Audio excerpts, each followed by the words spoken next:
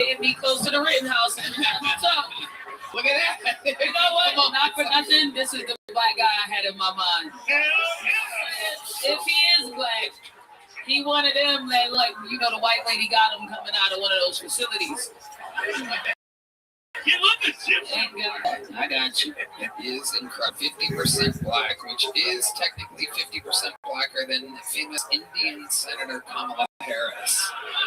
It is quite a... I don't agree with what's being said. It's okay. I know you have to say that because you live in New York City. You have to physically say that. It's all right. So the Wiggles, that's on what, Nickelodeon? It was on Disney Channel. It's like an Australian TV show, and it was syndicated over in the U.S. It's a great show. Great songs, great production value. How many times would I have to get hit in the baseball bat until I started enjoying it? I would say probably 30 to 45 seconds. Perfect. Amazing. Drew, life been good since you joined the show? Yeah, I went on my first date in 2 years, like 2 months ago.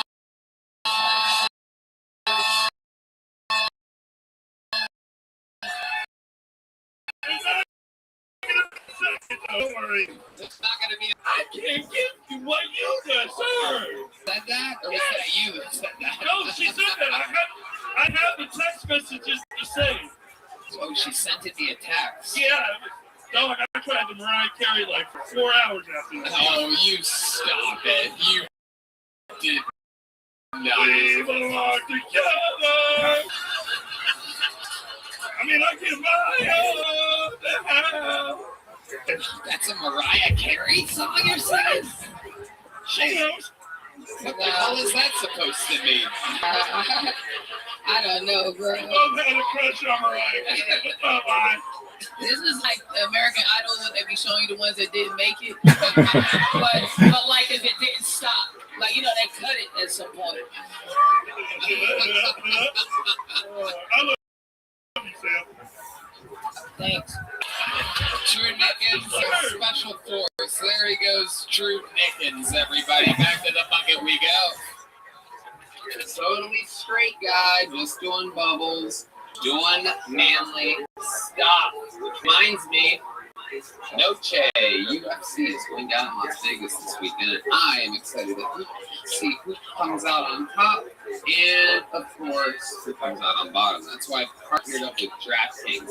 They have an offer that's perfect right now. If you want to get closer to the action right now, all customers who bet only $5 will instantly get $250 in bonus bets. Sign in using our promo code KillTony. The crown is yours.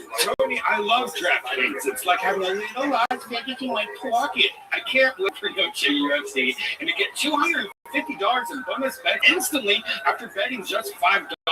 Stay in on the action and use $250 in bonus bets on DraftKings same-day parlays for a shot in an even bigger payout. If sports betting is not available in your state, don't worry. You can still join in on all the fun with the DraftKings Daily Fantasy and have the shot to win cash prizes. And he has 2 cans of ground cinnamon in his hands. So download the DraftKings Sportsbook app now. New customers use my promo code KillTony. Bet just $5 on any wager. Get $250 in bonus bets instantly. That's promo code KillTony only at DraftKings and Muffled.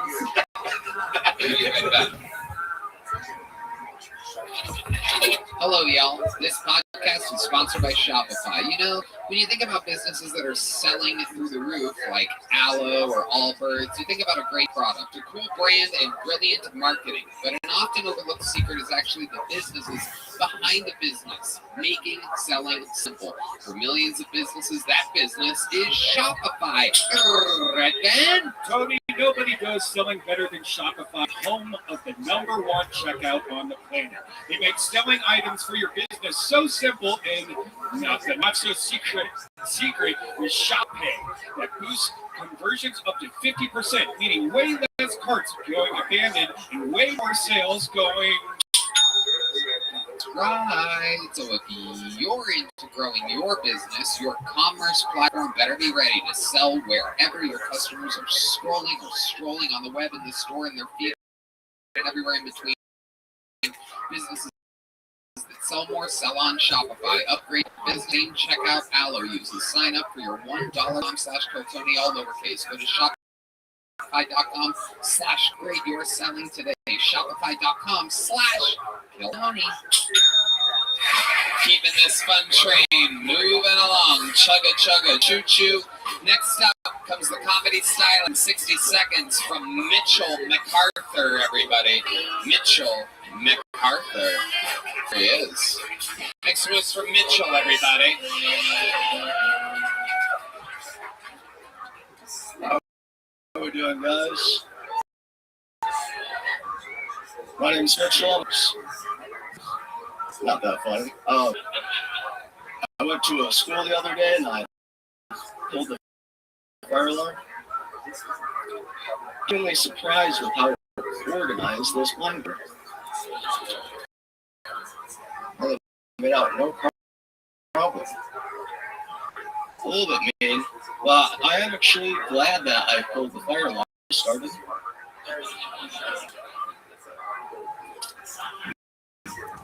I learned a little something online the other day. It's actually very cheap to run. Yeah. No light bill.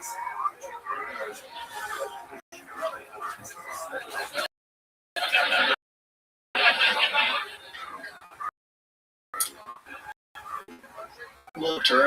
Have you guys ever wondered why you never heard of a screwdriver behind the screen?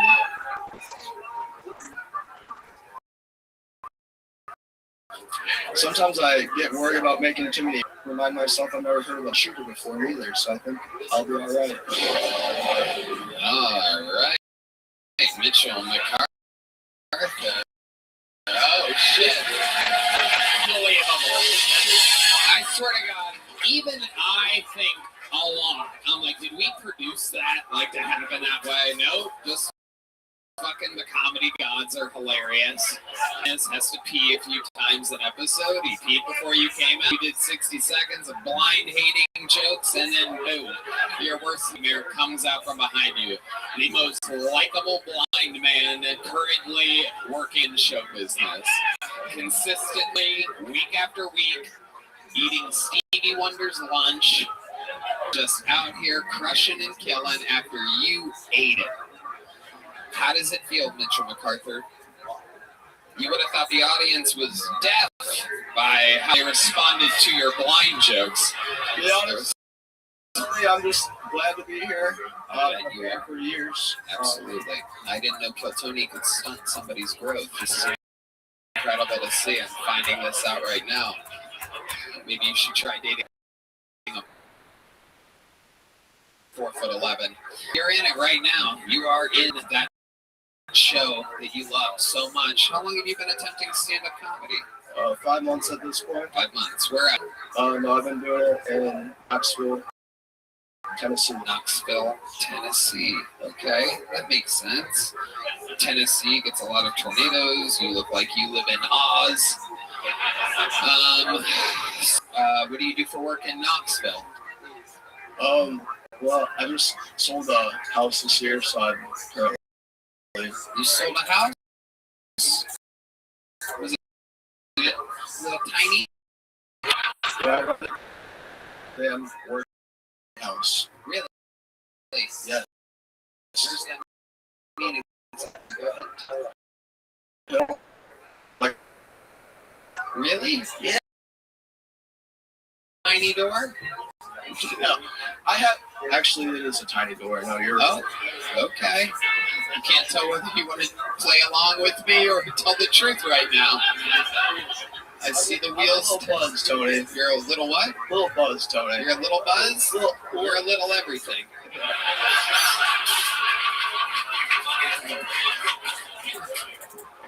D Madness is roasting your ass, by the way. He's like, why'd that sound coming from the ground right now? What's he doing? What the fuck's he doing down there? It's called stand up, not lay down. ever hung out with a blind person? Where do you think this hatred for blind people comes It's from? not a hatred, Tony. It's really just a joke. It was inspired by D. Madness. I love this show. Yeah. You're good. You're recovering well. You're recovering well. Sam J, what do you think about this tiny? I didn't like it.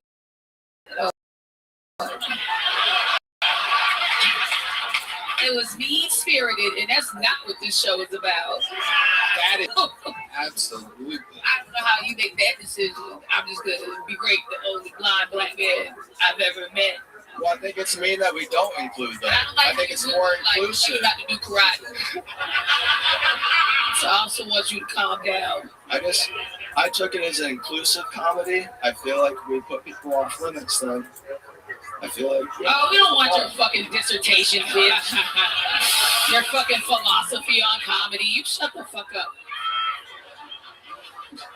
Greg Fitzsimmons, what do you think about this tiny buckaroony? I mean, I've seen this show grow from when we sat in the belly room at the store with 30 people in the audience to Madison Square Garden. Yeah. This guy's got a shot to be on the show, and he shows up dressed like a fucking lifeguard. Yeah. He's shit-faced, and his beard is a different color than his hair. What the fuck is going on, man? This is a big shot for you. Sure. Die the whole fucking thing next time. I'm sorry that it's just... It's Really? still there, yeah. Just for tiny men. I haven't heard of that one. You make a great point, Greg, that I haven't thought of. Next time we do the garden, I think we need a gnome. So, have you ever thought about that? Have you ever thought about being a live gnome in somebody's? I bet there's a really rich Texan somewhere that just owns an oil field. It might be this sleepy fuck right here. Well, that's unfortunate about... Oh, you know what? I want a real one. Give me a little white boy, curly hair. Get $500 naked. We keep getting diversity hires, but nobody worries about small people. They're all forcing us into specific jobs. Absolutely, like working underneath houses and... Wait a second, Ricky. Hold on, jump. I just heard a noise. Hold on, jump. Come on, move that. Come on, do it again. Do it again. Jump. Oh, very good. You guys really have this down. It's almost like it seemed like. Oh. Hold on, jump. Okay, that's as close as we get. Why would your soundboard have a delay? Different problem. Either you're a professional one way. It's not me. It's the board that I decided to use. Imagine if Dean's keyboard was at a 5-second delay. So as far as being short, do you make the cut in terms of like special plates and the different Olympics and all that stuff? Like, what is it? 5 foot? Is it 4'10"? How tall are you? I'm 5'7". No, you're not. You're literally not. Where's the tape measure at, Yanni? Oh, we love it on this show. We love it on this show. Oh, no, sit down, Greg. Sit down. I got news for you. We're going to do you one better, buddy. There's always a scale, and there's always a tape measure. After 11 and a half years, we learned, Yoni, where the fuck is the tape measure? Ladies and gentlemen, Heidi with the tape measure. Make him take his shoes off. Take off those fucking sandals, buddy. Oh, we got news. And make sure you go to the top of his head, not the hair. Feel that, Yoni. There you go. What do we got there, Yoni? Wait. Straighten it out. Right there, right. Go look. 5'5.5", ladies and gentlemen. Woo, that's a big lie. I'm changing, Tony. I don't know what's going on. Oh, you don't know what's going on, huh? Like you haven't fucking been hoping and praying to grow your whole life. Your whole life?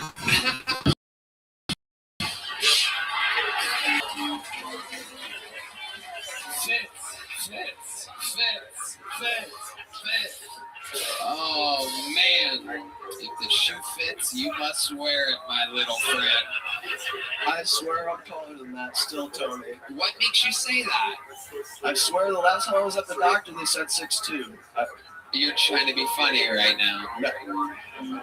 I swear, if I had my wallet, I would show you 5'7". I've never... Pretty little liars. I've never heard of what's happening here. I swear, Tony. What the fuck do you think happened? Gravity? Okay, sure, buddy. Don't make us pull up a scale, dude. How much do you think you weigh? Oh, look at the wheels turning. What do you think it is, Tony? There's no doubt about it. I got him at about 34. No chance. Bring out the scale. What do you think? I got him at about 115. I'll get him 118. 118, 115. That's the red band hinge clip range right now. But take the shoes off. You wanted to wear sandals. Easy on, easy off. What are we doing here? You're weighing. Heidi, don't change it to the metric system. What's going on there? Hold It's on, please. also on carpet, Tony, so It hasn't fucking mattered. Shut up. you don't wrestle. You're better. Oh, here we go.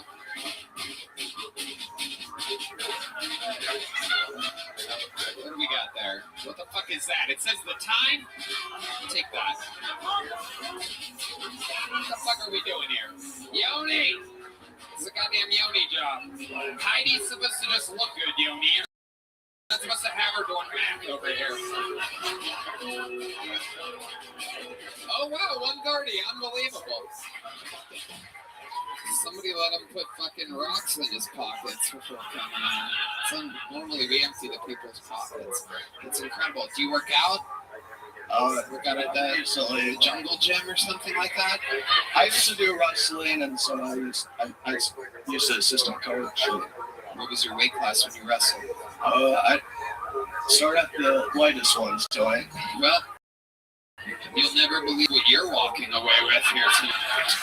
There you go. Booyah. Congratulations. You were fun. It was a long interview. It was a good set. There you go. There he is. Ladies and gentlemen, Mitchell McArthur, everybody. Mitchell McArthur. Trying to say something as he walks away. I don't know what. It doesn't matter. All right. Nope, one more bucket full. All right. We have another one-word name, ladies and gentlemen. Make some noise for Cain. C-A-I-N, Cain. What's up, everybody? I used to work at this job. I had a lot of wasps flying around. And I swatted at one time. It was flying from and my coworker, they go, "Hey, be careful, man. You know, when you do that, the wasp, they'll spray you with a pheromone. And it lets other wasps know that you're a hitter." I was like, wow. You know, thank God women don't have that feature. Am I right? Like, not for me, like for my uncles and stuff, you know, like they'd be real stinky if that was the case. And I just feel like, you know, like pheromones, that's such a crazy concept. And like if women did have that feature, it just raises the question, like what does a man that hits women smell like? Probably like Axe body spray or something. You know, that's what I would assume. And I just think that's like a crazy concept. That just comes standard, you know? So like, I just picture that. You're at a bar, right? Like a woman and a guy's like, "Hey, can I buy you a drink?" And you're like, "Yeah, sure." "No, I'm okay." Whoa, you know? All right, think I got it. There you go. Cain getting laughs throughout his set from the crowd. Welcome, Cain. How are you? Tony, how are you? What are you over here? I can't tell what the hell is going on over here. Mexican. Okay. Yeah. Welcome, Cain. How old are you? Today's my birthday. I'm 27. Happy birthday! Thank you. How long you been on stand-up? 1 year, 9 months. 1 year and 9 months. That's a great answer. You know it down to the fucking date. Yeah, man. What do you do for work? I build airplane engines. Wow. Airplane engines. Yeah, aviation maintenance technician. Okay, absolutely. Incredible. Sam, what do you think about this guy? I think it's cool that he answered one of the commercials. Like, you want to be an aviation? That's fire. Yeah. I always wonder about the niggas that call. Like, yeah. I did want to do this shit. So that's dope as So fuck. it's one of those commercials like where they're like, you sitting at home on your couch. Yeah. That's fire. I'm proud of it. Yeah. You stayed on topic, and that's not easy to do to man. And I like when you heard saying you kind of sped it up, like you were kind of in a little pocket, but you were Yeah. gotta get this shit Yeah. out, and you were gonna get to the shit. So that was cool to me too, man. Good job, man. Thanks, I appreciate it. I love you. Thank you. Yeah, I watch you a lot. I'm not. That's it. That's it. Yeah. Hell yeah. There you go. Greg, what do you think about this Mexican? The Mexicans in general, or like? I mean, the glasses, you look like Elton Juan. I appreciate that. Yeah.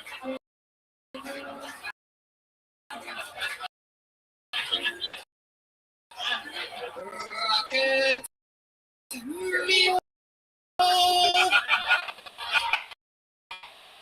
Great. These are the glasses from a casino. They're what De Niro wore. Yeah. I like that. They have the quote on the inside of the leg. That's fucking sweet. Rothstein. What is That's his last name in the movie. Oh, Sam I can't Rothstein. remember. Yeah. Absolutely. So these glasses mean nothing to you. That's why you're a fucking fraud. He's like, I don't even know what. Yeah, I just like them. Yeah. They are great glasses. Thanks. They're great puffer you have on. Thank you. I like the one that you're wearing underneath your shirt.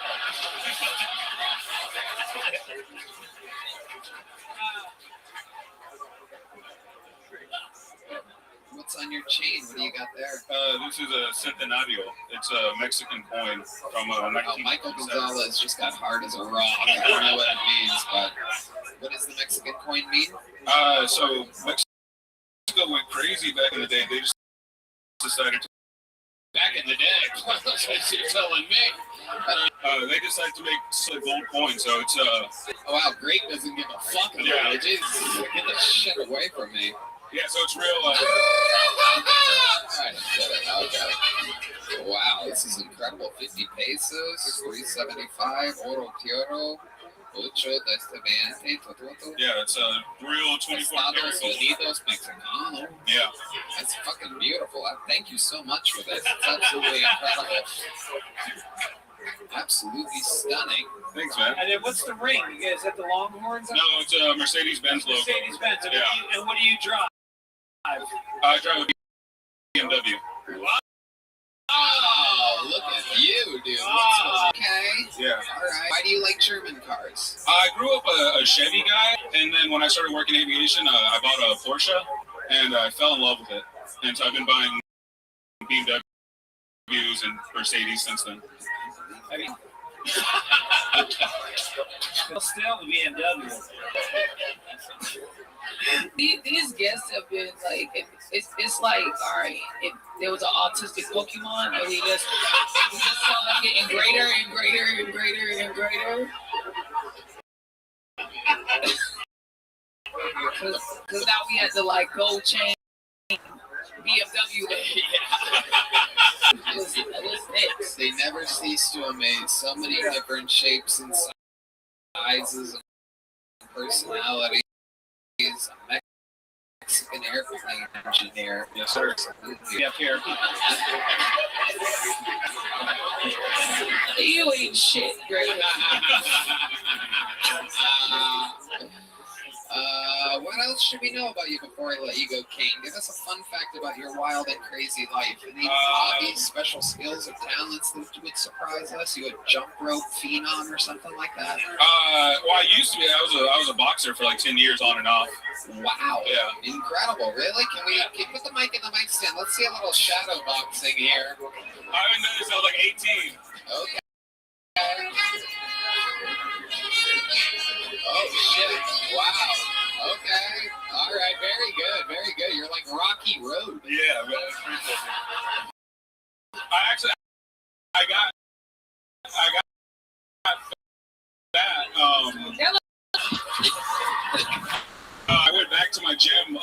was like 19, and they were like, we don't train anyone over 18, and that's when I got fat. So, yeah, but I'm a Golden Glove champion. Why were you going to a pedophile's gym?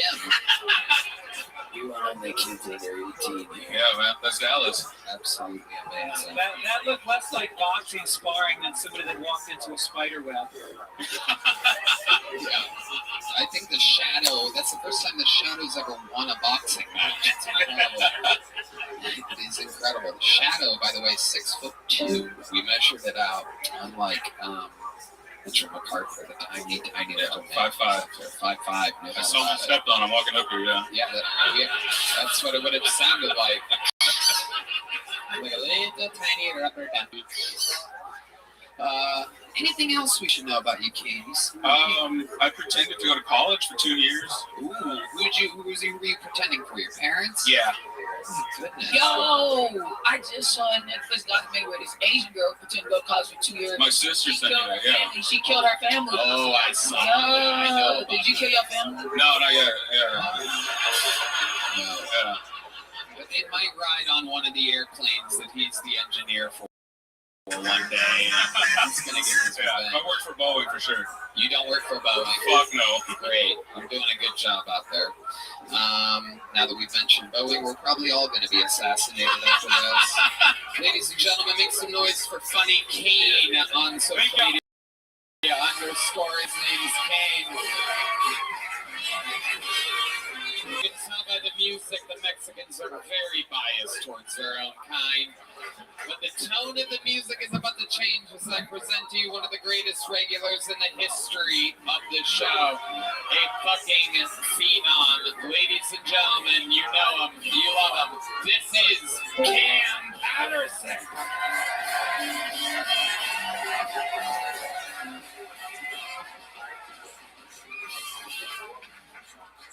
I was in Utah this weekend, and Mormons like guns. I didn't know that. They really fuck with guns a lot out there. Like my homeboy had a brother, he had a gun, he had a lot of guns in his truck, and he had like any gun you could think of. It was like so many guns. And then like it was crazy, like a first aid kit. And then when I opened up, it was just more guns. That was I'm like, oh, you just an asshole, brother. When I shoot you, I'm gonna really kill your ass, dummy. The funny thing was, both of his guns had like silencers on them, and that's terrifying, right? Because he's not an assassin, he's an accountant. You feel what I'm saying? Why do regular people have guns with silencers on it? What are we doing? I asked him, I said, hey man, why do most of your guns have silencers? That's kind of crazy. Like, well, that's if you shoot somebody in your house, you don't want to call the police. And I was like, you a murderer. That's it's a bad guy. That's it. Did it again. Add it to the mix. That's another minute from the great Cam Patterson, putting out so much content, living the dream, selling out absolutely everywhere, having the ad shows, theaters, everything, huge offers. A true fucking Kill Tony freak specimen. It changed my life. That the system is working. And another new minute here tonight. You sound like the coach from the Dallas Cowboys. You'd be, Fucker, relax. that is how we approach this. What the hell were we talking about last Monday after the show where we were cracking up? Oh, fuck. Disintegrate? Oh my god, it was disintegrate. I don't even think we can talk about that. No, But I think about it. No, we can't say it. We can't say it, but it's pretty funny. It's the funny. Oh my I will never know how funny it was. So we can't talk about it because it's pretty fucked up. But it's pretty funny. Huh? Fuck you. Oh my god, Michael Gonzalez. Little chimichurri on that roast.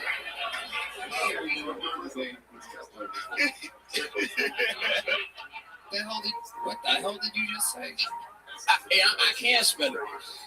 Okay, let's do it. Nope. Not at all, brother.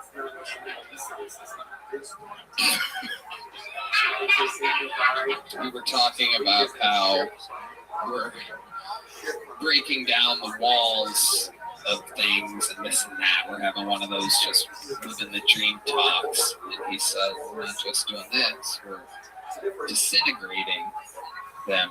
And I said, and you can't spell disintegrate without, and we laughed for a bit, and we got sidetracked, and a minute or two goes by, and he says, oh, great. And I go, no, Nick.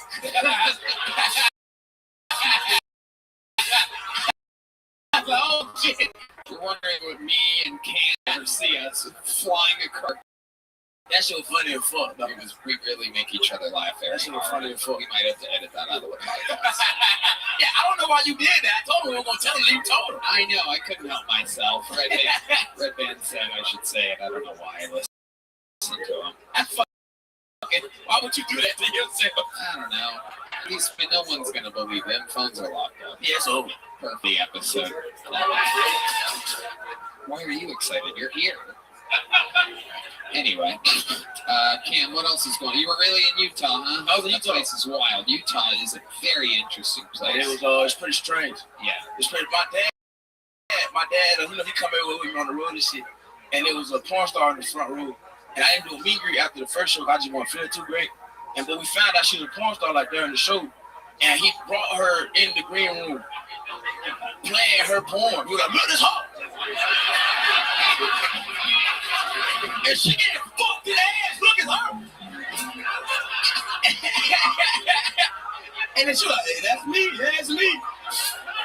And the funniest shit, like, she an OnlyFans model, so she was born like with her husband and shit. And so then my dad go, that's him, little dick nigga, that's him. The little dick nigga. It was my favorite part. It was fun. And then I thought about it a lot. Kept saying like you can fuck my wife if you scary as fuck. That's the scary part. Yep. Cross-eyed watching. Cam Patterson's fucking my wife. Yep. He's gonna get his rocks off. Greg Fitzsimmons. I mean, that's what I was going to ask you is like, you know, your father's your manager. No, the hell he's not. Not exactly, but He just be there. He just be around. He just like being around. Yeah. Does he just be taking 10% of your money? No. He'll take no money. Well, actually, I have no idea why you're lying in his defense right now. He don't take no money. But when I first started doing stand up, we had made a deal, right? So I was broke, obviously, and so we had made like merch. He was like, hey, for the rest of your career, right? We just bitch up for the rest. What the fuck is? Hey, don't play this, nigga. You fucking up. Fucking up my tempo right now, man. I got this. I got scared of shit. Oh, we in the courtroom, nigga. What the fuck? I ain't courtroom, nigga. And so stop, nigga. That's scary. So when we started, he told me, he was like, you gotta understand something. I'm gonna make your merch. Right? Oh, ignore me, Cam. Go ahead. Tell the story. I got anything. So look, I don't make your merch, but we're gonna split it 50-50. Like, yeah, no problem. And I'll put on the couch. I know we can do that. And now, like, we make a little bit of money, and now he like, they don't know how to play it. The horn players are immune to the court music, I guess. Okay. So he took care of you. Doesn't even. We don't fabulous. I got a whole thing. Doesn't even understand the question. Have you seen the thing that was hidden? Yes. That's what I looked into on the desktop, not on my phone. Yeah, and the desktop. Did you see them there? Yeah, but there wasn't even that many there. There were some you out in Austin. There were some. I wanted to tell Chin. That's what he said. But you were like on the Fighter of the Kid Patreon. Yes. You asked for Chin fan questions. You're like, I got like 70. So those are. That was like in a day.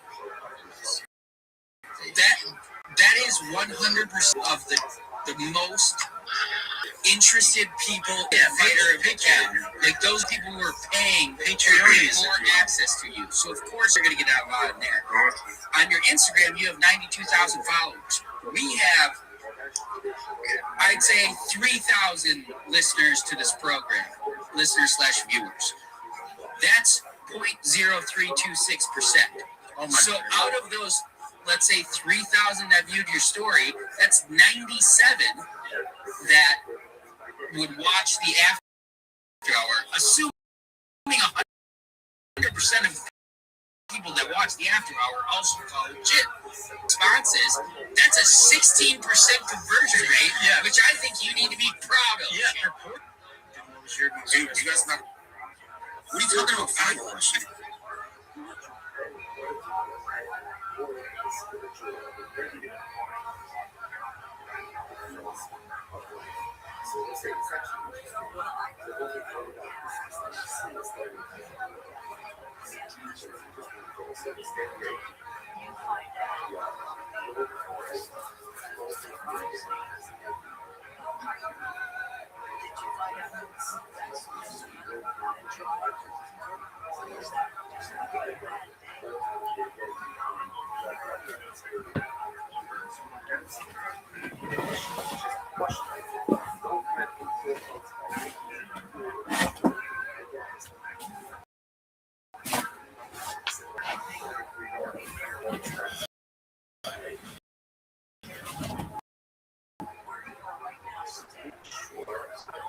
So you guys give each other referees.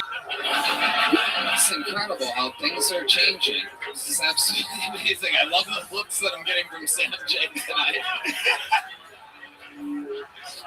I got back up now, nigga. No. We're having fun here. Sam. Yeah.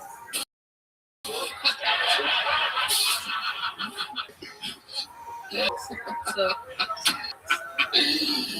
This is so fun. Actually, so else. Yeah. I bet my homeboy $5,000 in drunk basketball. You played him for $5,000? Yeah. What? In Utah? Yeah, Utah. Oh, God. Then what happened? Well, I beat him. Well, obviously. But I beat him, but I didn't drink it at all. Genius. He drank all the, he don't even know this yet. He don't know this at all. But so the game plan was, I was like, bitch, I can beat you in basketball. He was like, no, you can't. He a little bit taller than me, so I probably couldn't. So I was like, we should play drunk basketball. And so the whole How tall is he? 5'5.5"? we like 6'2". Yeah. Because we gonna play we play drunk basketball. So the whole night, I'm feeding him like real shots, and they just give me water shots. And then at one point, date rapes. Well, I didn't fuck him in the ass, Jay. Yeah. I just beat him in basketball. Right. Yeah. So he kept giving him kept giving him liquor. And at one point I felt bad. He been drinking margarita shit the whole show, and I've been drinking it all. And I was like, let's just do 5 shots instead of 8. And then he was like, no, what you pussy? Let's do 8. I was like, you know what? Yes, let's do 8. And then we took 8 shots, and then I just beat the fuck out of him with basketball. And he will never know until this episode comes out. Did he pay you? Huh? Did he pay you? Yeah. Wait, he paid you? Yeah. Well, I mean, he paid me increments. He should only pay if you could spell that. I can spell increments. You gotta start spelling, boy. I can spell Yeah, increments. I'm upset. What? Can you spell increments? I didn't claim to. Oh. I can spell I'm increments. out there saying increments. I know big words and shit. I know big words. I can spell increments. You gotta. What? Now we gotta fight for our race. Now. Well, that's what shit. Somebody gotta spell something. I'll get. Bad, bro. Please. Spell increments. Nigga, it's increments. Cam, I'll give you $500 if you can No, we're not doing it. right No, now. Yeah, we're not doing it. Oh, yes, we are, Sam. This is Black Spelling Bee.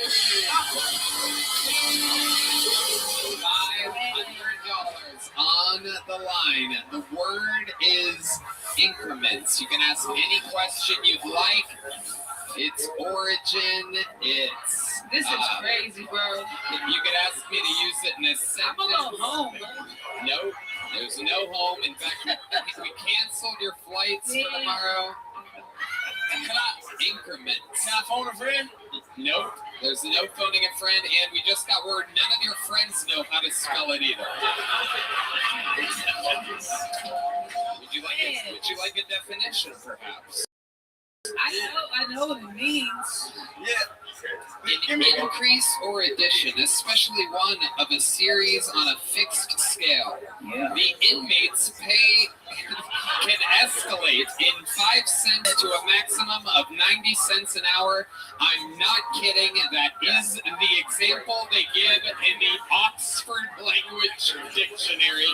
You cannot make it up. I'm gonna take a shot at it. Okay, like if I'm starting wrong, can you at least let me know I'm starting? Wait, are you guys both spelling it? Yes. No, I'm gonna go with my Alright. going together. Yeah. All It's right. a text me. We got it. Wait, you guys. I believe it. It's automatically. Shit! I'm so upset. All right. I only have I 500. E R I. Oh, wait. That's not how fucking spelling bee works. You guys. You. People, listen. You don't get to tell them. Shut up. You're done. You are done. Put that fucking mic down. You are done. Now, ladies and gentlemen, to definitely not spell it correctly, I present to you. This is Black Spelling Bee, Cam Patterson, ladies and gentlemen. INC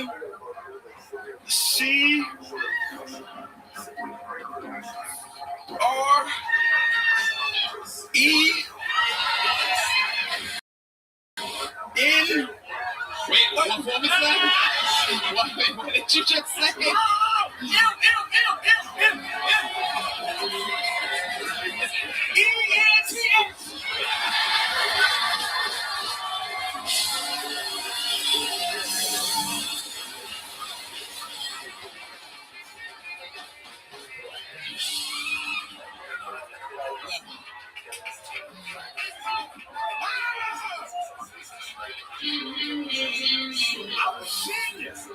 Just to let you know, the part where you said N and the whole room goes, no, was the part where you lost.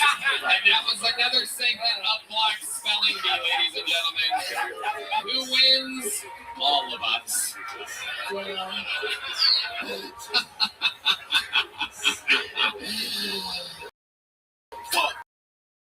Oh. It was good, though. That was good.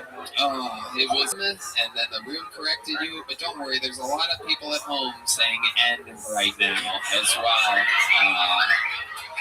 I got farther than all y'all thought I was going to I'll tell you this, I honestly thought, I didn't see you accidentally saying Ed instead of M on my prediction sheet, but I thought you were going to spell it mints, as in like, mints.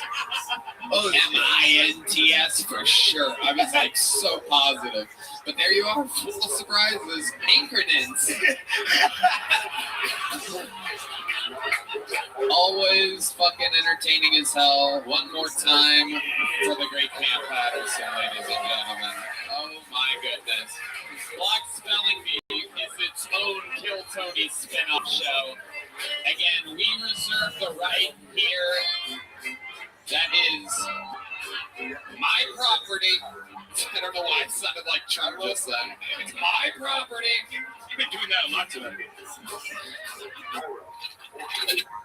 Hey y'all, this podcast is sponsored by Squarespace, the all-in-one website platform for entrepreneurs to stand out and succeed online.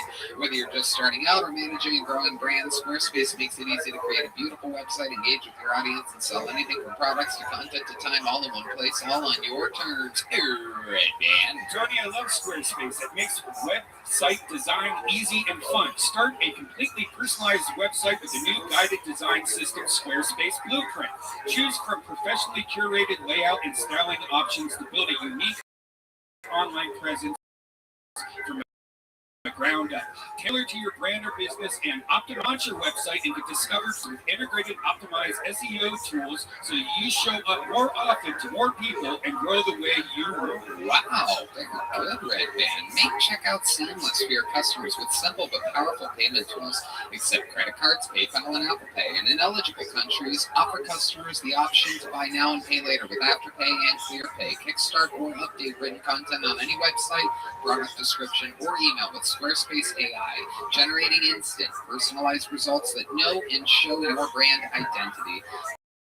Explain what your site is about. Choose your tone and enter what you need to get short on text. No matter the placement, this AI makes it easier to go live, stand out, and succeed online.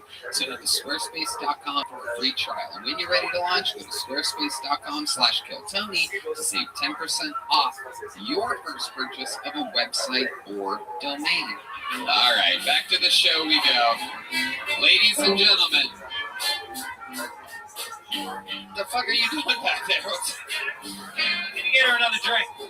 Oh yeah, what do you want? Old fashioned? Manhattan? I'm not drinking the old fashioned. What is that?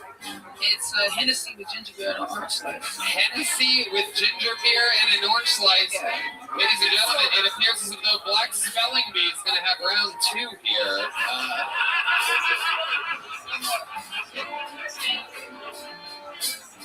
Ladies and gentlemen, your next bucket pull. We're going to meet him all. Make some noise for Jake Hayes, everyone. Jake Hayes.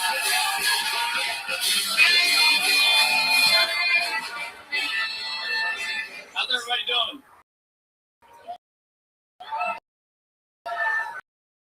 I've been going to therapy recently. The therapist told me anytime I'm upset, I need to use ice. And I'm just like, I've been losing arguments. You gotta stick to you statements, people. Like, you stupid bitch! I don't really think that's true. None of the women I know have 6-packs. A bun in the oven, maybe. Yeah, man, women are fertile these days. They really are. Which is why I've been thinking about getting a vasectomy. Just want to be dishwasher safe. Growing up, my dad got me into comic books. Turns out Spider-Man's my favorite superhero. Because he reminds me a lot of my dad. Not only is my dad my hero, but he also hung himself from the ceiling. Coincidentally enough, he was black. Which I wasn't upset about the whole situation. I was more so guys whose dad actually hung around. Thank you. That's my time. Jake Hayes. His Kill Tony debut. Is that correct, Jake? Your first time here? Yes, sir. Okay. How long have you been doing stand-up? Like a year. Where at? Houston. Yeah, definitely. There you go. Represent. Secret group. Okay, so about a year at the secret group. You have a black dad? I do, yeah. Is he alive? I honestly don't know. You really I just think, I fantasize about wherever happened to him. I don't know. I don't know if he is or not. But he is black. Okay. Checks out. Yeah. Oh, Sam's on to who does the sound effects around here. Okay, now you have a black beard and a different color hair. This is the second time someone like this has been on the show. Are you aware that your hair does not match the color of your beard? I am now. Is that ever? You kind of have reddish hair? Sure. Sure? Yeah. I guess, yeah. No, today I'm in a moment. How old? 38.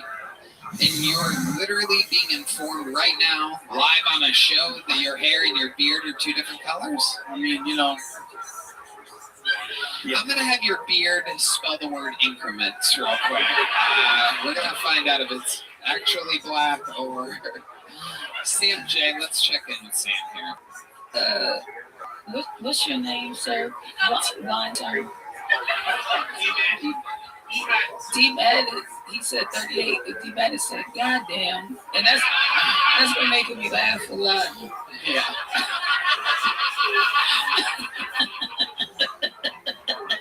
D also partakes in the Hennessy during the show. That's fine. Man, that was good. You came out and you yelled at bitches, right? That was the start. What was therapy. He was like, fuck therapy. No. I've been going to therapy, and my therapist is yep. A bitch or something. No, my therapist is immediately. Well, let's not still around that. You walked out and it was like something, bitch, and I was like, oh. Yeah, no, I was saying my therapist was teaching me I statements, right? And then they're not working, so then I said you got to stick to you statements. You stupid bitch. Oh. Yeah. That's the part I didn't like. It wasn't directed toward you. I didn't like that. Jake, Yes. what do you do for a living? I'm a nurse. Oh, okay. What kind of nurse are you? I used to work in like trauma ICU. Now I work in like prisons and jails. Okay. What made you want to start working in prisons and jail? Are you looking for your father?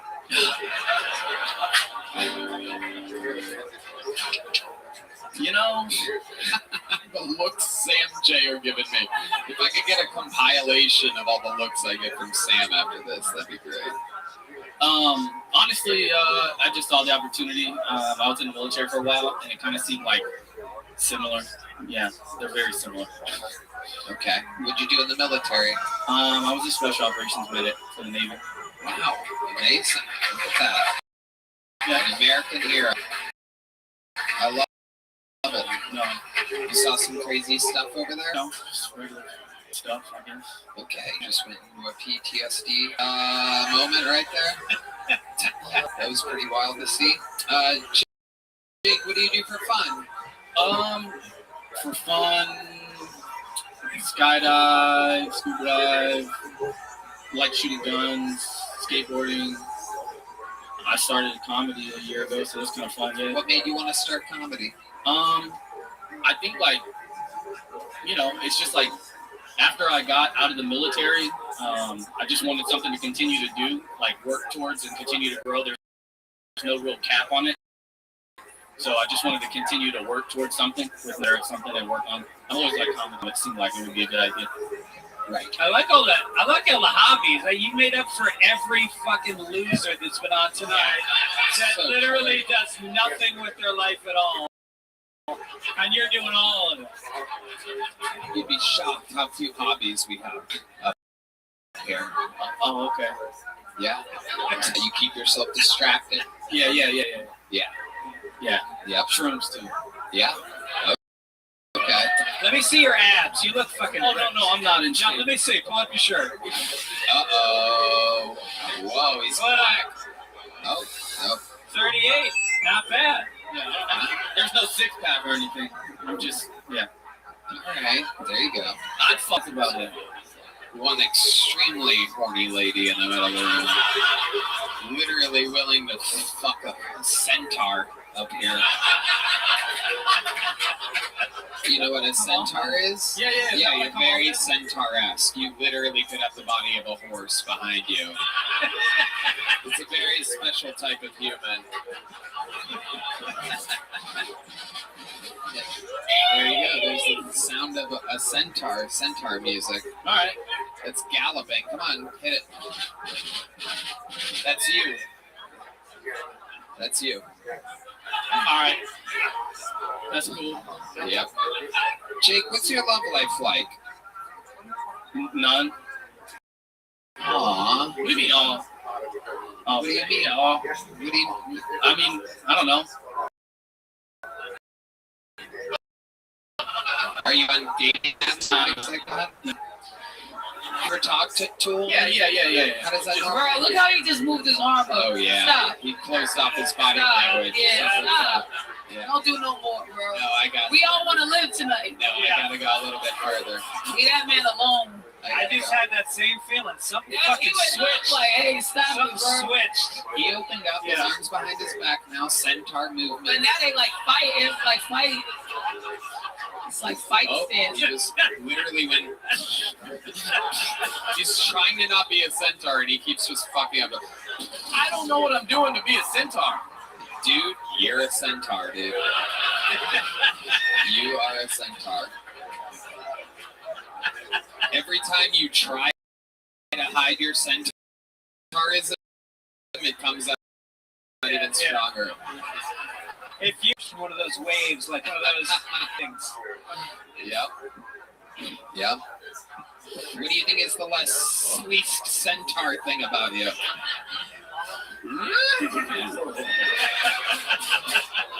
I don't eat hay. That is the worst choice. The top is human. Why would you eat hay? Right, you wouldn't eat hay. Question, yeah. You gotta, like, you should, like, I'm not a centaur. Like, I'm not half a horse. But you're like, I don't like the food.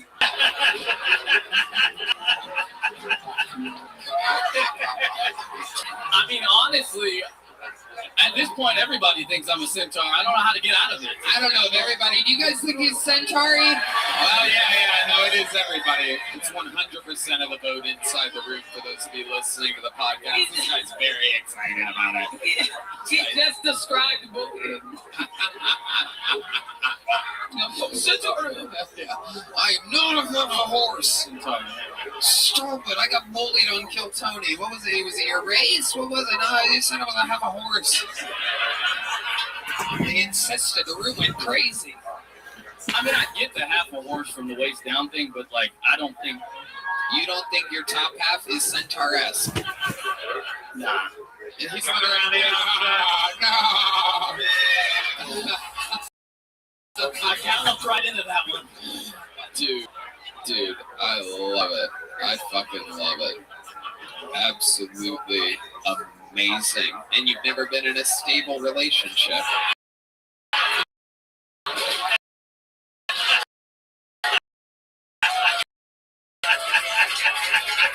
Nay. Here's a, Thank you so much. Thank you, guys. that was all right, bud. I'm giving it to him. I like the interview. Oh, there he goes. Listen to the sound of him walking away. Very interesting. Oh, wow. Oh, my goodness. All right, another bucket full. We're flying through. You guys still having fun out there? Make some noise for your next comedian, Joe Filey, everybody. Here's Joe Filey. Make some noise for Joe, everyone. These people wait all day. Some of them travel from around the world. They fly here for this. Kill Tony, how we doing? I like that reaction. That's good. You know, I've been talking to a lot of my friends about having to talk with my dad. And my talk went way different than all their talks. Because, like, I sat down and he's like, son, we both know what you look like. A lot of girls are going to say no. And that's okay. You just got to get them drunk enough, you can hold them down with one arm and cover their mouth with the other. No, that ain't true. I would never rape a girl. I only half raped a girl. Like, I had a conjoined twin, and this bitch had two heads. Well, no, these bitches had one body, I guess you would say. It was definitely the best of both worlds. Like, one head was yelling yes, and the other one was saying no, and I was like, what more could I ask for? The only thing I could ask for more in that situation would be a nugget. The people laughing, you got fucked up Reddit. A nugget's a chick with no arms or legs.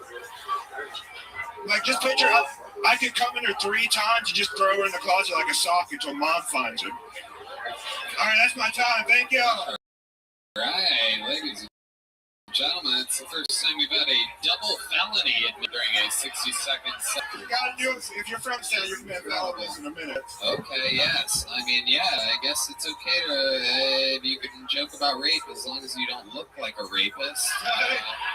You know, the problem with looking like a rapist is never the chick I want to rape that's saying I look like the rapist. It's always like a Chevy Cavalier when I want like a Camaro. Everything is getting scarier the more you talk. Listen, Halloween's almost here. I'll come back. Okay, all right. Just slow down, Joe. Slow down big time. Breathe a little bit, buddy. Breathe. I'm breathing. I'm calm. I'm sober this time for you. Oh, okay. All right. You've been on this show before? Yeah. What were you on last time you were on this show? What did you say you're sober? It was the... Oh, I was on cocaine last time. Oh, wow. All right. Jeez. You just have no filter whatsoever. No, we're just living life. Sure, 6th Street represent. Absolutely. No, talk less. Yeah, I got you. You sure you're not on cocaine tonight? It just happened 9 months. I'm back on, bro. It's a good time. Okay. It's been 9 months since you were on the show. Yeah. And now you're back. Yeah. How long have you been doing stand-up comedy, Joe? It's been about 2.5 years. 2.5 years. Very good. What do you do for work? Work at Amazon. You work at Amazon, not anymore, by the way. Listen, I got demoted because the last time I was on here, honestly. Wait, are you serious? Yeah, I said I worked with retards and my boss was retarded, and I mentioned cocaine, and I went back and I was no longer a manager. Yeah. It was worth it. It was worth it. So, Joe, let me ask you, what do you think's going to happen this time? Fuck it. Fuck it. Yeah. Really? Yeah. I've been running a couple of shows and doing some side hustles, running out paddle boards and shit. So it's like, yeah, Austin's an active place. You got to make the money where you can, so you don't have to do a 9 to 5 and do comedy. That's what we're shooting for. And when do those fucking packages get here overnight? The managers are all fucked up. When it absolutely positively has to be there overnight. Listen, someone got to get it there, all right? Gel blasters don't deliver themselves, all right? All right. Wait, are we still sponsored? All right. Are we still sponsored by Gel Blasters? Are we still sponsored by... Listen, this is our second date. Next time I get first base at least, right? All right, Joe. Oh my God. This is incredible. You are by far one of the scariest human beings that's ever been on the show. That's better than last time. What happened last time? I look like a caveman who does signs, and at least this time I'm just a rapist. We're eliminating some of their subtitles. It's all right. Deep Madness, those are my captions on the bottom of the screen when we watch the video.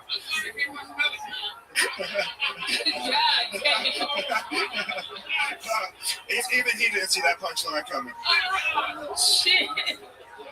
Joe, you are wild, dude. Are you on a little bit of Adderall, perhaps, right now? No, honestly, no. I'm on, no. What are you on right now? I smoked a joint. I did 2 shots at Poor Choices. What were the shot? Tequila? Tequila. Yeah, I could tell. That's an upper. And the weed was a sativa? 6th Street. That's where you are.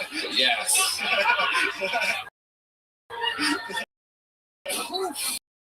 Wow. I mean, just an inconceivable fucking situation where you are uninterviewable. I'm gonna be fired on here, so I'll take it.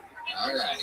I do some hobbies. I heard the last guy had hobbies. You know what I mean? I go fishing. I'm not just throwing people. We don't want to know. She said, "Oh no." Okay. Joe, I'm just gonna get you out of here. There goes Joe. You got a little joke book last I time? got a big joke book last time. You did? Yeah.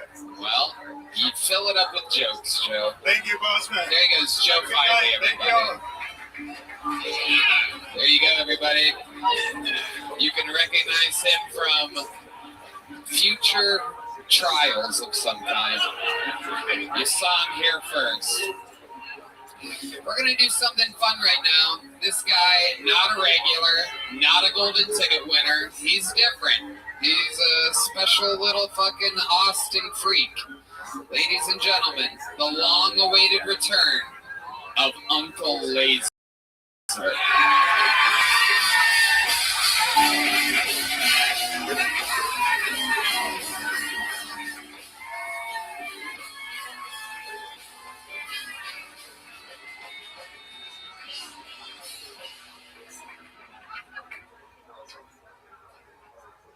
Statistically,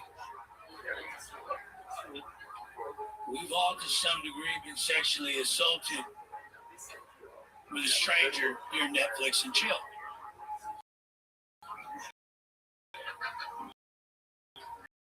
You're one of the few. Christian Mingle that you met, and starts off as a butt massage.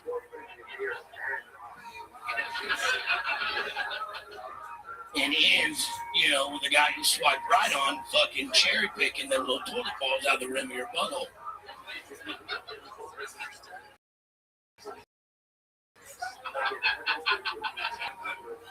Oh yeah, I was supposed to taste the smell. You use your straight throat, you fucking idiot. But I smoked crack with a woman the other day during Netflix and chill. I said, call me old-fashioned, but I don't think Netflix and chill is a crack activity, darling. I'm trying to watch the House of Dragons, not chase a fucking dragon. My name's Uncle Ezra. You have a great. Okay. House of Dragons is not on Netflix, but we'll accept it anyway. Welcome back. Wow, dude, that's where you're gonna start off. Well, Wow, dude. I mean, I'm a fan of both Netflix and House of Dragons, so I just want to get that out there. Big fan of Netflix. I just love them. Statistically, we both are, you know. Right. Why do you keep doing that licky thing with your face? You're extra lizardy tonight. What's happening? Whoa, here's the sound of lasers. Not feeling well. What's going on with you? I gotta apologize, man. Okay. It's a red band. Oh, shit. What happened? Oh. We went out to the Madison Square Garden, and I threw up everywhere in Red Band's bathroom, and I blamed it on some girl that was in the green room. And I'm gonna be honest with you, they're like, I was like, if I tell them it was me, they're gonna think I'm on drugs again, you know. And so, which you are. You have been the entire time. I've known this the entire time.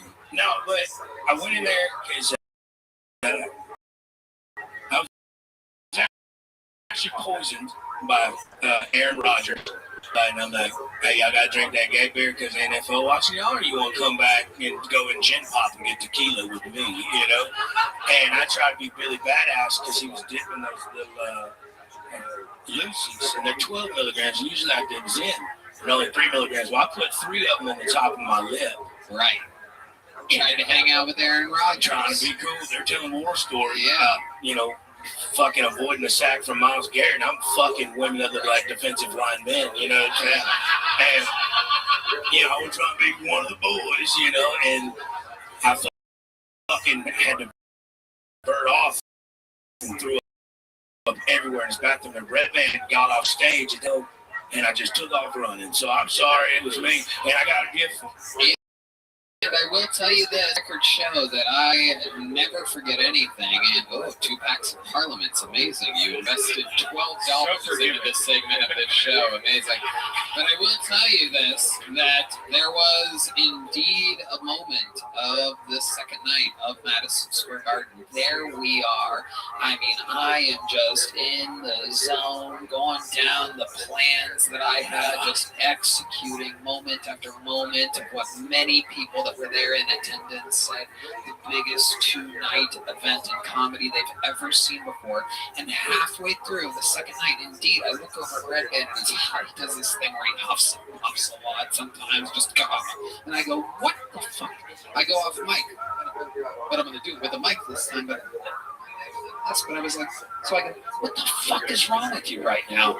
And he goes, fucking Uncle Laser threw up all over my fucking bathroom. And I'm like, Red Band, we are alive in Madison Square Garden right now. Let's fucking talk about it later.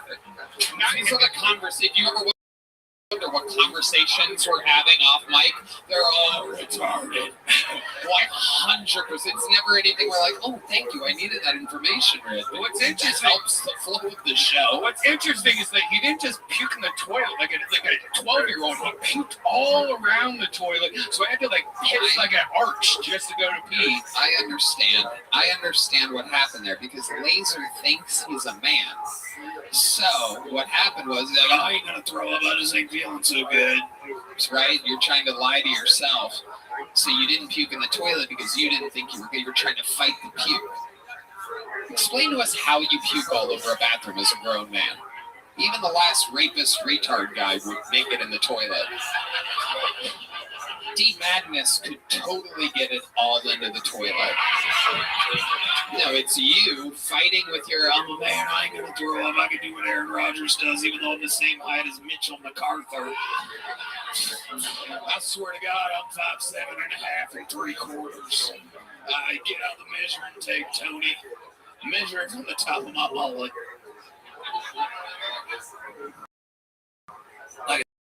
They said I was poisoned. You were By not Aaron Rodgers. You were not poisoned by Aaron Rodgers. Can I just bring up one thing? Laser said early in his set, he said the word statistically. And in all fairness to the black comics we've had on tonight, Don't make I would like to wager $5 Yes. that Laser cannot spell statistically. Would you like us to use it in a sentence? Ladies and gentlemen, this is a very special segment we call White Trash Spelling Bee. Unbelievable. It is indeed statistically. It is an adverb. According to or by means of statistics. All observation data were statistically analyzed.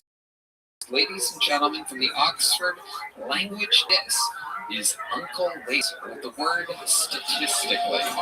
Or is Greek or Roman? Hey, they're the same place. Don't worry about it, Tony. Listen, statistically, STATISCALL.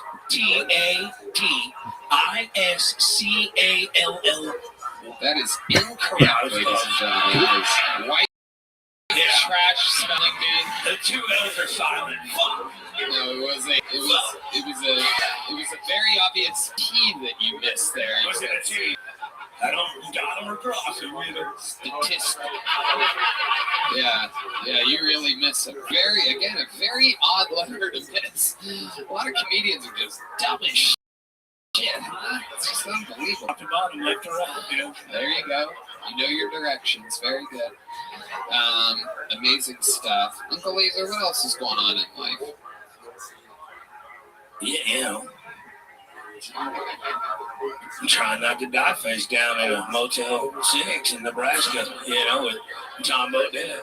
You have been on the road a lot. You have been doing that. You lie continuously to me in order to get back on the show. Continuously says, Tony, I haven't been doing any drugs or anything. You know, no, actually, I've been doing cocaine. The fentanyl shit's been scaring the fuck up. I haven't done cocaine in like 6 months. Dead ass. Not kidding. What about ketamine? I never really would use what. I mean, no, like honestly, like ketamine's. You ever want to be in Legoland? Take ketamine. I mean, it's stupid. It's fucking the hay's for horses and so's ketamine. You know what I'm saying? So I never really got into it. How about any meth-like drugs? Define that.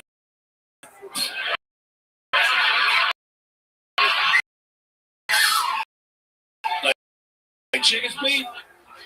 Anything. Take the kids' dosage. You know, basketball team for it. Yeah. Kids don't snort it. Yeah. No, well, there's no point. They like skill and snort it. You're teaching a lot of people different things right now. The part of white trash spelling bee is the part where we don't spell anything. It's the more white trash part of the bee. And what other drugs have you been doing, Uncle Laser? Let's talk about it. Stem cells. Oh, wow. You heard? Amazing. How about anything else in life? What else is going on? Anything else? I'm trying to put my mom in retirement home. Okay, how's that going? Terrible. Yeah? Talk about it. Is she on Adderall too?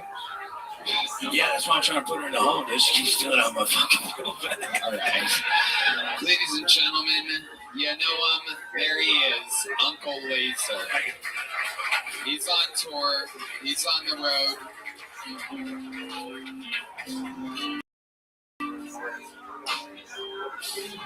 Who did?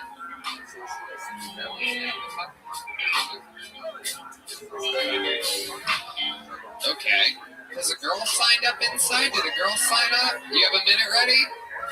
All right, come on up here, lady. Get your ass up here. You guys having fun out there tonight, huh?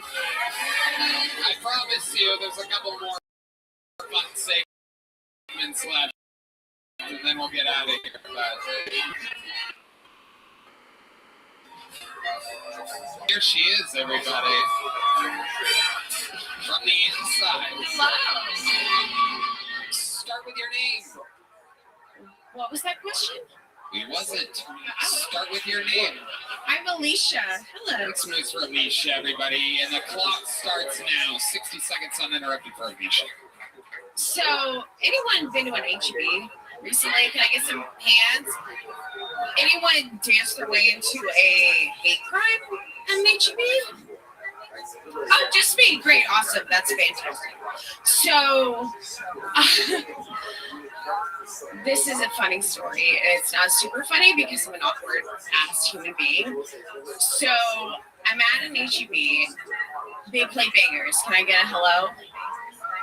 They do. Like, they play bangers when they play the music on top. So, I'm in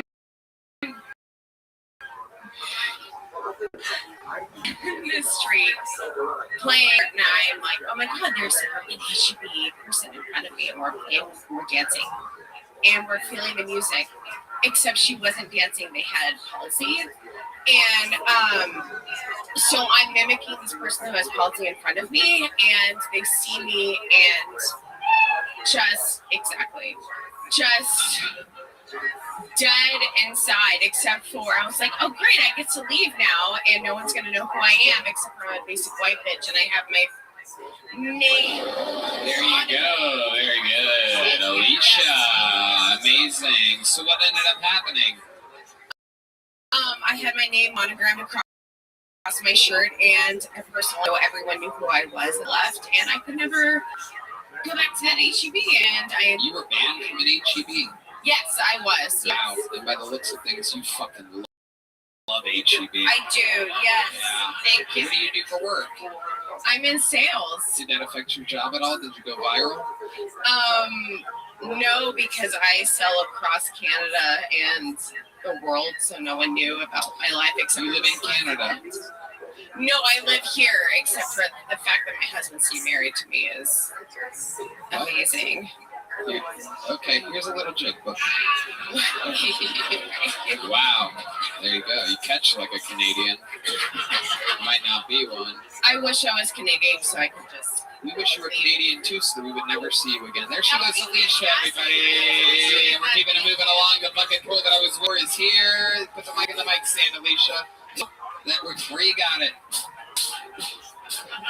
There you go. Good stuff. Yep. There she goes, Alicia.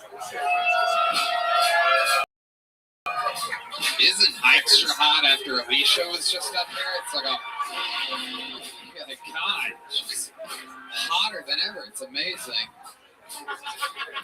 Okay, your final bucket pull of the night, ladies and gentlemen.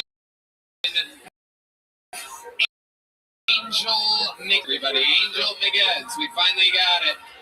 Here's Angel. Hello, what's up, Boston? You guys have been amazing to me. I've been here a week, and I've had a lot of time to look up a lot of conspiracy theories because I'm an open micer. I've been looking up at what happened to the weather in Texas. Why is it so hot, right? And it turns out that the Jews are owed some money.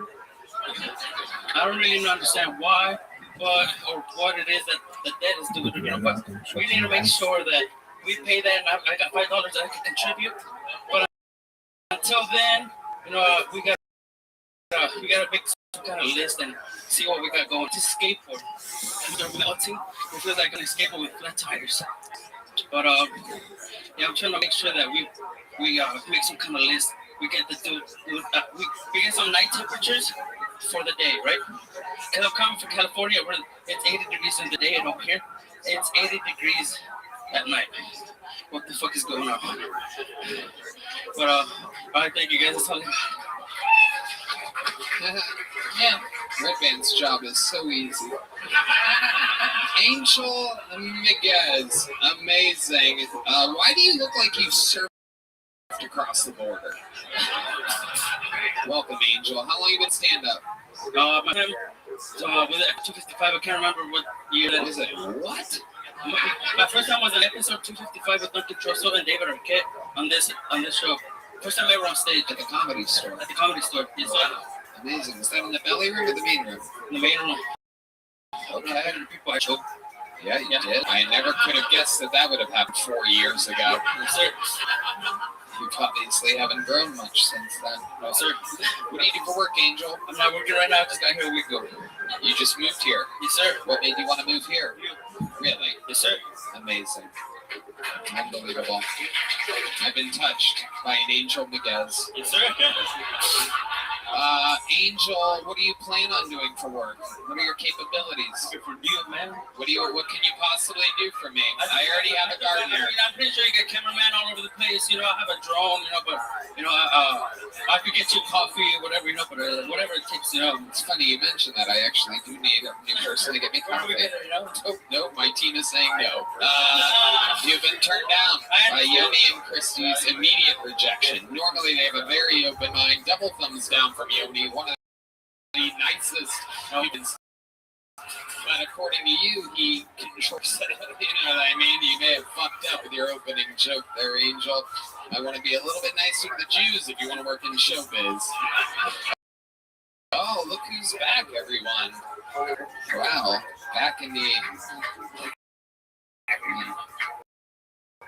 Wow, very agile for someone. So, Angel, you just moved here. You're here because of me. You want to work for me. Other than a drone, what else can you possibly do? Work a forklift. You can work a forklift? Yeah, you can feed Red Band. That's amazing. That's incredible. There you go. Wow. The alarm. The backup alarm button for the forklift. Sam J, what do you think about this? I think it's fucked up that Red Band got to play his own bad sound. That's crazy, bro. We gotta get you free, man. I didn't like that. That did not make me feel good. That's him. He's a little piggy. He plays along. He knows the way. So Angel, how'd you get here? Did you drive here? I flew and I bought a car like 2 days in, and then I leave it. I flew and I bought a car. Do you know how to play the horns, perhaps, Angel? I think you could fit in very well over there. I signed a lease to go, so I'm here for I guess. Oh my God, how long is the lease? It's a year, but I mean, I'll see how long I last. You're here until Greg Abbott hears your accent. You big Vermont. It is a thick accent. How many brothers and sisters do you have? Shit, from what side? Oh, you got Michael Gonzalez excited. Just give us a ballpark here. And by ballpark, I mean, you guys picnic every weekend. 7, no, like 9. Oh my goodness. Absolutely unbelievable. 9 brothers and sisters. Los Angeles. Okay. Sorry. Absolutely, Angel. Well, amazing stuff. Thank you for having me. Do you have any hobbies or special skills or talents that would surprise us? No. Wow, very fast answer there. Incredible. You have nothing at all. You do nothing. Yeah. I like taking pictures of cars, and I like driving them too. And I probably drove around your house in Hollywood whenever you were living there. Wow. So this show got a real subreddit energy.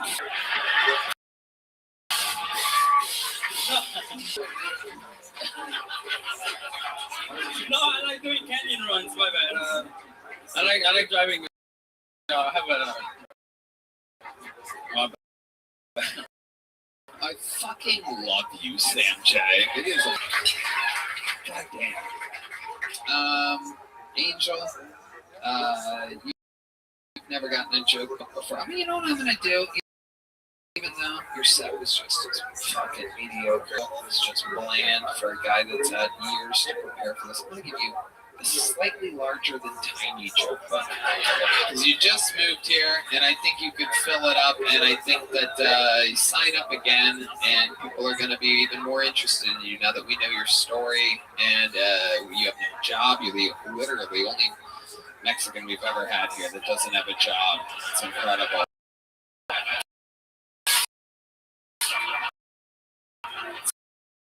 Absolutely unbelievable. But we won't get an update. Let's see another minute and let's.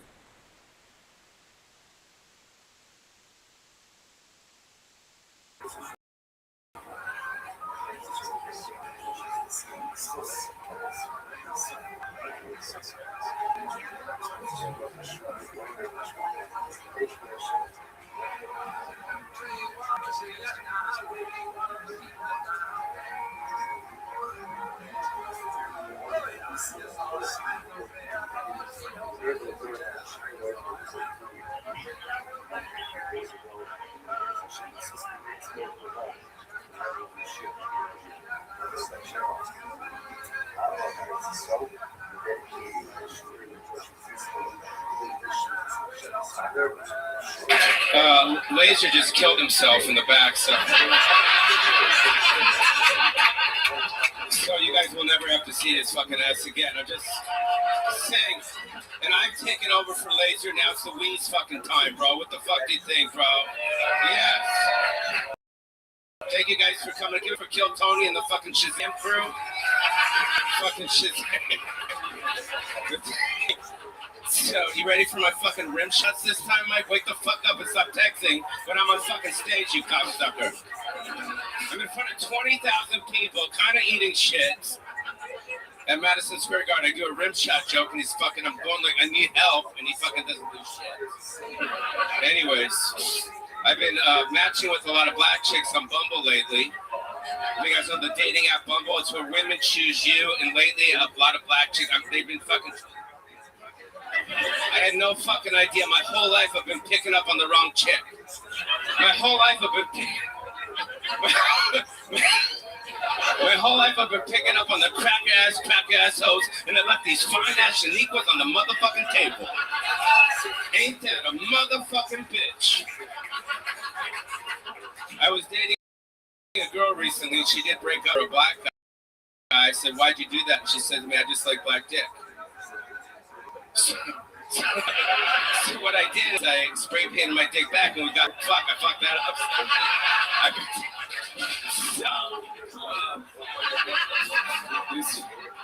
Give me the fucking cat meow, bro. What the fuck? I already did. There's too many laughs. Oh shit. Sorry. All right. Thank you. Sorry. You're doing good, Paulie. You're doing good. All right. Anyways. Paulie Shore, everybody. Paulie. What's up, dudes? So much fun. So wild. You did it again. Sam J. Did you match with him on Bumble? My name is Samaria. Not damn Shaniqua. But no, of course, Paulie, No, stop taking people's hats off, Paulie. You want somebody to take off what you're wearing on your head, whatever the fuck that is? It's funny, someone did ask me if I had a Bosley hair weave. Yeah. How fucked up is that? If I got a Bosley hair weave, I would fucking tell people I fucking got it. I fucking hide that shit in the woods and come back a week later and say, check it out, bro. The Weasel Sweet. Weasel Sweet. But black women love Pauly Shore. What's that? Black women do love Pauly Shore. That is the truth. What do you think it is about Pauly? We grew up on him in like Class Act, which is it's a very popular black movie, and he was in it, and we were like, we like that combo. And then you know what I mean, you were like kind of like flavorful enough, but like weird enough. And I think we all went through a phase where we like dirty skater looking boys, and you were like a dirty skater looking boy. But it wasn't like lame, so it was like, yeah, that's what I did. I could see happening possibly.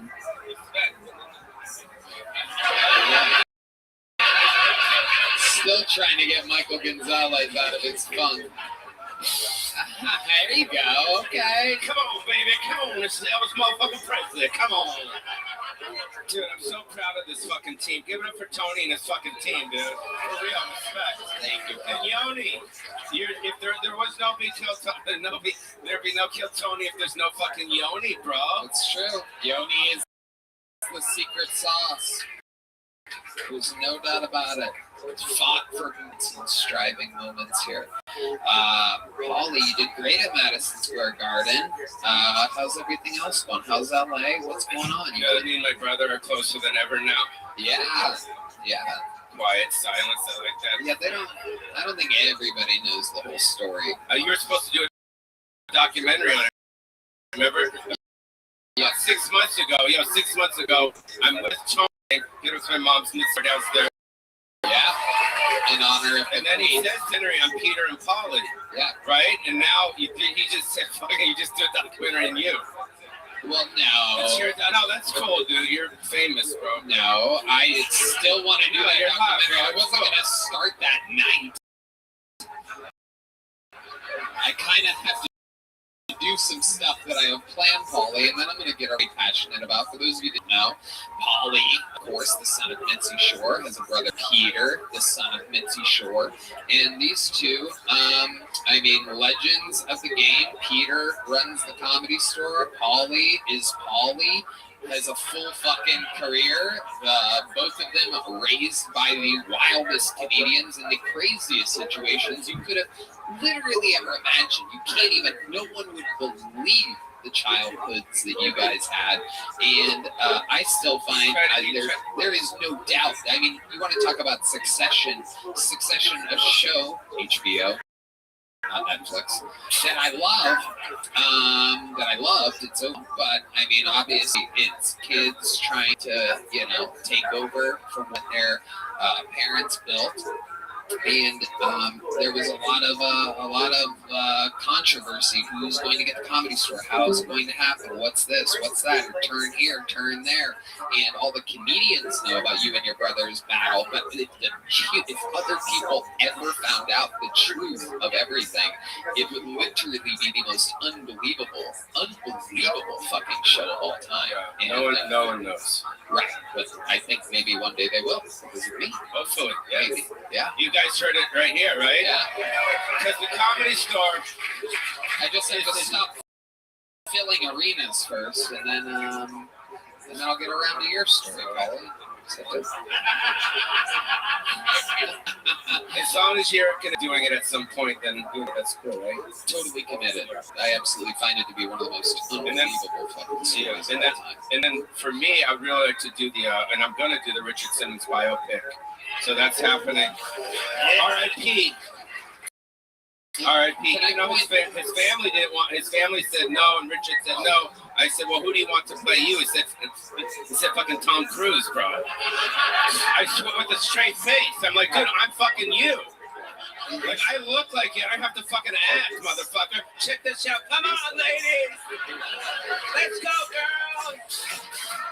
Hey.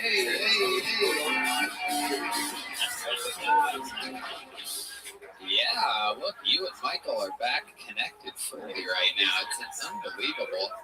Bucket man. 2, 3, 4. She packed my bags last night. 3 flights. Yeah. 0 hours, 9 a.m. Mausine's the kind of place. Okay, cut. Oh, that was good. How about Pauly Shore, ladies and gentlemen? You don't know Rocket Man? Sam J somehow doesn't know Rocket Man, but I must say, we were absolutely ridiculously jamming to some white people 90s music last night on the boat. I love 90s alternative. You know some crazy white people music. You actually taught me a couple. I'm like, wait, what? I'm into 90s alternative. I'm into 90s, but I don't know that. What's your favorite 90s white people music? Like Foo Fighters, maybe. You guys know any Foo Fighters? We're gonna have to just dim it for the YouTube or something, or cut it or something. Ooh, that's my favorite one. Make some noise for the Kill Tony band, Sam J and Pauly Shore, ladies and gentlemen. You guys want one last special treat? As I mentioned earlier, the great William Montgomery couldn't make it, but I have a little something I think you guys are going to love. Here to bring it home with the final minute of stand-up comedy tonight, I present to you one of the all-time very fast Kill Tony legends, growing and playing in front of our very fucking...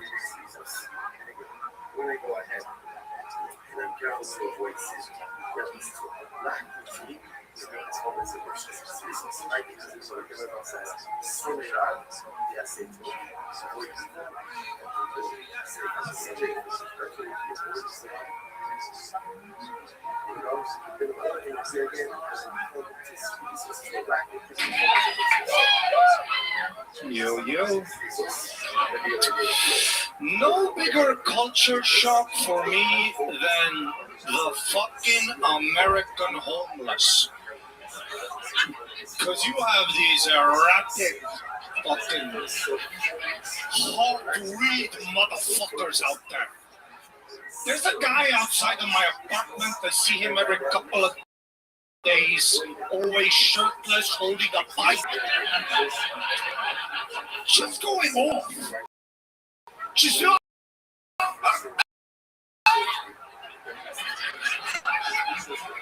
And what annoys me, everyone else around me acts. Like all my neighbors are like, that's Mike. And I'm the only one who's like, shoot Mike. All these guns for what? Shoot Mike. But his name is literally Mike.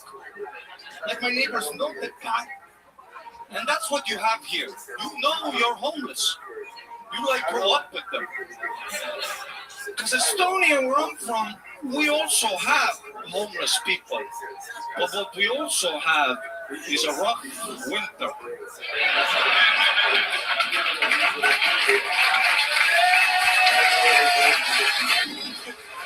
So it's not the same guy. Every year we get a new batch. Like butterflies. But here you just see Mike every year getting stronger. Thank you very much. Thank you very much. Two-minute lightning from the freak of Estonia, Ari Matti. I mean, my goodness, what a way to put a fucking ribbon on it. You are fantastic. Thank you. Unbelievable delivery, execution, fucking everything. The writing, you know, a lot of people that are as funny with delivery and moving as you don't, they automatically settle for the writing of that they can get away with. Yeah, they get their laughs from their voice, from their delivery, from all the other things that you also have. The writing is fucking incredible. Your perspective, making it about Estonia, the rough winter, unfucking believable. You work very hard at this, and it shows you're a natural, absolute freak. Where are we at with your citizenship? Thank you so much. I mean, it's going as well as you can. You know, I mean, I've been on Joe Rogan. I guess I need to be president to get this fucking paper. Huh? Well, me running. If it's almost a win-win for you at this point, no matter who ends up being president, because one of them lets everybody become a citizen, and the other one,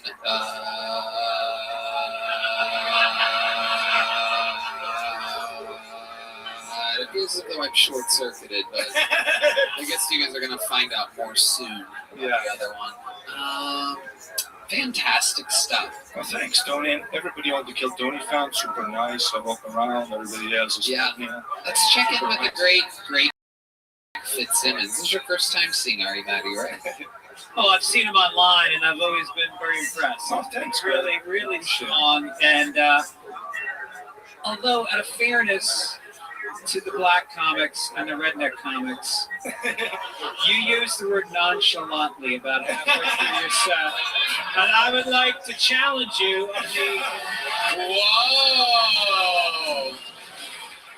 from the nations fallen from the Soviet bloc in the 1980s category. Ladies and gentlemen, this is the first time that I actually think that the speller might get this right. Nonchalantly, this is the first, perhaps the last ever Estonian spelling bee, ladies and gentlemen. Nonchalantly is an adverb. In a casually calm and relaxed manner, she nonchalantly walked out of the police station. Nonchalantly. N-O-N, then the minus mark. That is C-H-A-L.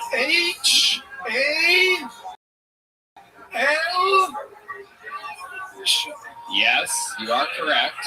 Bitch! I should have your fucking passport. Retard.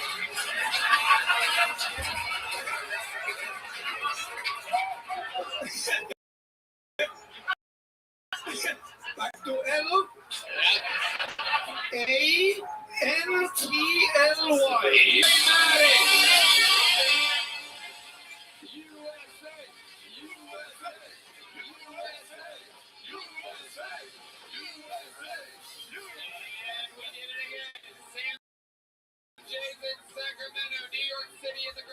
TheaterSamJComedy.com.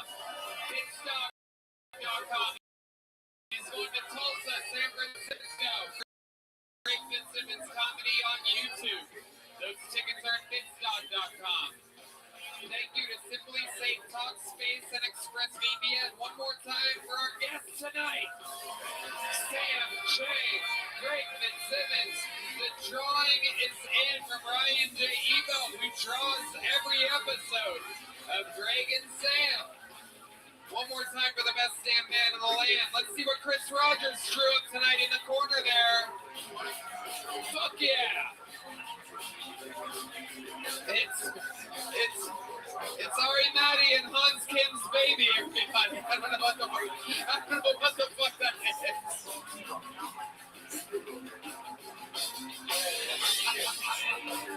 What the fuck is that supposed to be? Is that Ari?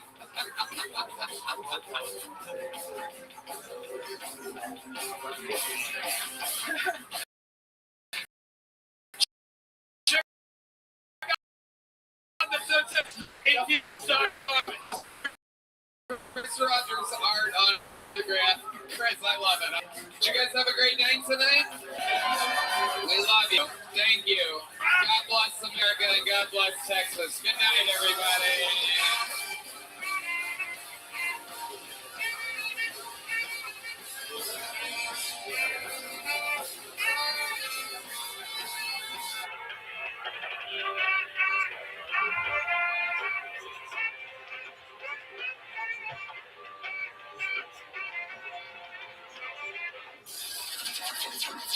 The Sunset Strip Comedy Club in Austin, Texas is now open. Check out Red Band's secret show every Thursday. Visit SunsetStripPTX.com for tickets.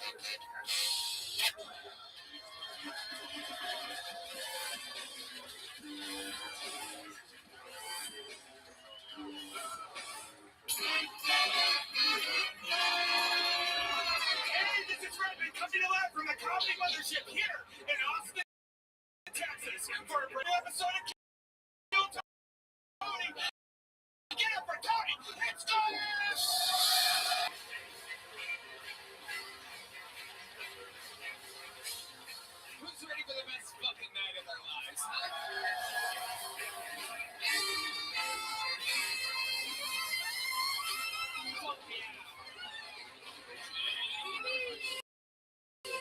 Thanks for Red Band, ladies and gentlemen. And how about some noise for the best damn band? Oh, goodness. What an amazing show. You guys made it to the #1 live podcast in the world. This is Kill Tony, brought to you by HelloFresh, Squarespace, and Game Time. A lot of fun stuff ahead. Here's a little bit more from the amazing sponsors that made it all possible.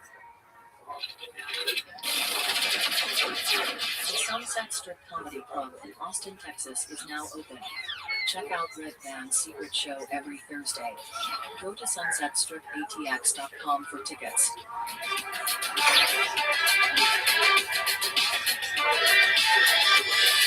Are you guys ready to start tonight's episode?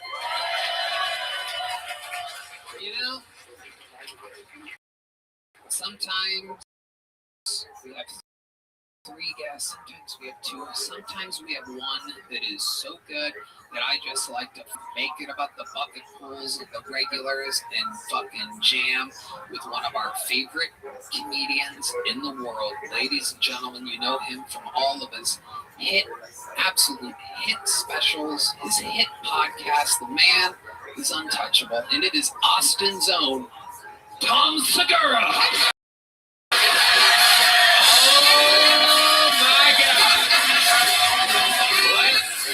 Go, baby.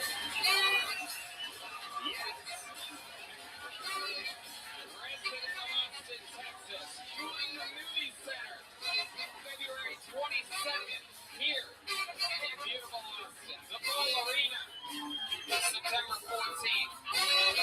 Huge shit happening. Welcome back, Tom. Thanks for having me. Am I supposed to sit here or here? Let's sit here. Oh, okay. Stay cozy, just in case someone hangs. Oh, I like that. That's cute. Later. Welcome, Tom. You've been on the show numerous times. We're days where sometimes crazy shit really happens. I have seen some crazy shit on the Yeah. show. Yeah. We can have, Some derelicts that fucking walk out. Yeah. Sometimes I'm able to get some real answers out of these people here, these bucket pools, and find out more about them that we can't find out in the nervous arenas or even at the ACL Live Theater that we did that one time. That's so we're going to try to make some magic happen here tonight. 252 human beings' names are inside of this bucket. Most of them piled into the bar across the street, which we have a wrangler go and grab them after I pull their name out. Some of them, a few of them assuredly, are inside. Anybody inside sign up tonight? Clap your hands. Oh yeah, look at that retard. Fingers crossed that we get someone from the bar across the street.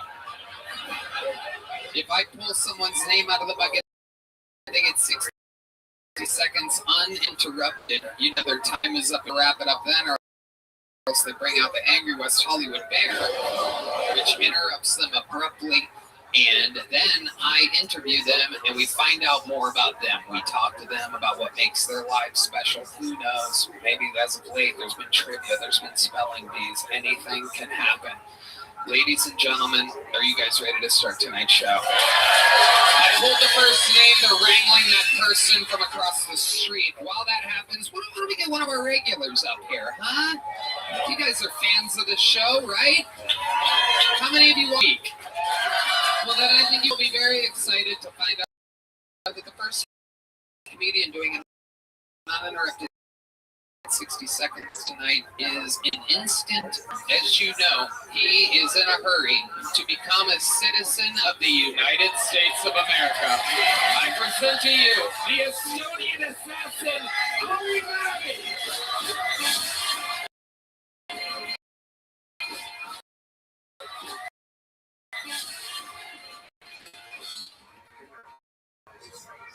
I just does.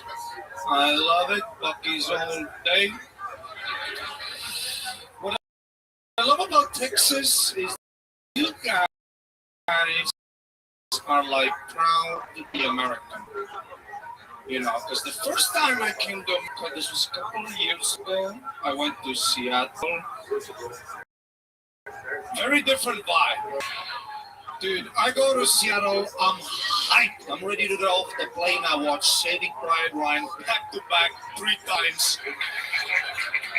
I'm hyped. I'm ready to shoot somebody, you know. Let's fucking storm the Capitol, shit. And then I get to Seattle, everybody walks around.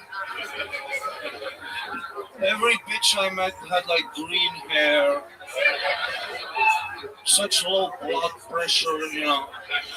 Every conversation I had in Seattle, they were all like, America is built on a racist agenda. Who gives a fuck? You're here on the winning side.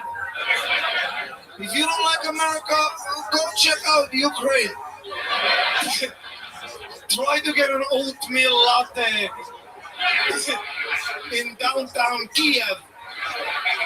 You ungrateful bitch. If you don't like America, give me your passport.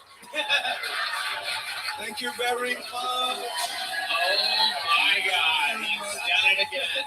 The full flex, 1 minute, 45 seconds. The bear is afraid of Ari Matty. He goes in hiding. Tom, this is your first time? That was my first time doing it. Yeah, that was great, man. And you know your crowd. They fucking ate that shit up, bro. They fucking USA. Yes. USA. Hell yeah. Ooh, the lights are wild for USA. I love it. Very good. Fucking fun topics the whole way through. You mentioned Buc-ee's. For those people around the world, a huge part of our listeners are global. I went there today for the first time. Oh, how would you explain your first impression of Buc-ee's? There was a rubber boat, burritos, jackets, condoms, guns, a whole fish hook, whatever you want. We got it. It is. What do you want? I think there was a hooker in the back for $50. Yeah.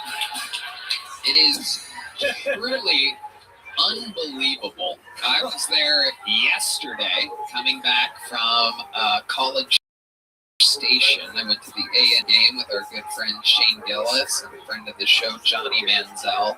And I came back and I was so excited about this Buc-ee's stop in Bastrop, about 35 minutes out. I get a Texas cheesesteak burrito. Has anybody ever tried this from Buc-ee's? It's unbelievable. I had that too, by the way. You had it? Yes. I mean, my European belly can't handle. Dude, my little small trying to squeeze out there. If you can fuck me tonight, easy, dude. My asshole is all stretched out, dude. Yep. Holy shit, I still have diarrhea. Currently, right now, a little piece of shit in my pants. It really is one of those things. The Texas cheesesteak burrito, while being perhaps, bite after bite, one of the most delicious things, it is truly risk reward. It should be next to that in the dictionary. Put a picture of the Buc-ee's Texas cheesesteak burrito. You lost my entire life in men's cum. I beat you to it. I could tell the wheels were turning there. Son of a bitch. Tony's gay. There you go. Tony's gay. Tony's gay. All right. That's enough. Okay. But even me, and I have a furiously strong digestive stomach. Like, it's one thing I just never have problems with. But even me, that Texas cheesesteak burrito fucks me up 100% of the time for a few hours. And I learned yesterday that if you do a minute and a half in the cold plunge after having one, you're good. That's what it takes. It takes 45 degrees Fahrenheit at 90 seconds, and I beat it to the diarrhea. It doesn't cause diarrhea. I didn't diarrhea in the cold plunge. That would have been a fun story. Yeah. A little fudgesicle, if you will. I love it though. It's great stuff. You've been to a Buc-ee's. Oh God, yeah. Of course, it's an experience. It really is. If you come to Texas, you have to go. It's useless shit, but it's so fun. Yeah. I cheap shit. I like their fucking swag. Like that jacket. It's like a hat. It's a fucking boat. It's a cup, and you're like, okay. Like, and also, I don't know how the payment works there. Like, I could have stolen, hey, Americans, steal shit. Nobody fucking looks at shit.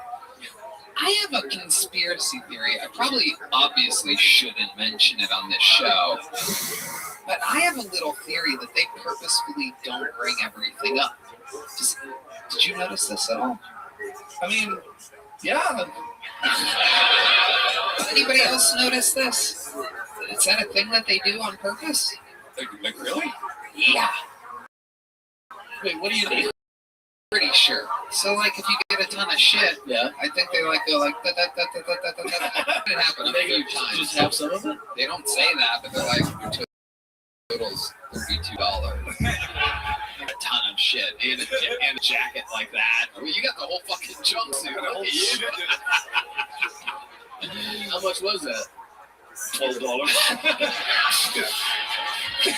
It is the most magical place on earth.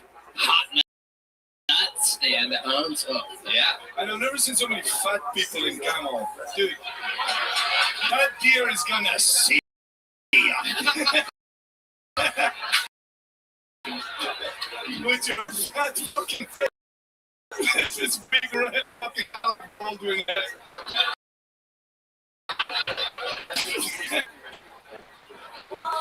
Tom, you used to be fat, right? Yes. Yes. It can also help you get sick.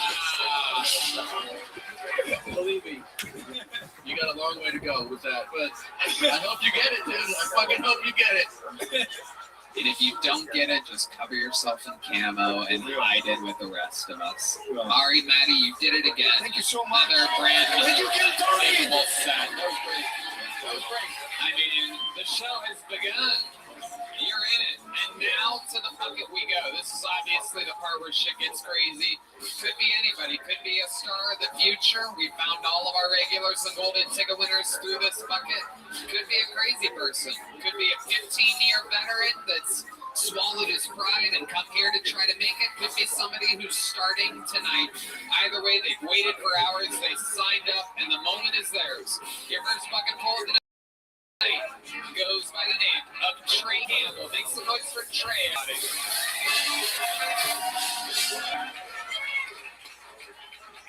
Hey everybody, I just moved to Austin recently. I'm really excited.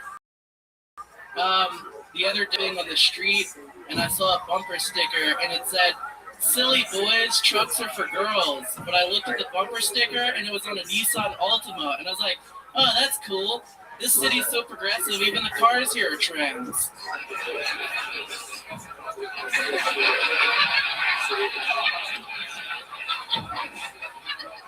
I'm getting married. Me and my wife were riding in the car the other day, and she was all like, "I need to go to church. I need a closer relationship with God." And I was like, "You just overdosed on whippets the other day. How much closer to God do you want to get?"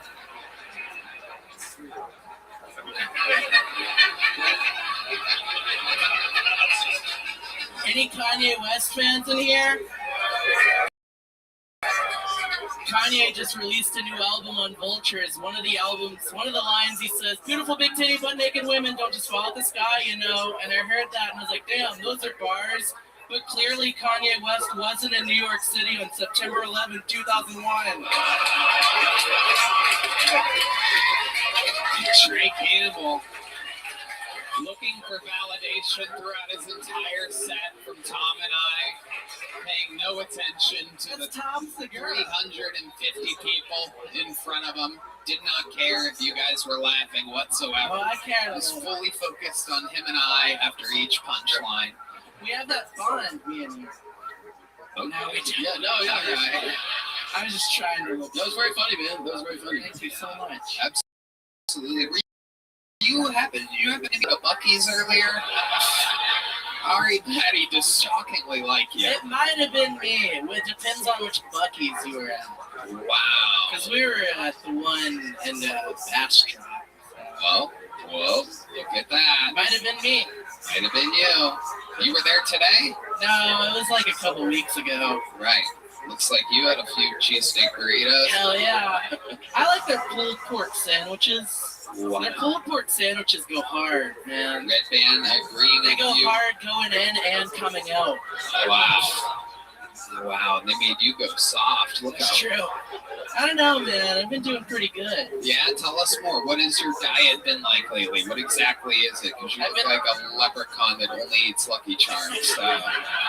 That is true. Back when I was a kid, I would only eat the lucky, like the marshmallows out of the cereal. Dude, we fucking no. Thank you. It's only out of Lucky Charms. Can you give us some more examples? Well, I would take some of those honey buns and I would put them in the microwave, and then I would take them out and I'd put syrup on the honey bun. Oh, fucking hell, dude. It's pretty good. Oh, Can you believe somebody's gonna marry me? is someone marrying you? Yeah, You're getting engaged? married. Yeah, I'm engaged. Really? Yeah. Who are you engaged to? Her name is Lindsay. We met in line for your show. Unbelievable. There you go. Kill Tony, making miracles happen. Where did you move from? I moved from Houston. Oh, okay. I was going to guess Oz. Houston. That is incredible. And what does Lindsay do for a living? She sells like apartments to old people. Oh. She's like a scammer. Depends on who you ask. Okay. Why is Really specific. Yeah. Are you old? Do you want to fucking buy something? Like, Yeah, for real. Just come on down, man. It's embarrassing. I'll get your information. What makes her target old people? I don't know. I think she just works in one of those senior facilities where she, you know, I don't know. No. It's a senior home. It's not Pretty much, yeah. She's like the director of sales. Okay. Yeah. So she gets people not apartments, but into a nursing home. That too, yeah. Okay. Absolutely. And you guys met. What was your big line with her? What was your opening? She came up to me. She was like, "Hey, you're really cool. You're really funny." She saw you on the show before. Yeah. Okay. Yeah. She. That's about it. We just kind of started talking about like the Smiths. Wow. And the rest is history. I now know what she looks like. Just from that description, that's all that it took. Dark hair. No, well, she has like red hair. She. Yeah. Uh-huh. A lot of makeup. A little bit. Yeah. She's. Yeah. To settle for a boy like you, I Yeah. think she's a real fucking supermodel. Yeah. I think so. Let me guess. 6'5". No, that's close. Really? Show this girl? oh yeah, I've met her many times. Wow. The Sunset Strip Comedy Club. All the biggest comedians in the world. Some 6'5" open micers rolling in there. Still a lot of space. No bumping their heads on those ceilings. I promise you that. Notoriously high ceilings. A great place for someone 6'5" to perform. Incredible. Remind us, what do you do for work exactly? Actually, now I moved here and I got a job in news radio. News next for you. Perhaps the newspaper.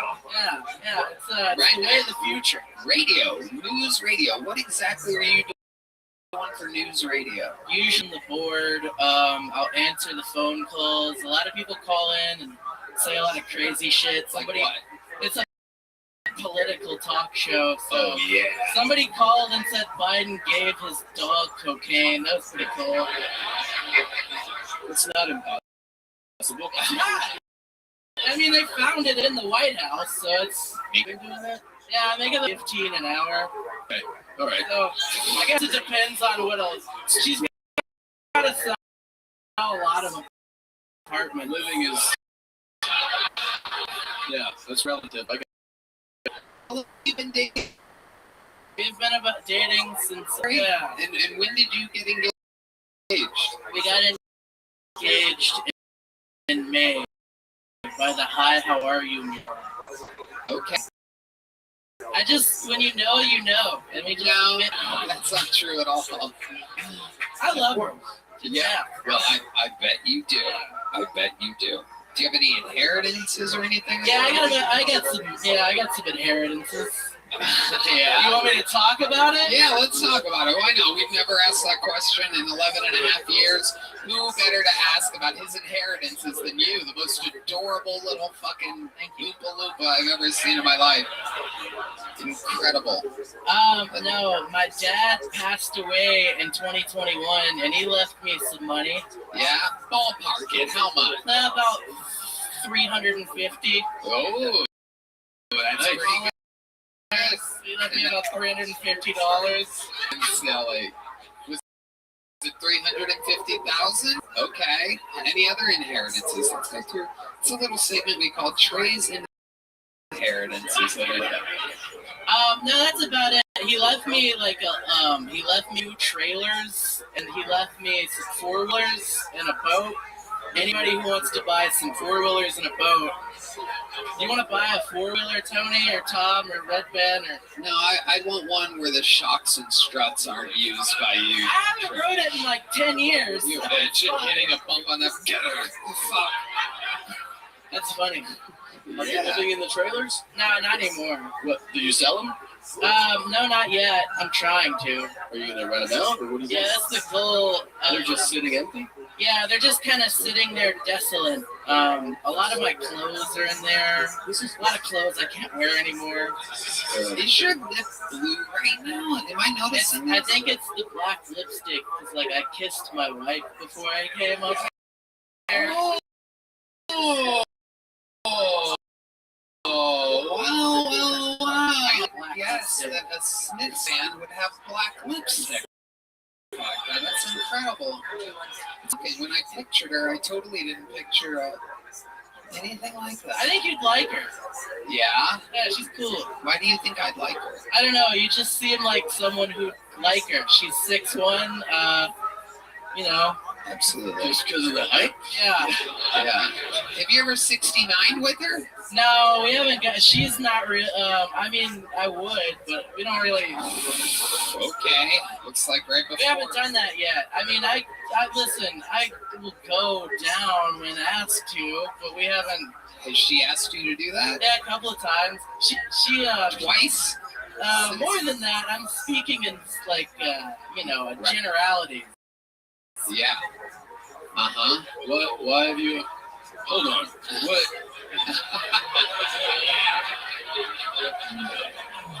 Why have you not? You're waiting to 69 when she's like, okay, tonight we 69. Yeah, whenever she wants, I'm down. Was she like a dom? Not really, but can you suggest stuff you like? Yeah, I think I should. I think I will tonight. Okay. Look at that. That's great. That's awesome. Look at that. How tall are you, Trey? I'm about 5'8". It's 5'7". No, it's going about 5'6". There you go. So where's it going to end up when you 69? Are you ready to toss her belly button? Yeah, I'm down. I mean, it'll work. And you guys have had sex, right? Yeah, all the time. All the time. Do you have any special maneuvers in the bedroom? The old stir the pot. There. What exactly do you mean by that? It just takes me a long time to achieve orgasm, and you're like master control. I think so. I'm usually just thinking about the Sacramento Kings. Okay. I really want them to win a title at some point, and I'm just always thinking about De'Aaron Fox, hoping he doesn't get hurt again. So it takes you a while to finish? Yeah. That's nice. Yeah. Do you have any kinks? Do you have any weird kinks? No, not really. I'm pretty boring. Honestly, I like to have like basketball on in the back. I like to watch car crashes during sex. Yeah, like the fucking flip bodies mangled and shit. It's cool. It's cool. It's fun. I like seeing cars crash. Yeah, I like them too. I mean, you just go to the Daytona 500. I went last year. I mean, I wasn't fucking someone during it, but yeah. That is my dream. dream. That's your dream? And just to fucking see a huge explosion out your family. Essentially, yeah. That's awesome, man. And does she have any kinks? I don't know. I think a couple, but I don't know if I should say. I think. Oh, that's very respectful. That's right. I don't want to kiss and tell. No, that's it. Well, we can tell you kissed. So, You guys are never going to believe this. I was just informed in the law book of a minute and a half. It took a minute and a half to tell me something very, very simple. But I have been informed that Trey's girlfriend, who does stand-up comedy, is now, right now, since it came together, backstage and willing to do a set. Trey, would you like to introduce your girlfriend? Yeah. And then you just take a step to the right, and then we'll interview you guys together. No, not yet, Trey. After you say your name, and by the way, your right is the other way. Okay, sorry, I'm just. Yeah, okay. So now introducing his girlfriend, Trey Campbell. All right, Here you go. Looks like there you go. Say her name, Trey. Say her fucking name, Trey. This is Lindsay Tyree. This is the. Here's a new Lindsay, everybody.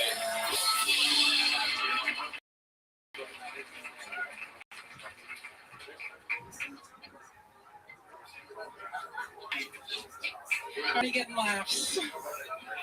My name's Lindsay. My pronouns are fee, fi, fo, fum. It's a great joke.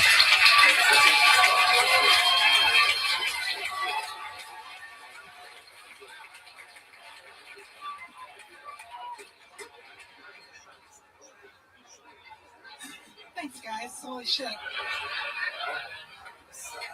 Guys, I have this rock. I'm a lot like Cam Patterson, except for I am retarded.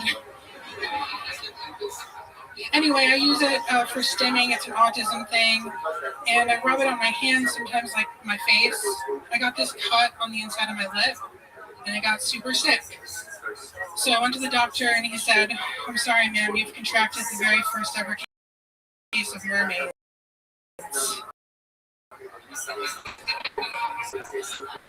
Thank you. Lindsay Tyree, correct? Tyree? Hi, Tony. Yeah, that's right. I love it. Welcome. This is your first time on the show, correct? Correct. How long have you been doing stand-up? About 4 years. Where are you from? All over the place. I just moved here in December from the Central Valley, California. By Saley, to be specific, as one person. Wow. I've seen the. Well, you see what it breeds, so. Wow. Absolutely. I'll stick with stopping at a Buc-ee's. My goodness. So, welcome. We just had a great talk with Trey. You work at some type of like nursing home or something like that, or? I do. I work at an assisted living, like nursing home, but for entertainment purposes, I sell cupcakes. So forget about the other thing. Okay, perfect. Amazing. It's true, Tom. They're delicious. I'll drop one off for you. Okay. Yeah. Peanut butter. Fantastic. You can? I do. They're organic and from scratch. You know, they're not really organic, but don't tell any of my customers that. So you just threw the label on there? That's cool. That's small business, baby. Oh, wow. I like your style. So, just to be clear, she is a scammer. Like, I don't know. Yeah. Wow. I bought the sugar at Whole Foods. Well, that's amazing. Not only does she make cupcakes, she's also marrying one by the looks of things. You specialize in cupcakes and muffin tops. This is great. Lindsay, what do you do for fun? I have a shit ton of cats and a dog that I pay attention to. So. A shit ton of cats? 2 cats? It's 2. That's one too many. Trey almost fell off the stage, making sure we knew it was only 2 cats. Please don't fall, Trey. So you live with 3 pussies. That's incredible. Incredible, Lindsay. 1 dog? 1 dog. I love it. What kind of dog? The vet said that he's a husky hound mix. He's just Are you talking about Trey again? He's definitely a husky. He's a husky and a little hound dog. Am I right? Ain't nothing but a hound dog. Look at you two. What kind of mattress do you guys use exactly? King. So. Wow. Is that your order at In-N-Out? What is that exactly? So. You're a Whataburger guy? Yeah, all day. Can I ask Lindsay, where do you stand on this coming from the middle of California? Whataburger or In-N-Out? There's only one correct answer, and it's not Whataburger. Go ahead and answer. All right, Tony, I'm just fat enough to be able to answer this question accurately. The Whataburger chicken is better, and the In-N-Out burgers are better. I'll actually take that answer and accept it. The grilled chicken at Whataburger, you gotta lose the bun, or else you immediately get cancer. That's how that works. Lindsay, you and Trey got engaged very fast, very quickly. How did it make you feel when he proposed to you? And were you expecting it? Were you surprised? Tell us a little bit about the inside, much in the detail about it. I was surprised. It was Did he even have to get down on one knee? The height disadvantage here makes it so that I feel like he could have stood straight up. He's shaking his head no. You didn't get on one knee? He didn't. He sat on the edge of the bed and he's like, so do you want to marry me? Fucking adorable. Did you immediately say yeah? God, you guys are so cute. This is incredible. Did you know that you're 69 tonight?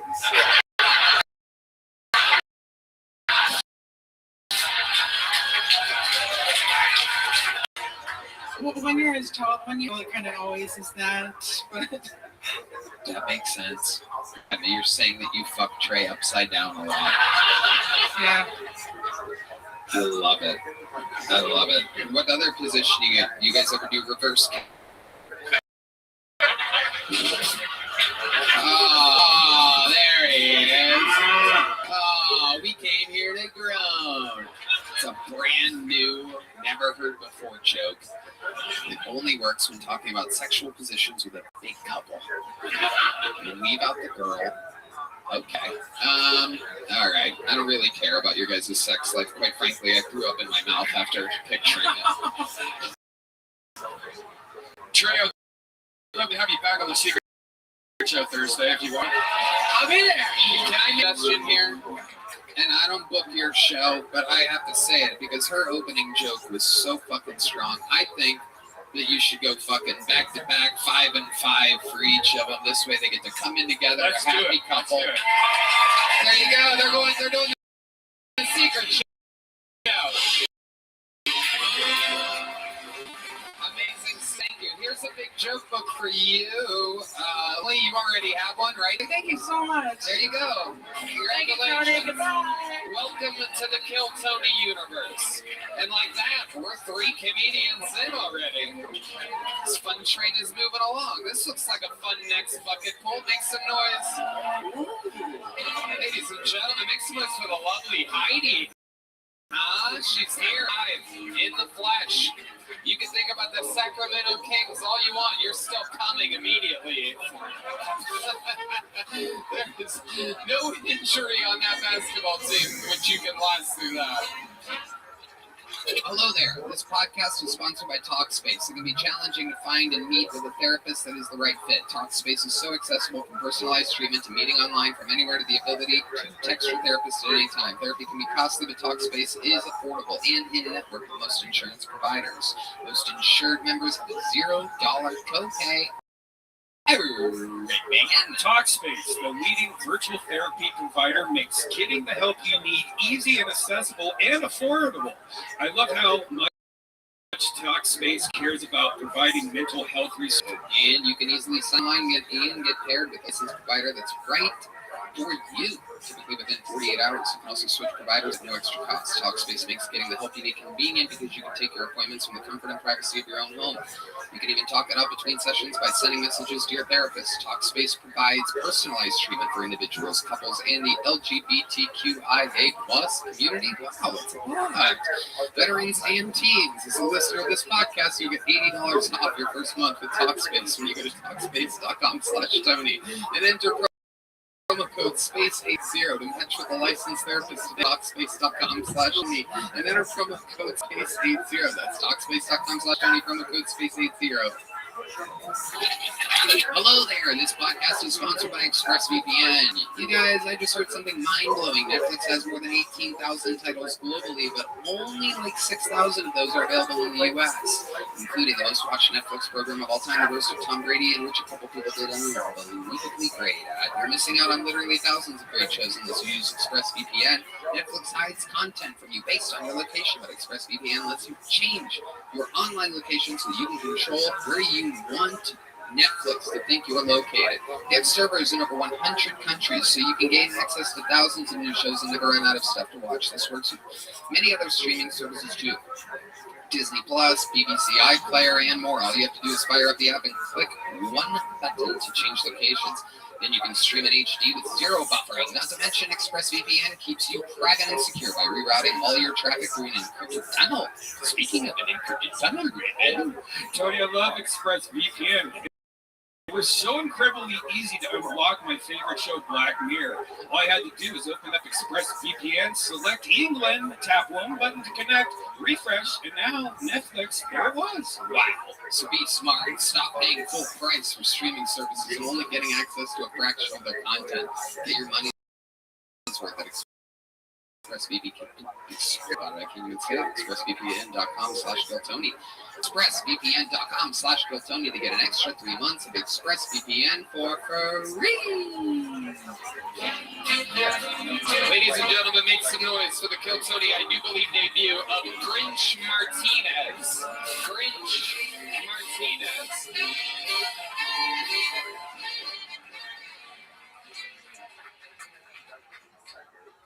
So there I was this morning at breakfast with my children watching InfoWars. When I thought to myself, what would it be like if Alex Jones started his lyrics? It would probably go something like, "You think you're the shit, bitch.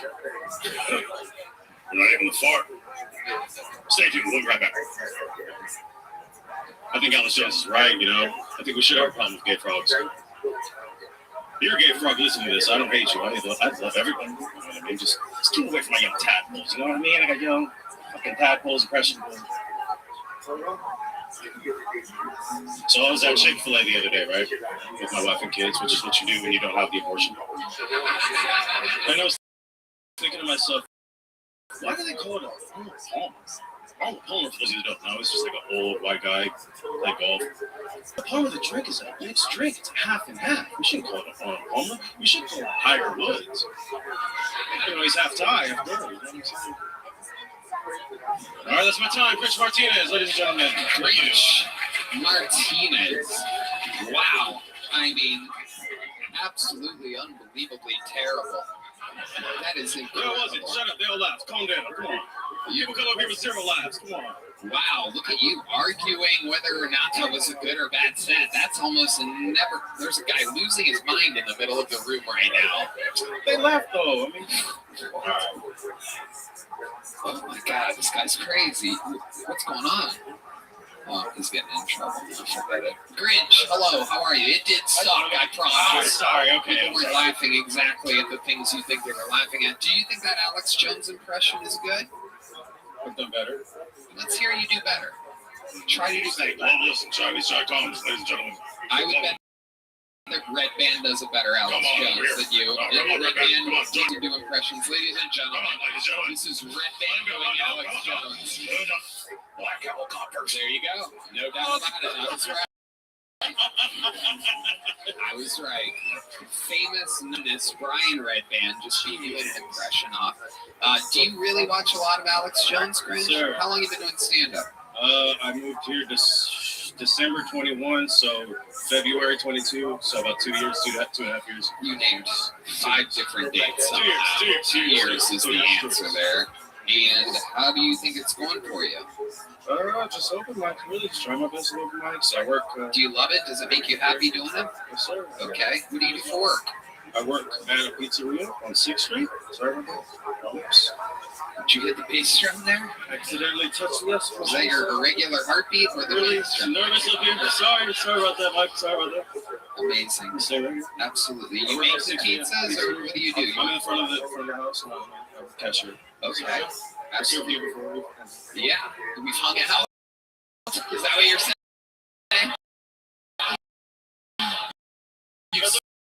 restaurant.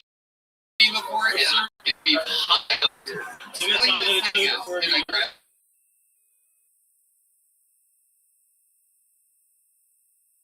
What bill was that? 5? There you go. Yeah, if you asked me to sign a bill, I fucking did it. And you took care of my pizza. I got one slice of pizza. Do you remember what kind it was? Yes, sir. What do you say? Go ahead. Pineapple pepperoni. That is correct. Ladies and gentlemen, Grinch Martina is absolutely nailing. Because it's just kind of very mad that I had pineapple on a pizza. Don't knock it till you try it, people. It was great with pepperoni and sausage and peanuts. Yeah. Grinch, tell us about your love life. You look like you could be the third member of the Trey and Lindsay. It was in the 3-month. That's my thing. Oh, yeah, nothing but thruple. How's that? Just thinking, we haven't got married yet. But it's on the to-do list. Yeah, I need to get that done. Have you done like this? It's hard for me to stand in front of all these people, honestly. What do you mean? It's just, I don't know. So I've been dealing with it for 4 years and I've been trying to get married, you know? Oh, but can you go to a courthouse? I can. I should. You're right. Well, you said that like that. I just gave you the idea of ideas. Like, yeah. No, it's just hard. It's just moving over here from California. I got you. Where do you live? You live here, though? I do live. Yeah, you can. I mean, you can just pick an afternoon. I mean, like it's not that fucking crazy.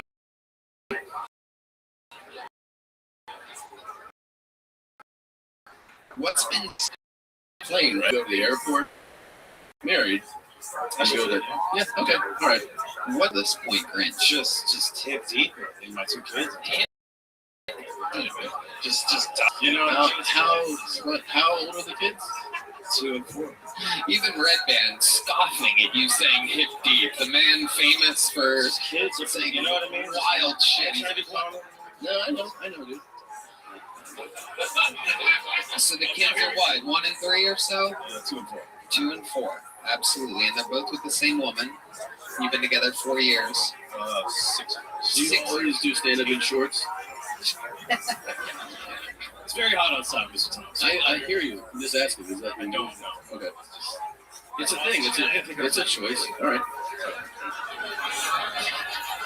It is a thing. Stand up in shorts. They say in the Italian mafia, they say a Don does not wear shorts, and in stand-up comedy, they say a comedian does not wear shorts. I remember one time at an open mic at the Laugh Factory 17 years ago, I wore shorts, and I remember thinking to myself, "Yep, this doesn't feel good. No, I'm never doing this again." And it's almost like a sure sign that the person's a fucking lunatic. Yeah, yeah, no doubt about it. In fact, I was wearing a hoodie with my shorts that day.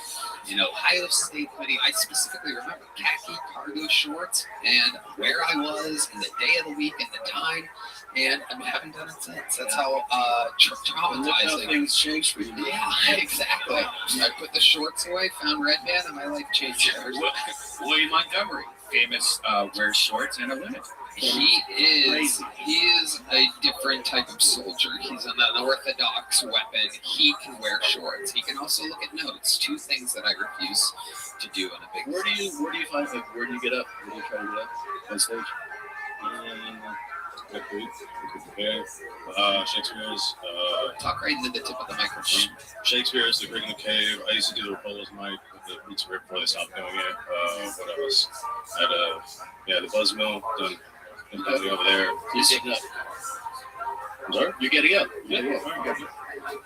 Is your real name Grinch, or is that a stage name? Calls me. That's what everybody calls all you? my friends back home call me. Because you do kind of look like the Grinch. Yeah, look at that. That is amazing. That was funnier than all of them. So careful, you don't have to hit that. Oh, right. It's fun to go by a name that. What's your actual name? My name's Peter. Oh, Pete. Yeah, that's nothing like Grinch. Oh. Pete Martinez. What's something crazy about your life before I let you go that we would find interesting? Right into the tip of that microphone. I don't know how it works. I've been in Antarctica. Or the brick in the cave, but right here. I've been to Antarctica. You've been to Antarctica? Yeah. What did you do up there? I was in the Navy. They did a cargo handling operation. They do it once a year. It's part of the U.S. Naval program. Why does everyone feel like you're lying right now? Because of the cringe. I'm always like his face. Yeah. Something's nefarious all the time, I guess. All right. You've been on this show before. No, sir. Really? No? Okay. Well, welcome. Here's a little joke book. There he goes. Grinch Martinez. I'm going to count that as a bomb. He might not think that he bombed. I'm counting it as a bomb. And when somebody bombs, I have a special soldier I bring in.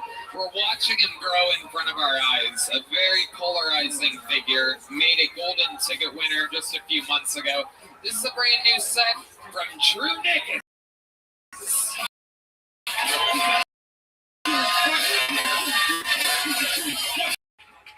Having a TBI. I want you to know, if you work hard, and you stay kind, you can achieve any dream you want. Right? Well, I want to accomplish like the one before. I'm talking about Gary Busey, talking about Aaron Hernandez, talking about Chris Benoit, but I'm not a murdering TBI. If you can't tell, I stayed in mental health facilities. It's the one place where I'm the most normal guy in the room. I like the ones that are mixed with drug rehab, because it's like kind of like a Taco Bell and KFC. And plus, junkies gotta eat 24/7, so I get all the way to brain crunch. I've never had a girlfriend, but I did date a multiple personality. Lola, she hated me. Caroline loved me. I had a girlfriend 4 hours a day until Caroline got healthy. All right. Thank y'all so much for going time. Drew Nickens with another new minute. You know, one of the main things, and you know, sometimes people say that my hearing's bad. I don't have great hearing. I've been listening to loud music my whole life. Sometimes they're listening cleaner version of the audio than what we have here, and they go, "How did they not hear? It's so blatant. Why they say what he say?" But I'm here to tell you, I have no idea. Were you saying TBI? Yeah, TBI, traumatic brain injury. Okay. Yeah, the people that haven't had a TBI don't know what that is. TBI, and it was making. I literally thought you said TV guy, and I want a TV guy like Aaron Hernandez and Chris Benoit. I'm like, did they have a TV guy? No. No, they may have. You don't know that. TV. I guarantee you Chris Benoit had a TV guide at his house. He was just hanging out. Whoa, Drew, stop it, you son of a bitch, you crazy bastard. You. Wow. That's good. So, you know, one of the things I would say is make sure when you're like the setups for your jokes, you know, that people know what you're talking about. Saying TBI and, you know, like you have to make sure you say I've had a trip, and then you're in. Because if the setup isn't clean and clear, then everything else is off track. The payoff at the end, no matter how great your punchline or makes a noise if you honestly knew. Liar, liar, liar, liar, liar, liar. Shut up, There probably know people with TBIs. Yeah, exactly. But also you can say it once, the long form, and say, or as we call it, TBIs, and then you have that for the rest of your set. Right? Okay. Yes, yep. Yep. We're making Drew grow here. It is it's a fun thing to watch. What was the TBI? The TBI, yeah. Like, can you explain a little bit? What, or is that uncomfortable? So I'll explain a little bit. I had a collision with something, and it made my brain go whoop, whoop. And so it kind of changed who I was in effect. People, they murder, they get like really. I just gamble a lot, and Impulse control and stuff. Impulse control, get things a lot. Frontal lobe. Yeah. Yeah. Whoa, you're smart. Well, yeah. I've watched some of the same documentaries that you've watched, so yeah. Okay, so how long ago? It was about 10 years ago. Okay. 10, 11 years. Is there anything else that changed about your life when this happened? Is there something that maybe you were into, or something that tasted good that wasn't good? Like, what else changed? I didn't like sweet. I loved sweet tea before, and then afterwards I was like, "That's garbage." My goodness. I found that I loved polka music after I got my head injury. Fuck. Don't. You love polka music? Yeah, polka Jokic. He loves, he's from Serbia. I love polka. It's so fun. You got any polka? What do we got polka-wise? One.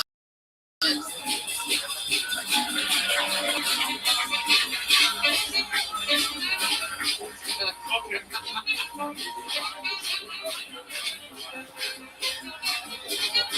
You really do love it, Joe. All right. Well, that has something like. So. Sorry. Look here. No, it's not scary. I got the sweet tea. Okay. And I got the polka. Okay. And they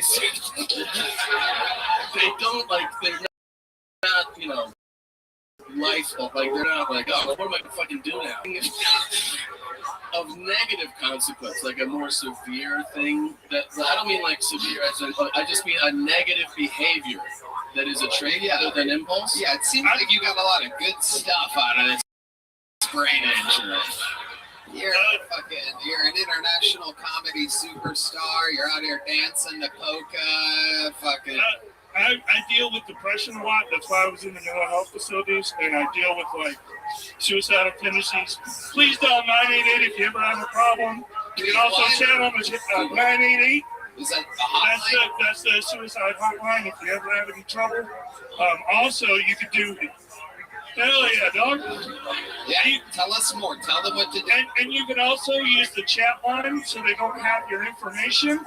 I always use a fake name when I use it. I'm always Mickey. Mickey?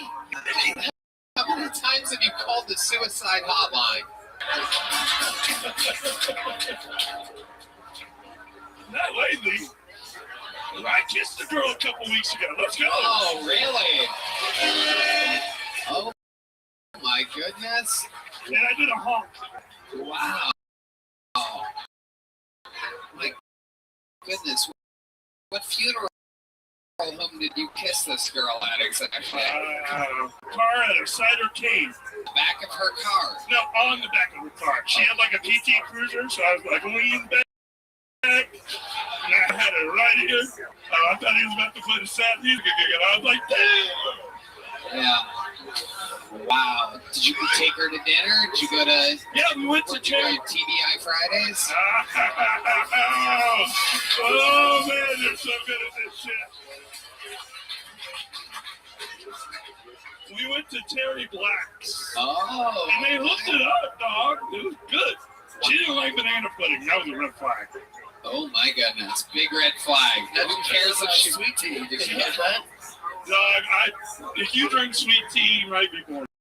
I don't know. Unless you're in the audience, I love y'all. Have you ever tried a sweet tea lemonade, or is Grinch calls it a Liger Woods? Perhaps. He thought that got a big laugh. I got laughs up here. I love it. You want to take this back to my place? Did it just end there? Like, how did that night end for you? I was like, hey, let's go get ice cream somewhere. It's hot and heavy. And not heavy. It was hot and heavy. And she said, it was hot and heavy. Yeah, hot and heavy. Okay. Sorry. Enough about her. How was the moment? Dog, I felt like one of those 90210 guest stars, just like, I don't know what that means. Like when you're 90210 is only awesome if you've had a traumatic brain injury. They don't play poker. Anyway, but then she was like, I gotta go watch the newest episode of Big Brother. And then she left. Oh, I know. Sounds like a perfect first hang to me. Was she a bigger girl? No! Skinny? Yeah! Tall? Yeah! Black lipstick? No! No, I see what you're doing there. B5 no. Oh, shit.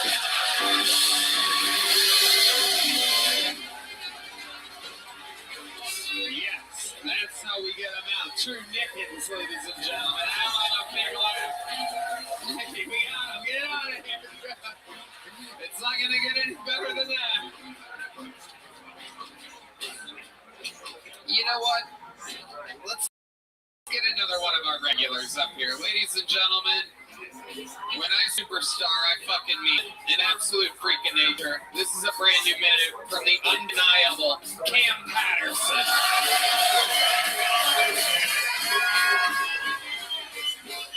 You know what? We're going to wait for that. We'll get to a bucket full. We'll do a bucket full.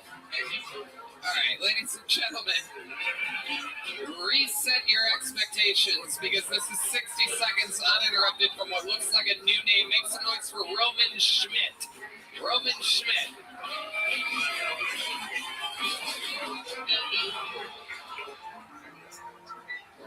So I grew up in a small town. And one thing they say about like small town people is that they're like racist and stuff. And, like I can't say remember a moment of racism, but I also grew up Catholic, so I'm pretty good at ignoring obvious problems.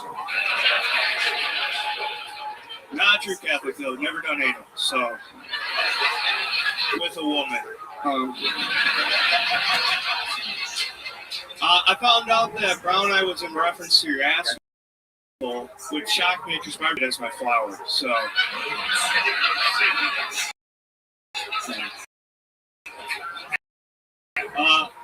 Living in Austin, this is my first. And I don't know about you guys.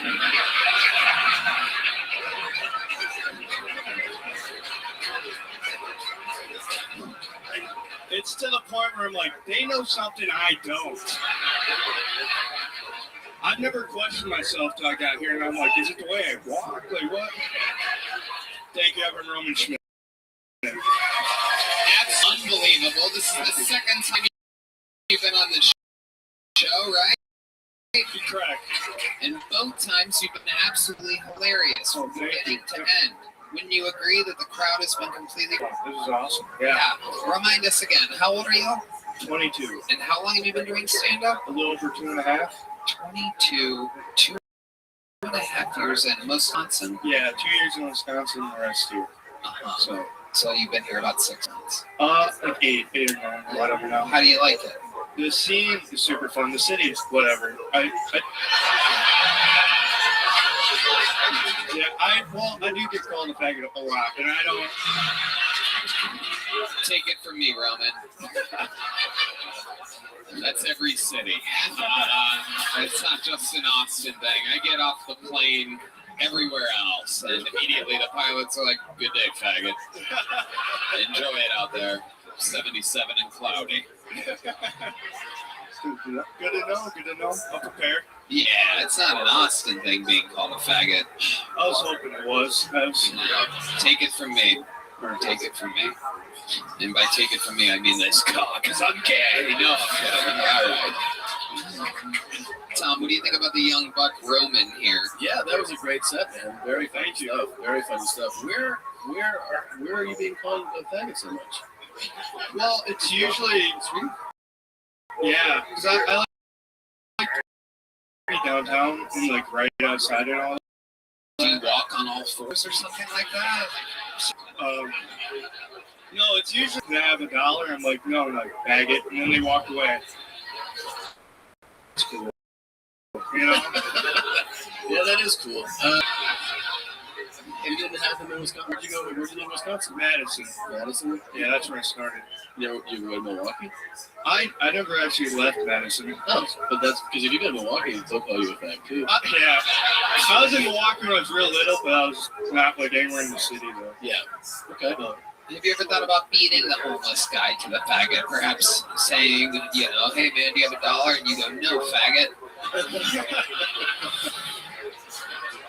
too nice, I've been told. I've been too nice. That's the Wisconsin thing. Give us some examples of the nicest things you've ever done in your life, Roman. Oh, jeez Louise. I took it.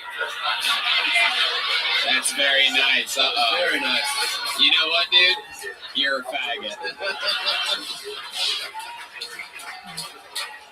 Can I have $1?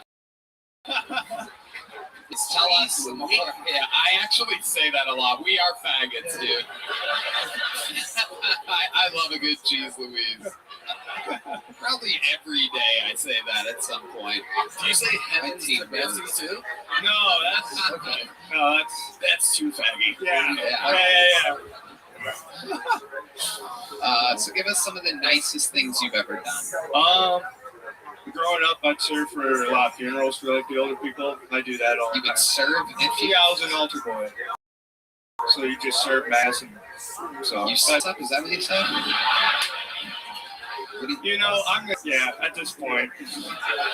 But no, just like church stuff and Did a priest ever get touchy with you back in your altar boy days? no, it's pretty fucking ugly. I was a goon. Yeah, but if you were an altar boy now, Oh, I'd have so much ass from the priest. Dude, I would be killing it in the church. absolutely. Put it right in your Holy Spirit.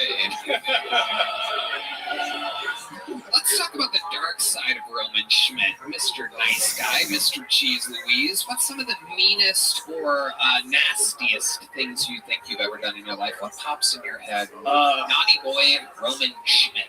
Well, sometimes when I struggle to sleep at night, I'll sit on the balcony of my apartment and I'll shoot a gel blaster at the homeless walking by.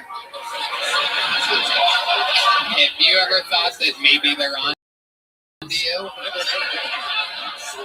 Well, it started after them calling me that, so. But Everything's tied to It's like under the Rainy Street Bridge, perhaps. I don't know yet. You guys gotta find out. Wait till, but that was great. Right. Good riff by me. That's a good riff. No, it's just, late at night trying to sleep. I'm close to it. They're walking by. They piss me off sometimes, so. How did they piss you off? Just walking by. Call me a faggot. That was. Oh, they just, even in this dark end poorly. Yeah, I know. I've never said that word that much in my life, so. I know 2 million people are going to see this, and my mom, so. Oh, frick. And your priests back home in Wisconsin. Yeah, this is going to be cool. It's going to be awesome. Yeah, no doubt about it. So, we've seen the light, we've seen the dark side of Roman. What about that 22-year-old love life? Prove to us you're not a faggot. Tell us something. I can't. Okay. I wish I could, but I just go out and do stand-up every night, so I'm not even thinking ladies at this point. You don't do the apps or anything like that? I do, but then I just go on there and I just start criticizing profiles and stuff. I'm not a good person. What app are you on? What are you on? Plenty of Faggots? No, I'll download Hinge and be like, why do we pick this picture and stuff. Have you been on a single date in Austin? Yeah, I've been on a couple. Where did you meet those girls at? I was doing an open mic at Narbar, and her friend's told me she was cute, so I was like, guaranteed to get a number this time. So, How did that work out? What did you do with that girl? We went and got food a couple times. I guess this famous food place on the other side of the river by like the park or whatever, burger place, but nothing too special. Right, land a kiss or anything like that on the back of her PT Cruiser? No, the front of it. But no, not with her. I kissed some other chick, but that was. Yeah. It's not that interesting, Who was the chick that you did kiss? Some random, some blonde random girl. Yeah. Nice. That's cool. Where'd you meet her at? On 6th Street. It was just walking down the street. Yeah, we made eye contact, and she just kept it. I was like, well, I said, I'll try to get a number. And then, same thing. I fucking feel like we're looking at a future serial killer. Yeah. I wish that was the first time someone told me that, but I really do. Because it's a nice facade, and there's some real darkness in there. Everyone thinks I'm such an innocent person, and then I show them, like, my TikTok girls, and it's just people dying all the time. Yeah. Whoa. There it is. Yeah. There it is, dude. And the problem is, it's not that it's them dying, it's me laughing. This is the good stuff. Keep talking. Yeah. Like one time, I was watching Saving Private Ryan with my dad, Yeah. and I laughed at that. At all the deaths? The whole movie. Yeah, the whole movie. It's a fucking real knee slapper, right? I know. It's my dad. When they storm Normandy and shit. Well, what really got me is, I don't know if anyone watches the background, but one guy lost his arm and then was just casually looking for it. Yeah. That's funny. That's funny. Yeah, like no one, and I was like, that's hilarious, and I was laughing a little too hard. Just don't forget how fucking dark you really are, okay? Yeah. All this nice fucking Madison Boy bullshit that you start with, let it go, because you are a sick, demented person. Yeah. And that's what you got to lean into. You're a dark individual. It is great advice. I completely agree. There's two sides of this. This kid's fucked up, man. Well, the thing is, I know that, but everyone just looks at me like, he's approachable. Yeah, no, just like homeless people keep calling me a faggot when I'm choking them unconscious. You got a big joke book last time you were on, correct? Correct. And there you go. Roland Schmidt, ladies and gentlemen, has done it again. You're not going to invite him to your little show? Wow, look at you playing hard to get over there. Hello there. This podcast is sponsored by Simply Safe. Have you ever felt a sense of unease when you leave your home, wondering if everything will be safe while you're away? I know I have. It wasn't until a friend of mine got his house broken into that I realized how urgently I needed a security system. And I knew my family deserved the best. After some extensive research, I found Simply Safe. I love having Simply Safe protect my home, and the security and service have exceeded all of my expectations. Red Man! Oh, Simply Safe is awesome, man. It's got a whole bunch of it. Tony, I love it. It makes me fit in when I leave for a trip, and it gives me an incredible peace of mind. I also love that I can check my camera recordings to make sure all my valuables are safe while I'm gone. That's right, Red Man. With Fast Protect monitoring and line guard protection, Simply Safe agents can act within 5 seconds of receiving your alarm and can even see and speak to intruders to stop them right in their tracks. You'll never be locked into a long-term contract, so you can cancel anytime. Pricing is transparent, affordable, at less than $1 per day. No hidden fees ever. Simply Safe is named Best Home Security Report for 5 years running as customer service and in-home security, according to Newsweek. It's easy to install and activate your Simply Safe system in less than an hour, or choose professional installation. Have a pro do it for you, so protect your home with 50% off a new Simply Safe system, plus a free indoor security camera when you sign up for Fast Protect monitoring. Just visit simplysafe.com/Kiltony. That's simplysafe.com/Kiltony. There's no safe like Simply Safe. Ladies and gentlemen, it must be that time. One of the most esteemed regulars in the show's history. I present to you the force of nature that is Cam Patterson.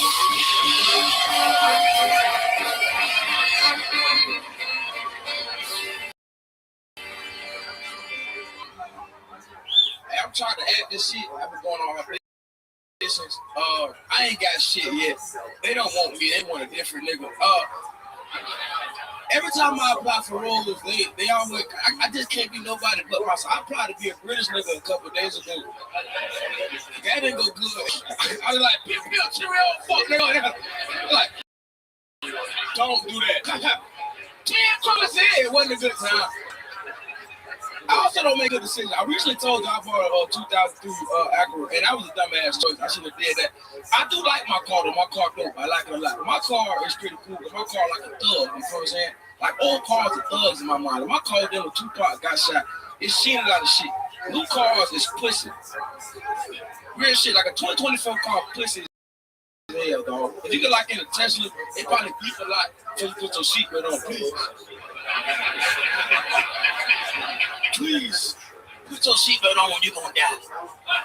And that 03 Acura, if I don't put a seatbelt on, fuck nigga, you wanna die? Let's brother. I've been trying to die. Let's go, nigga.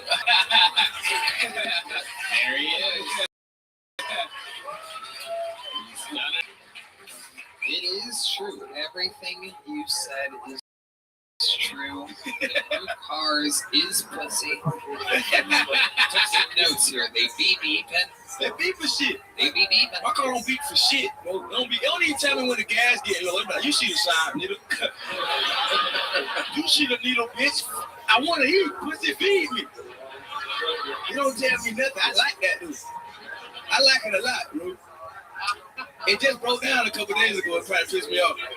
But I got to start that bitch with a screwdriver now. But I'm having a good time. Wow. Yeah, I like it, dude. Was it stolen? No. No, I didn't steal it. It's not a stolen car. I bought the car. It might be stolen from somebody else. That's true. But it's my car now. I love it. It's a newer car. No, Acura, the same one. It really is an 03 Acura. Man, niggas think I'm playing. It's real shit. Man, I bought an 03 Acura. You stay true to your roots, and by roots, I mean the movie. If y'all don't know, that's a slave movie. White people driving watch. A lot of y'all didn't laugh. That was pretty funny. Y'all was like, oh, Tyler? Hell yeah, this is good. That's a Tyler right there. That's definitely a Tyler. He's a damn sure Tyler. I know a Tyler when I see one for sure. Hell yeah. And that's Armando right there. That is Armando. Yeah. Hey, you're close. What is your actual name, sir? Oh, shit. What's your middle name? Clemente. Wow. Oh, shit. Oh, Rodriguez. Garcia. They tried to hide that shit in the beginning, but you can't hide that shit for long, brother. You Mexican, my nigga. Hell yeah. That's hard. That's good. Chris. Clemente Garcia. The old switch was real, dude. I think that's probably the reason why you need a screwdriver in your car. Old Clemente Garcia in there trying to get it started. I love it. Man, that's some amazing. Have you really been going on an audition? So you have to send them in on tape out here? Yeah. I've been trying to like me. That's the problem. You what? I just sound like me, so I can't. It's hard. It's tough. You shouldn't have to audition. I mean, I don't know, nigga. This is crazy. I don't be knowing, bro. We're gonna talk after We this. be like, man, do this shit. I be like, all right, say less. I try to be a waiter. They're like, what's up? Please ain't no food. You wanted a cheese wedge? Nigga, here you go, son. You are a superstar. They shouldn't have you auditioning. I don't be knowing. They should be writing roles around you or nothing at all. You shouldn't be wasting your time. What up, Zoo? Hollywood. Just one moment. We need an urban character looking for a young Kevin Hart type. It's just crazy. You ready to play nice? Fucking stupid man. Excellent. Are you ready to lose? Yeah. Well, you don't have to say yeah. You can say no, I'm going to win. That's what I want to hear out of you. That's what I like to hear. How you doing, big man?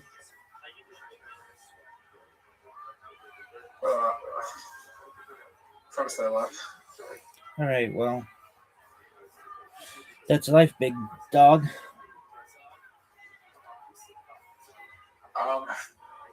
What do you think? Dude, I know the secret to this whole.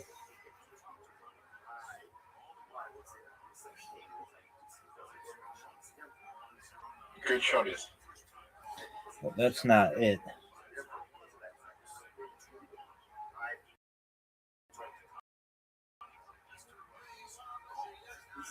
Yeah, big man. Oh, no.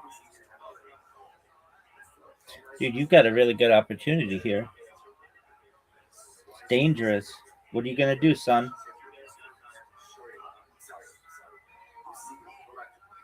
He's going for it, folks. That's in the black shit.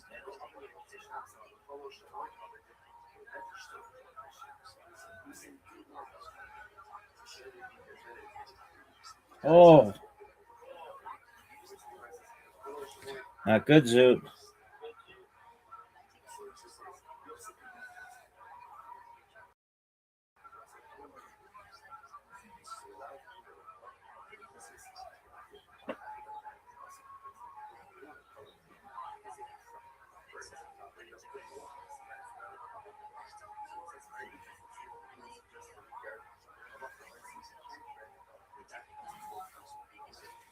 All right.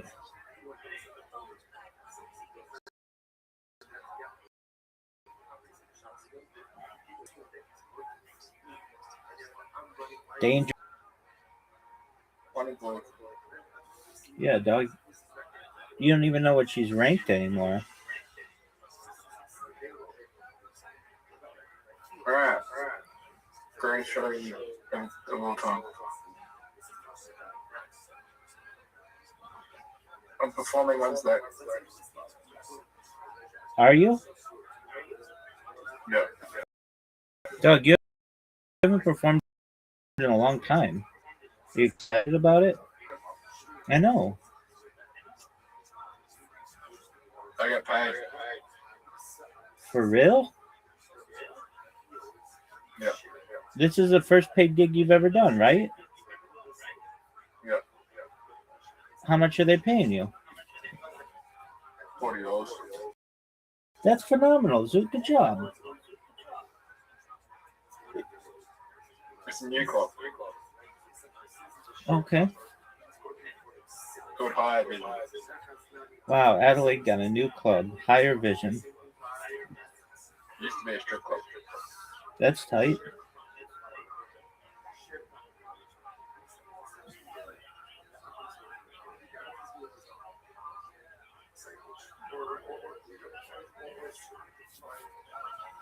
Are you excited? Yep. Do you think they'll ever allow you back after they hear you do stand-up?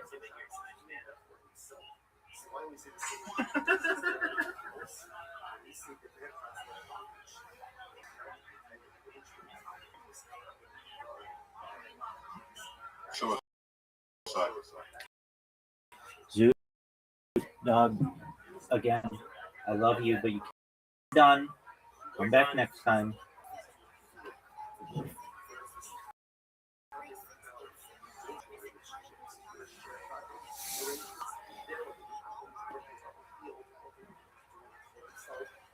Manager as usual and stupid shit like that. It's unbelievable. But here's a little behind the scenes for you guys. This fucking Cam's a superstar. He's a draw.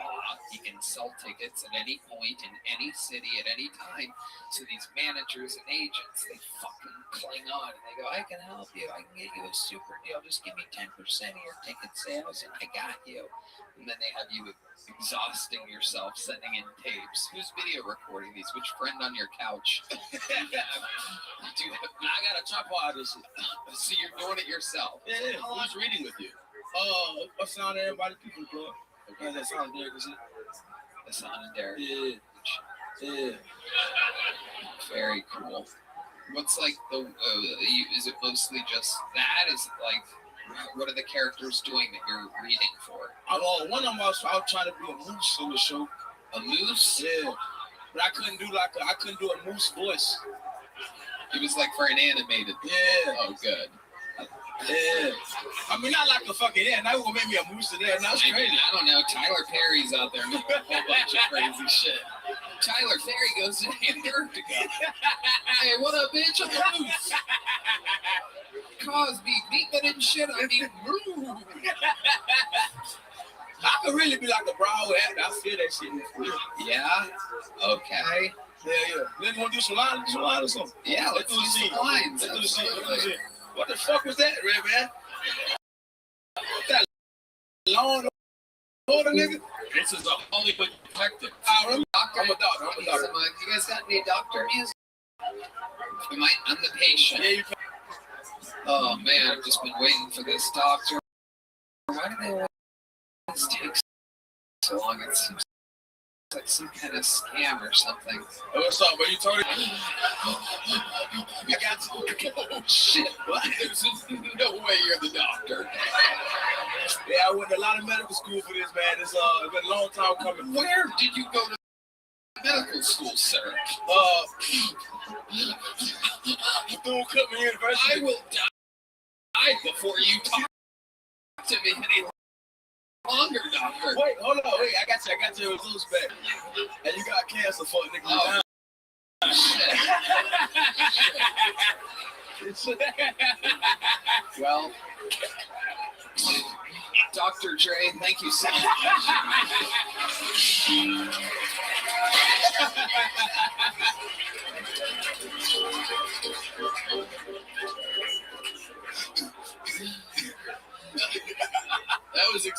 now Christina found out.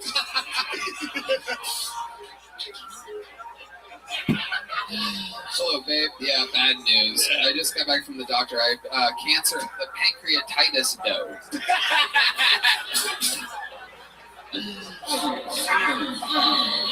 Oh, hey, what that is? The fuck? That is you after breaking your arm. Yeah. And tended both. Oh, yeah. Oh my God, it is unbelievable. One more time. We sometimes use it when the topic of gay sex. Really good. That bitch not gay as fuck. Thank you, doctor. You're so unprofessional. Yeah, she gay as fuck. That's yeah, though. Yeah. It felt gay too. Cam, you are unbelievable. Week after week, your energy, your sense of humor, it's off the fucking charts. One more time for Cam Patterson. All right. He's great, man. Yeah, he's unbelievable. Taking over the world. Bunch of great stuff coming around the corner from him. But back to the bucket we go. We found him out of the bucket. The next Cam Patterson could be next. Make some noise for Mike Ivy. We're going to meet them all together here. Hey, Comedy Mothership. Oh my God, Austin, Texas, new home to stand-up comedy. Love it. Great to be here. Only way this place could be better if there was a Chick-fil-A here. Love a Chick-fil-A. Chick-fil-A. Oh my God. Religion has done some bad stuff, but Chick-fil-A is not one of them. All right? Huh? Oh yeah, love it. Why can't there be more fast food restaurants based on an actual cult? Come on. Get some Scientology tacos. Yummy. Huh? How about a Jehovah's Witness DoorDash? Come on. Oh, fuck, the food's here. God damn it. Jehovah's Witness DoorDash is here. This burger tastes like Jehovah. Shut up. Chick-fil-A in Tempe. Yeah. How about we open this bitch up on a Sunday? What do you think? Yeah? No? All right. How about let's take it at number 6. Number 6 and another number 6. My sandwich is upside down. If you do that at a Chick-fil-A, free holy water with every order. Thank you very much. My name's Mike Ivy. Thank you. So stupid, but it did make me laugh a lot there at the end. The possessed Chick-fil-A customer. Mike, Redman had a real fucking, just abruptly, just furious, because he is our senior fast food correspondent, and it is an extremely well-known fact, and I think you know where I'm going here. You're looking like you're trying to think or be curious, but you know exactly I understand. where I'm going, don't you? Wendy's? Nope. No. There's a Chick-fil-A 2.5 blocks away from here. Oh, I know. In fact, breaking news, Michael Gonzalez, will you hold that up? The entire crew ate Chick-fil-A. You goddamn right. You goddamn right. Because Jesus is Lord. That's right. I'm sorry. But no, you're right. Jesus is Lord. But, how long have you lived in Austin? About 3 years. About 3 years. And, so there's a way to get into that same thing by saying that it's right here down the street. Have you ever looked for a Chick-fil-A? No, yeah. I was going to do another joke, but then I didn't have any water back there, and that joke requires me to do a lot of breath work, and I'm not going to do that. The joke that you were going to do requires you to do a lot of breath work? Yeah. There was no water back there? No water back there. Really? There was Heidi had a liquid death back there, but I didn't want to do that because that would be creepy in my dream. So I was like, wait, that would be Heidi had a liquid death back there, and I was like, and then it was like, I think that's Heidi's, and I was like, I want it so much, but no. I see. Yeah. It was an already open can of liquid death. She kissed it with her mouth full. I don't think that actually happened. It's true. That is a fact. I did not lie. You saw her kiss it. There's a liquid death back there. I said, can I have some of that liquid death? Because I'm ingenious. Who did you ask?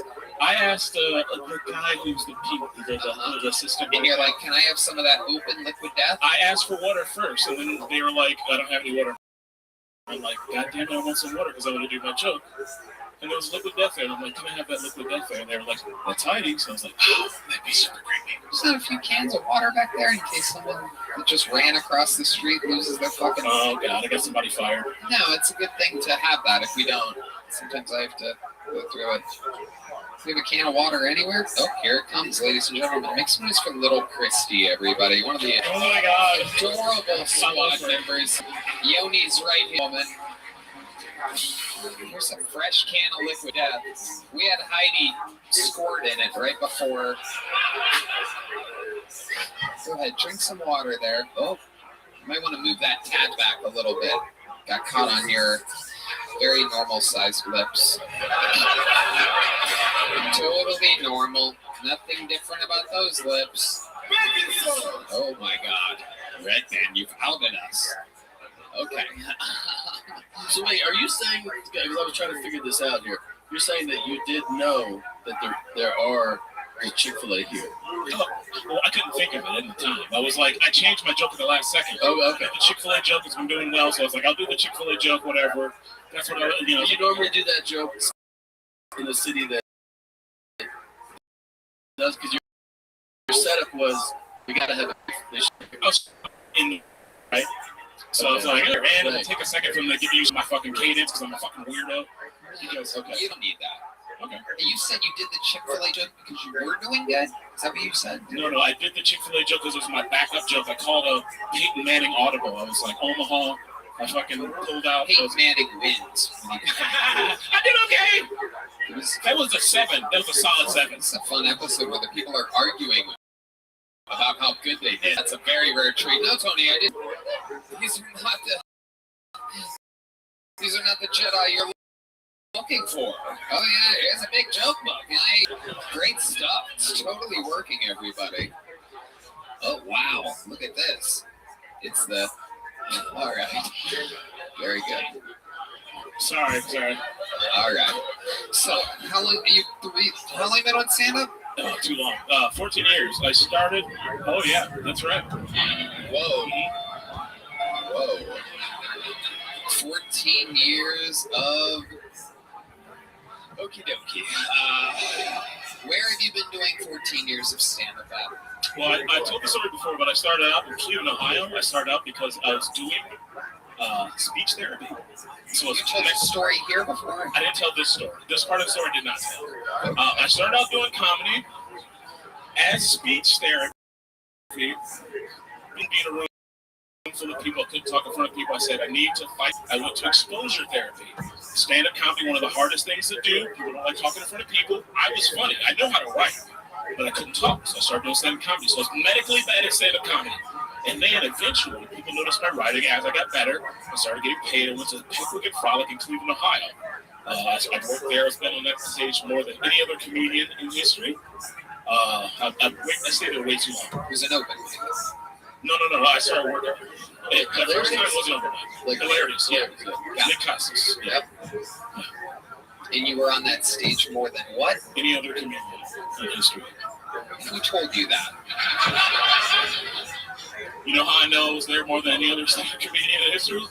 Because I was there more than any other stand-up comedian in history, Tony. I was there way too much. I know what the fries are. I know everything about that fucking club. I know where the bodies are hidden. You know what I mean? Like, I know where there was a rack there one time. I know the whole fucking thing. I've been there way too much. I overcommitted to that club. I loved it. You know, whatever. You ever have a TBI? What's that? What's TBI? Exactly. It's a traumatic brain injury. Oh, maybe. Actually, maybe. Perhaps you recognize this song. It's the TBI song. That actually may have happened. What does that mean? How does it maybe happen? How do you know? When I was a kid, I bumped my head. You got the TBI.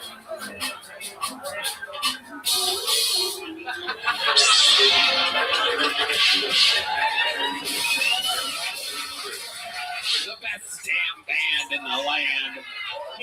Flexing their improvisational skills. How did you two just do that at the same time like that? You guys wrote that? Holy shit. rules, by the way. We're here every Monday. Yeah. This is what we do. Goddamn right. You're welcome. You might be at a Chick-fil-A next week going, man, I just wish I was in a city where there was a Kill Tony taping. Might surprise us. You ever do anything nuts? You have any special skills or talents other than being the most comedian at hilarities in Cleveland ever? Which is very highly up for debate, but we're gonna check you. We're gonna let you have it. It existed for decades before you were ever there. Yes, it did. Did you ever? If they need a black comedian that can cross over, it's very interesting how politics work in comedy clubs. Not here. I'm kidding. Yeah. Please like me. Oh my God, please. Okay. Yeah. I didn't get a little joke. Can I get a little one? Please. You don't get to ask for it, but you know what? Since you asked, we're gonna give you an extra tiny one. There he goes. There it is. Mike Ivy, ladies and gentlemen. He did indeed put it in his mouth. I saw it. I'm just not gonna give him the unbelievable attention that he craves. One more time for Mike, everybody. Ooh la la. Heidi's trying to get me liquored up over here. We got another bucket full, ladies and gentlemen. Make some noise for Patrick Cassidy, everybody. Patrick Cassidy. Here we go. Here's Patrick. Holy shit, what is up? So happy to be here. Anybody else ever walk in on their parents having sex when you were a kid? 17 times? It gets awkward after 4 or 5. Stupid. Kind of my fault the first time. They asked me what I wanted for my birthday. Like, I want to watch. So I've never wanted a bike more in my life. Speaking of awkward birthdays, I just turned 50. 19 months ago. Turning 50 is not so bad though. There's this new thing called FFBs. You guys heard of this? 50-year-old fuckboys? No? Nobody? Fuck, I'm trying to get this going for 19 months. Actually, here's some bad news, guys. My dad died recently. I've been having a hard time trying to talk about it with my black friends because I don't want to think I'm appropriating their culture by not having a black father. I'm just kidding. I don't have any black friends. That's my time, guys. Thanks so much. Patrick Cassidy. Welcome to the show, Patrick. Thank you, Tom. How long have you been doing stand-up? This is my 20th time. 20th time. 3 months, Mark. 3 months. 3 months. 20 times in 3 months. What made you want to start now? What made you start now? My dad and I.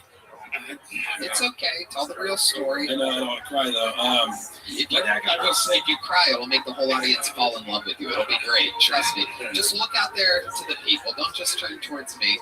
Lift up your hat a little bit, Patrick. There you go. Now tell us why you started stand-up. My dad had a stroke right after the vaccine. Oh. And I've been taking care of him for the last 3 years, 24/7, and we did every Monday.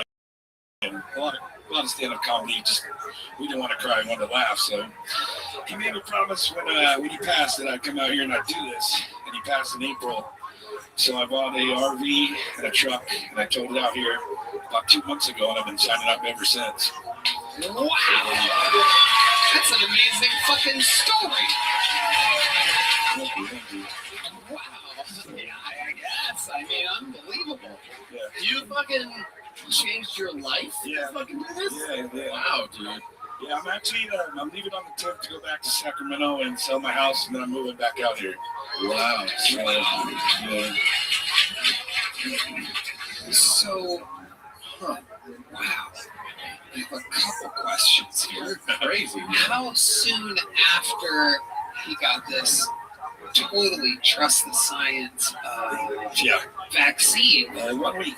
1 week, yeah. 1 week afterwards, and coincidentally, as safe as it was. Lost his ability to walk, 24/7 wheelchair, the feeding. Isn't it funny how we hear stories like that all the time on this show, but you never hear it from the mainstream media at all? With real human beings, with real lives.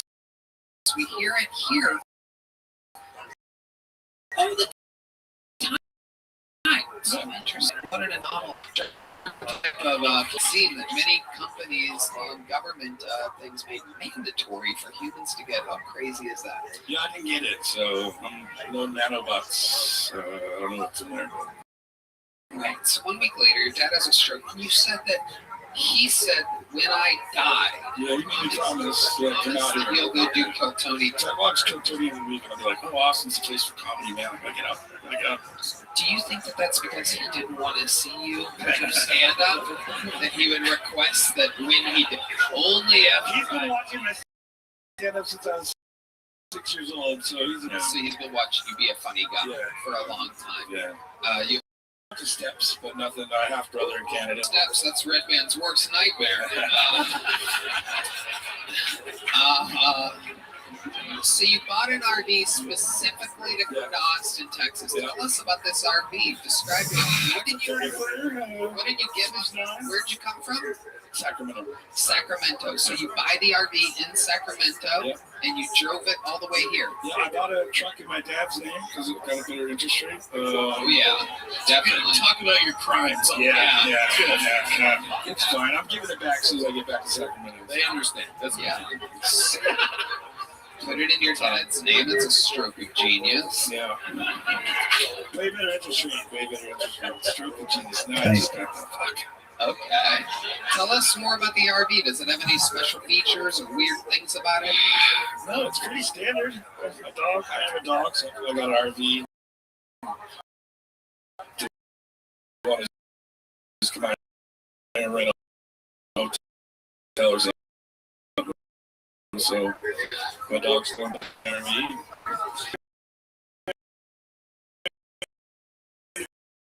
Terrible place to leave a dog.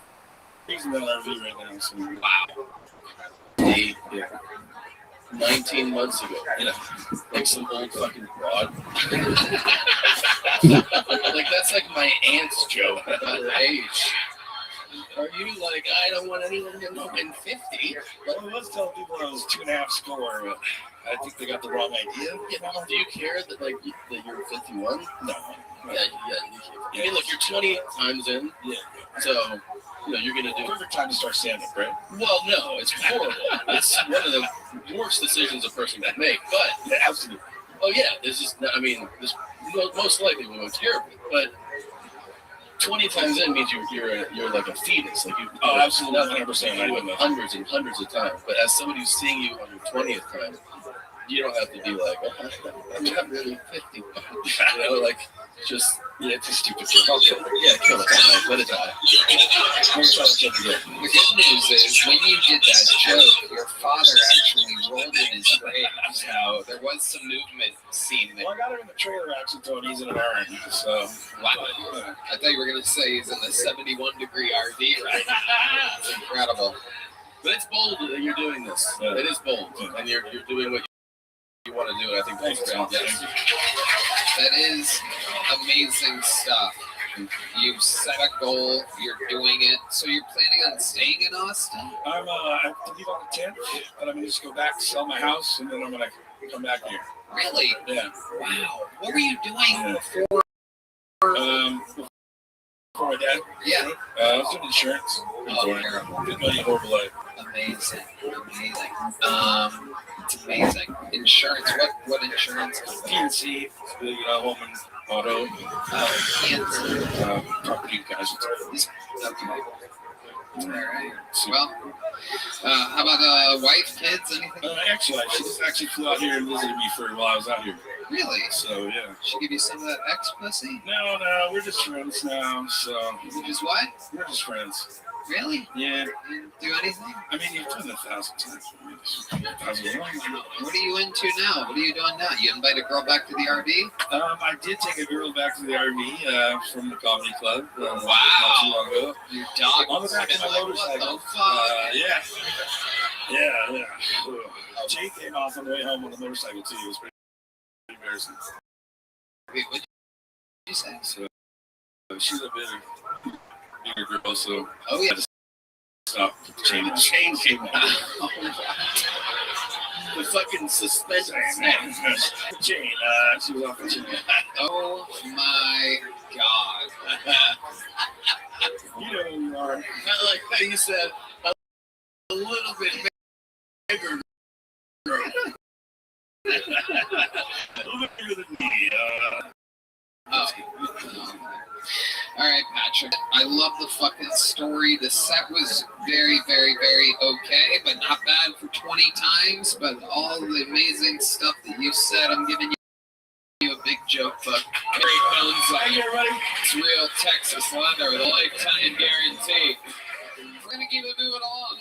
You guys still having fun out there? Let's get a couple more quick sets. Make some noise for this fucking pool. Scotty. How we doing, Austin? So I'm from the Midwest, and senior year of high school, I had a buddy of mine moved from Compton to Iowa, and you know it's tough in Iowa when Compton's just a little better. He moved back after 2 years battling potholes. He decided to go back and fight the Bloods. He's a Crip from Compton, and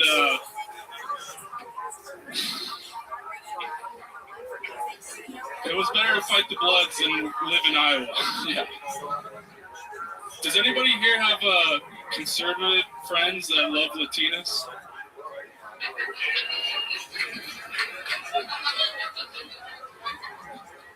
It would make you think the border situation is a little less than a crisis. Like the ideal situation would be like a Mexican glory hole. Like I'll fuck you, but stay on that side of the wall. Thank you, guys. There you go. Hi, Scotty. How are you? Good. How you doing, It's your first time on the show, right? It is. First time in Austin. I love it. Where are you visiting from? From Quad Cities, yep, Iowa. And how long have you been in town? Since Friday. Okay. You done anything fun? Anything good happen? Most fun thing we've done is gay bar. So. Okay. Hey, what happened at the gay bar? It was a great time. No Tony jokes. He wasn't there, promise. I was. But it was awesome. No. Okay, go ahead. Why don't you tell us what actually happened at the gay bars? I can't tell you. I don't remember the name of it, but so much fun that you don't remember. I've been. You do all that. What did you do? Dance. I hopped in the dance circle. What did you do? What song did you? Do you remember that? All of them. All of them. Yeah. Do you want to tell us something else? I got tons of loads of stories to tell you, Tom. Nice. Very nice. Loads of stories. Yeah, we heard that. Yeah. We heard that. So, you go to a gay bar, you dance. How does the night end? In a hotel room with my best buddy, sharing a king-size bed. He organized it.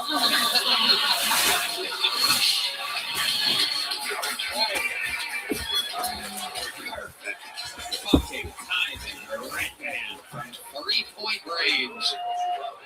Yeah. Wow. You can't beat that. That was perfect. That was absolutely perfect.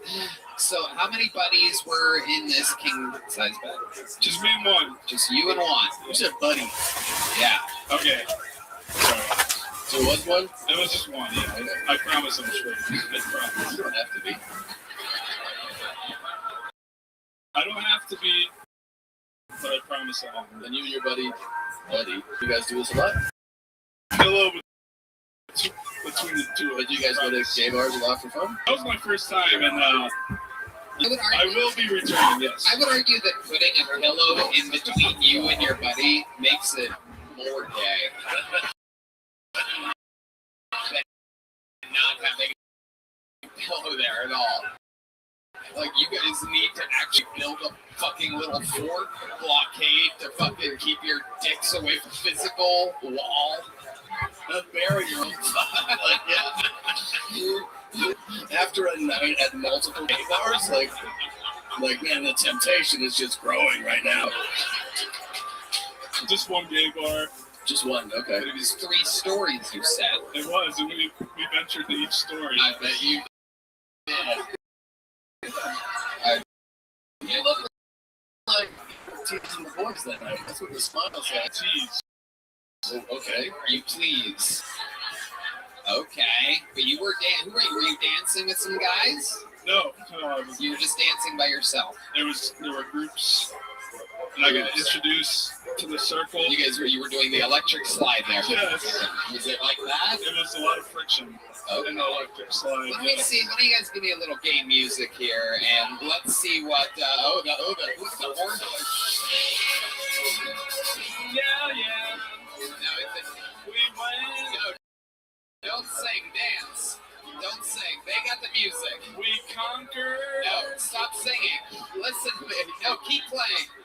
Keep playing. Don't sing, just dance. No dance. Here he is. Gay dancing, ladies and gentlemen.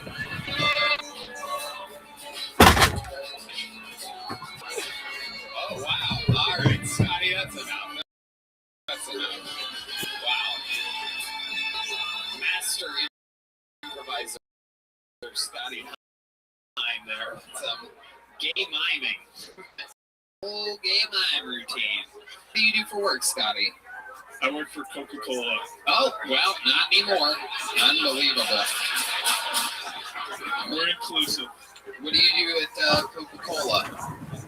I'm in sales. So,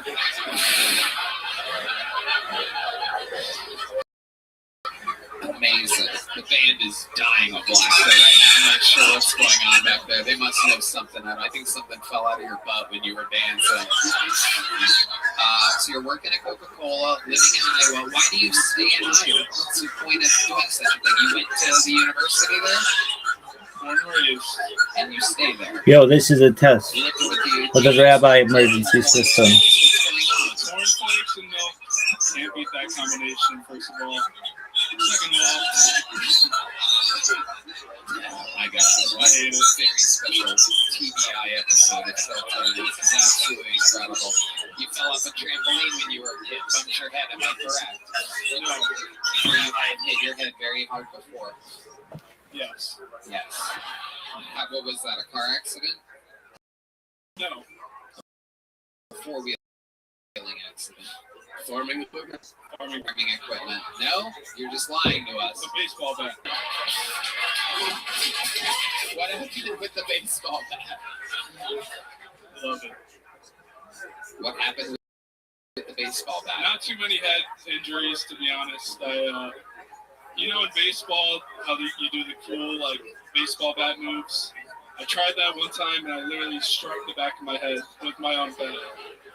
Wow. That's like one of the dumbest ways you can do that. Yeah, it's unbelievable. I have dumber. Yes. Have you ever thought about surrounding yourself at all times with pillows? That's why me and put one between us. Yes. That's right. Okay. I'm 24. And how long have you been doing time, man? Well, wait, that's a second 20th time. That is unbelievable. I didn't hear that yet. I mean, what are the absolute odds of that? Incredible. Did your father have a stroke after the vaccine? No. He just struck my mother. Wow, there you go. Your first joke. You know what? You know what I'm going to do? Just because of that, I'm going to put down the little joke book and I'm going to pick up a big one. There you go. You got one joke at the end. There you go. He slid into home plate. Just stroked my mother, Scotty Hine. All right. Let's go with one last bucket pull here. Ladies and gentlemen, make some noise for Pat Bautista, everybody. Pat Bautista. Make some noise for him. These people waited all day, everybody.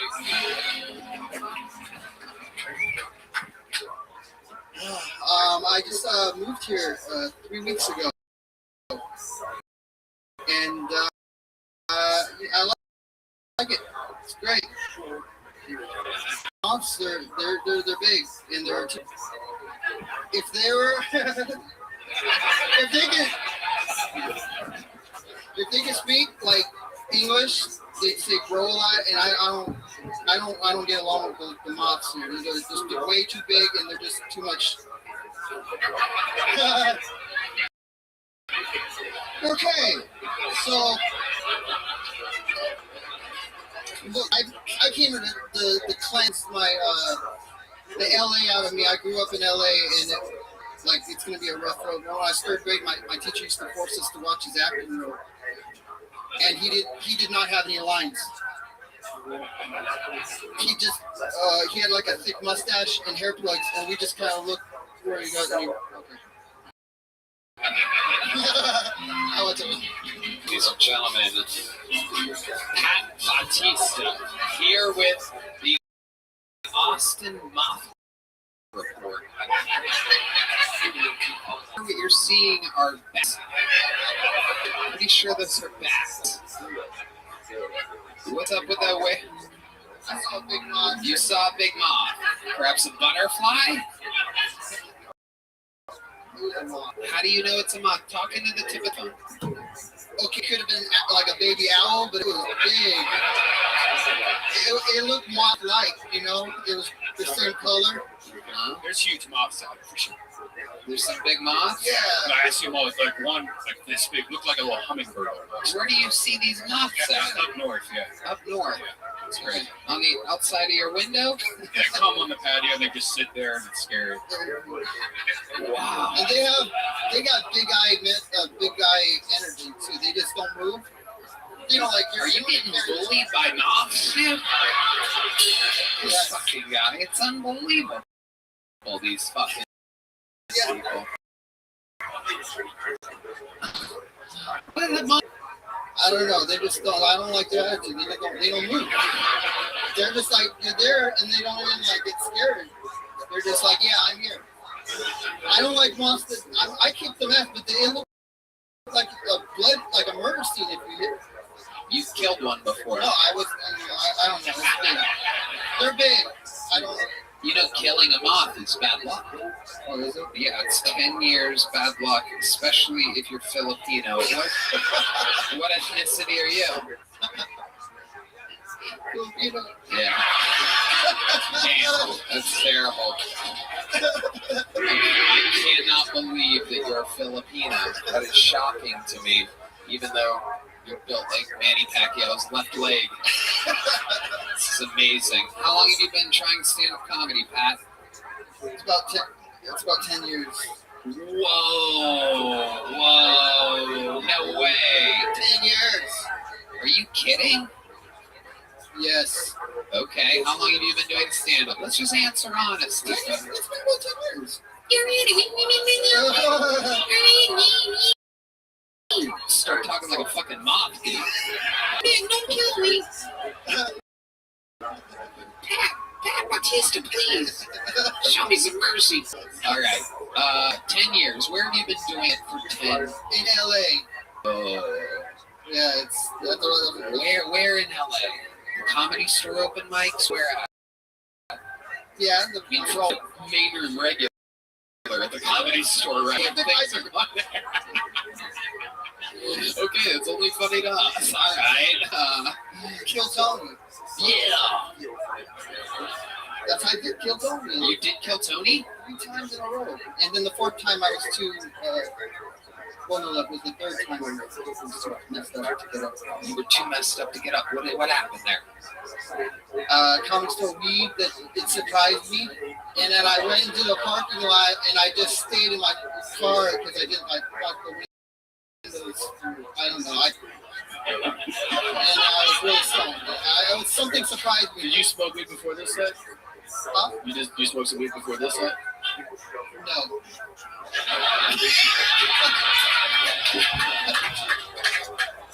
You sound like a good fool. Yeah, well, I just want the answer. Yes, it. Okay, all right, cool. But I couldn't handle the ones that No, because I actually think it's obvious you've been on stage a lot. You're very comfortable on stage. And then when you were just like, I'm talking about moths, I was like, okay. I didn't know how it worked. I didn't know if I get out and just go to my rent or whatever. You said that you've done this show 3 times. That was years ago. The format has never changed. Not for a single episode. So when you say you didn't know, what do you mean? It's been a while. Really, I don't. You watched the show? I didn't remember. Yeah, I was up there. And you heard other people before you, right? You were back there. But you didn't know. I got a little ADD, and so I don't. Certain things don't soak in the brain, my brain. You always just get them up. Yeah. No, I just start. Well, man, yeah.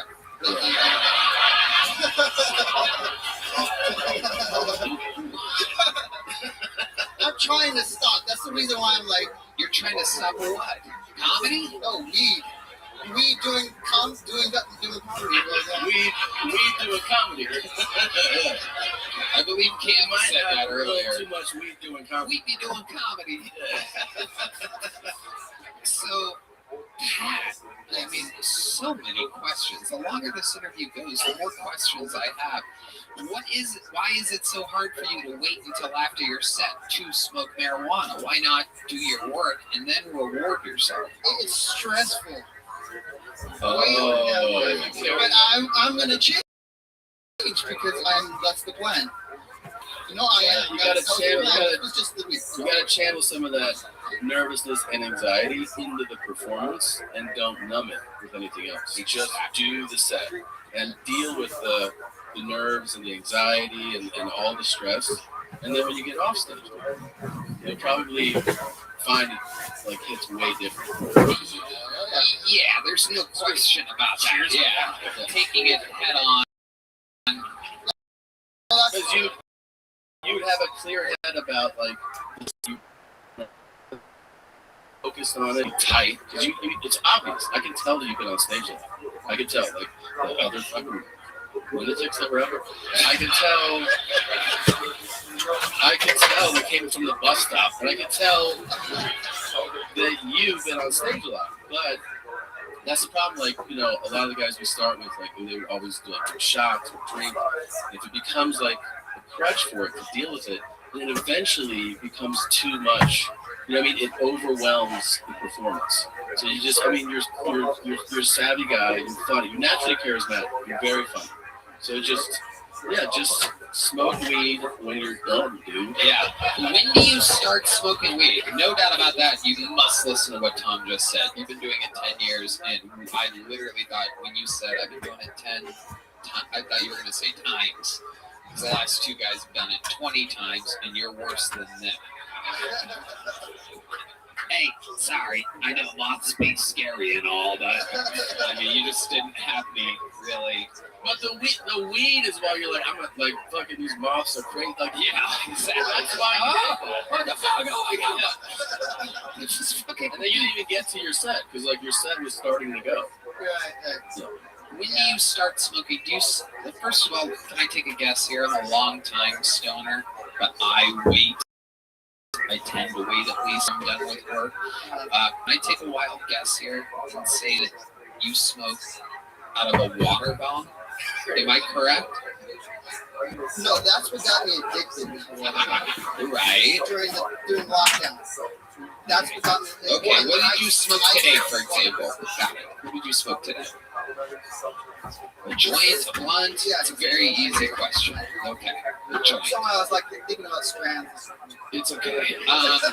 Where were you when you smoked this joint? Stick with me here, Pat. Very easy questions. Literally couldn't be an easier question. Where did you smoke the weed today? Were you in your car? Were you out back?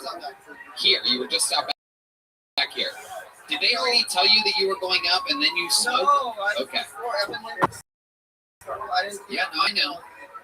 Yeah, sign up hours ago. Yeah, I know. When you started smoking? Yes.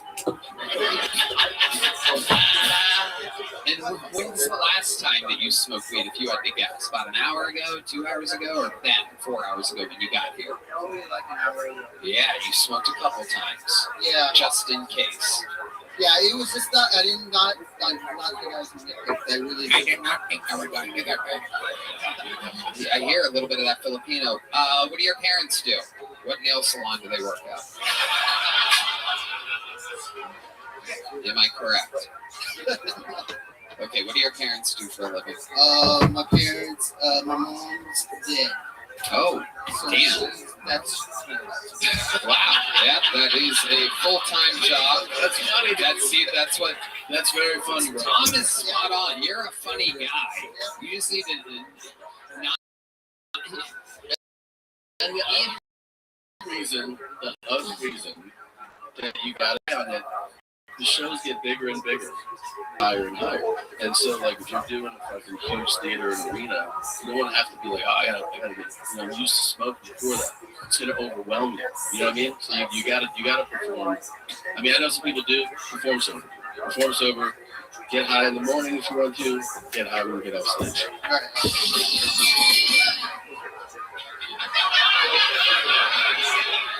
Well, there you go. That's why I've been telling Red Band to not drink before the show for 11 and a half years, everybody. Swears he needs it.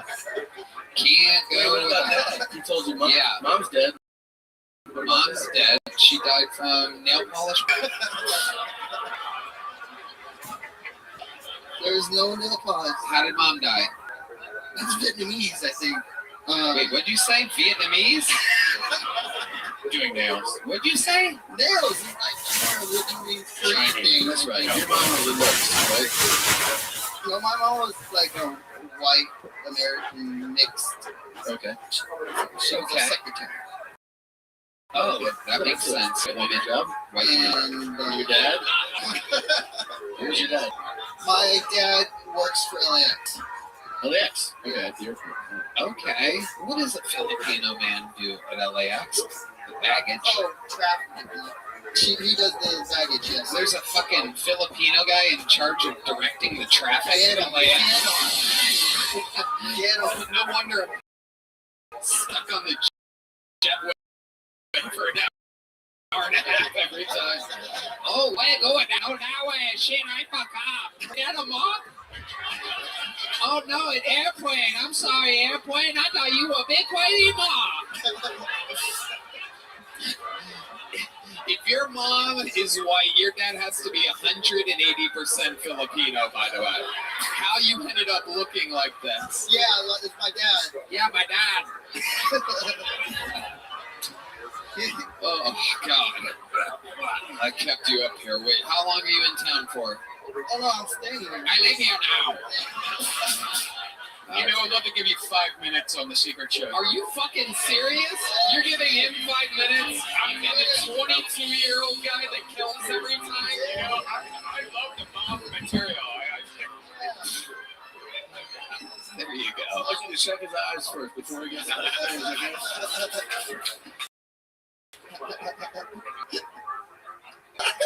Before I let you go, 10 years of stand-up. You got, how many you think we should hear his best joke that he's ever written in his entire life? Ladies and gentlemen, all right, Redman, very smart. I love what he's pitching to me. Redman says, if this joke sucks, you don't get to do the secret show. Oh, man. Oh, man. But how about this? If it goes good, you get 6 minutes of the secret show. An extra 60 seconds. Ladies and gentlemen, 10 years in the game.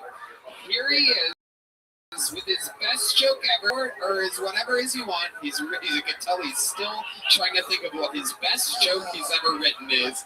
Ladies and gentlemen, Stoner, the son of a traffic director, and a dead white woman.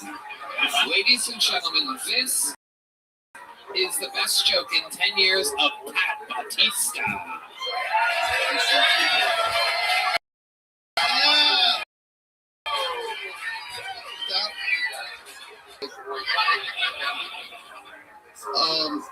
I'm gonna need some money. If you go to onlyfilipinomonkeyfeet.com,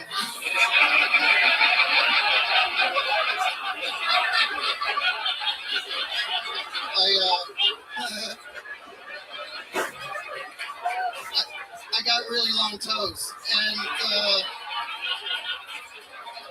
I got some bangers. I got the one where I got holding a banana with my big toe, and then me climbing a tree, right? And then since it was tax season when I wrote this joke, You know those cute little calculators at 99-cent store? I got that on the big toe, and then my W-2s on the next, and then the rest receipts with the caption, "I came prepared." So if you got that monkey feet money, I got you. I'm pretty sure this guy's doing 6 minutes on Thursday. Good enough. The crowd laughed. He should have ended it a minute sooner. But there he goes. What do you... All right, Jesus Christ almighty. He's got little monkey hands, too. Pat Batista. All right. That was fun, huh? I think there's only one way to end an episode like this, ladies and gentlemen. This is a long-awaited return. This guy was out of commission last week. I'm sure he's back. Just a bundle of energy. He is the Kill Code record holder for all time in the history of the show.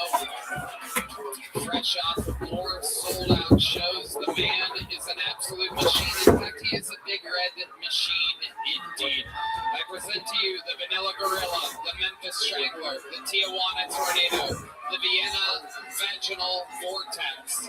This is Lights Out, William Montgomery.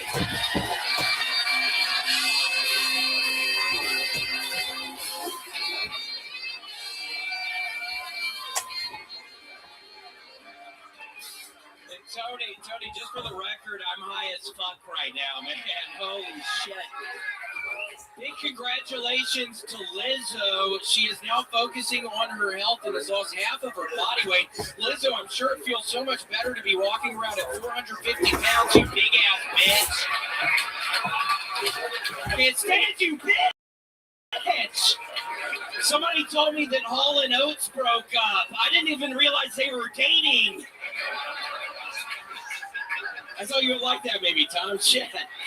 Hey, Tony, what do you commit when you quit smoking cigarettes and start using pouches? Infidelity. Look, I'm not saying Red Band has monkeypox, but why is his fiance now calling him Honky Kong? Okay, that's my time. Hell yes. 55 seconds of thunder and lightning. Only he can do it quite like that. Calling Lizzo a straight up bitch. Yeah, she is nasty, but she is losing weight, so I'm really happy for her. It's gonna have the years to her life.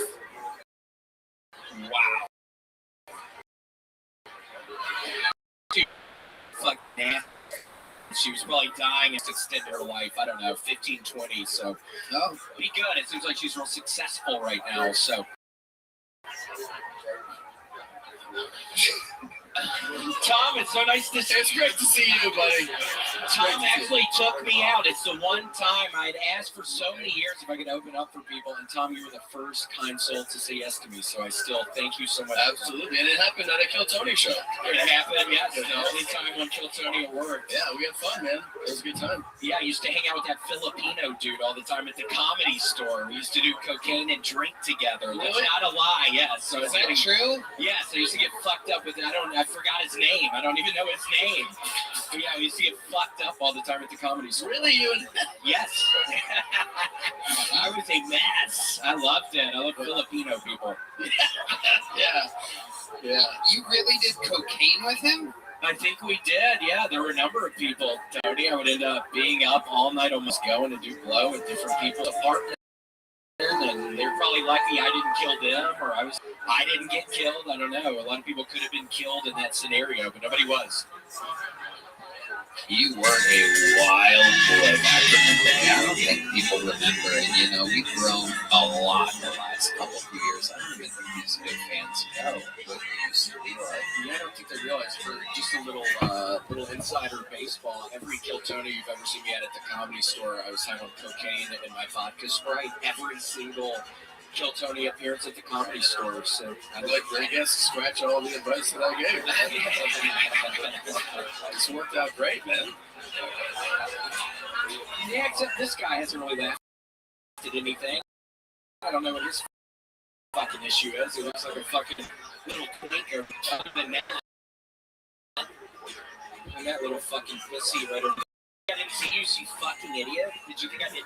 Tom is, I look up to Tom, so don't fuck with me when he's up on the stage, dumbass. You must be one of the idiots talking shit or something. I can tell just by you're not. Wow. This guy's been laughing the whole time, William.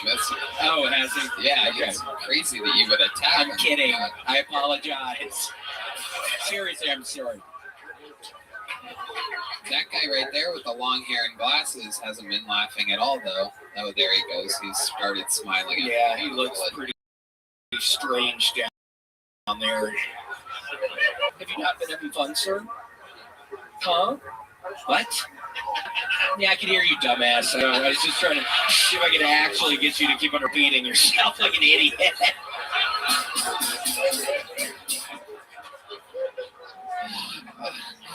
But yeah, Tony, it is so nice to be back. Yeah, I'm sorry I missed out. I wasn't feeling it, and my voice even right now is totally wrecked. So we'll see.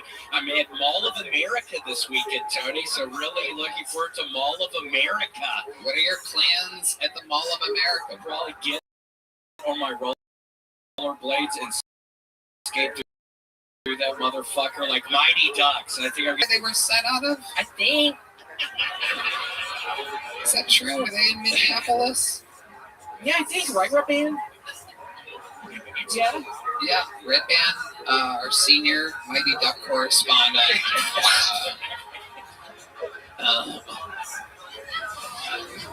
Wow, so the Mall of America. I've never been to the Mall of America. I've heard about it a lot. Have you been there? Oh, yeah, I've done a couple of weekends there at the House of Comedy.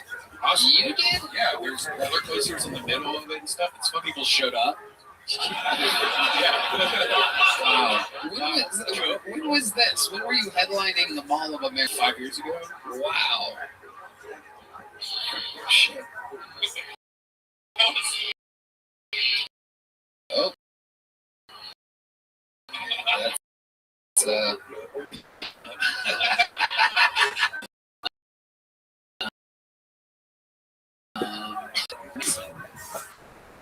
That's so what else is going on? And I'm just, Tony, I don't know. I'm feeling very strong about the comedy, as strong as ever, but I gotta take a little break here soon. I have to take some sort of a break, Tony. Is that funny? What's kind of funny about that? You can only imagine what I'm going through right now, you dumb motherfucker. You can only imagine. What's funny about that? Seriously, what was funny about that? Just might be me struggling or something, and you take a little break. Is that what was funny about that? Huh? Is that what was funny? You kind of struggling a little bit in my life? Yeah? Oh my gosh, thanks, sir. Thanks, you fucking idiot. Look at you. You look great. God. William, have you been on the road a lot? I have almost every weekend. It's been wild. You've been gigging a ton. I have been a lot. Okay, so you're kind of getting burned out from the road? Yeah, no, it's wonderful, but I just have to take a little break. Yeah, that's normal. You should. So, it's been a lot of fun. Please, if you have a birthday, get a cameo, please. But those things are they've continued to take over my life. I'm now the number 7,200 of the motherfucker.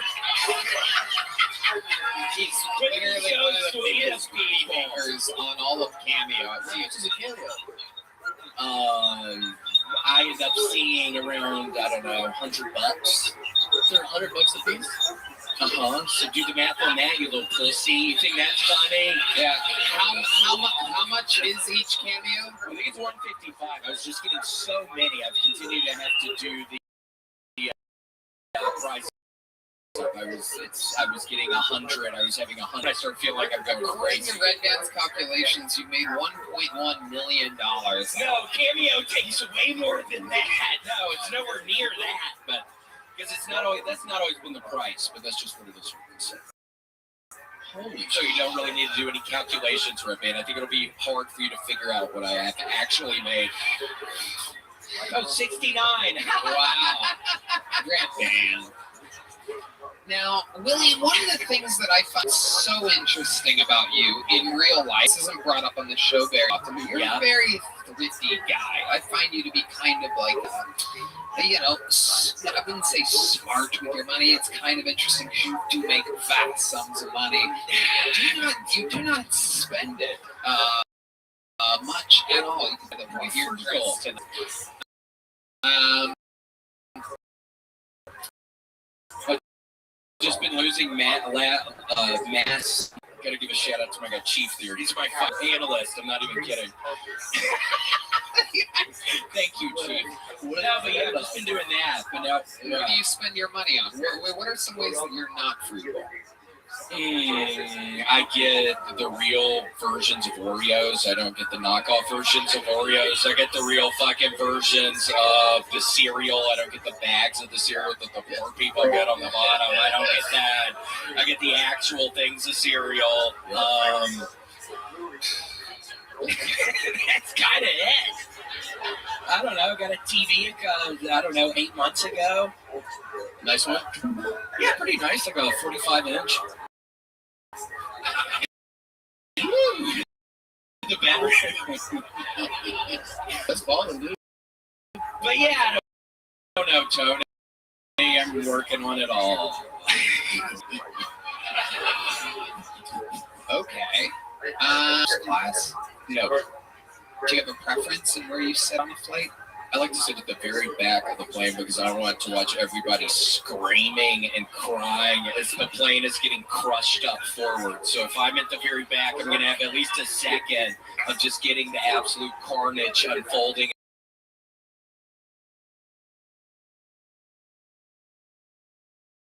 Absolutely done it again. The only way to end a show like this is with you. Is there anything you want to do to take us out, William?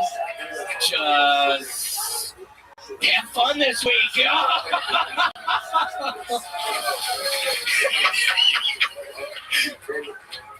You think you'll always be? You think you'll always be in the back of the plane? Shit, I think I probably. William Montgomery, ladies and gentlemen. We did it again. How about a hand for Tom Segura, ladies and gentlemen? Get your damn tickets to the Moody Center, February 22nd, 25, in the Ball Arena in Denver, September 14th. And everything else, awesome, fun, social podcasts, everything. Go one more time for the best damn band in the night. Matt Mueling on the guitar, John B is on the keys, Michael Gonzalez on the drums, Carlos Sosa, Fernando Castillo, and Lola Vallejo, the drawing room, Chris Rogers, Cam Patterson tonight. I love it. Thank you guys so much. Red Band, you want to say together? Thank you. Thank you again to Tom Segura, the fucking man. Thank you, live audience. Good night,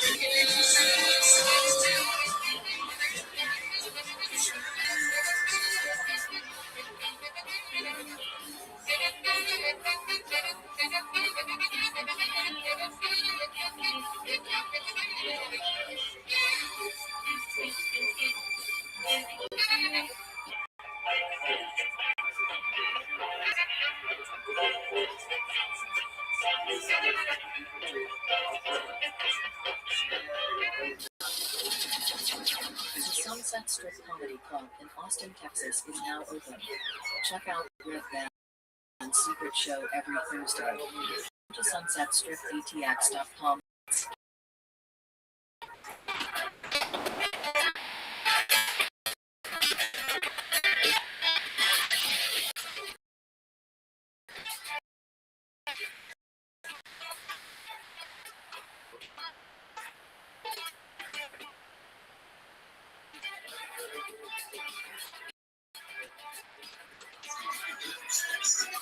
Checking if I can hear my voice.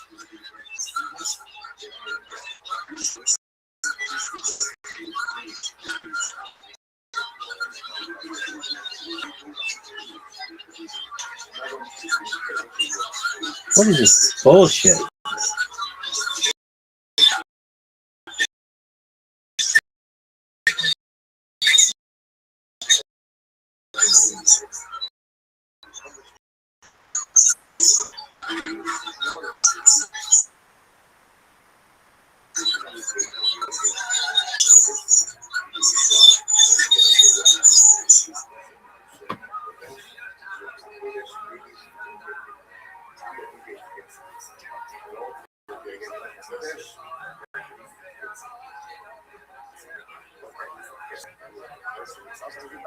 Ladies and gentlemen, welcome to the Tim Dillon Show. We are here in spring. Has sprung. We have the spring background. I believe that is the Tulip Festival.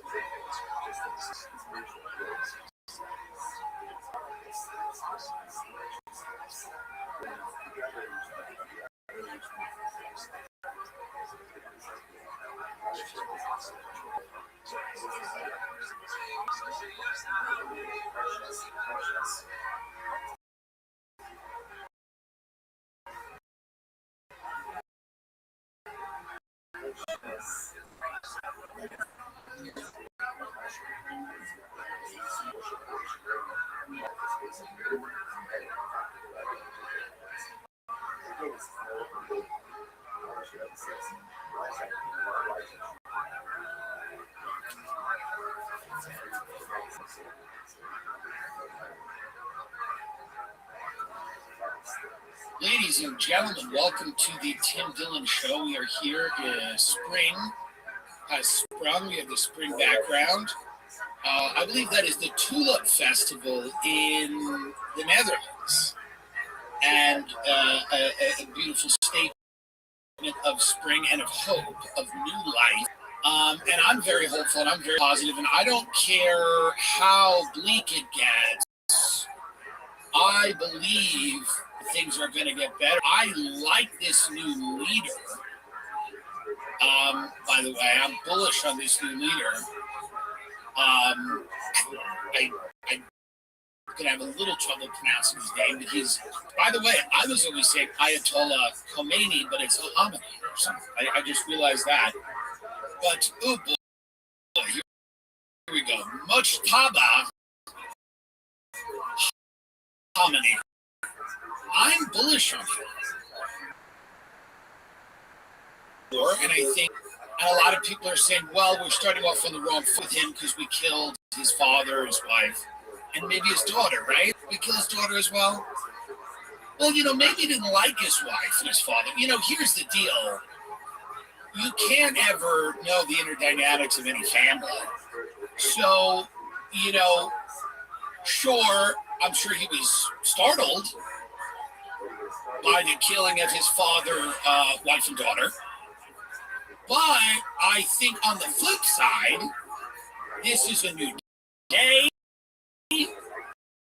for him. He gets to be the leader. He can get another wife. He may have had multiple wives. That's part of that thing they did. And because a lot of people have been saying, rightly so, like, hey, well, we killed this guy's father, wife, daughter, his family, and that's probably going to make him angry and kind of like attacking his country and killing his family. He's going to even be more dedicated to getting a nuke because that would have prevented this.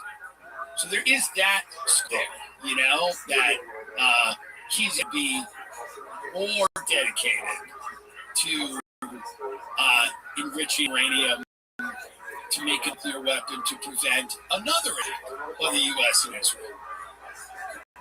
You might say that, but I think this guy might could. I don't know why. I just have a feeling. I just have a feeling about him. I have a feeling about him, and I have a feeling about this whole thing. I know that we're sending more warships to the Middle East, Marines, but I still think we've won and we're done. I know to the Middle East as Iran stepped its attacks on the Strait of Hormuz, according to 3 U.S. officials.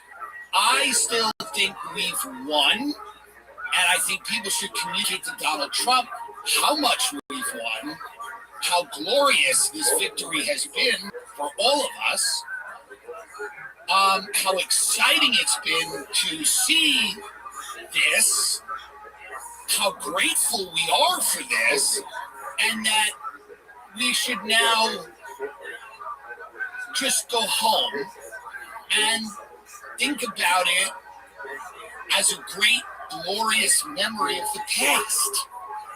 But I mean, the liberals will fuck it up if he goes, I won, we're done. The Democrats will be like, you didn't win anything. You actually lost.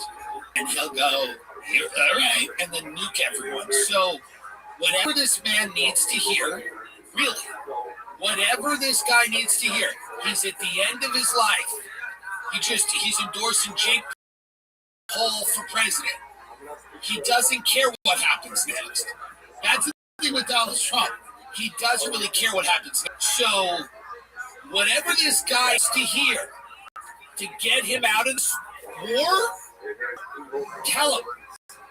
Tell him that. Whatever this dude needs to hear so that he can get us the fuck out of there, because this is, and listen, obviously we also are the U.S. military. That's why we don't want them dying for no reason in Iran, unfortunately, or sacrifice. What I'm saying is that if we get a crazy leader than the one we had before, I don't get it. But Trump is just kind of on a farewell tour, and take a look here. He's endorsing Jake Paul for political office, and you really have to think, you know, like we things that people get in their lives and don't deserve. You know, somebody gets sick, whatever, in a bad car accident. But you know, this country deserves everything we get. Everything we get, we really deserve. I don't know how much of it anymore can be blamed on outside forces, you know, or even these billionaires that are, we know, evil and bad, a lot of them. But the common person here also is unfortunately really sadly culpable in a lot of this. People that are cheering on this war in Iran have no fucking clue why we're there. They don't care. They're happy to just see violence. You know, they're happy to see things blow up. They're at a bar in Florida. They're excited about the Ayatollah getting whacked. They don't know why. They don't know what Iran did to them. They're just happy to see violence and chaos. And those are the people who are culpable for what this country, make no mistake, we're going to get it. Those are the people who deserve it. Those are the people who deserve it. When the gas spikes and no longer in the Middle East because we were thrown out of the Middle East because Iraq attacked all of our bases, we didn't defend them, and a lot of these Gulf states don't want much to do with us. When all of that happens, and regional power there, and becoming a global power again, this is out of Netanyahu's mouth. When all of that happens, the people that cheered this on from their backyard in Long Island, without a goddamn thought as to why we were doing it, it just felt good to them. It was a way to own the lid by sending troops into a Middle Eastern country. These people are all hopped up on pharmaceuticals and French vanilla coffee creamer. They have a bloodlust insatiable. This American has a bloodlust that is absolutely insatiable. Nothing is enough for these people. Nothing is enough. We're becoming a sexless country. we're a joyless country. Our oil is in exporting violence and sitting back and watching it. It is the only thing that unites people and gets them excited. They all have a bloodlust, and they want things to blow up, and they want people to get hurt, and they don't care that we bombed a school of Iranian children. They don't care that a Tomahawk missile ripped through a school, killed 165 people, many of them in the ages of 8 and 10 years old. They don't care because many parts of this country are a moral black hole. They are a moral black hole where there is no morality. They're amoral. You say, well, they have bad morals. No. They have no morals. They're a black hole. Bring on what's happening on. They cheered on what happened in Iraq. Okay, 20 years after that, everyone in this country has less money on average. People do not own homes. People still don't have health care. People are in no better position financially than they were, except the top tier. And those are the same people that cheered that on. And here's the president now endorsing who I believe, and I called this year's guy Logan Paul, but it'll be Jake. But I imagine that is what will come next. That is the inevitable next move here is this. Got us. Trump's got us. God bless. Love you, Kentucky.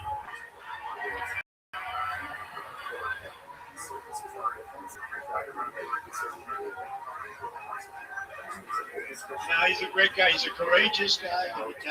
He's a hell of a fighter, too, by the way. And I just want to say, I'm going to make a prediction. Look at the people. Can you just pause this for a minute? And look at the people that are still in this crowd.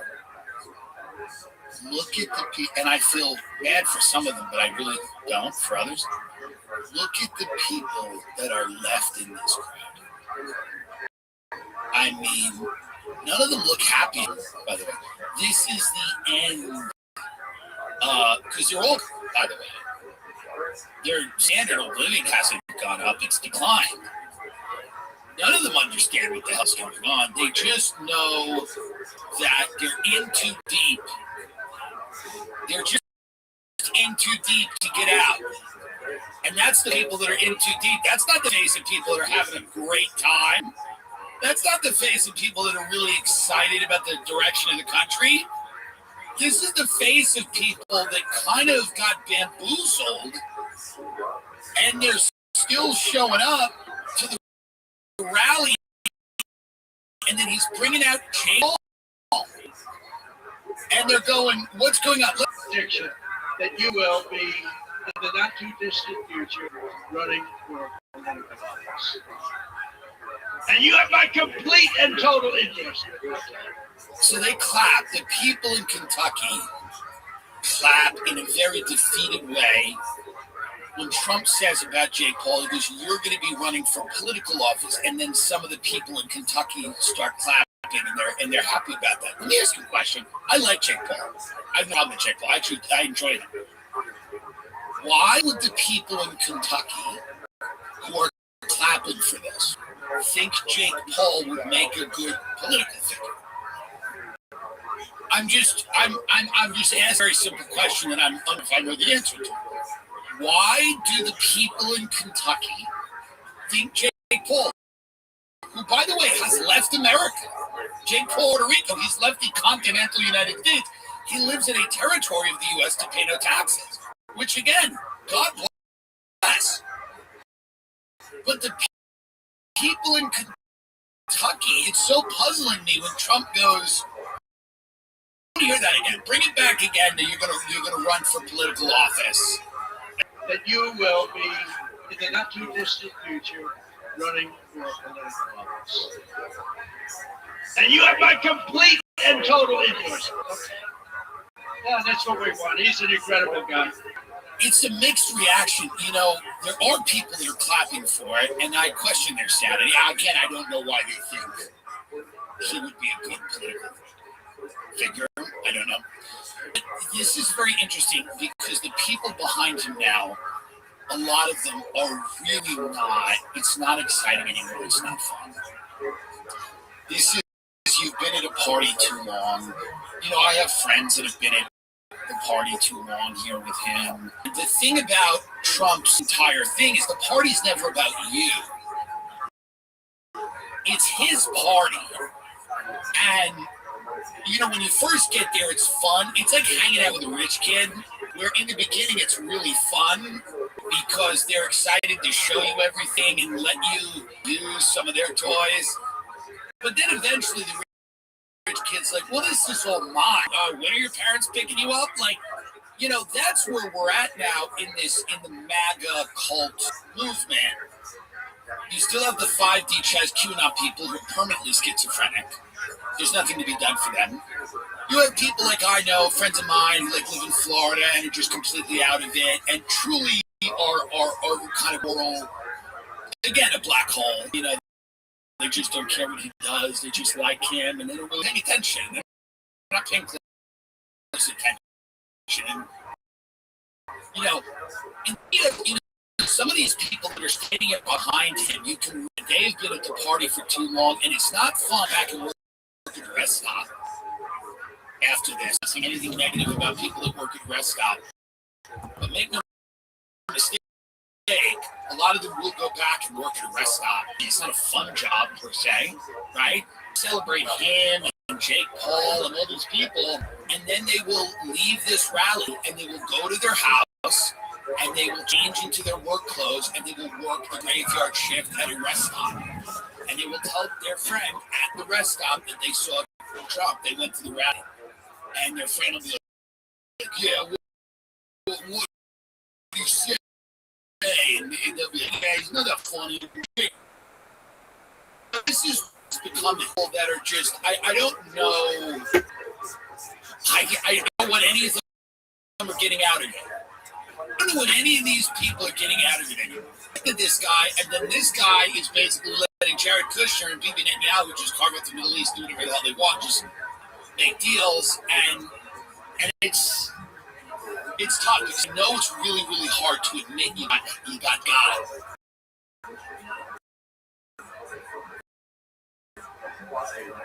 It's really difficult to admit. Almost no one can have been taken advantage of by someone that you respected, by someone that you liked and respected. This is actually fun to do. It's easy to say you got scammed by some stranger. Someone that you trusted, respected, liked. And a lot of these people here, you know, in the back of their head, they can't admit to themselves yet, but they feel like they've been taken advantage of. This is not about them anymore. It's dawned on them. It's not really about us. This is about a lot of other things, but it's not about us.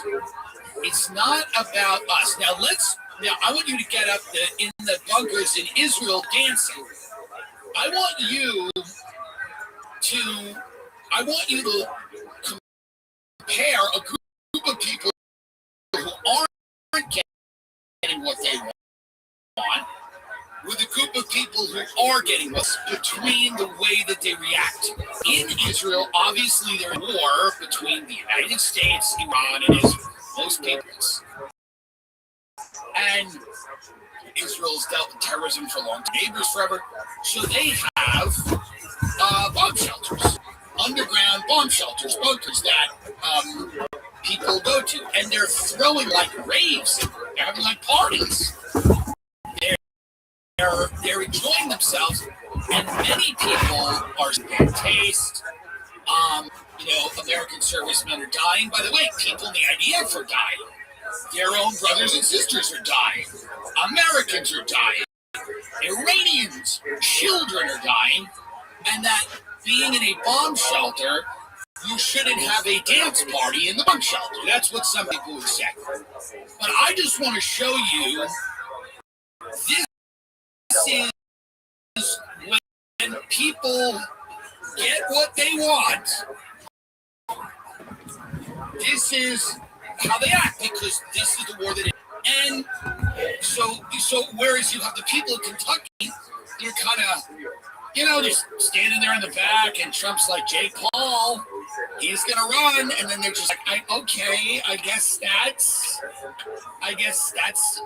we have to support that, and the joy is draining from their face in Kentucky because it's not about them, and they know that. But let's go to somewhere else, and let's see if they're having a good time.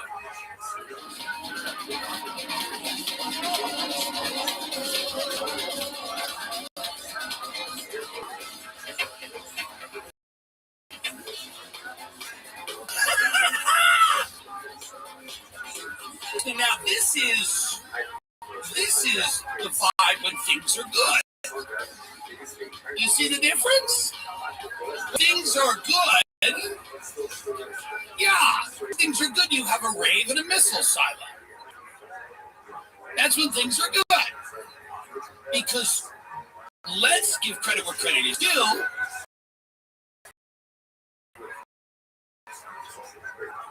Israel's got us pretty much. Again, it's from our own Secretary of State. And won. So why not throw a party? Nobody's throwing a rave in Kentucky. Nobody's throwing a party. Standing there behind Donald Trump and Jake Paul. Nobody's doing that. Because they're not getting anything out of it. They're not getting a goddamn thing out of it. It's a hair growth supplement, and it's tailored at every age. Because of hair changes over time in your routine, I'll just recommended hair growth supplement brands by over 1.5 million. Supplements are backed by peer-reviewed studies and NSF content certified, the gold standard and third-party certification for supplement. Nutrafol, men for ages 18 to 49. Hair growth and achieve thicker, fuller hair. And new Nutrafol Men 50 Plus, the first and only hair growth product specifically formulated for men 50 plus. Start Nutrafol today and make the hat optional. Visit Nutrafol.com and enter promo code TIM for $10 off your first month subscription and free shipping. Find out what Nutrafol is the best hair growth supplement brand and Nutrafol.com promo code TIM. That's NUTRAL.com promo code TIM. Everyone that visits me says, what are these guest room mattresses? I go, they're Helix. And they go, this is the nicest mattress I've ever slept in all my life. And I go, yeah.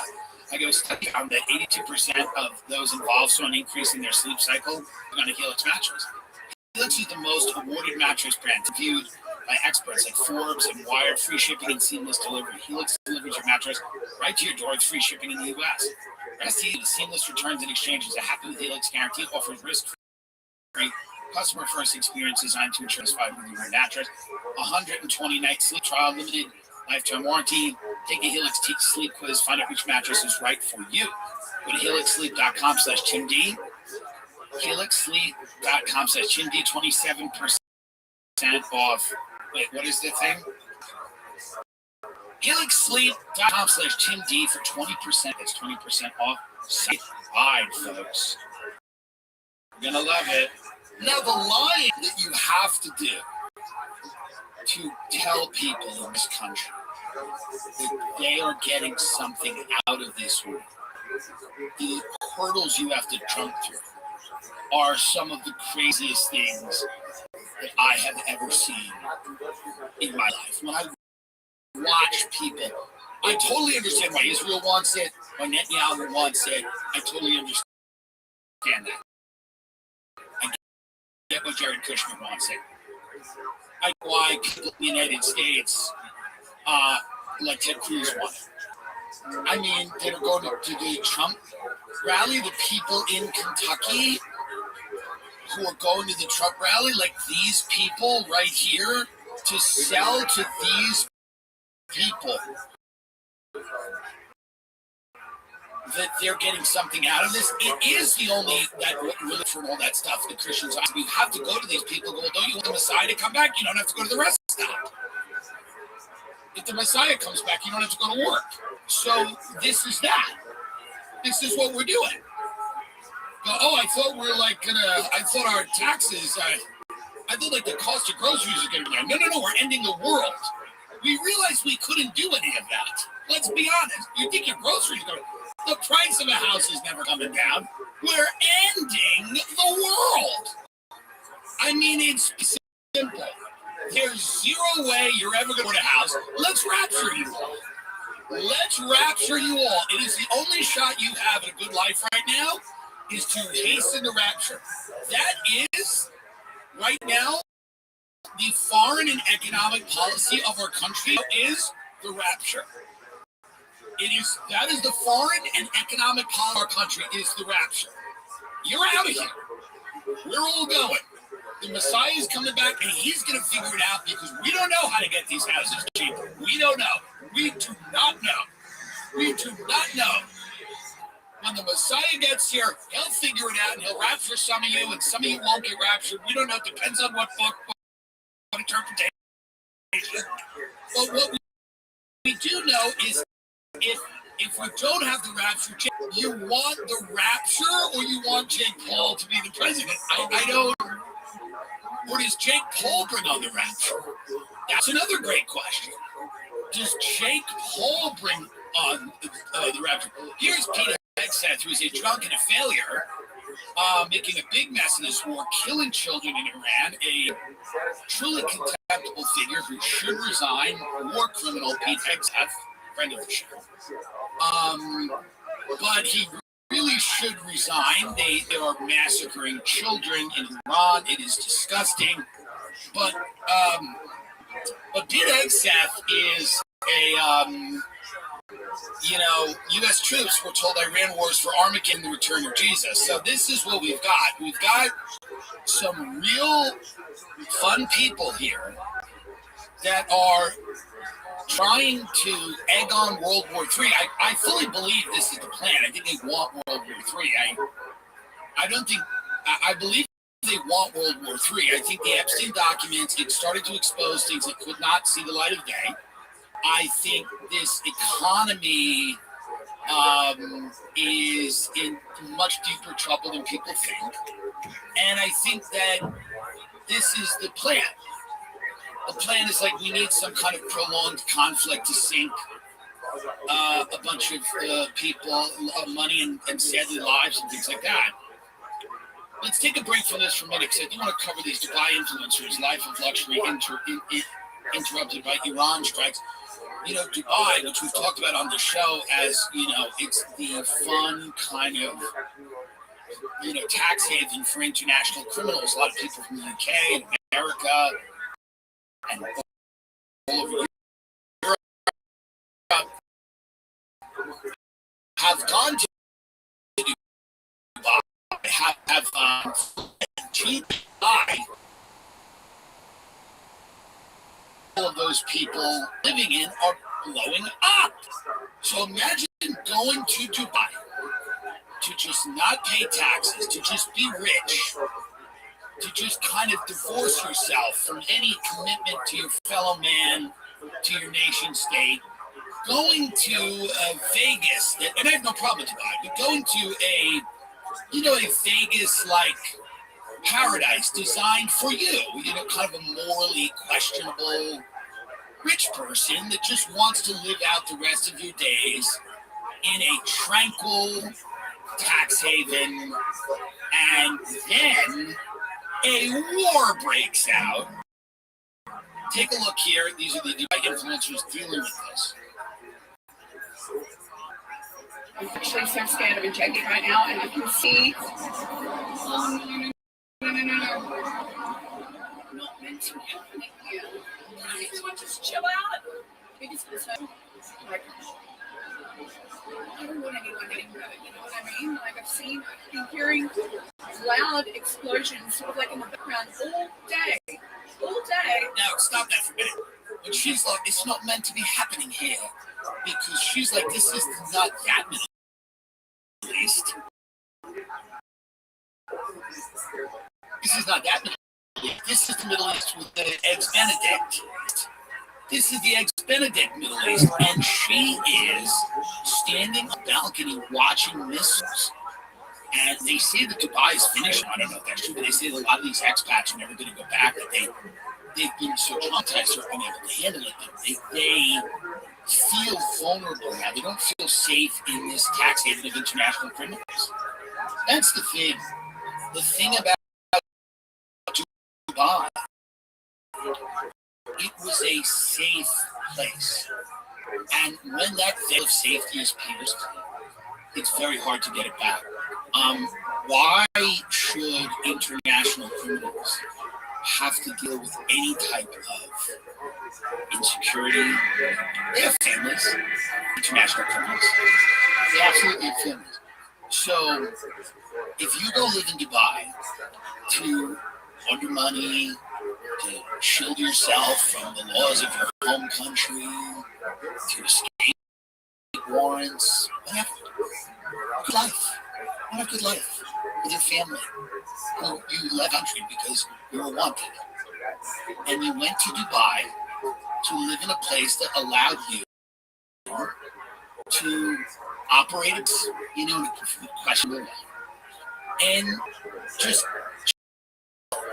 like she said, why doesn't he just chill out? And now sitting there, and there are missiles coming in. There are missiles coming in. And all of the narco traffickers, human traffickers, Bitcoin scammers, hustlers, all of these people, all of the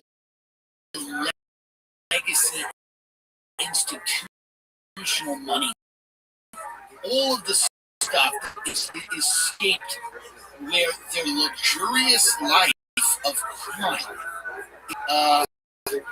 upended. Let's watch a bit more of this. Oh, the sound. It shakes the windows. I don't know how to explain it. It's like the radio sound ever. And now I'm saying this is not fun, guys. We're supposed to be in the safest place. I mean, this is just laying back. I love the UAE. I love being here. I feel so safe all the time, and I can see it. Like, it's just. They're unhappy. They're unhappy, and there's nothing to be done about it. And this is going to. Oh no! In a herd. What's this? Oh dear.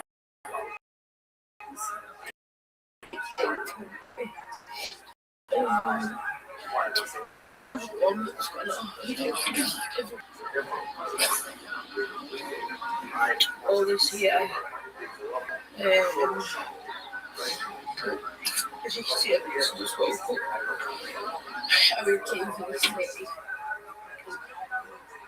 MJVC yeah, nothing else just going on. By the way, stop it. How much longer should society go on for? You know what it is? Like, whenever I get upset about like what's inevitably coming, how much longer should this woman has so many injections in her face? This is the craziest thing I've ever seen. I mean, she's sitting in a hotel made by slaves who get literally whipped, and you know, she's just watching. She's like, oh, there's a fire. Oh, there's a fire. How much longer can this civilization go? It's unbelievable. It's completely crazy. By the way, you know, half of Dubai is just like people paying money to like literally like shit on like a lot of this, and then having women shit on them. There's a lot of that in Dubai. There's a lot of that going on where we're not treated. You know, some of them are treated good, obviously. There's an underbelly there. There's an underbelly everywhere. But this idea, and I feel bad for the people there, but there's something oddly not satisfying. I don't want to use that word because obviously I don't want anyone to be take this the wrong way. But there's something interesting about violence that this whole system is built on coming. The type of violence that the entire system is built on is now these people, and they're shocked. They're shocked. You know, they're completely they're completely, you know, like beside themselves. That the type of violence that we've watching on screens for a very long time is now in their physical reality. And they're like, what? There's a bomb over there. There's a missile over there. Darling. Darling, there's a missile over there. Darling. Let's watch a little bit more of her.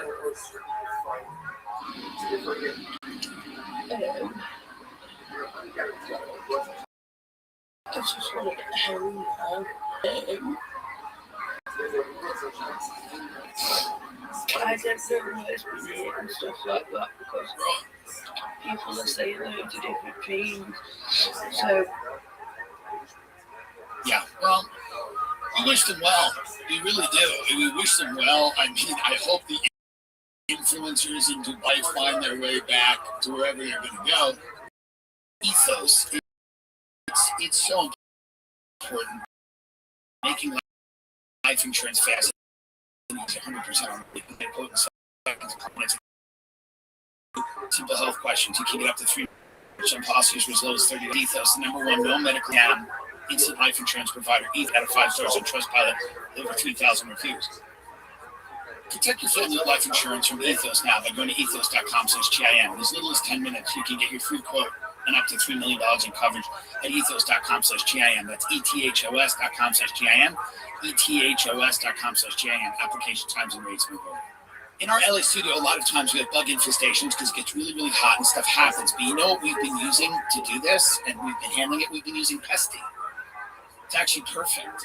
It really works. With Pesty, you can get started at $35 per treatment plan based on your location, bugs, and climate. With the do-it-yourself kit, there are strangers in your house or appointments to make time for. Pesty gets rid of over 100 different types of bugs, from spiders and ants to roaches and scorpions.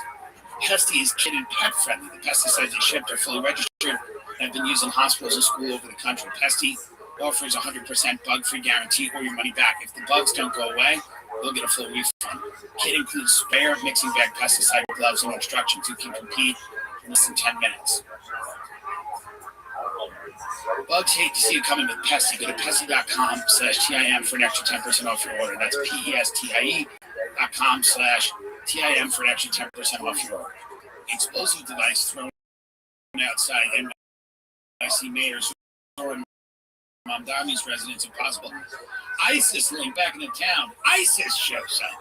The 2 suspects were attempting to throw explosive into an anti-Islamic protest.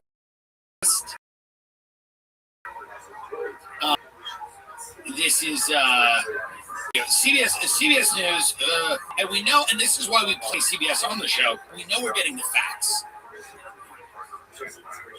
The New York City Mayor, Zohran Mamdani, and the city's police commissioner will hold a press conference this morning about the incident over the weekend where improvised explosive devices were thrown during rival protests outside the city's official mayoral residence.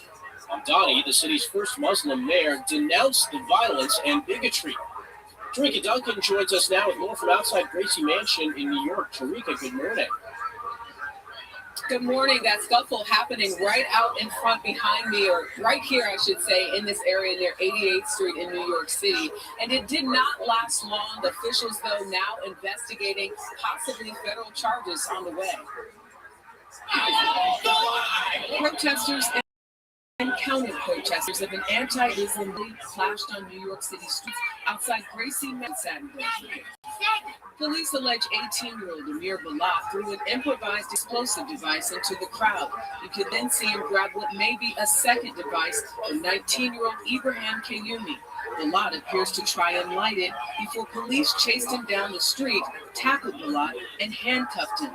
Neither device exploded. Well, Mamdani, and listen, and this is why I think Mamdani actually did a job. You know, he appointed him in his administration. And I think that's the only way to solve this. No, I do. No, I do. And I think it's basically was like, this is a troubled man. and really what he needs for the city and not against it. So Mamdani, those two guys who were throwing explosives from Mamdani, they're now working for the mayor's role at city. We'll see. We'll see what's going to happen with all of this. There's too many kids. There's too many people in this country right now who are like sloppy terrorists, like ineffective terror. You know what I mean? Like embarrassing terrorists. Like we have too many like incompetent goons that can't. They're like early terrorists. They're all like theater kids. Everyone's really become a theater kid that can't do anything. Now I'm not saying terrorism is good, and I'm not saying that we should be encouraging it at all. I abhor terrorism and all violence. But I mean, it is kind of like, I mean, could these guys even get on the plane in September? Like, would they even be able to get on the plane? Like, it's just, they're so wildly, and look at dude. He doesn't, look at him. You don't know the cops that way? You didn't know they were coming that way? Look at this. Look how stupid it. Look at this. This is crazy. This is insane. These are incompetent, idiot terrorists.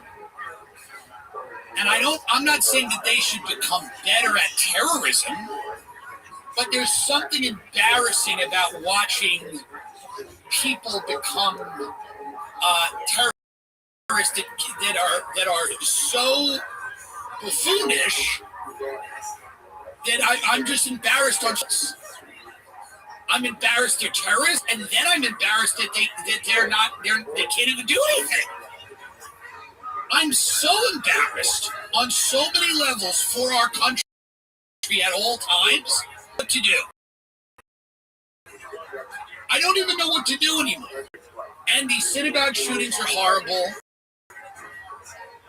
And anyone who's trying to show up to a synagogue, listen, all of this stuff is incredibly negative. And any type of identity politics has always been my least favorite thing because it robs people of the only thing that makes them interesting, which is their humanity and their personal story, like what somebody overcame in their life, or where somebody's from, or what their passions are, what their interests are, whatever.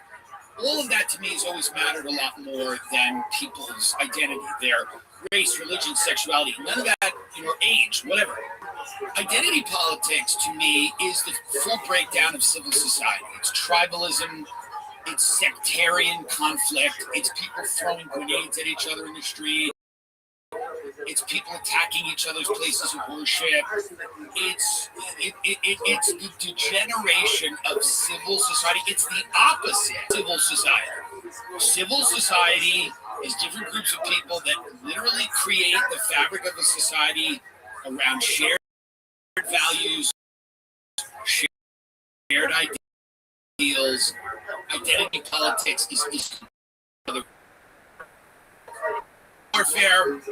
The rules of it are always pretty gross. I don't even like them, by the way, when they're not designed to be gross. Or meaning when they're like, I'm getting an award. Is a gay and lesbian, whatever, gives an award to someone. I go, great, whatever, okay. I'm not angry at that, but again, I look at all of that stuff and I say to myself, at a certain point, do we ever get away from this desire to self-segregate into these groups and we play this domination game of who can dominate who? To me, that's never been interesting to me. If you're an intelligent person, I don't think it's interesting to you. I think if you're them, they're using it as leverage to get something, and they want to, whatever the case may be, whether they're far to the left, far to the right, whatever identity politics that is completely taken. I think a lot of people see that as a path to power. I think they see it as a path to power. I think that's what identity politics is. at its core is a people to attain power by building a power base of people that are, aligned on these, immutable characteristics, whatever. I'm a man, I'm white, I'm Muslim, I'm gay, I'm straight, I'm black, I'm a woman, whatever. And all of that to me is not ideal. So when you look at all this stuff, and that's why probably the only way to fight this is to have a world war where we eliminate half the population. And I thought about it, and I think unfortunately what I've come to is that in order to kind of reverse the tide and get people to remember what is important, we have to have a world war where we eliminate 3.5 billion people.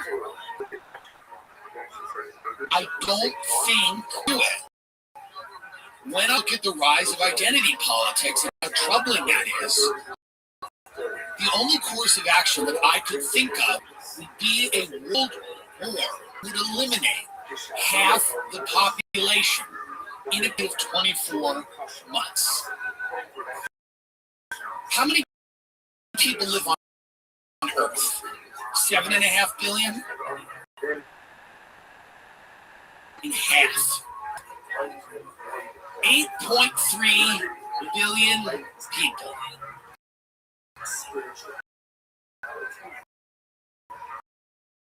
4 billion of those people in the.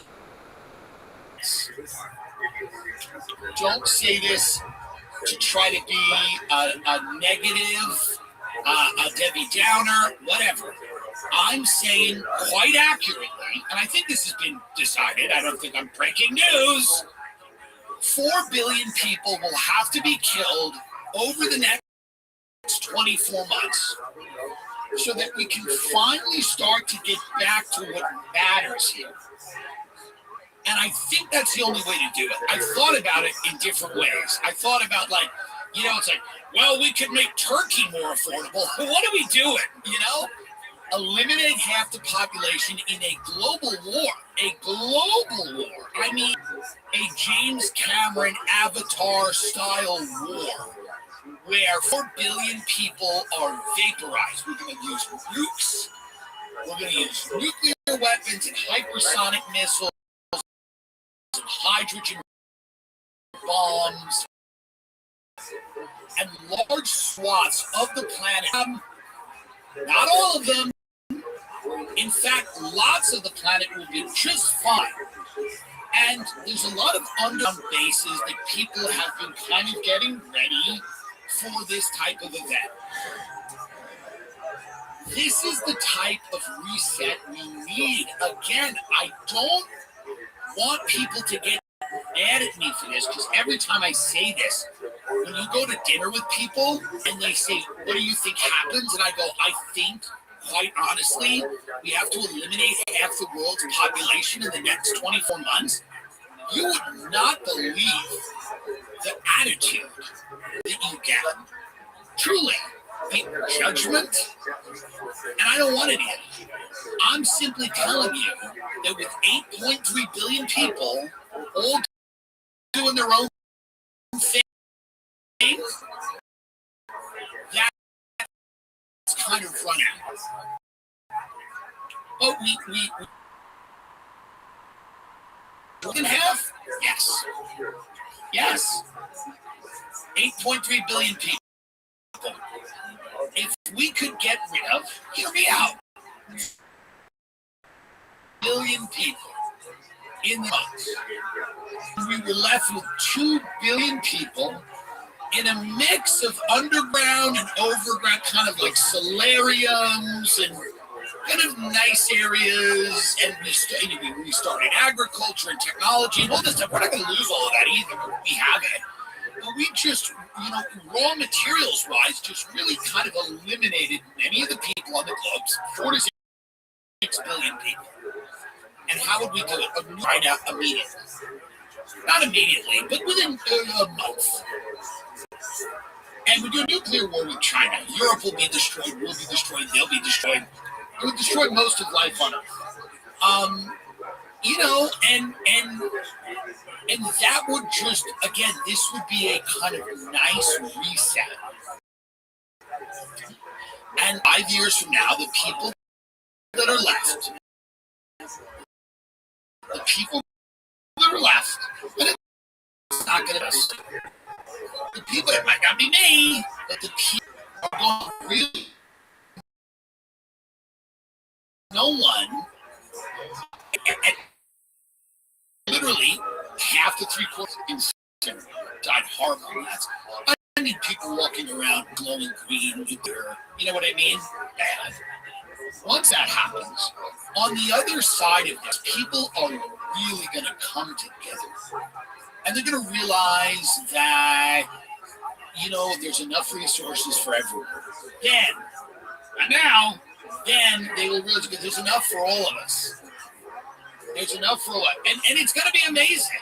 But we just have to get on with that. And I know that's going to be a period of hardship for a lot of people. And my heart goes out to most of all life on Earth. But there's no other way to. What else would you do? I don't understand. Like, you could, I guess, prosecute those people that were having sex with kids. But that seems so complicated. They don't have lawyers. Just destroy all life on Earth. I don't know it. The housing market's so artificially manipulated. Making homes affordable again, it's really not that easy. And then the boomers are going to get mad because they're going to go, oh, my money's in my house. Why are you stealing my money? So you want them mad at you? Just destroy 6 billion people. If you do that, on the flip side, people are going to be a lot happier. I don't know what else you could do. You could honor international law and different bodies and try to come up with diplomatic solutions. I mean, I guess you could use technology to bridge the gap between people, educate them.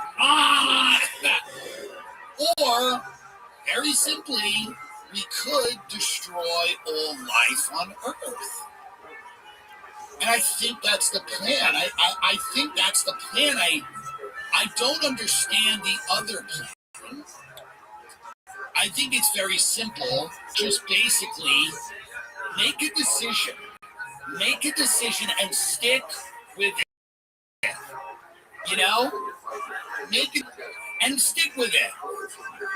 Just do it and stop talking about it.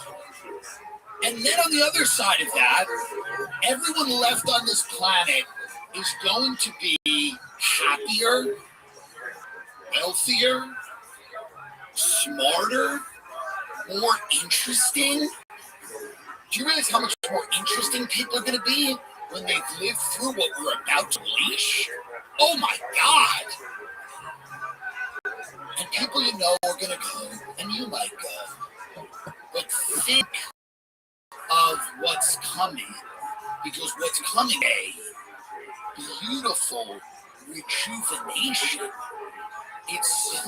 Literally think of it. And if you think they're not having these discussions, you're mentally ill. You think people aren't saying right now, you're crazy. Because it's gotten away from them. Do you see? It's gotten away from them. And they go, it's only AI is going to put everyone out of work. So then what do we do?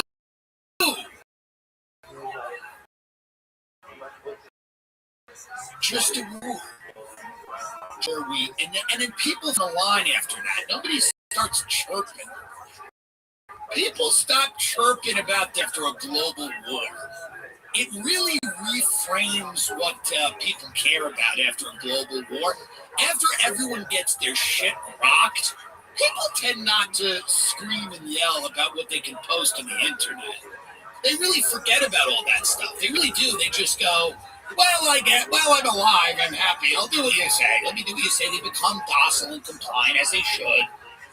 Most people they know have been, people are going to be eating each other. I mean, literally, it's going to be that bad. They're going to be eating each other. You're going to see people you know eating other people you know. And after the process, you're not going to complain. You're not going to, after that, you're not going to go, I want to own a house. What? Shut up. If you make it through this process, if you're somehow one of the lucky or chosen people to emerge into the AI control grid after there's been a massive global conflict, you're not going to complain. Take your little crypto thing you get, take your little lab-grown food, enjoy it, and just live and work at the data center and do whatever. But it's not going to work with 8.3 billion people. And it may not even work with all these nation states. We might have to do something else. We might have to have 3 regions and have those. You know what I mean? I don't know if it's gonna work, but people are like, I'm Poland, and we're gonna tell you how to. And it's like, no. We're gonna mortgage America's largest personal injury law firm. Their fee is free unless they win. I'm the best. I love watching people get what they deserve. And if you use the DoorDash app between 2023 and 2025 and you qualify for a claim, you may be entitled to compensation. You can easily check if you qualify by going to forthepeople.com/Tuesday. Wait, what is this? I use DoorDash. What do I get? What do they do? I have a lot of problems sometimes with them, but other times I love them. Do they advertise on this? They used to. There are serious allegations coming out that the app may have tracked your precise location and third-party companies without your consent. Well, if you had my precise location, why is the burrito late? But if you had my you can easily check to see if you qualify to go to forthepeople.com. Get to sue DoorDash and get that money. Or don't if they advertise. They don't advertise, right? Then get them. That's forthepeople.com/GIM Dylan. This is a paid advertisement. So I'm super bullish about what's coming after it. No, I am. And spring is sprung, and I will not be, no, truly, I'm not going to be one of these people who's a doom and gloomer.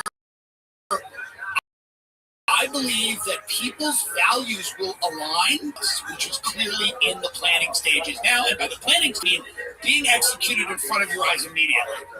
And after a 24-month period of global death, chaos, you will then appreciate your life. People are there's going to be just 1 year of memorials.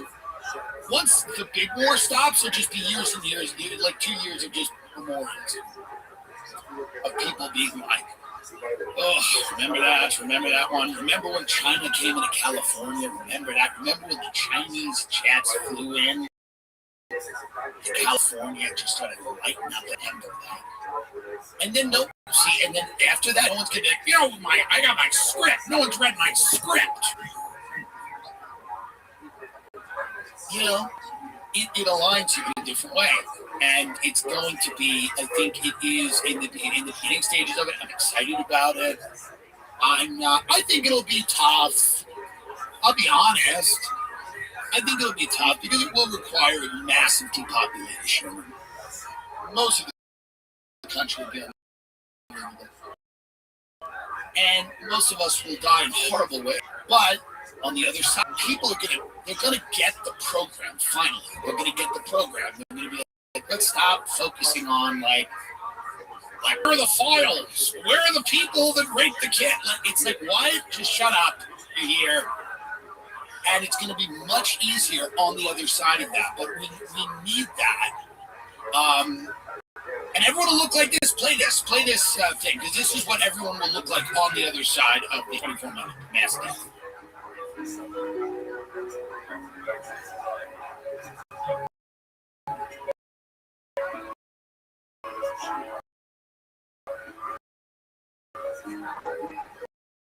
live in a luxury condominium in down the penthouse. This kid seems so I'm 20 years old. The idea of maximizing physical attraction any means necessary in order to ascend. In the morning, if my jaw looks a little weak, my bone smash is strengthening. My ratios are nearly golden level. Testosterone for muscle growth. Desoxin, as for appetite suppression. Glutathione for health maxing. Peptides for anti-aging and collagen production. Melanotan-2 for IGF-1, HGH.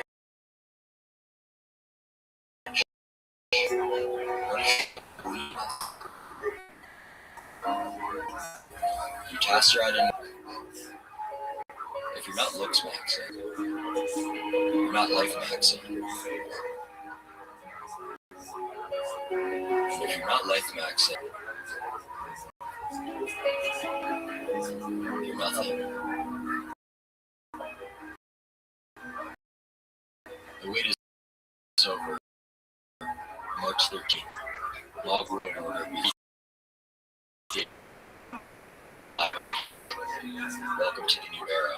Again, folks, I'll say it again. After we met, I'm even more actually dedicated to the 1-month period of mass death.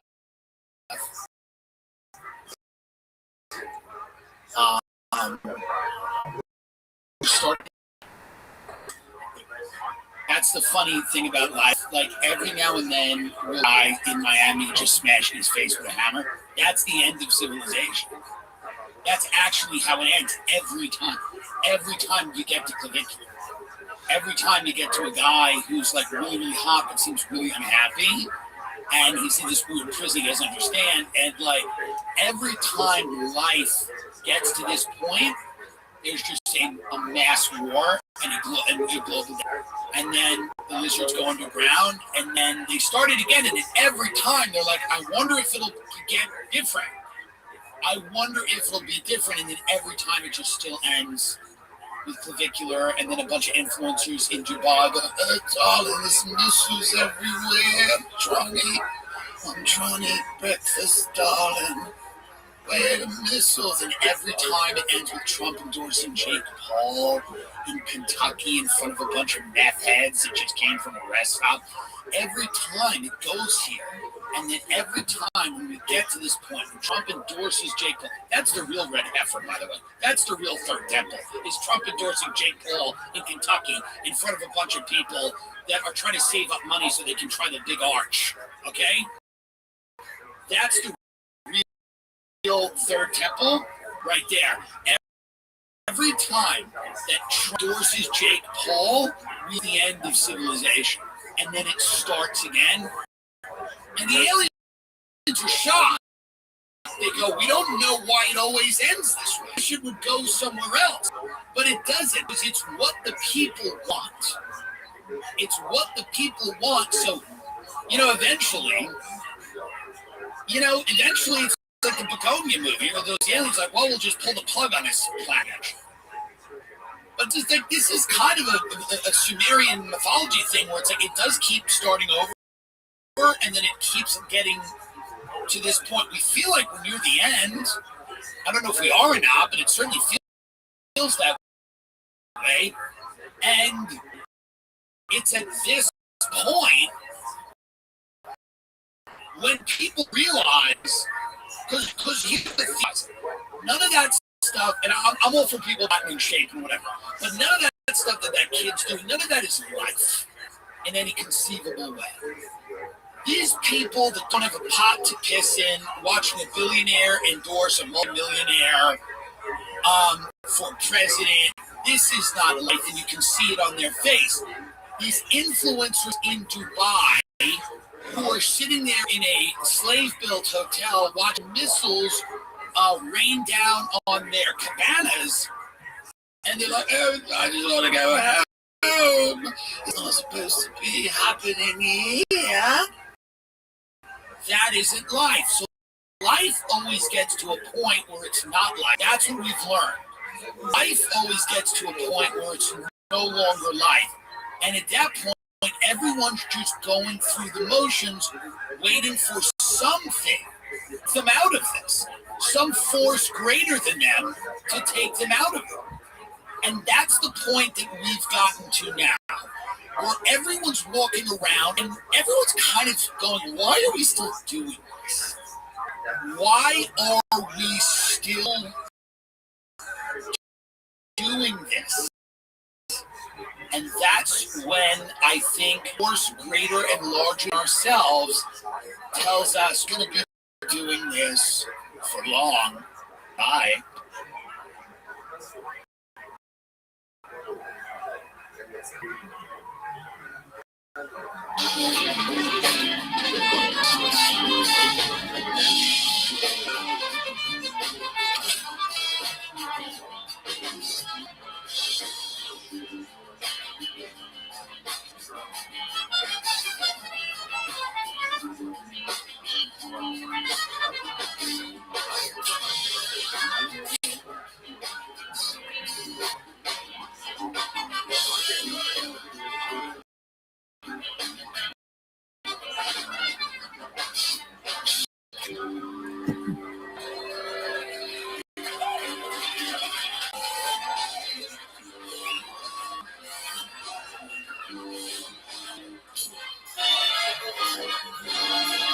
Hey, this is Redman coming to you live from the Comedy Mothership here in Austin, Texas. For a brand new episode of Kill Tony. Give it up for Tony Hinchcliffe.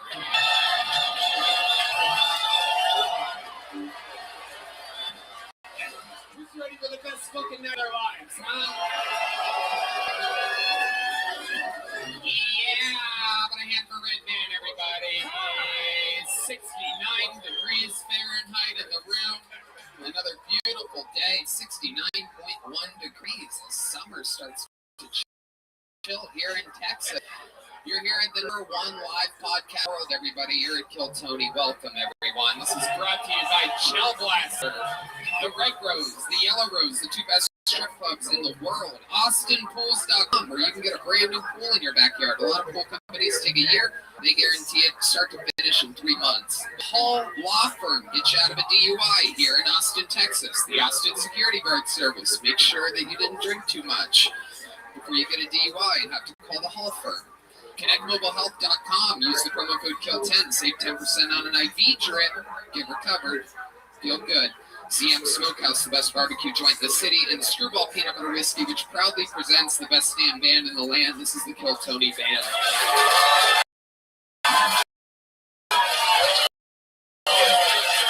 The great Michael Gonzalez on the drums. Matt Muelling on the Paul Beamer on the horns. John Dees is with the great Gary Clark Jr. doing massive stadiums right now. Luckily, the back madness on the bass guitar. We have people yawning in the audience already. Very good. Very good. What an exciting person to have at the show. Just a lit up blonde yawning chick in the corner. You all right? Jesus Christ. You know, you can get an IV drip at ConnectMobileHealth.com. Use the promo code KILL10. You'll be in better shape. It's only 8:20 p.m. at night. Thank you, Michael. We're going to have a lot of fun tonight before we start the show. Here's a little bit more from the amazing sponsors that made it all available for you here right now. Hey, this is Red Van and my comedy club, Sunset Strip in Austin. The Kill Tony Band has 2 shows a month now, so come check out it. And every Thursday we have the secret show. Go to sunsetstripatx.com for tickets. Shows every night. Hey y'all, have you ever stopped yourself from seeking a therapist because you didn't have the time to actually find one or afford them? Try TalkSpace. By doing everything online, TalkSpace has made getting the help you want accessible and affordable. I know for a fact it's helped a lot of people. I don't want to give away any names. There's some people that we know of that have been on the show that maybe, you know, who knows, maybe one of the band members or two that really, really needed some help, and they signed up online at Talkspace.com and got a personalized match with a provider. And typically it always happens within 48 hours. Red Band? Have virtual sessions with your licensed therapist from the comfort of your home. You can even send messages to your therapist so you don't have to wait for your next session. Talkspace is the #1 online therapy platform with licensed therapists and over 40 specialties, substance abuse, and more. Talkspace is secure and private, using the latest end-to-end bank-grade encryption technology to store client information and complying with the latest HIPAA regulations. Talkspace is affordable and in-network with most major insurers. Kill Tony listeners get this month with Talkspace when you go to Talkspace.com/Tony. To match with a licensed therapist today, go to Talkspace.com/Tony to get $80 off your first month and support the show. That's Talkspace.com/Tony. Hello, everyone. Celebrate the new season with delicious meals that take 2 minutes and practically zero effort. Factor, America's #1 ready-to-eat meal kit, helps you fuel up with chef-prepared, dietitian-approved meals delivered straight to your door. You'll save time, eat well, and stay on track with your healthy lifestyle. Choose from over 34 weekly meal options that are fresh and never frozen, that you can even level up with their gourmet plus options with premium ingredients like leeks, truffle butter, and asparagus. My favorite right now is sun-dried tomato chicken with zucchini, maple barbecue, ground beef. I bet you do with roasted potatoes, green beans, and creamed corn. As you covered there too. Keep your energy up with lunch-to-go meals. No microwave required. They're ready whenever you are. Head to factormeals.com/KillTony50 and use code KillTony50 to get 50% off. That's KillTony50 at factormeals.com/KillTony50 to get 50%. In the past, the only way wine tasting or like the random bottle your friend gave you for your birthday was any good. There's a new way to figure out your favorite wines, and it's called First Leaf. And First Leaf Wine sends personalized wine shipment straight to your door, all priced way lower than what you would find at your local wine store. First Leaf knew what wines to send me that felt familiar and delicious and would get me excited about trying. It's really easy to get started. Just take the quiz about your likes and dislikes, and First Leaf's expert team will make world-class wines just for you. Absolutely love it. They ended up sending me an amazing Merlot. They sent me a Montepulciano from the beautiful of Italy. You can even choose the day your wine should arrive so you never have to stress about missing a delivery. Give your palate what it really wants with First Leaf. Go to tryfirstleaf.com/KillTony to sign up and you'll get your first 6 hand-curated bottles for just $44.95. That's tryfirstleaf.com/KillTony. Tryfirstleaf.com/KillTony. Hey, y'all, before you go buy those big concert tickets off that strangers list, you need to check out Game Time. Game Time, a fast and easy way to buy tickets for all the sports, music, comedy, and theater near you. They have killer deals on last-minute tickets, so even if you're looking for something to do tonight, Game Time will make sure you have a great time. For example, I'm going to see Drake tomorrow night. Yeah. Pretty big deal, you know? This, for example, at the Alamo Dome tomorrow night.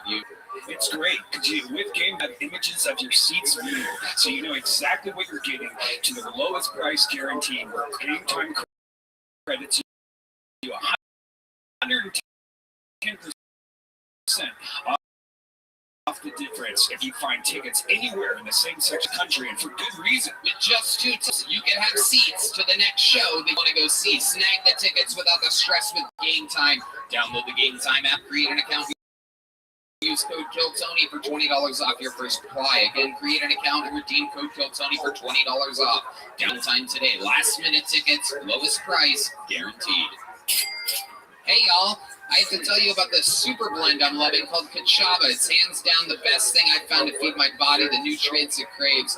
Kachava is an all-in-one plant-based super blend made up of superfoods, greens, plant proteins, antioxidants, adaptogens, probiotic. In other words, everything your body craves to feel your best.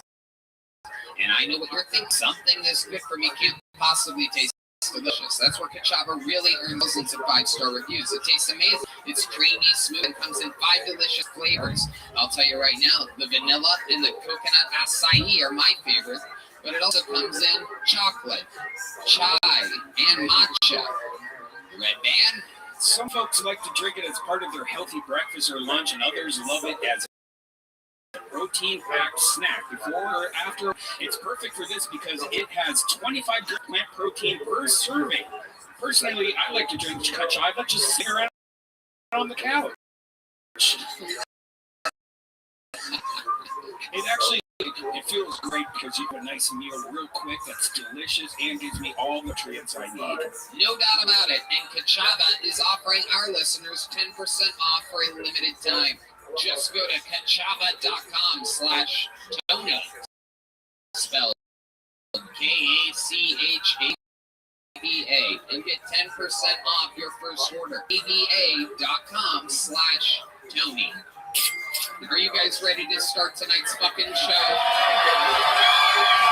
Every single week we have some of the funniest comedians in the world on. This one is special. These guys have been on multiple times. The last time they were on, there was too many people on the show. There was a whole extra band on top of the usual band.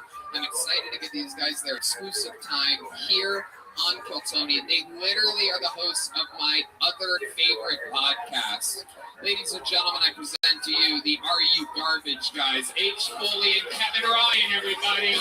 Here we go. Oh, yeah. Kevin Ryan. Motherfucking H. Foley. If you guys don't know, you're about to fucking Are You Garbage? Bill Tony.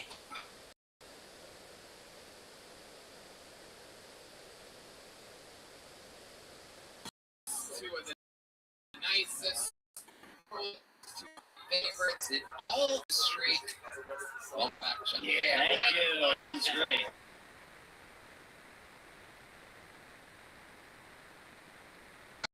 To well, where they can heal any wound that you have or anything like that.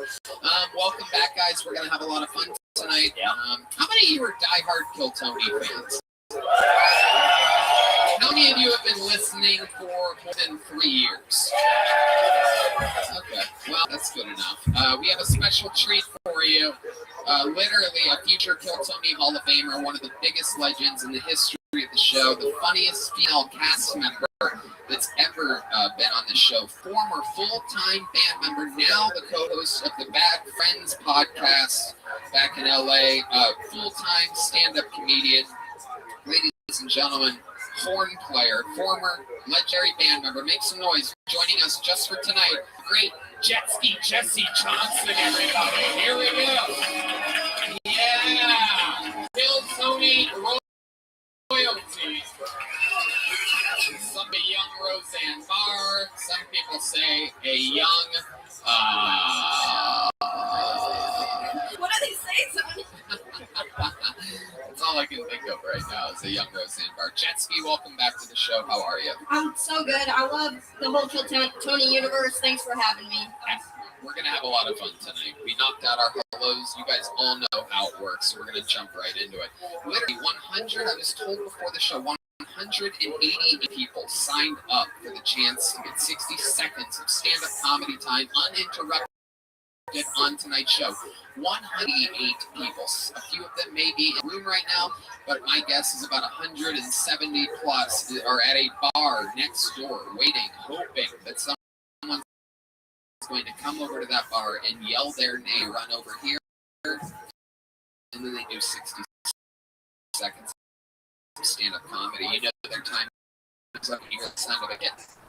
That means they have to wrap it up then, or else they bring out the West Hollywood, interview them, and we all talk to them together. Me of Are You Garbage, Jetski Johnson, and Brian Dem. What makes them tick and what they could be talking about, what's real, what's not, about their lives. The whole thing's improvised. Anything can happen. Are you guys ready to start tonight's fucking show? Well, I go to the bottom of the bucket from the bar next door, and while we do that, we are going to start the show with one of the greatest regulars in the history of the show. This young man we discovered over 2.5 years ago here in Austin, Texas, living in a van, an eternal open micer, and we changed his life.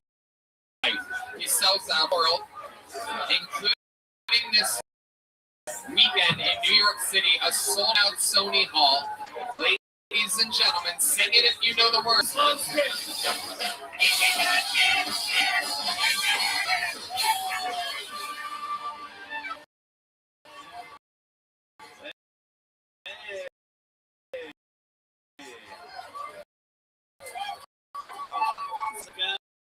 Guys, being here. I have a friend. My friend is great. She makes me up, which is fine. But like I've already come twice. She's shoving sideways, bouncing on it. I feel like a pool noodle on a slip and slide. Going anywhere. I think sports, all the rest, catch the fouls that women do. Oh, foul, you're being petty. You only did that to her because she did that to you earlier. I'm sitting here that Trump is getting indicted again. I think Biden indicts Trump every time he falls over. All right, thank you. All right, Hans Kim, beautiful minute. A lot of punches, not exactly hard punches, but a lot of taps the whole way through. Like Nate Diaz versus Jake Paul, you landed a lot of punches. Didn't do a ton of damage, but rock solid set. You did it again. I don't know how you do it. You're a real. My parents wish I was a surgeon. Yes, they do. I love that description of my set. It's a lot like the description of my love life. A lot of apps. So let's talk about it. You see that you're having a lot of sex after you come. That's her choice or your choice? It's her choice. Explain to us what type of rain. What is the rain? Mean? It comes out. Oh, the real Asian workhorse in the household. Oh yeah. And then dick was inside me, and hello, I guess so. Is there something she can do that magically gets you hard? Are there any tricks to getting Hans Kim hard? Is there any way to turn your lo-mein noodle into a girl? Yes. Thank you. Thank you. Thank you for helping me be racist there. A little teamwork goes a long way. Her go-to move is just squeezing my dick with her butt.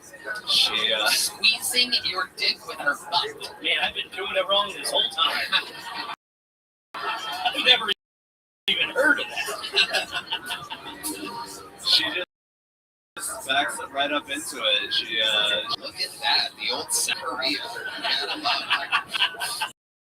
Unbelievable. So she just pushes her butt back and then squeezes her butt cheeks, and you're just like, oh. And you get hard. Yeah. Wow. What do you think the most times that you've had sex in a 24-hour period with your girlfriend is? Probably 4. Oh, okay. That's good. Okay. 24-hour, probably 6. Oh, okay. All right. In honor of Bob Barker, we're changing numbers here. The late, great Bob Barker, which is also the name of a dog that Hans's parents ate.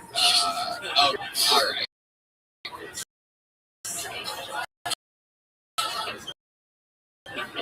You said that your parents wish you were a surgeon, and talk to your parents. They're like, oh, you have a role as a doctor. You know, I get all the good parts of being a doctor, the private and none of the blood, you know. That sounds like you do get some meat. Yeah. Sounds like the only thing that can make you hard. Conceptually. No one questioned whether it was consensual. Wow. No. Now we're thinking it wasn't. Yeah. Now it's kind of rapey. He does have We that did find out last week that you do play a game with your girlfriend called Rape. Yes. Have you guys played this week? Yes. Uh-huh. Did you win? Did she win? I won this time. I won 1-1. 1-1. Yes. Absolutely. This video will be used at court of law at some point. Amazing. All right, Hans, what else is going on this week? Fresh off of Sony Hall, sold out New York City. It was an amazing time. I lived in New York for 3 years. You know, a lot of my most toxic personality traits are from that city. I headlined Sony Hall. It was a dream come true. It must be amazing to go to New York and before moving here to Austin, Texas, and when you're in New York, the big fucking Apple, you could not sell a single ticket. No one knew what a Hans Kim was, right? Yeah, nobody liked me. Well, no one knew you. So I knew him and I didn't like him, I have to say. What do you remember about Hans in the New York scene? I only think I saw him at like an open mic once, I think. We didn't really cross a whole lot of paths. That's where I lived. Outside of the Greek Cave in New York, correct? Yes. I was a hobo. I stayed in an Airbnb this week that cost more than, my van did. It was pretty great. I played Sony Hall, which is a dream of mine ever since I found out it existed 4 months ago. Absolutely. One day, you started Sony Hall, you'll work your way up to Hitachi Hall and really shake the fucking crowd. I mean, okay, Hans, well, fun times. You did it again. You got the show started. I don't think you challenge next week, so you get another week off. Good stuff. Way to do it. Hans Kim. That was Hans Kim. That was Hans Kim. That was Hans Kim. That was Hans Kim. All right, pulling another name out of this bucket. And we're going to go to our first bucket pull. Now, people, we know Hans Kim. He is a trained assassin built in the world of Piltoni. These names that I pull out of this bucket, it could be anybody at all. It could be an insane, or it could be somebody that brandishes a weapon. Anything can happen. You get it? Make some noise for your first bucket pull of the night. Raven and Shetty, everybody. Raven and Shetty. Here we go. 60 seconds uninterrupted for Raven and Shetty here live on Piltoni. Y'all know when things go really well, you hear the phrase, it doesn't get better than this. You take your partner out for dinner, make love after, it doesn't get better than this. Or if you're single, you get high and watch a show, it doesn't get better than this. We're doing an open mic in Austin, Texas. It does get better than this.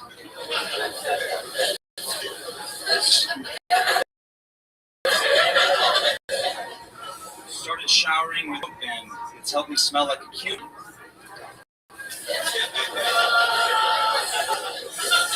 Actually started seeing a girl. She was sweet, but could be sour. But she was pretty, had that vitamin C. She was cool, spoke Mandarin. No joke, her name was Clementine. Y'all like those? Find them appealing? Just trying to squeeze out every bit? I'm Robin. Well, there you go. Robin Shetty, everybody. Get any better than that? Holy shit. Wow. Oh my god. I love it. We found the Vivek Ramaswamy of the open mic scene. This is exciting. Step to that microphone there. How long have you been doing stand-up comedy, my friend? 2 years. Oh, shit. Okay. That's about 2 years longer than I was hoping for. My goodness. You're like a really smart guy. You got great grades in school, didn't you? Okay, you're all right. Okay, for an Indian guy, or right? So A's, A minuses across the board. Okay. What do you do for a living? You seem like you work in the tech industry, something super stable. Am I correct? Yeah, I'm a CPA. Right. Exactly. You do comedy like a CPA.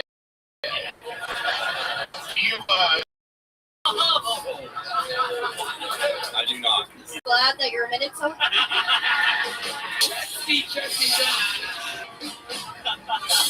Let me teach you guys something you might not know, but when jet ski lands a big joke like that, the historical thing of the show is everybody pretends like they're revving up the jet ski. So next time you can all go. There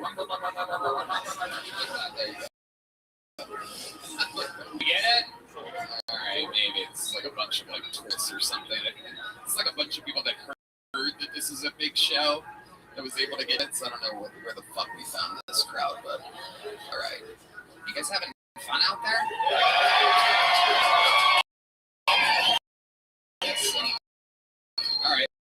Let's talk more with you. Is it Robin? Spelled R-A-B-I-N? Yeah, no, the A makes the same sound as the first. Oh boy. Oh boy. I feel like we're on a first date. I feel like he's telling jokes again. Yeah. Jesus Christ. Everything's a lecture with this guy. Somebody have a math question or something like that. Let the kid get a win. Is that or are you just a mediocre CPA too? Okay, math. Just okay at math. So you just What are you good at?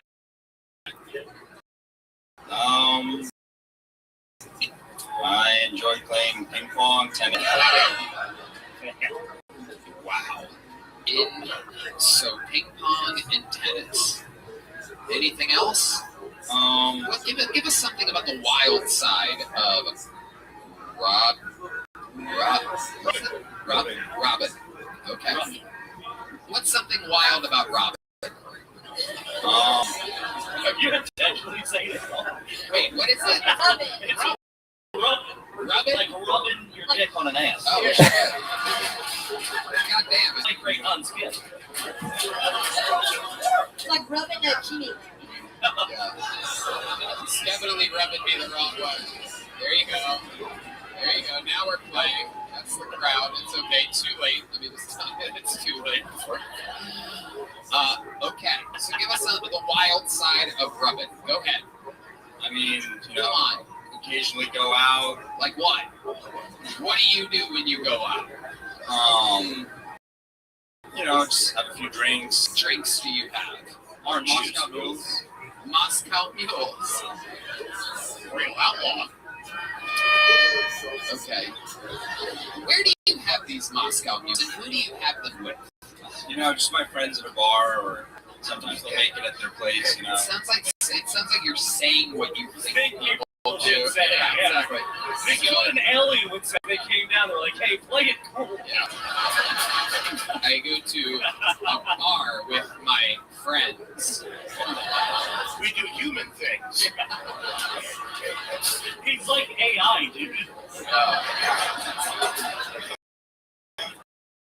Rubbing GP days.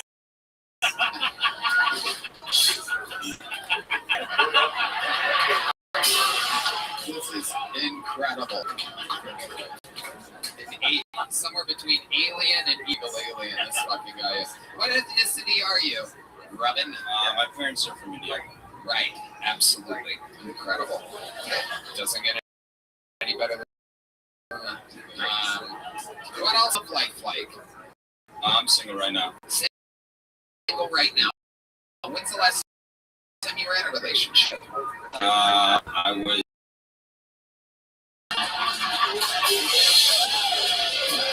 It just fizzled out. Right. How long did that last? About a month. Indian? No. Was there a real girl that you based the orange? No. I was just made up. They say right what you know. That doesn't make sense. The backlog. You make good money as a CPA? Okay. What do you, every answer, you're on a live podcast. This is an interview, and you just keep saying okay to everything. He acts like we knocked on his door and just started asking. Yeah, exactly. He's like, can I fucking help you with something? Okay. We didn't hang out with you and your friends and your Moscow mules. Jesus. I'll come with you right now. Yeah. Me and the fellows are really raging inside. I'm sorry, Ron. Like 9 to 5, Monday through Friday. Basically, yeah, or fucking yeah. No, it's just yeah. Answer a single question during this interview. 9 to 5, but like, you know, if it's busy times, would be like a little bit longer than that, or 5:30. What do you spend your money on? You make more than like $70,000 a year? I like to travel. Okay, didn't answer that question. Right? I'm telling you right now. Totally. Yeah, something's up, dude. Sometimes I go to a bar with my friends and we get wild. Sometimes we smoke the dope. Do you have roommates? Yeah, I have a few. A few roommates in There's no straight answer to this guy. How many roommates? A couple. 3 roommates. 3 roommates. You live in a 4-bedroom? Yeah. Yes. A 4-bedroom. How many bathrooms? There's a few. 4 bathrooms. 4 bathrooms, 4 bedrooms. That's good. So you have your own shower tray. That's good. Yes. Okay. Goodness gracious. Do you have anything weird in your refrigerator that you contribute? Is it all Indian guys in the... No. So you're the only one that hurries up the refrigerator and whatnot? There's one other Indian dude, a white guy, and a Singaporean. A white guy, a Singaporean, and a what? Another Indian guy. Wow, this sounds like a karaoke guy. Okay. Robin, what would be the what would we be, before I let you go, give us one thing. What would we be shocked to know about you? You seem very straight, on the straight and narrow. It doesn't seem like stand-up's thing. You're not like damaged or hurt. It's a pretty normal childhood, and this is something that seems like it's cool to you.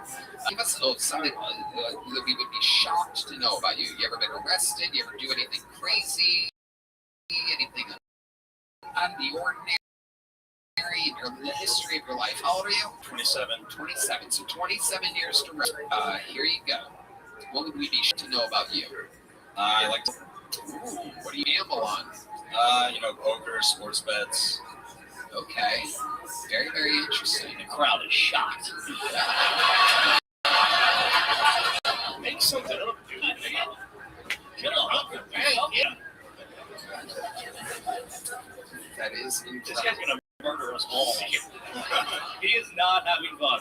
No, it's great. Rabbi, This is fun. one last question. If you were going to murder us, how would you do it?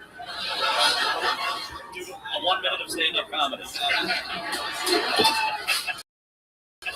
There he goes, everybody. Robin and Shetty.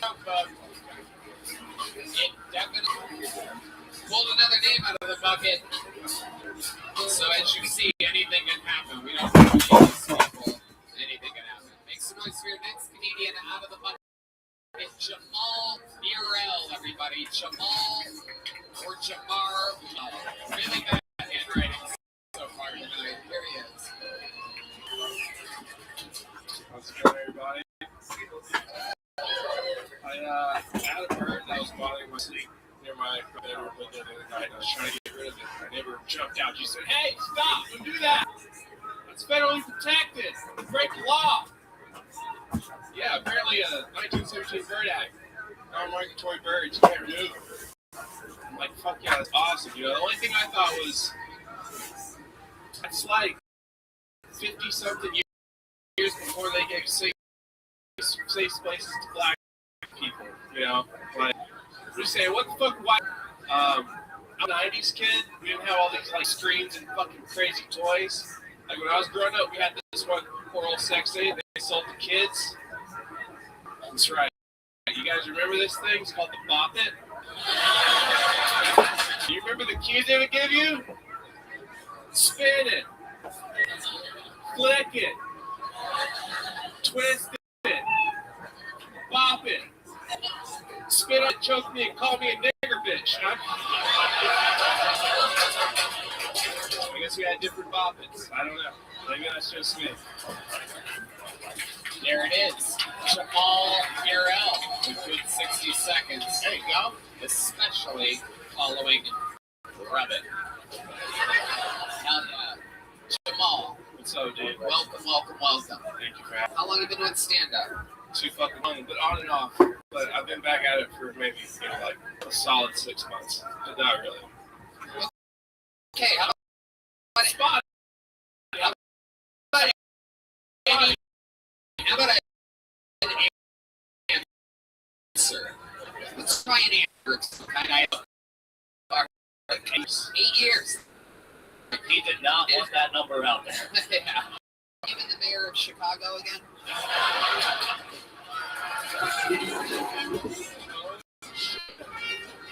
Oh shit. Oh, a standing O. Hell yeah, thank you, sir. Okay. Jamal, what do you do for a living? I do like freelance film production, so I'm broke. I'm unemployed. Yeah, freelance film. I still gotta buy deodorant when I leave here. What? Don't worry about it, man. Don't worry about it. Okay. Alright. I love it. So the jokes were good. Were you yeah, I appreciate it. Always been Austin? I live in San Marcos. I actually just got out of a relationship with my baby mama today. Oh, today? Yeah. What happened today? We were doing polyamory today, and I thought we were doing it right for the right reason. You guys were both sleeping with other... No, she just kissed me. No, it was cool though. I even went fishing with her. We went fishing and everything. Hold on. Take it one step at a time. You're moving really fast. Let's just let me... Hold on. Let me slowly... It was hell. Okay, you go ahead. Let me... Okay, so let's talk about it. How long were you guys hooking up with other people? Let's take it nice and slow. Let me try to lead you. Go ahead. It was like a week, but like I was staying... Wait, hold on. Stop. Fucking stop. It was like a week that you were trying polyamory? Well, I think it was a week that I had known about it. I'm pretty sure it was... And he was a nice... Like, she was... What? I was at home... Stop. Let's start over again. Okay, so how old's your kid? He's going to be 4 on the 25th of September. His name is Zan. You know what I'm saying? Okay. But with a Z. Okay, so it's like... It's one of those simple names that people are just like, what? Like, he just started school. There you go. And it's like Z-Y-E-N. It's so fucking simple. But, like, he came back from school and on fucking, like, folder, it was like Zanye, like Kanye, but with a Z. You are in the atrocious guest. You're just here talking. You have no idea what's going on around you. What are you? Did you drink before this? Are you? A little bit, not much. I haven't done a lot of mics. This is my first mic I've done in this city in like 3.5 years. Before the pandemic, I don't do it a lot. So I was just like back there, like, man, this shit's fucking. Stop talking. Depressing. Stop talking. Have you ever seen this show before? No. Honestly, I can tell you're a horrible guest right now. It's unbelievable. It's just long form talking with the real. Exactly. I'm trying to help you. I mean, it's unbearable. You're saying you're autistic? It's spectrum. There's no autism. There he goes, everybody. Jamal with a little joke book. We have a shitty interview. Ruined everything. Could have famous here today. Instead, just an unbearable appearance. There you go. You walked away now. There he goes. That bitch just had periods. Okay. Pull another name out of the bucket. You guys have one yet? Anything can happen. Hey, no. Put another name out. Here we go. Exploring 60 seconds uninterrupted for Andreas Bach. Andreas Bach is next on Pilsnody. Here we go. Here he is. is Andreas. I think. Okay. I have two twin boys, okay? I want my kids to grow up to be as tough as me. So I'm trying to raise them right. Like, I make them school lunch, I do. But I make it 2 days in advance. So the cheese gets extra. And I don't even want to, but I've started smoking. It's not often, it's only when I'm driving. And I don't have a lot of money to travel. So sometimes I just run away and I sleep in the garage 2 days and I don't tell them.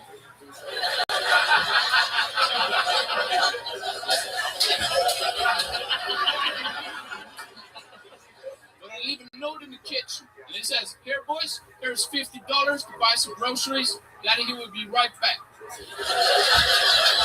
And it's not $50 there. And each of them thinks the other one took it. Wow. What? Yeah. Here we go. Unbelievable. A true 60 seconds of comedy. Thank you. Great fucking job, dude. Great job. Set, especially going after Jamal. It's just like better. That was incredible. I like your style. Welcome to the show, Andreas Bach. Your first time on the show? Yeah, very good way. Wow.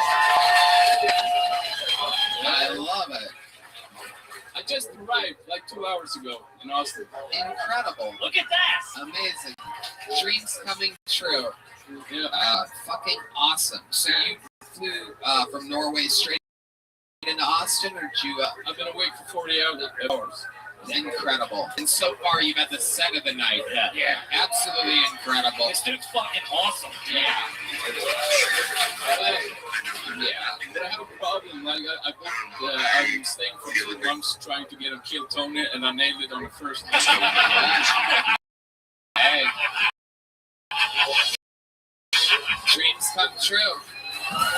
It doesn't get any better than that. Yeah, that's fate, dude. Says he's from Norway. Meanwhile, he looks like every Ukrainian soldier I've ever seen. I mean, that is what a Ukrainian soldier that escaped war right now would be saying. I'm just from Norway. Don't mind me. Totally not dodging a war. Incredible. So, how long have you been doing stand-up in Norway? 5 years. 5 years. Seems like it's funny as hell. Great timing. Great execution. A masterful 60 seconds. Comedy like in Norway, how's it different than America? Explain to us. I know a little bit. I performed in Stockholm, Sweden a couple times. Yeah, they don't quite laugh as loud, but more applause. It's like a theater-like performance, but you get make sure you're a true Norway guy. Like, the only thing I can compare to is like I did like this same minute of this Shakespeare bar next where we're hanging out. And this was the worst 1 minute of my life. Yo, I love this. Yeah, this guy's all right. Yeah. Absolutely. This is much better. Like, fuck yeah, I love you guys. Definitely. So you talk about having kids. How many kids do you have? Two kids. 2 boys. 2 boys. Oh, you're very proud of the fact that you made boys with your testicles. You made a real point to say. I have to be proud. I was 19, so like, okay. How old? 31. Okay, look at you. So real dad. How do you make money? Traveling to Austin went up. You like $50. Yeah. For 2 months. That goes a long way in Norway. I love it. So what do you do for work out there? I'm a professional comedian in Norway. Oh, incredible. I quit my job a year ago. Amazing. What was that job? I was a sailor. You were a sailor? A Norwegian sailor? Yeah, ladies. Wow. Oh my God. You're about to have 2 more kids. You keep that up. Holy Also, I didn't know that was a flex. It's like, ladies, Norwegian sailor? What do you want, a cruise ship? They gotta be wooden boats. It was a ferry. Absolutely incredible. Oh, it was a ferry. You weren't in the Norwegian Navy. No. Cars. I don't know if I call you a sailor. Yeah. Drove a boat. Yeah. You were a parking attendant on the water. Yeah. Yeah. Hedges looked like if Eminem was a lesbian. Feminine. If you only had one pussy to eat. If you only had one stroopwafel. And you had 2 twin boys. And you wanted to come to America to do Kill Tony. What would you do? A red sky at night is a sailor's delight. Okay. The clouds are ready. Did you say the clogs? Unbelievable. Andreas, you're so cool. Awesome. What else are you into? Tell us more about your life. Do you have any hobbies or cool things about you? I had a lot of hobbies, but when I started stand-up, that's it. That's all I do. Climbing. Ice swimming? Oh, shit. Yeah. Oh, shit. You gotta talk to Robin after this. Yeah, okay. Ice swimming. What kind of music do you like? I feel like you gotta be into like some hardcore shit. Yeah, you look like a gimp suit or something, right? You have that energy, like it takes a lot for you to come. Yeah. It takes a lot of crazy shit. Like you have to like beat on shit. I eat ass just to get in the mood, so absolutely. A little bit of that sweet vitamin B. You got real cock vibes. I like it. Yeah, that is true. You do have cock ring vibes. So do you have a cock ring? No, not yet. You just got here. He's got 2 months left. Yeah. Have some slack. I tried a cock ring once, but my dick turned purple. Oh my God. And I'm a hypochondriac, so I was really scared. Yeah, absolutely. Absolutely. I love this guy. He's amazing. It is absolutely incredible. How long are you in Austin for? 1 month at least. I have a ticket home. I can't remember. I'm so fucking tired, but it was in the middle of October. I'm going to be having a secret show Thursday.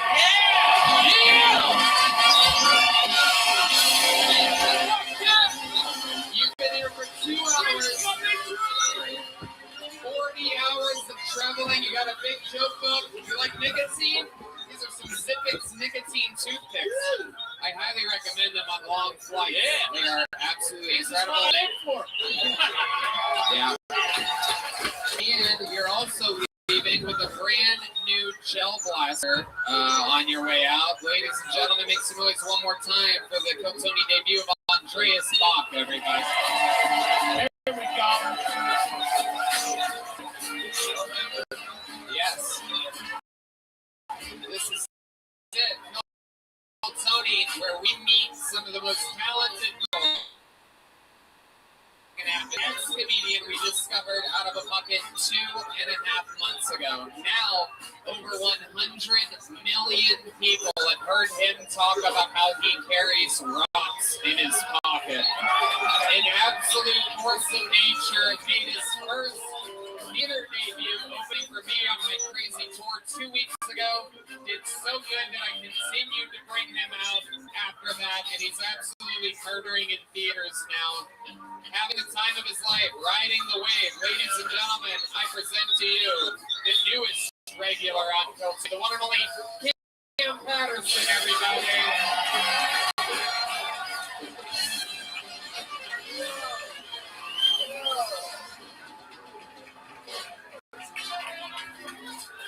I hate my niece. She a bitch. Cause she be bragging about shit she know I can't do.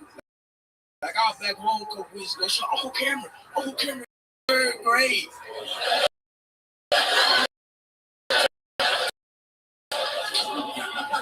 like, I don't care, bitch, like I did. I only did it twice though because I couldn't read.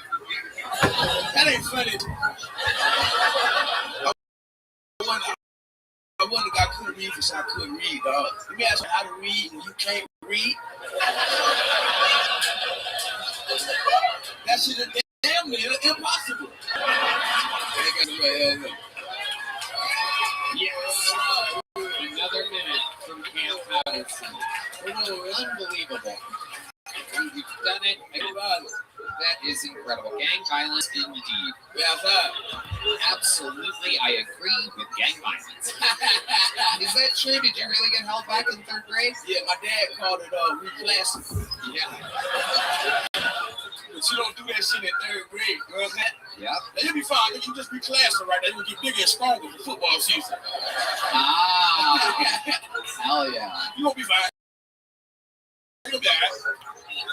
I got so it's great because you actually the oldest person in your class, so it's kind of help you. I hate that shit. Everybody, you old bitch. I was like, nigga, I'm 18. Really? I was 18 as a senior. Wait, I thought you were saying for third grade. Yeah. That's a lot of reclassification. We all pictured the same size that he is now in third grade there for a second. Like, what's up? Look, man, 2 plus 2 is 4. You feel me? Shit, I got back in First time there was a divorce in my area, and they didn't know how to react to divorce. They never had divorces where I lived, and so they held me back for those. Your parents got divorced in third grade. Really? Wow. They got divorced?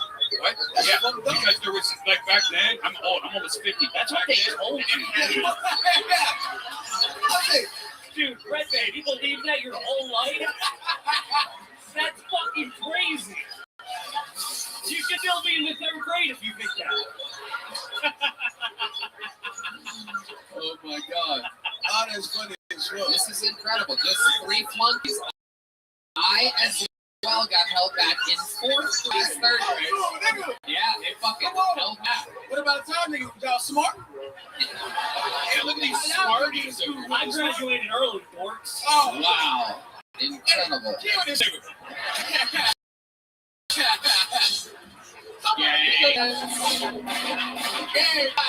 Hell yeah. Incredible. Just 3 flunkies. Tony, Red Band, and Cam Patterson. Absolutely incredible. Look at us. Look at us now, man. Those fucking teachers. I swear to God, they deserve to die. Seems like you guys have let it go. Unbelievable.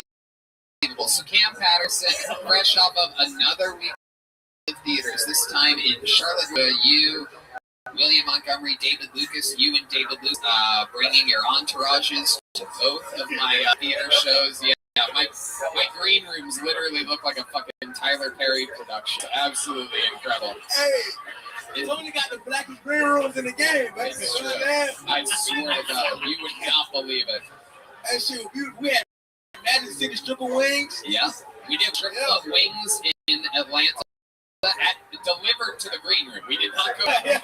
We did the real Atlanta experience. Filmed a special and then had strip club wings, which were delicious. I was kind of upset when David insisted. I go, David, what's the best food in Atlanta? Let's get it for the green room. Magic City strip club wings. I go, David. And then we had these fucking wings, man. I don't know what it is. It's a fucking parent's disappointment mixed in the fucking sauce or something like that. Juice on every wing. Hey, whatever it was. Drop those juice on every wing. Yep. The breasts and the thighs. But yeah, good wings. What else? Tell us more about you in theaters. Nigga, that's the craziest thing. Theater was dope. Theater was fun as fuck. But dog, but you had me in some of the nicest hotels I've ever seen in my life, nigga. Oh my god. Yeah, I gotta tell you guys, this just, like, let me tell you, one of the coolest things about going on the road and taking someone who, you know, isn't used to that level of, is that you get to kind of relive how cool everything that you're doing is. And there was a part where we checked in. We checked into this nice hotel in Atlanta, and we're all getting our own room keys, you know, they're being handed out. He opens his little thing, and he pulls out the room key, and he goes, God damn, this is the thickest hotel room key I've ever seen. Hey, Tony, I got this right here.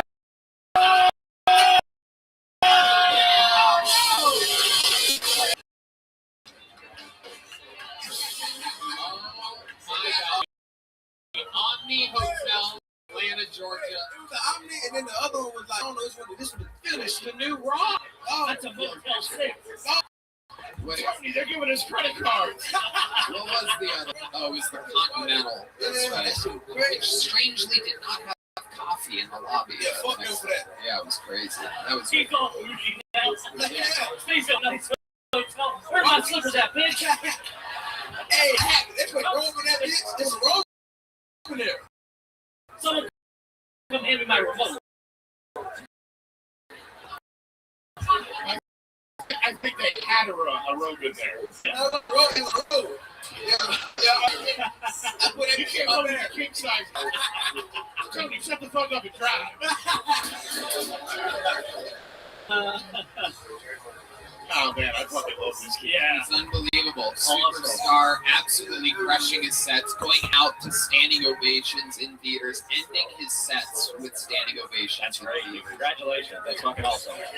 Only months after moving to Austin, Texas.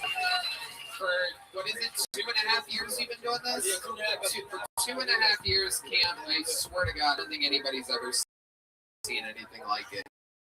You are incredible every single week to be able to kick out a new minute like that. Montgomery, I think 11 years. David Lucas, Hans Kim, 7 or 8 years. So the fact that you're even on this level goes to show what a natural freak you are, and couldn't be happier to have you here. Cam Patterson, the white shirt available at philmerch.com. Make some noise for the great and powerful Cam Patterson, everybody. Come on. Superstar. Shirt comes with a free rock. That is true. The plain white Cam Patterson t-shirt comes with a free rock. Pick it up. Get it. Killmerch.com. Bucket. Cam Patterson is a tough act to follow. But we're going to get through it together. 60 seconds uninterrupted. Isabella Sosa, everybody. Isabella Sosa.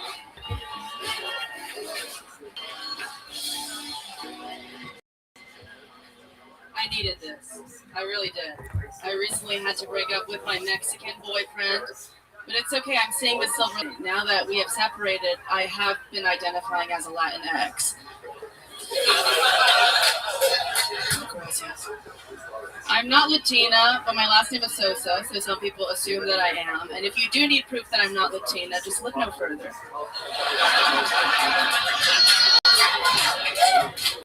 And It's easy to look.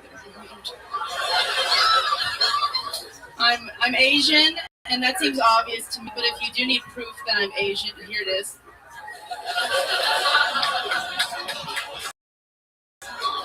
Just imagine me like on a stoop with a cigarette, a sewing machine behind. If you were racist in this room right now, you would be so mad. And I know what you're thinking, but Tony, don't say it.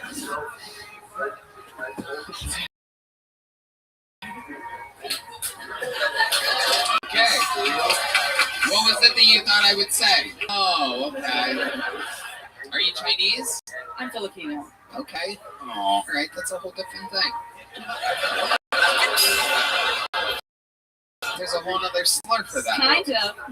It's a kind of. Kind of indeed. There's roots in the Chinese. Anyway, it's, yeah. I love it. Okay, so welcome to the show. How long have you been doing stand-up comedy? I started doing open mics about 5 years ago. Took a break in pandemic. Okay. Yeah, everybody did. Yeah. Where was that at? San Antonio and here as well. Okay, so San Antonio, is that where you're from? Yes, sir. Born and raised? Yes, sir. Okay, very good. What do you do for a living? Without taking my clothes off, I make content on social media. What kind of content do I you got make? TikToks, comedy, fashion, sewing.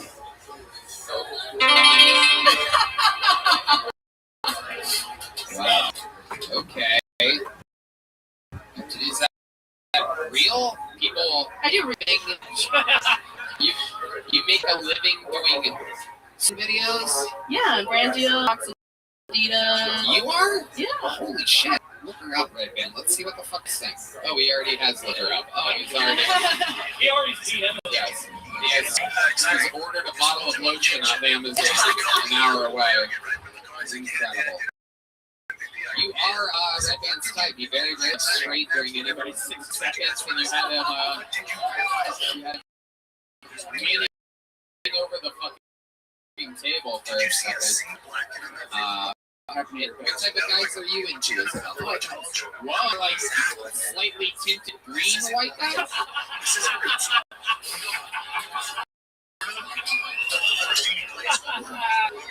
More for red guy. The other way, like a Christmas decoration. I like that. Very good. When you say white guys, like, how'd you end up with a Mexican? Or was that just for the joke? I was doing drugs at the time. Oh, wow. Yeah. What kind of drugs were you doing? Oh, gabapentin, Adderall, weed. Okay. Is that when you decided to cut your own hair?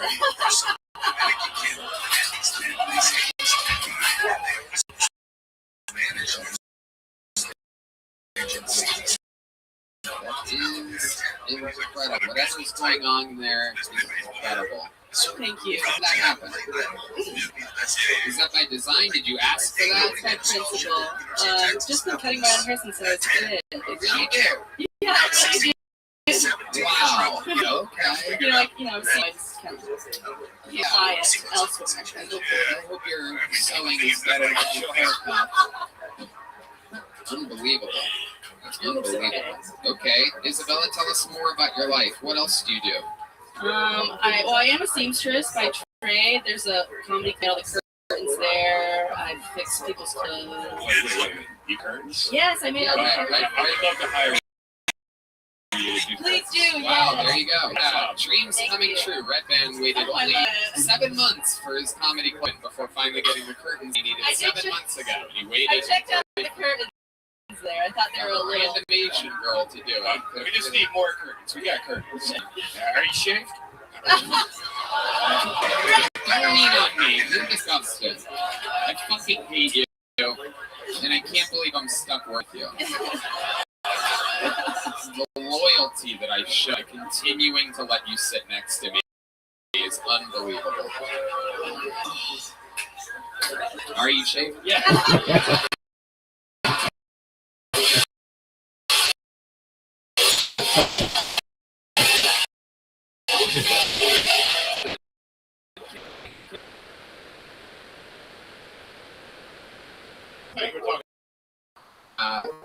Bella, tell us these. You seem like a very active person. Oh, yes. Wow. Yeah. Oh, my goodness. Yeah. Okay, maybe just relax a little bit. You're getting really Okay. Well, the biggest one is a great. The smallest is like a peekapoo.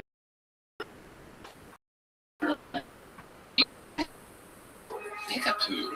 Something like that. Okay. Do you have a big house that you live in?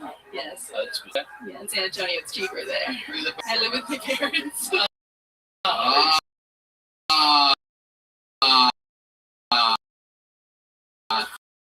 5 dogs, a cat, a fawn. Yeah. I'm moving to Austin in October. How long? We were high school sweethearts, back on drugs, and we dated again for a year. So he didn't like you when you were on? Oh, he only liked me. I only liked him when I was on drugs. Oh, okay. Yeah. All right. What does he do for a living? Oh, he's in law school. Oh. But that's irrelevant. Law school? Yeah. That's incredible. Such a thing. Affirmative action wasn't overturned yet. Yeah. It's very, very rare. The old Mexican law student. All right. For us to get back to our seat real quick.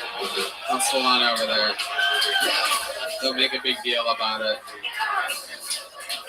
Isabella Sosa. Yes, sir. Okay, before we let you go, give us one more crazy fun fact about your life or something that we would find interesting about you. I'm learning ventriloquism. I'm trying to work on that. Okay. Can you show us a little bit of ventriloquism? Here it is. Ventriloquism by Isabella Sosa here on Kill Tony. It's challenging. I try to do it consistently, and it takes knowing the articulation and understanding how to use your throat and your tongue, you know, and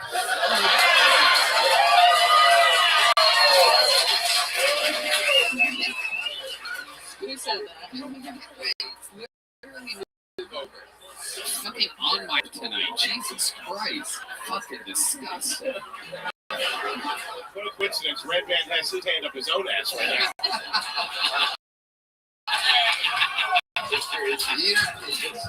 Keep her on here. Guess what's wrong?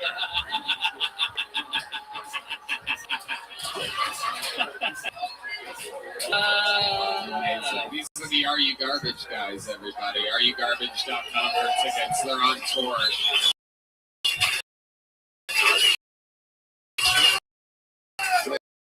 Literally the best.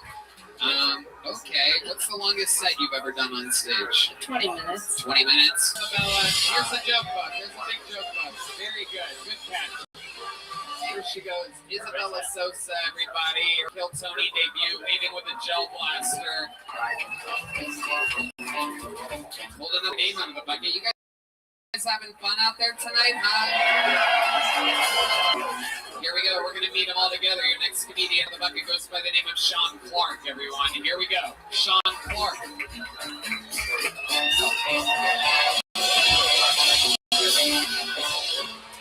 One more time for Sean Clark, everybody.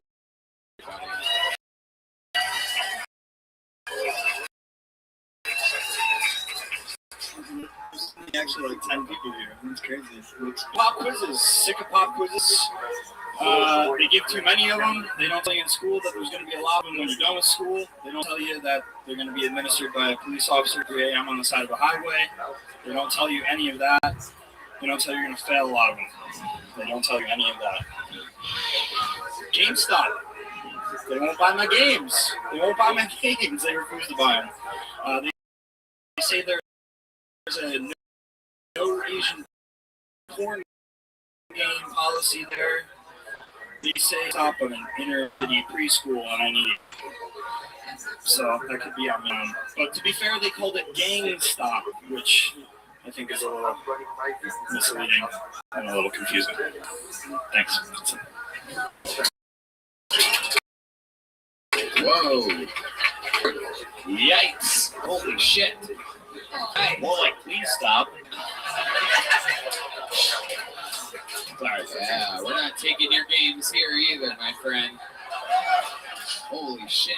Nothing you said was real. It was like all just fantasy stuff. You started out by saying there's 10 people blatantly in a room with hundreds and hundreds of do it tight. What did you mean by that? There's 10 people, you said. And yeah, it was bigger on the internet, is what you said. What did you mean by that? Were you talking about like what you can see? Yeah, it was more of a, like a violent reaction. Oh, okay. So, okay, just all right. Straight up. Just 10 people. Okay. Yeah. So you wish you wouldn't have said that. I'm regretting that. Yeah. Okay. And then you did a joke about a pop quiz, but it's really a DUI test. Then you did a joke GameStop, and you're returning videos. So like nothing was real. Nothing was real. I mean, yeah, that's how long you been stand-up comedy? This is my first. There you go. That makes sense. Stand-up comedy. I think it's a very common trait of people that are very, very, very, very, very just because you kind of think like, they'll never see this coming because it's a this and it's a that. But so let's try to figure out what's actually funny about you, Sean. Let's do it. Dig right in. What do you do for a living? Between jobs, I'm unemployed. So what's the job before? What's the job you're going for? I worked for a tech company in New York City, and they laid me off in March. So just now I'm going to Phoenix soon to work for another company. Another tech company? No. Now I'm going to do property management for vacation rentals. So, yeah. That does not sound like a lateral move. No, it does not. And why Phoenix, Arizona? What made you pick there?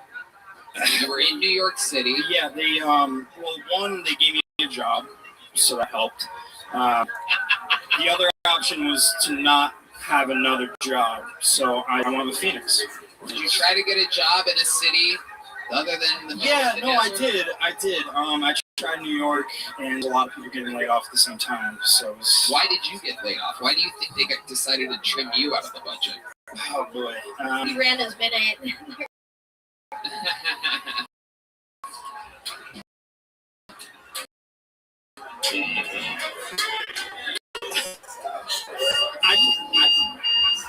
was worth what they were paying me before, so that some fucking got smart. I don't know. How much were they paying you? Only like 80,000. Okay. This kid failed the third grade for sure. Yeah. What are you saying? Hold on. What are you? How long are you in Austin for? What are you doing here? I'm here until Wednesday. I'm here visiting my girlfriend who had a surgery. So. She had surgery on what? She said I'm not allowed to tell you. Ovarian cyst? No. Was it elective surgery? Boob job. Was it a boob job? It was an elective procedure. Okay. But I'm still here. Is she a stripper? No. She could be after the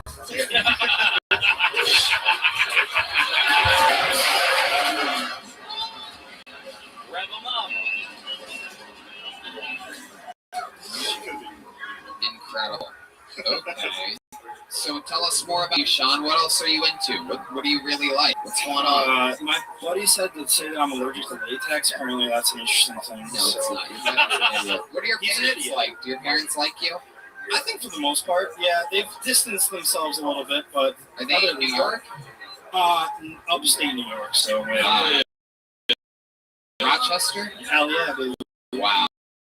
Yeah. You fucking tell. I know. How I know? Rochester, New York. It is incredible. Just a bunch of people that literally their parents, they all just stayed where they landed. They arrived to America. They found some area in Rochester. They settled down, and it's people that never moved, never chased it, never took a chance, and that's what you have in upstate New York. It's just filled with fucking people that are like the flavor of water. They just have no character whatsoever, and when they do come into a real city to chase their dreams, they end up like this guy. Unfortunately. Yeah. And you're from Rochester. That's what runs through your veins. Yeah. Garbage plates just through my blood. It's true. You garbage. No need for you to be on their podcast. We already. That was never going to happen. I love it. So, Sean, this girlfriend of yours getting elective surgeries. She lives here in Austin? Yeah. Why does she live in Austin? Because her friend from college moved here. I don't know. What does she do for work? For a consulting company. Consulting? Is the consulting company the red or the yellow rose? Yeah, I feel like you're just paying for a stripper's place, to be honest with you. It's funny because she lives right near the Red Rose, and like listening all these years, I was like, I didn't even know what the Red Road was. And a.m. and 3 a.m.? Yeah, it's tough to get text back, so the calls are definitely a no-go. I bet. Tough out there for a Phoenix property manager. Yeah.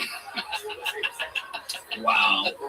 So, Sean, what made you want to start stand-up comedy? What made you come here tonight and try this for the first time here? I got laid off and my life got significantly shittier, so I was like, well, give comedy a try. Now, do you think that there's anything that, like I said, have you ever even gone through a DUI test? No. Never. And you never tried to return a video to a GameStop? No, that I have tried to do. Really? No. Not Asian porn, but I have tried to return videos to good enough. Didn't you allude to being a offender? That's true, right? That's it. Is that true? You think they have to do it. We can't initiate it. It depends how good your internet search is. Alright. Has somebody ever told you that you're funny? People have. People have. Yeah. I strictly girlfriend. You're so funny. It's the funny thing. Like, I'm better in like improbable things, but I've been trying to run away from like people thinking that I'm gay since I did middle school theater. So you did middle school theater? I did. That's interesting. Yeah. Can you give us a little scene? Can you show us some of your acting shots? Doing a little bit of acting, some upstate New York acting for you. This is Sean Clark, everybody. Here, I'll be reading for the part of Sailor Ensemble in The King and I. Okay. Oh, yeah. Yeah, you're gay, dude. That was it. Wow. Little joke book activate. Sean Clark, congratulations. First time ever doing stand, kind of. Almost kind of. Here, take some Zippix nicotine fix. Thank you. We'll take the edge off of whatever the fuck you just did up here tonight. All right, hold another name out of the bucket. Still having fun out there? Okay. 60 seconds uninterrupted for your next comedian out of the bucket, Rick Diaz. Rick Diaz. Oh my goodness gracious, everybody. Things just picked up. One more time for Rick, everybody.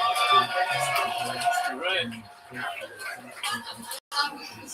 Well, I'm here to bring the energy up. Oh wow, touch of me.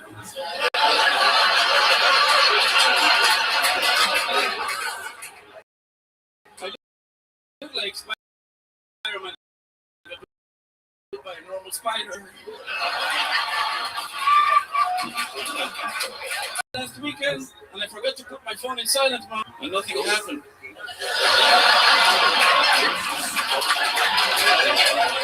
Did you guys know that when cats know they're gonna die, they look for a very quiet and isolated place to die, away from the other cats? Yeah, they come to my place.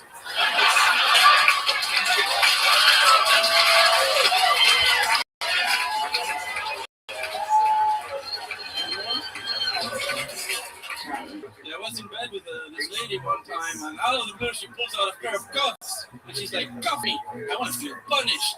So I was like, I cuffed her to me.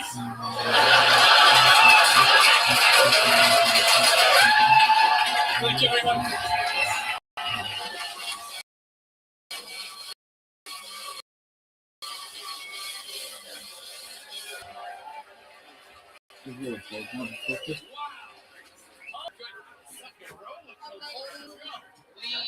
Shit. I am in love. Did you guys know that when cats know they're gonna die, they need an isolated place to die, away from the other cats? Yeah. I look like Spider-Man. Perhaps Rick Diaz. Your next comedian out of the bucket, Rick Diaz. Rick D's perhaps, or Diaz.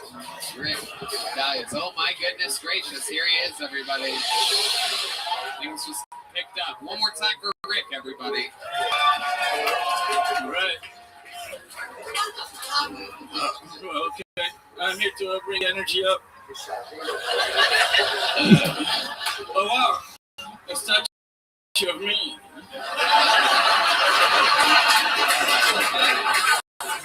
I look like Spider-Man got bit by a normal spider.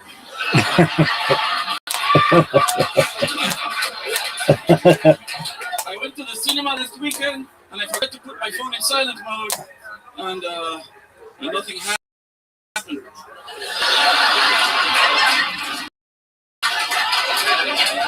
Did you guys know that when cats know they look for a very quiet and isolated place to die, away from the other cats? Yeah, they come to my place.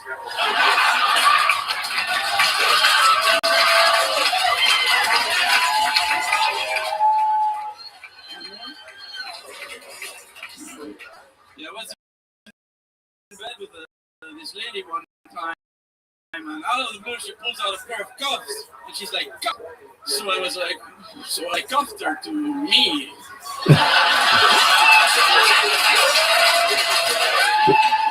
Thank you very much.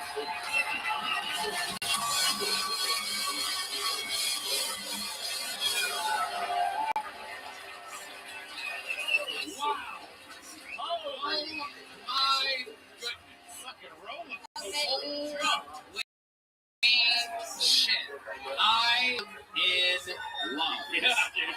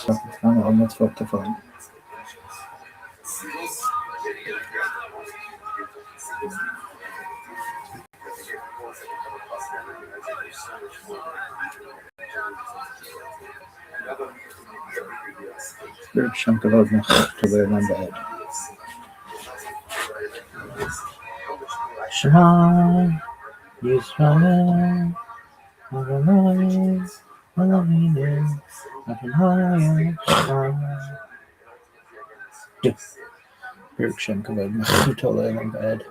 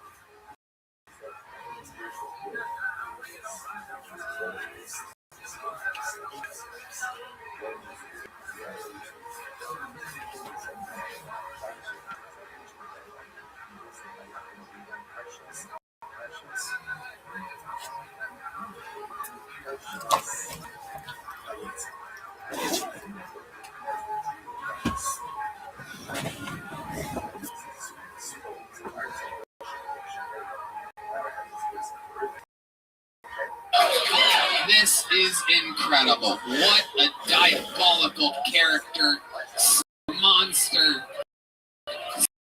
slash whatever the fuck. Oh my goodness.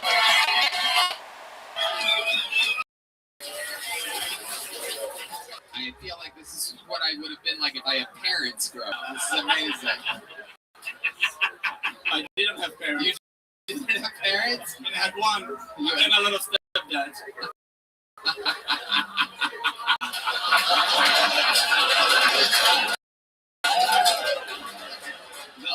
I love this guy. Oh man, this guy's dangerous. I'm telling you, I know it when I see it. Oh, what a defined character you are. He got a left before he got to the money. Oh, he saw his he knows how to play this instrument that he is. Yeah. I played it a lot when I was. My God. It's funny how sometimes we can have a rough night of bucket pulls. This is almost like the night that we found Aaron Belial and we just kept going through names. And holy shit. Yeah, it really is. And here we are. Diaz or Diaz? Diaz, okay. And you're Mexican? I'm Spanish. Spanish, okay. I'm Spain. Yeah, okay. I know you. Absolutely. Very, very cool. And how long have you been doing stand-up comedy? 4 years. 4 years. Absolutely hysterical. That's fucking amazing. yourself. You're owning the character that you are. It is, just as good as it gets. A lot of people, they try to look or be cool. Not you.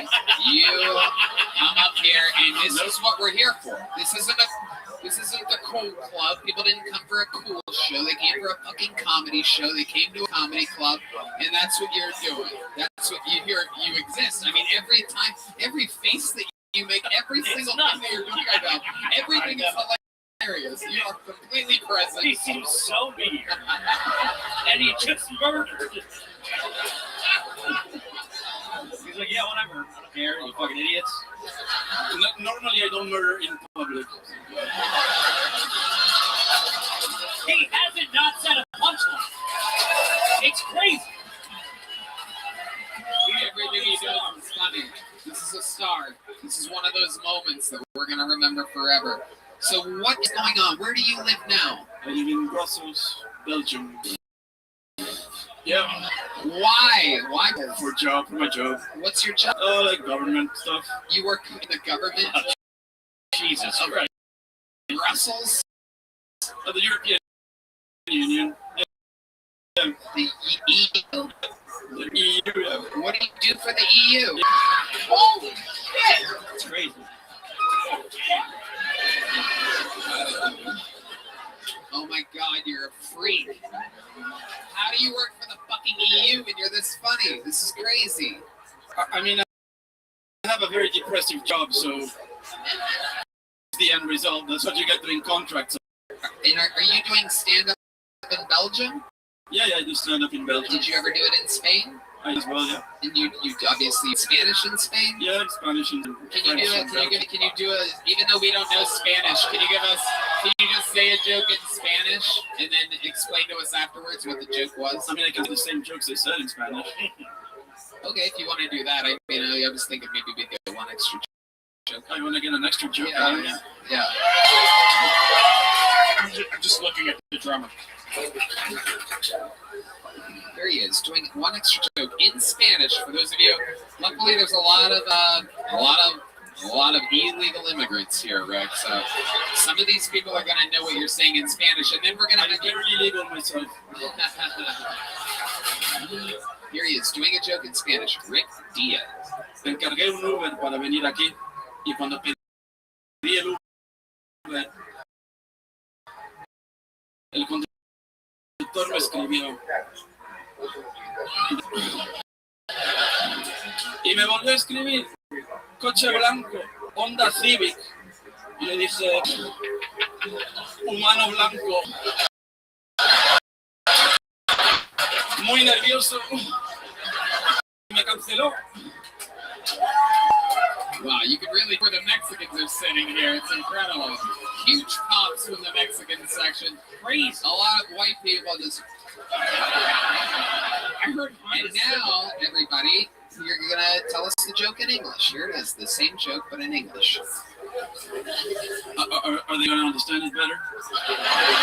Well, now everyone else that didn't get the right. Okay, let's see. Yeah. I ordered an Uber to come here, and when I ordered the Uber, the driver texted me on my way.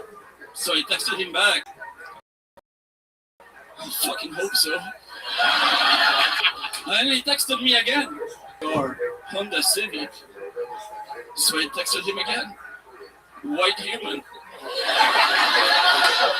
Extremely anxious. And he canceled the ride. I mean,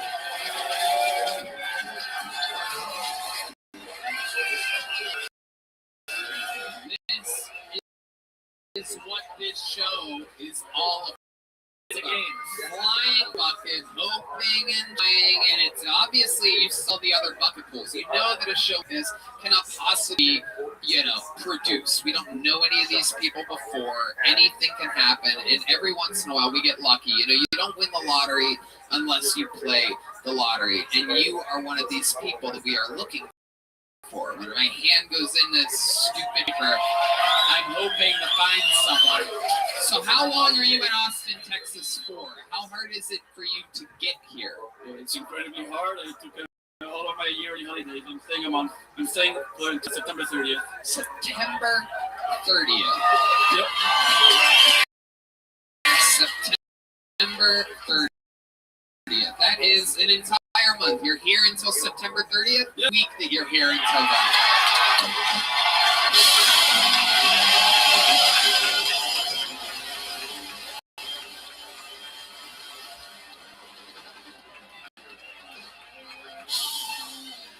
By the way, his answer's about to be hilarious. He hasn't answered yet.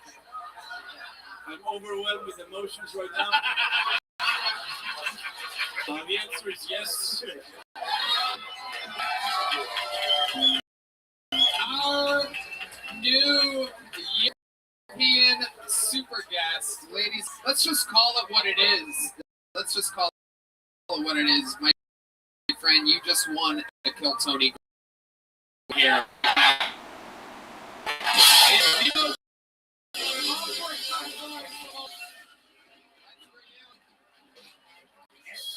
And Rick, I would love to have you on every single secret show while you're in town. Every single show in September. Every till September. Every Monday. Every Thursday.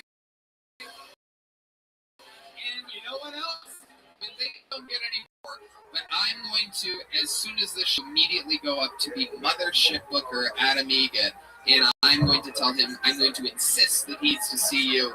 So I'm going to get you a show on Sunday, 3 minutes in front of him, no matter what. He has to see you. He's going to absolutely love you. So you might end up doing a lot of. He's going to love to see you. You're so different. You're so yourself. You're in the pocket. You don't even smile. You are just you. It's crazy. I tried. Ladies and gentlemen, your newest golden ticket winner, A Star is Born. This is the Kill Tony debut of Rick Diaz.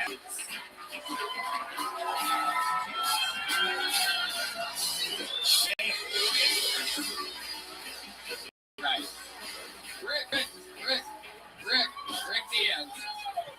Rick Diaz. I also am headlining a show Friday night, 10 p.m. at Vulcan Gas Company. Can you do that? I will. I just need somebody to remind me of all of this shit. Friday, Sunday. You just got 4 spots plus the other Mondays, so 8 spots from 60 seconds here live on Kill Tony. One more time for Rick Diaz, everybody.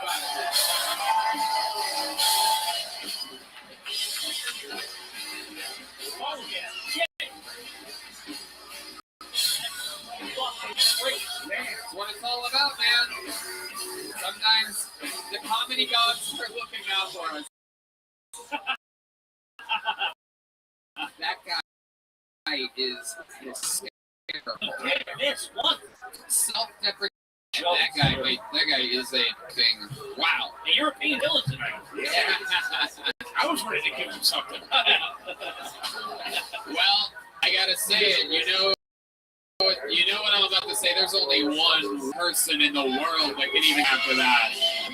He is the record holder for all-time appearances on this show, interviews on this show, minutes on this show, interview minutes on this show, on the road with me, every single theater, every single comedy club.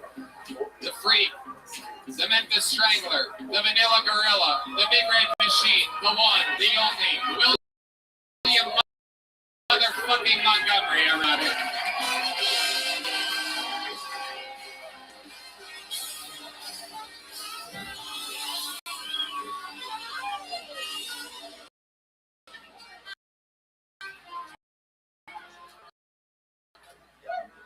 It is now in the plane that crashed in.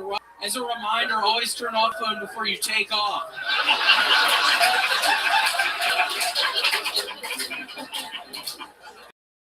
There are rumors Steve Harvey's wife had an affair with their little chef and bodyguard. Let's just hope it turned into a family feud. The good news news is that if the personal chef did have an affair with Steve Harvey's wife, Steve promises not to fire him. Bad news, he's going to go paddleboarding with Barack Obama. Bob Barker died this week. He chose to be cremated, which is nice considering that they'll only have to turn the tanning bed up 10 degrees. Okay, that's what. Let's go indeed. That is a fucking great show.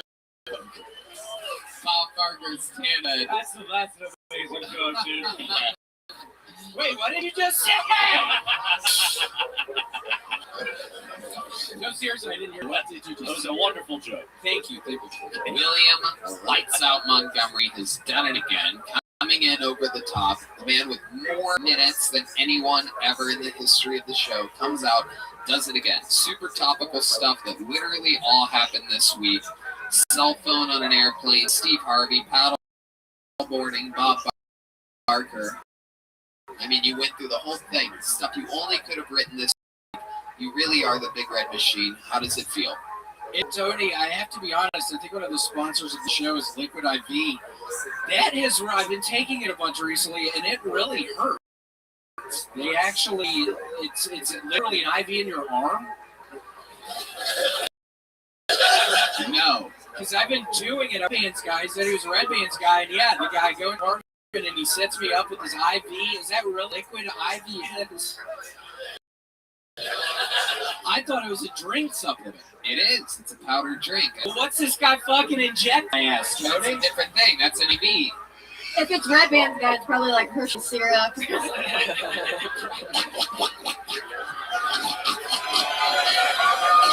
Red Band. You're looking as bad as ever. Red Band is snorting like a pig right now. Christmas story. Try to do that. Do it again. Your first snorts. Who said that's you?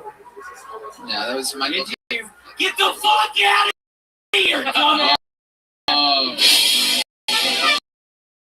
I just had the set of my life up here. Don't fuck me. Pull out. William Montgomery, one of his maneuvers.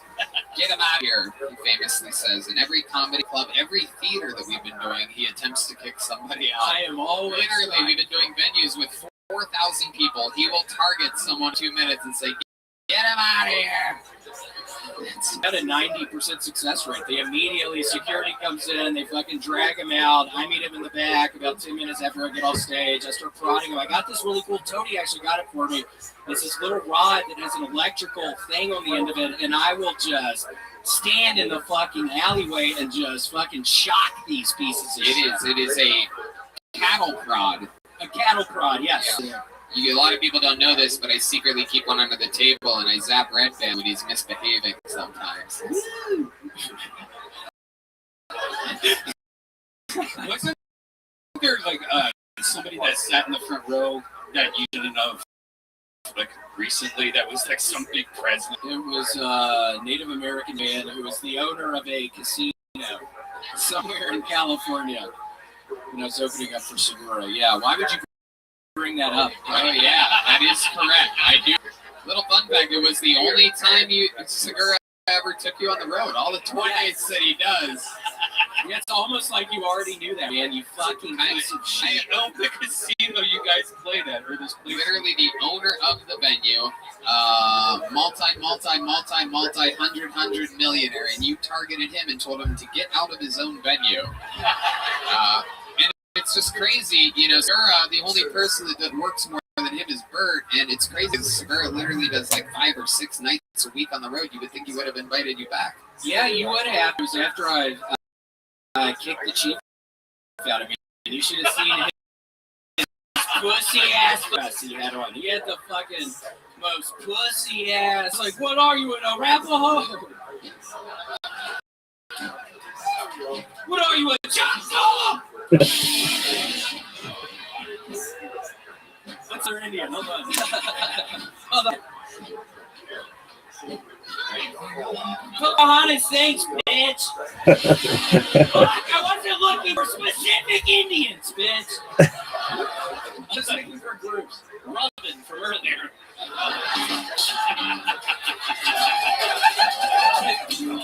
Yeah, I forgot all about Robin. My brain scrubbed that memory until I just had a horrible flashback. Oh, God. Remember the guy that just wouldn't stop talking? Talking about William? What? Nothing, sir. Okay, thank you. Incredible. So, William, what is going on? You've been doing these theaters with me. Biggest venues you've ever performed in your life. How does it feel? It feels wonderful. It's a big rush. I've had to kind of be able to blow off steam recently, and I've discovered a game that I forgot how exciting it was. I've been playing a bunch of Battleship recently. The board game, it really kind of helps blow off steam. After, you say like A6, and there's go in kind of a grid pattern around A6. You can keep on going in the order. It's a rush once you get one of the. Once you start hitting battles, I'm not stopping.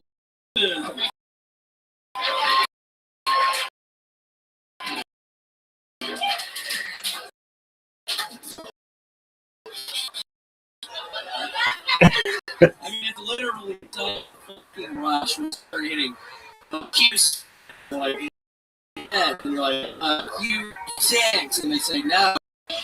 Perhaps a master class in battle.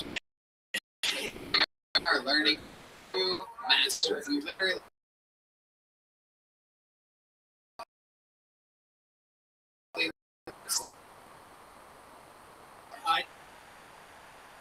On Craigslist, they personal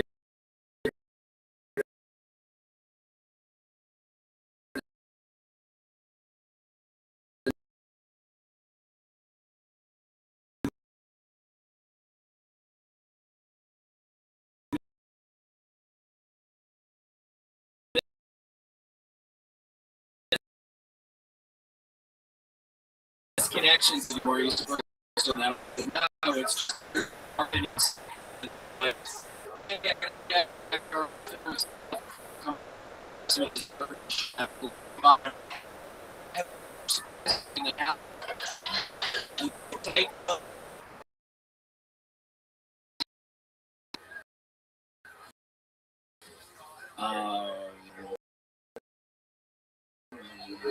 How's the puppy? Yeah, we got it. Doing good. Oh, okay, thank you, sir. That's enough of the question. Is it getting big? She's getting bigger. She's now 4 pounds. She was less than 2 pounds. Yeah, she's doing so good. Wow. If you had to pay tribute to the sweet little dog that you have, how would you do it? I love you.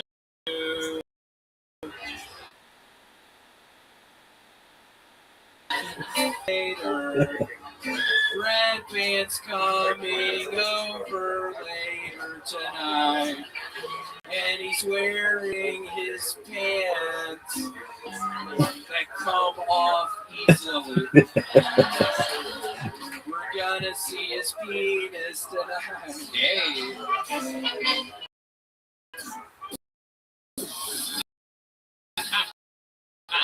William regulars, all overseen. Mixed notes for Jet Ski Jesse Johnson rejoining the show tonight. A legend. JetSkiJohnson.com for tickets going to Yuma, Spokane, Washington, Phoenix, San Diego, and other places. The drawing for Ryan Ebelt is in, and it's popping up your screen right now. How loud can this place get? For my favorite guests, two of my favorite comedians. H. Foley and Kevin Rich podcast here live on Kill Tony, Gel Blaster, Red Rose, Yellow Rose, Austins.com, The Hallberg, Austin Security Service, ConnectMobileHealth.com, CM Smokehouse, and Scubaski. One more time for Michael Gonzalez on the drums. Matt Gill Sterling on the electric guitar. Paul Niemer on the horns. Jetski Johnson on the horns. And the great Madness on the bass guitar, everybody. Thank you to Fix Toothpicks and all of our other great sponsors. Right, man? Check out the secret show at the Sunset Strip. We have new curtains soon. Sunset Strip ATX. New curtains coming soon, and huge announcement right around the corner for the Kill Tony universe. The arena on New Year's Eve has sold out. We have sold out in arena in our hometown. So, a big announcement is coming, perhaps as soon as next week or the week after. Stay tuned. We love you guys. Thank you so much for coming out. Exclusive Kill Tony merch on your way out. We love you. Thank you. Good night, everybody.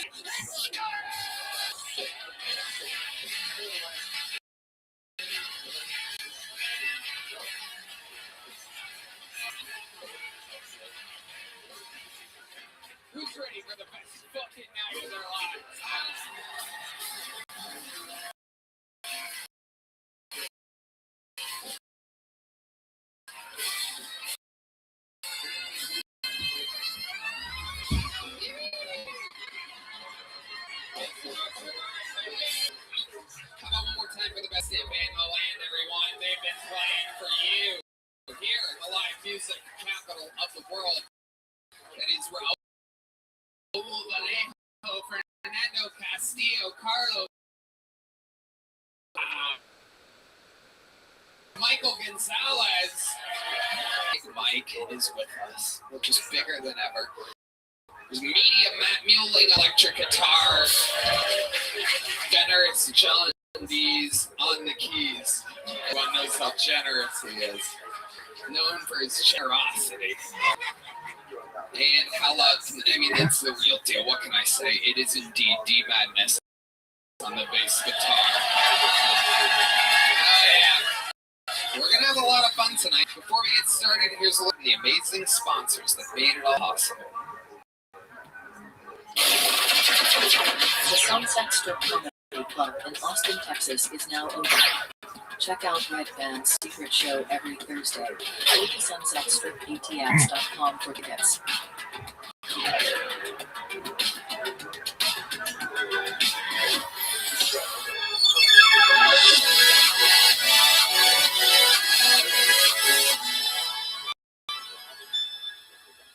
Are you guys ready to start tonight's fucking episode?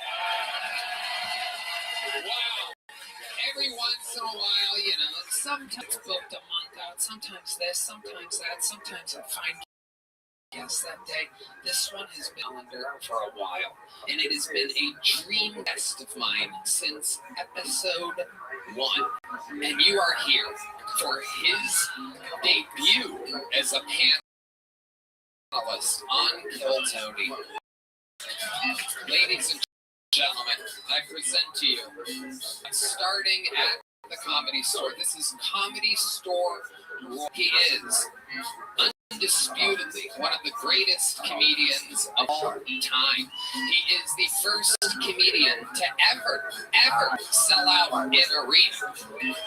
Indeed, this is the first panelist appearance ever by the undisputed heavyweight king of comedy. This is Andrew Dice.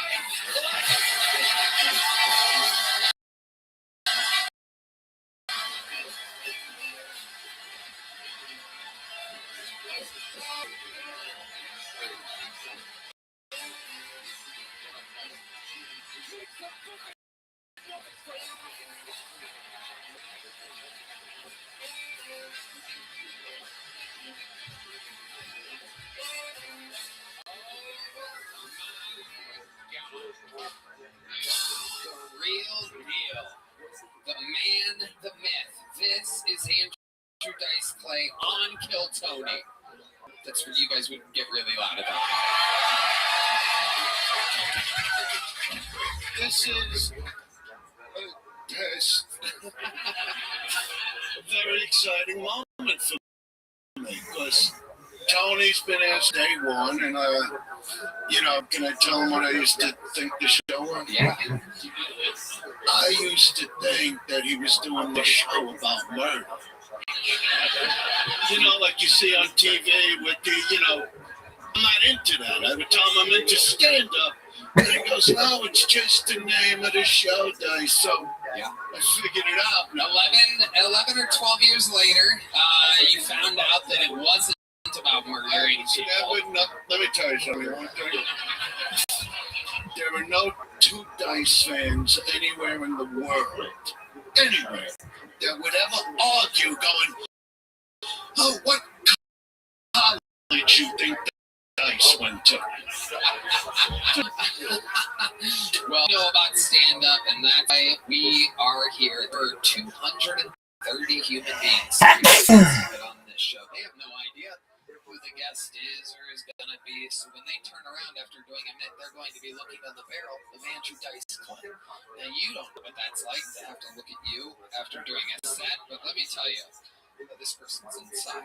It's interesting. So first bucket pull will come from the inside. We're going to watch people do 60-second sets. You know their time is up, and you hear the sound of a kitten. That means they have to wrap it up then. Also bring out the angry West Hollywood bear. Are you guys ready to start the first ever Kill Tony with Andrew Dice Clay?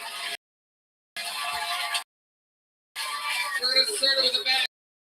I present to you a new minute from one of the greatest shows.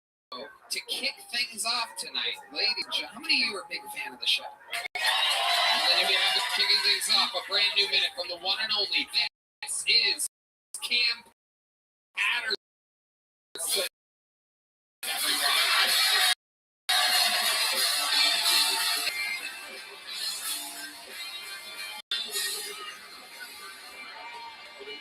Alright, so listen. So usually on the show, I come out and I talk about this I don't like. That's what I do. People understand that. People think it's funny. Some people don't enjoy that. And I'm gonna tell you, my worst place in all of America is Rochester, New York. Right? That place can get blown to smithereens. Fuck that. And 3 weeks ago on Killtone, I said, fuck Rochester, New York. And I got an Instagram story, and I was tagged in. I'm gonna read you. This is what it said. He said, suck a dick. You pussy, fuck wherever you from. I smoke your deads in your face. I'm gonna translate that because a lot of y'all look confused. Sucker penis. Fuck your hometown. Hello, unravel it, put weed in it, and smoke it, dead homeboy. That's what he said to me. And so I responded, I ain't hard to find. And then I set my tour dates after that.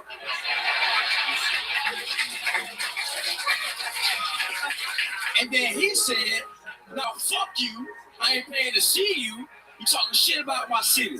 And they said, unless you get me in for free, stop talking shit about Rochester. And I'm going to tell you something. About me, man. I used to be a thug. I was a street nigga. I was outside. I started doing stand-up comedy. I changed my life. I don't do that shit no more. I'm a good guy. I changed the leaf in my life. I don't do that shit no more. So I told him, I said, listen, brother. Let's come somewhere by you. You send me your first and last name, and I get it for free, no problem. And he said, man, I'm a big fan of what you do, man.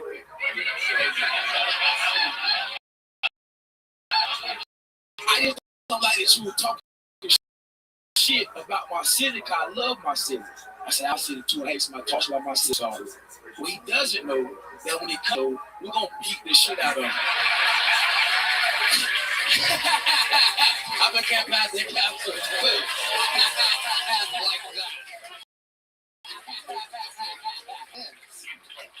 I love it. Amazing. Fantastic. We're gonna fuck that nigga up, man. We're gonna fuck. It was, I seen all what kind of bullshit is this, man? But I get it, when I talk shit, but he a pussy to fuck that nigga. Hey, look, let me look at the camera when I say this too. Fuck Rochester, New York, nigga. It is absolutely true. I fully endorse Cam's statements about anywhere in upstate New York. It is incredible for any there after being born and raised there. Instead, you probably settled down with the first person that said that they like you too. And you accidentally came inside of them, and now you're stuck there forever in eternal hell while literally the rest of America laughs at you right now. They might see calling through your internet screen and talking directly to you. And that's because I am. Everyone in upstate New York, evacuate. You'll thank me later. There you go. For Rochester, for 207, I can't go back. What do you mean by? I looked it up, but the numbers are hard, man. It's hard for me to get 200,000. It was 200,473. Fuck all 207. You know the fuck I'm trying to say.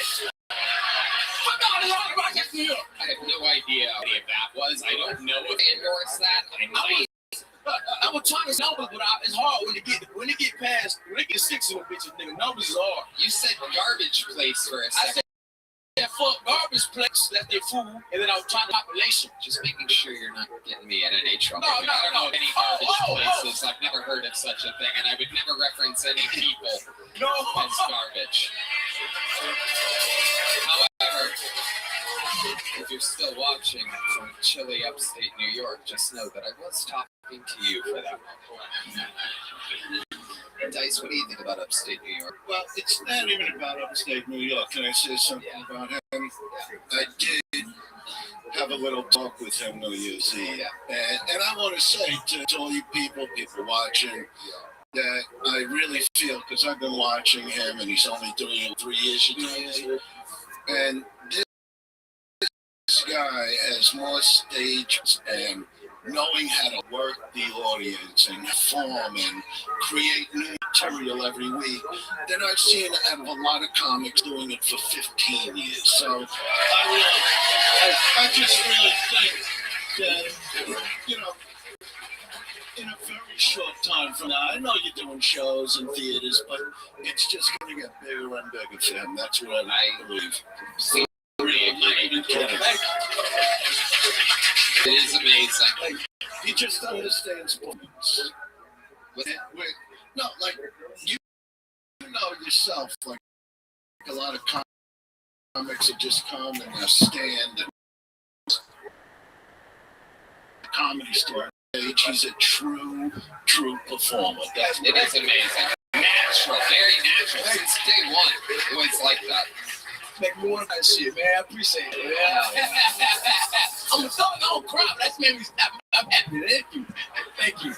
I appreciate it. The only guy crying at the end of this set should be the guy from Rochester. Message you. Now the funny, I said to my homeboy, I said to my dog, Lil, my brother. You know what I'm saying? Yeah, we outside and shit. You have the dog ready that quick. He don't even. We big dogs around here, little dog Lil, right? I said It sounded like a little dog. It sounded like a chihuahua. Yeah. What was that? There you go. Yeah. Salty. All right. Yeah, we're salty. What was that? All right. But I sent to my homeboy Lil, I said Instagram and shit. And then there was a picture of him and his girlfriend on his Instagram. She was like, she tired of you, bro. What's her cash app? I had that bitch sold about Saturday.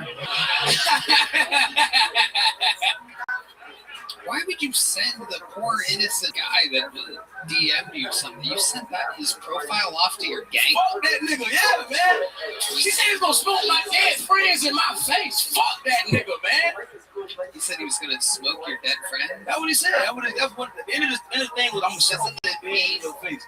What does that mean? That he's going to turn them into ashes and then sprinkle the ashes into a blunt? Yeah. And he would smoke them in front of you? Yes. And like blow the smoke in your face? Yes. So, fuck him. Fuck his bitch. Yeah. Fuck mama. Yeah. Fuck his auntie. Yeah. Believe in as a Lord. Even if it's God, don't do that. But fuck that nigga. I agree. Amazing. Keith Patterson, way to get tonight started. And it has begun. With a great, powerful set from Keith Patterson. And now it begins. And our first fucking pull is from the inside. This could be any one of you that signed up. Ladies and gentlemen.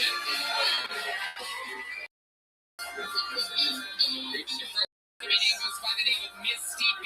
Misty B. There's the meeting. Coming from the middle. It has begun. Our table is very excited about this. Very much Price is Right energy. Coming from the middle table.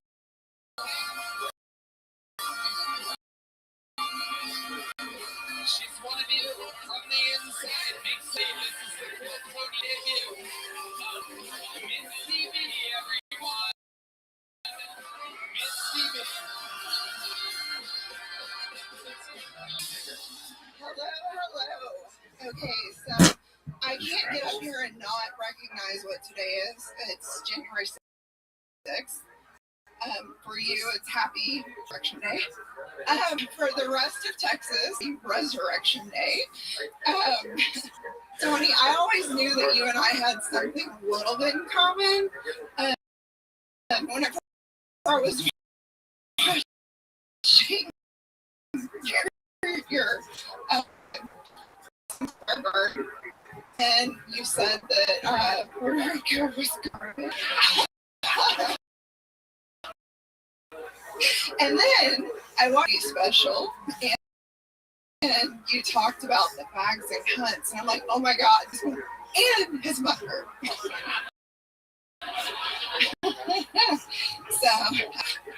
that's all.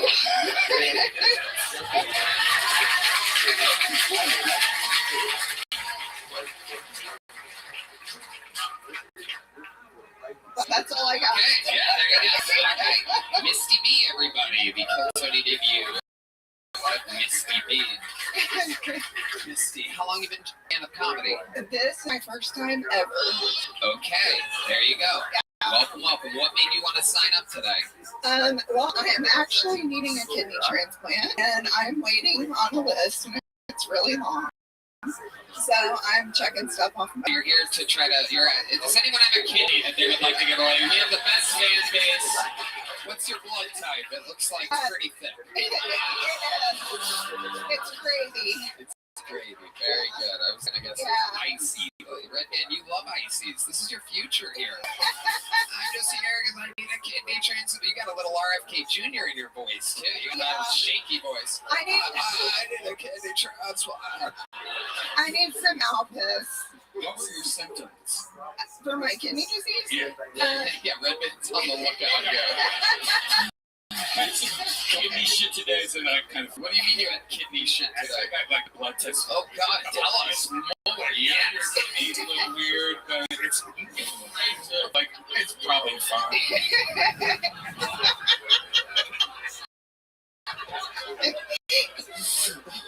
Misty, hold on. We're going full pause here. We've never had it come up where someone has an ailment. You're like, well, I'm going some kidney shit today. What are the odds you're going through? This is clearly a sign from God. It's so weird to me because we both look like I'm deficient. Yes, for sure. What are your symptoms? You are. Well, if you go pee and it looks like a draft beer, that's protein. And that's a big sign. You have a lot of. That's amazing. That's a fetish for some.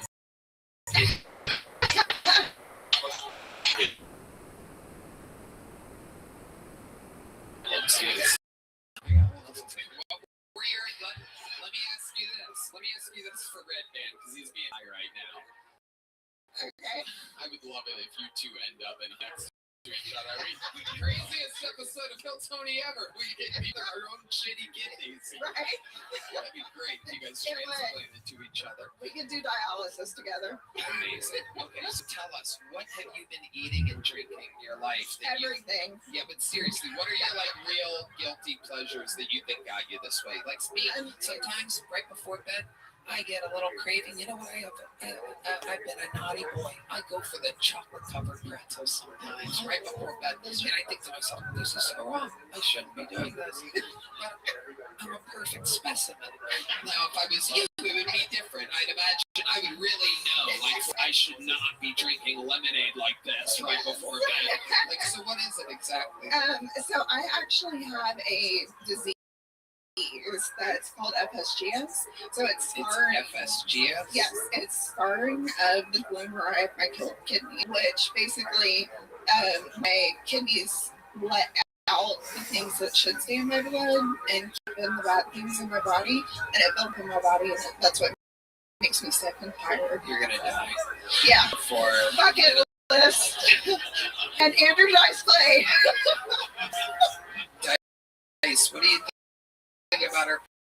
I just think she has a lot of guts. Everything you'll go through, you know, with all the sickness and all that, I get sick of it. And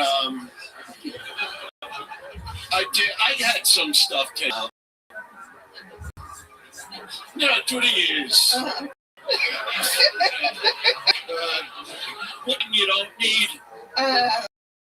Testicle. The gallbladder. See, she's like, she's medical. You had the gallbladder taken out? Yeah. Okay. I can't think of cash. No problem with your gallbladder.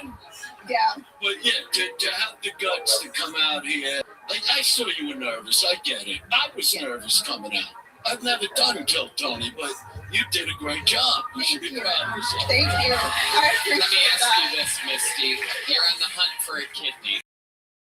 How much longer do you have? How long will you be able to live if there was no kidney given to you? Well, the list right now is 6.5 years long. Oh.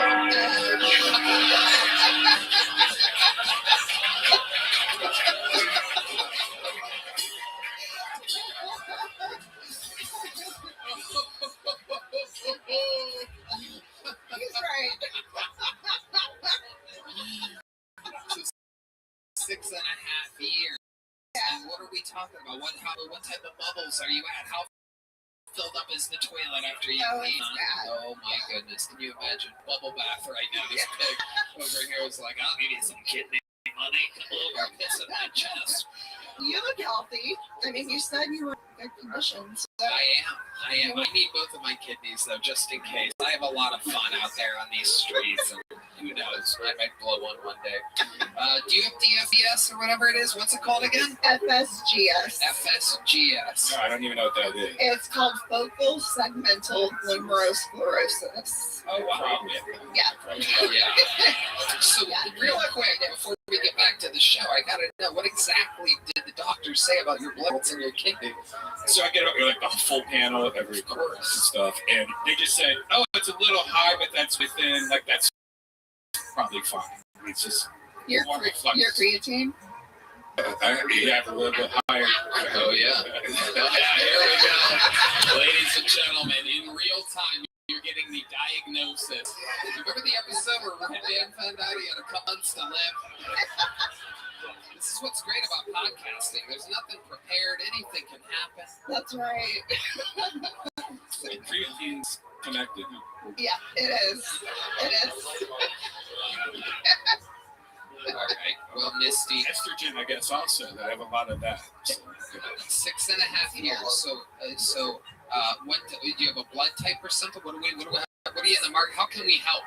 So I am A positive. A positive. I just need somebody willing to donate a kidney, and preferably in the Houston area. Houston area. I'm from Houston. Yep. And you can call or website. Hilarious. There's a good person out in Rochester, Willie. I didn't mean what I said. Please. Be I would chloroform it and bring my own kidney. What was your question, Dice? Alice said you're not interested in the... I mean, the girl has FNTS. What's it called? FSGS. What's that? FSGS. Oh, that's different. I'm thinking FNTS. Friday night talk session. It's a whole different thing. Yeah. No, but they just need to go online to the Houston Method or call. And my name is Misty Boudreaux, and they can just... So you can listen. So you're telling me that right now there is actually a way that if they request that they only want to give their kidney to one person, that they actually give... I think we're going to save this lady's life.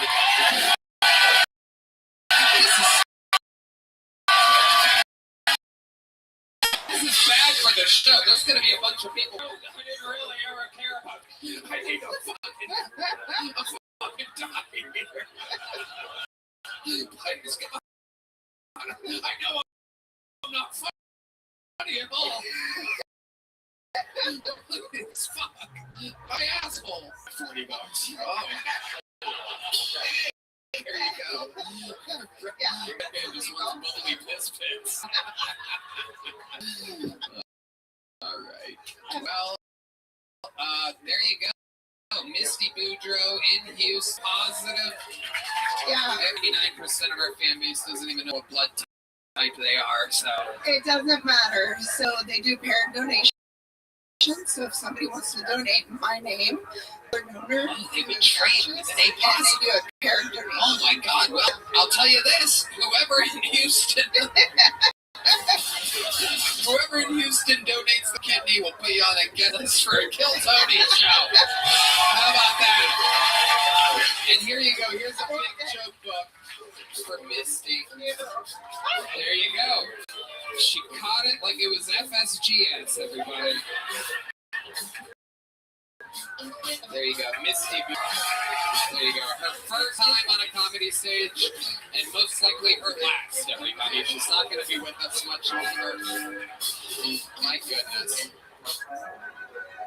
Hello there. This podcast is sponsored by TalkSpace. It can be challenging to find and meet a therapist that is the right fit, but TalkSpace makes it easy. From personalized treatment to meeting online from anywhere to the ability to text your therapist at any time. TalkSpace is so accessible. TalkSpace, the leading virtual therapy provider, makes getting the help you need easy, accessible, and affordable. Red Band? I love TalkSpace, Tony. They're providing some very important mental health services. Do you know TalkSpace therapy and psychiatry are covered by many insurance plans and employers? In fact, most insured members have a zero copay. Wow. You can easily sign up online and get paired with a licensed provider who will fit your needs well. Typically within 48 hours, you can always switch providers at no extra cost. TalkSpace makes getting clean sessions by sending text, video, or audio messages to your therapist. As a listener of this podcast, you get $80 off your first month with TalkSpace. When you go to TalkSpace.com/Tony and enter promo code SPACE80 to match with a licensed therapist today, go to TalkSpace.com/Tony and enter promo code SPACE80 to get $80 off first month and show your support for the show. That's TalkSpace.com/Tony, promo code SPACE80. Hey there, this podcast is sponsored by Shopify. Guys, there's never been a better time to start a business than right now. It's 2025, let's do this. Now's the time.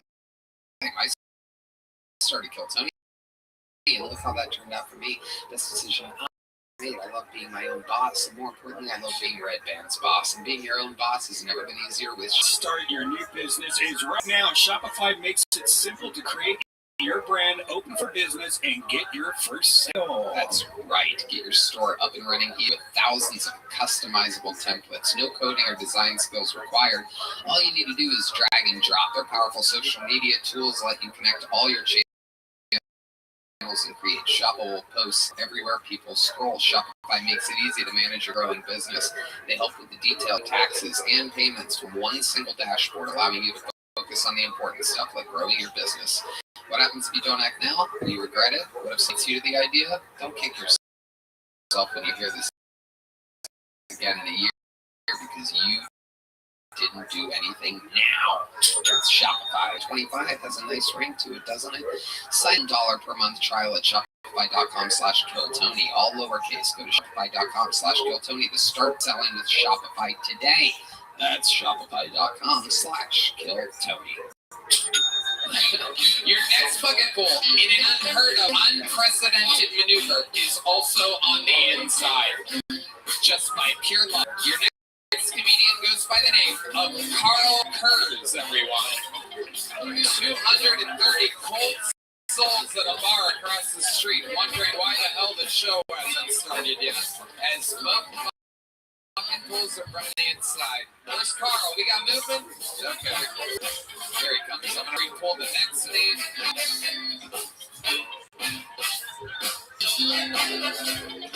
Oh, this is taking forever. Shout out. Okay, the next one's inside too. That's crazy. Is this like their seat number? Can you wrangle them so that it doesn't take as long? It's not. Oh, okay. All right, ladies and gentlemen, make some noise. Carl Kurz, everybody. Here we go. Kurz.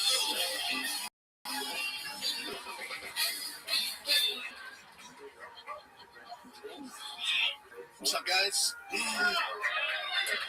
have a kidney, but it also has Hep C, so...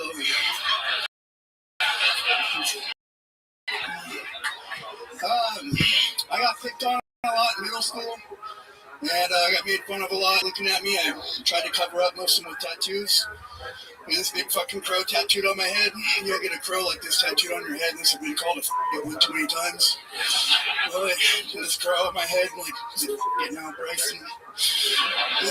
Not me. anyways, I started doing drugs, and inevitably I went to prison. And I didn't want to go to prison for, so I took a couple things out of my ass with me. Pretty good that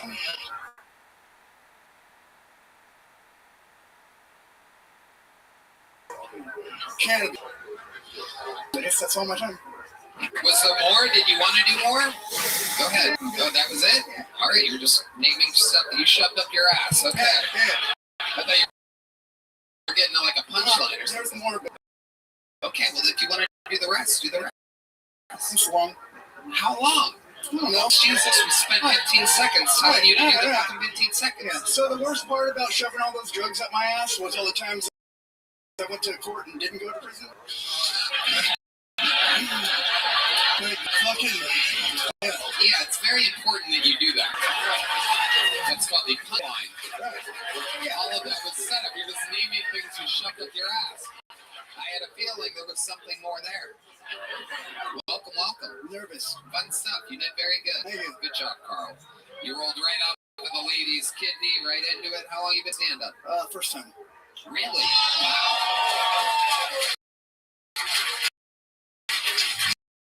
How old are you? 44. 44. Oh, methamphetamines. What do you think about this guy? He's been working the asshole thing out. Yeah. I mean, that's a lot of stuff to get out of asshole. Do you know what I mean? Yeah, it's like you should pay a toll to go in. Yeah, look, I just shoved shit in there until there was no more room. That's lovely stuff. Yeah, you grind up the weed and pack it down and kind of make like, I don't have to. Yeah. Well, I mean, you're definitely exaggerating, right? No. No, seriously. 100%. You're being that serious? Yeah. 3 ounces of weed? No, 2 ounces of weed rolling tobacco. But now you grind it up in a coffee grinder and you pack it in a pill bottle tight, and then you put it in a cup about a half ounce. It's about the size of an egg. And you make anal beads with condoms. How many? God. Dude, so the day I got sentenced, I shot up like 30 fucking 300 milligrams of morphine, and I ate an eighth of mushrooms, and I shoved all that shit up my ass. My mom was not door, and she's like, "You're gonna miss your sentence and get all that shit up your ass." Your mom was encouraging you to shove shit up your ass? She said, "Hurry up, get all that shit up here." Well, she wasn't gonna stop me. No one's gonna walk in and stop me. So, what would his mom know about That's a great question. Why did your mom know? Did you tell her? I don't know. I don't even remember my sentencing. I was fucked up. You do remember your mom saying, I remember that part. Shove your ass. Yeah, that was right after I ate the mushrooms. But by the time I got to the courthouse, I was fucking crying balls. So the painkillers, I understand, because you have to shove so much shit up your ass. The mushrooms, that was just what? To make it all fun? Just have some laughs. I took all the drugs that I had. Are you afraid that the mushroom giggling? Yeah. I'm up your shove stuff up your ass genius. So if you ever have any more questions, if anyone wants to write in to my shove shit up your ass monthly, yes, is our official sound effect. Right. Sorry, Dice. So you have in prison? Oh, only like 18 months. And what was it for? Residential burglary. What? Residential burglary. Okay, so tell us about this robbery. Was this like Home Alone style? You broke through a window and then you're walking over a bed of nails, just some good residential robbery. Nice and easy. So I used to just walk around in the middle of the day and I would knock on doors, and if no one answered, I'd rob them. And if they did answer, I'd be like, "Hey, it's Steve here." And for like 2 weeks, right? And I fucking found it, and it was different than it normally. There was a blanket up in the window that wasn't normally there. So I went around the back and went to open up the back window, and I got a .357 Magnum put in my face. Hell yeah! And I said, "Is Steve here?" And yeah, he said, he said, Steve don't fucking live here, bro. And I was like, are you sure? Because he said if he wasn't home, just come through the back window. And he's like, I'm going to fucking kill you. So I left. So you just I just walked away. So that was the time where you got the one that you got in trouble for. Wasn't too interesting.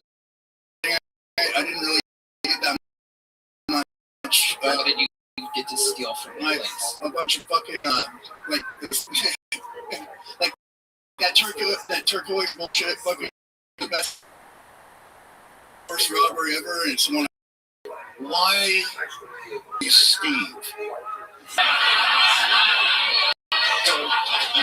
I don't know, man. Steve was his name growing up, and it's the first name that came to mind. You never even thought to maybe go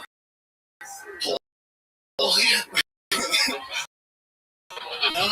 You talked with Steve. I just talked with Steve, yeah. The old that guy. Did they give you a name? Were you like known for your robberies or whatever? Were you the Steve Bandit or something? That's called me a piece of shit. Right. What's the greatest robbery you ever got away with? Wow. And God. an AK-47, and I got You ever get an FSGS? Nope. Not yet. AK-47, what else? Just a couple pistols and a jewelry. I fucking robbed the house on a skateboard. What? I robbed the house on a skateboard. I don't know. Did you ever think about just carjacking somebody at that point? Oh, we used to do that too. Yeah.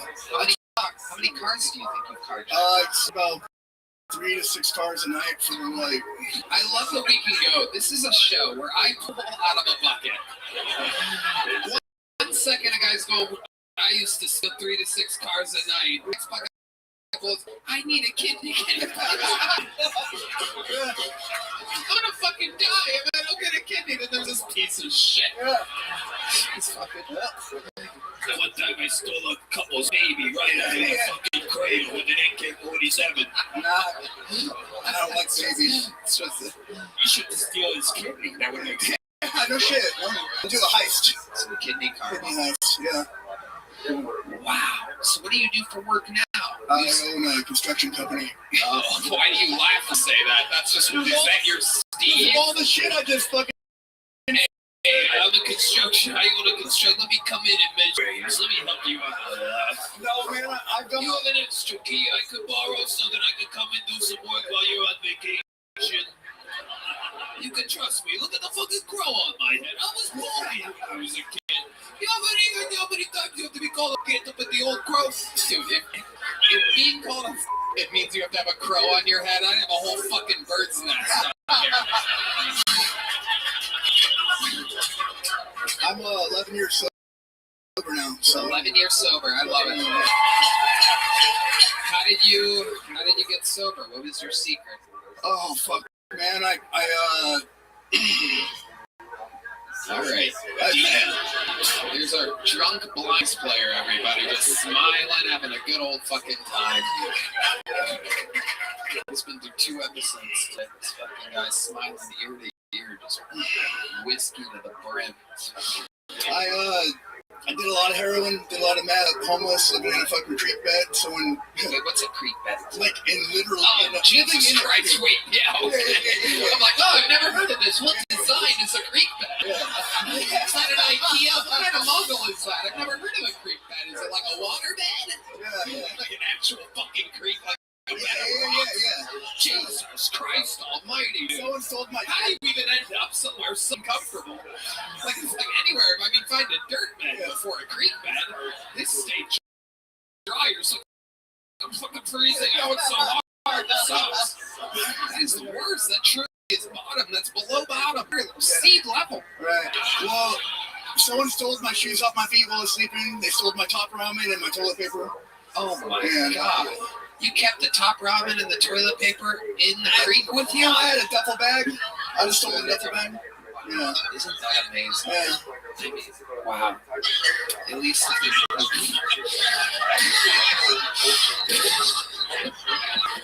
it's such an interesting collection. My shoes, my top ramen, and my toilet paper. They left me with almost nothing. I can't believe they took your toilet paper. I had a strike on my record. I had prior. I did I basically fucking threw a brick through a window and looted a store. And because of all my records, O'Reilly's. Wow. Okay, welcome to another episode of White Looters, ladies. It's a very rare show. No one's heard of it or pitched it. Normal shoe stores or clothing stores like the normal looting types like to loot. It's called White Looters. I'm suspecting I got 8 wrenches, dude. I got two $1,800 generators. Oh, I got some generators. I'm my own energy source. I'm gonna start my own fucking construction company, White looting. This is incredible. I've never heard of such a thing. But usually our senior looting correspondent is John Dees back here.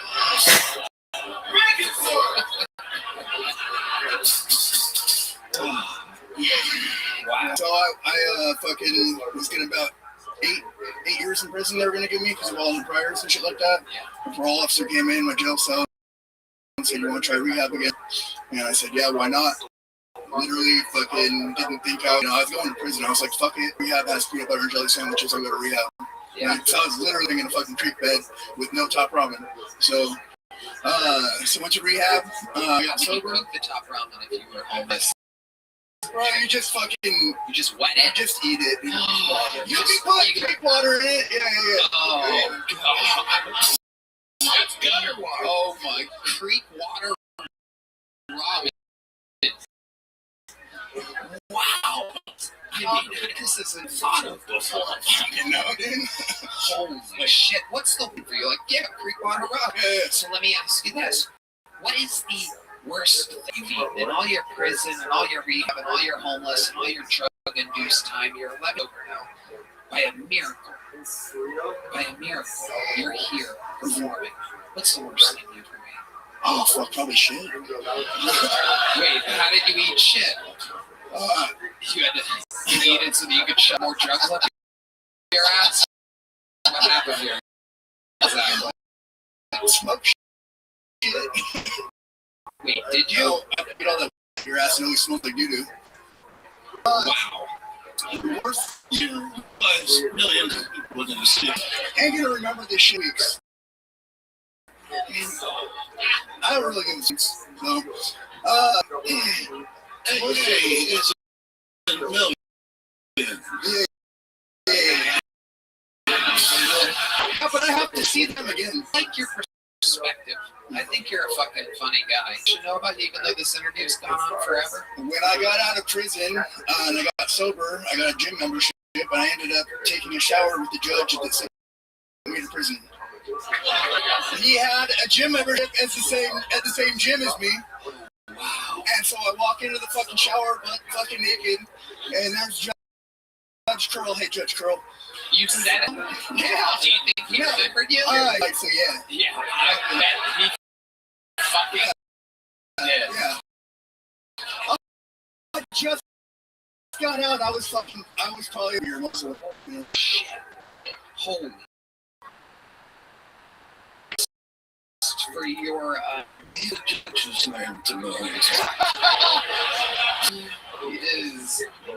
is out here just giving it all away. I love it. But yeah, he never mentioned if he got back together. When's the last time you saw Steve? Sober, they told me that I could make like my higher power for whatever I wanted to, so I just named it Steve. Wow. Because I'm like, Steve stopped me from getting my fucking head shot off, right? Wow. So, when's the last time you talked to Steve? This morning. Wow, you talk to him every day. Yeah. Does he know that you were going to sign up for the show? Probably. Well, you told him you were signing up for the show. Yeah. So it wouldn't be a problem. It would be that he knew that you signed up for the show. Wow. Steve's listening. No.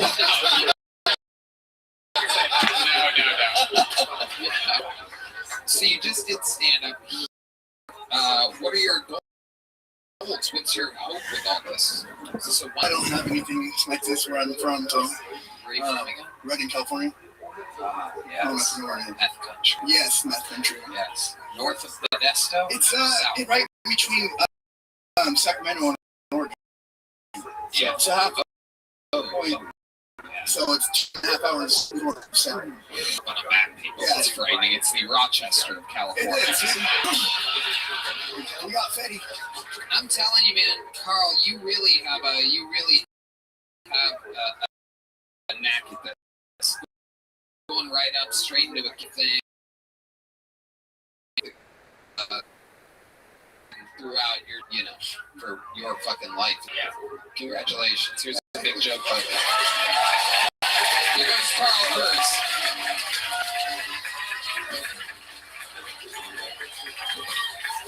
We're gonna do something fun before this next inside bucket pull, which is Dante. So Dante, if you can come up and get behind the stage, you can do that now. It'll save us some time. Congrats to Dante. He's gonna be next. Before that, we're gonna do something special real quick. A very, very special treat. Ladies and gentlemen, a few weeks ago, I and my friends did the roast of the 40th surprise birthday roast of Jelly Roll, and it was just a surprise for Jelly Roll for his birthday. Recorded or anything like that, it's not on anywhere. And one person in particular really roasted the fuck out of me, and she is one of my longest friends in comedy since I started almost 18 years ago. Ladies and gentlemen, here, just to share the roast jokes from the roast of Jelly Roll that were on me, I present to you one of my favorite comedians, one of the best. She just fucking lit New Year's Eve on fire on CNN. Ladies and gentlemen, make some noise for the one and only Whitney Cummings.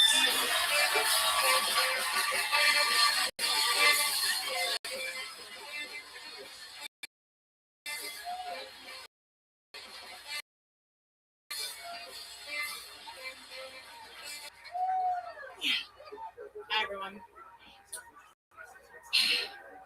I love you, Tony. Can I just start by saying I love you very much? You're my brother.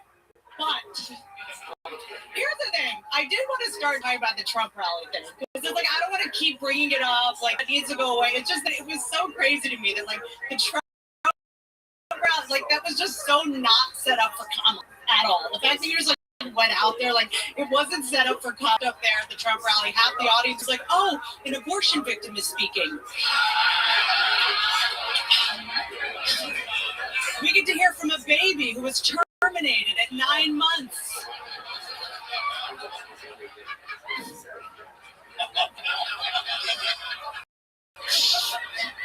But I will say, to be clear, Tony Hinchcliffe is racist, okay? He just looks racist. Tony looks like the kind of guy who says the full N-word when he's singing along to Broadway show tunes. Tony, you were at what was considered the most disastrous Trump rally, and there was one where he got shot in the head.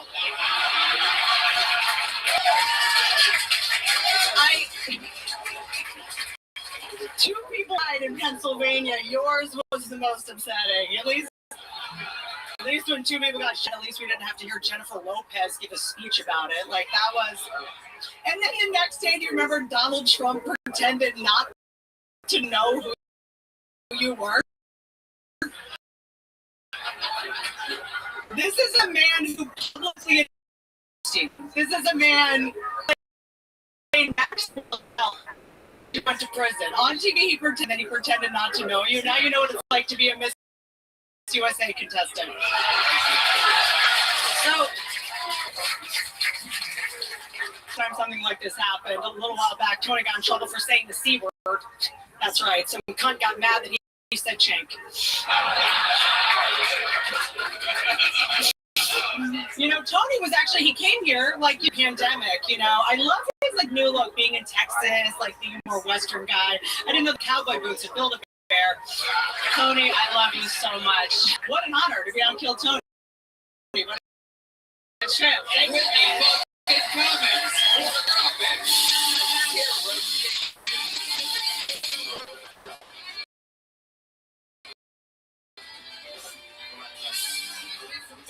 For the great Whitney Cummings. What a cool fucking cameo, huh? We having fun here tonight? Hey, this podcast is sponsored by Prize Picks. Prize Picks is the best place. All money sports action with over 10 members and billions of dollars in awarded winnings. Prize Picks is made daily fantasy sports accessible to all.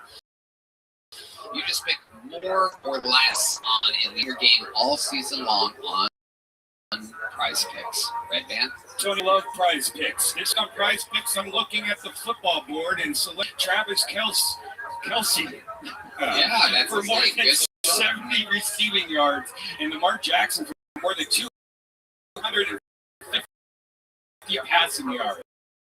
Red Band knows what he's talking about. Prize Picks is the best way to get in on the action in sports in Northern Texas, Georgia, and Florida. Sign up today and get $50 instantly when you play $5. The best way to win real money. Which ones aren't? Download the app today and Tony to get $50 instantly after you play your first $5 lineup. Again, download the app today and use code Tony to get $50 instantly after you play your first $5 lineup. Prize Picks. Run your game. All right, back to the bucket we go. Like I said, 3 insides in a row. The odds of that are absolutely insane. It's never happened before. Again, there's hundreds of people. Comedian now, the inside is that long. Make some noise for Dante, everybody. Dante from the inside.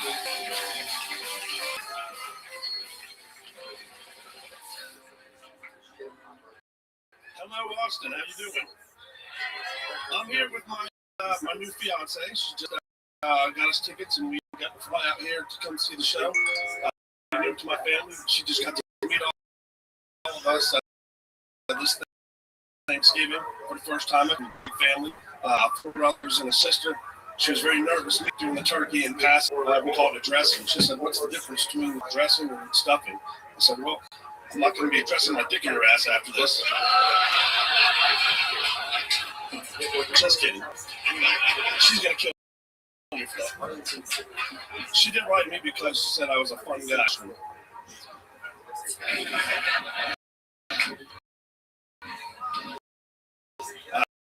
I met her in a bar. We were sitting there. I just got it. She told me that. I said, "Well, I just broke up with my ex."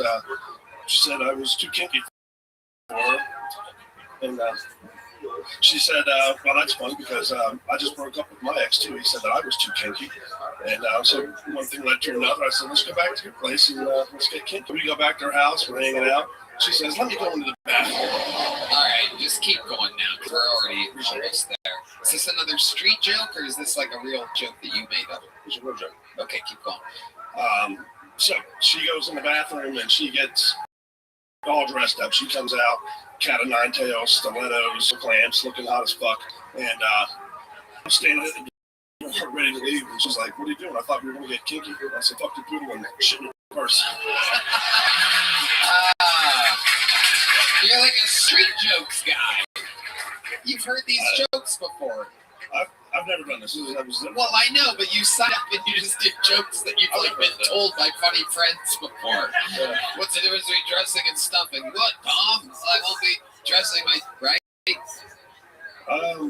didn't write these, right?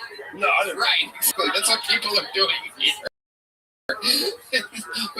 Well, the Thanksgiving one I wrote, I didn't write anything. I just kind of memorized it. I got you. You know what it is. Yeah. Hit me with the dice. This is He's trying to look good in front of the fiance, right? Oh, yeah. Well, this is good in front of her. But you don't. Yeah, she's going to be upset. We all agree. Even Michael Gonzalez. Maybe that's what the aim was. I don't know. I'm just here. It is correct. This is backfiring. Even Michael Gonzalez, one of the nicest guys in the world, yelled, "That's right." When that's you don't do that. So, do you think that she really loves you, or do you think that this may have entirely backfired? No, she loves me. Okay. How long have you two been together? About 5 years ago. 5 years. How long have you been engaged? 4 months. 4 months. And when's this wedding planned? Is it going to take place? Do you know? We haven't day yet. No. My daughter's getting married, and so we're letting her do her thing first. Gotta pay for that and deal with that, and then we'll do ours afterwards. This is your second marriage? Yeah. Yeah. Is this her first marriage, the fiance? Second. This is the funny shit. This is the funny shit. Both of your second marriages. Big each other fucking kids, the whole fucking thing. Get the fuck out. Did she sign up as well? Did your fiance sign up? You guys came here just the two of them? Just the two of us, yeah. And where did you come from again? We came from Orlando. Orlando. Okay. Is that that's where you live? Yeah. What do you do? We just saw you in Orlando. Yeah. 3 months ago. What do you do for work in Orlando? I'm not doing this for a living. Okay. Seems like you'd be pretty busy out there. We are, yeah, we're busy. What part of the trip did you decide that you were going to sign up for the show? Were you driving here? Yeah, she walked by when we were in line standing out there in the cold and said, does anybody want to sign up? Wait, you decided then? I wasn't going to until she walked by because... Well, I mean, of course she's going to walk by. People that were around you were there to sign up, right? On the website, you had to go across the street and sign up. And we got here about 7:45, so we were standing outside. I'm kind of confused. Was there a special sign-up thing that happened? Someone walking by? Yeah. You guys heard this as well? And someone yelled, does anyone want to sign up? And so just a bunch of dumbasses were like, well, yeah, if they need comedians, we'll sign up. Just me. I was like, oh, you were the only one? Maybe, I don't know. I didn't. Well, no, yeah. Well, that's a common thing. No, it's a common thing that we would have to do because they have to get the sign-ups from the people that do want from the audience. So someone decided right then, just because someone was taking, like, you know what the show is, and then here you are doing fucking, like jokes. Hey, I figured, fuck it, we came here. I want to do it. How do you feel now? Now that's cool. People with courage. These are the people that would go fucking bungee jumping and forget to connect the cord. Like they're all just like, woo, adventure, yeah, go for it. Fuck yeah, chase your dreams. But look at them now. Hey. I'm with Dice One. I think you may have just fucked up the rest of your life. How old are you? What up, Sam? Actually, just turned off. Sam, how you living, pimp? Sam, nobody wanted to talk with you anyway.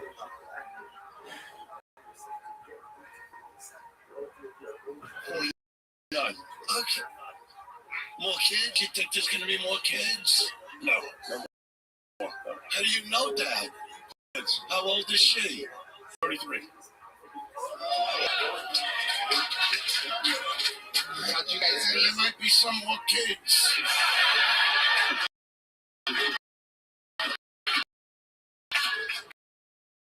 How did you meet? Were you back there putting in a pool or something? We actually met at a bar. She was I saw her when she walked in. Hey, he's clapping extra hard. She fucking roots for Team Gold Digger over here. Look at that. I said, I need to get your number. A big win for fucking tits. Wow. She does have nice tits. Well, where is she? Is she right here? No, she's somewhere back there. Are they out? Are the tits out tonight? Kino, give us some house lighting here. Let's see what's going on. Oh, wow.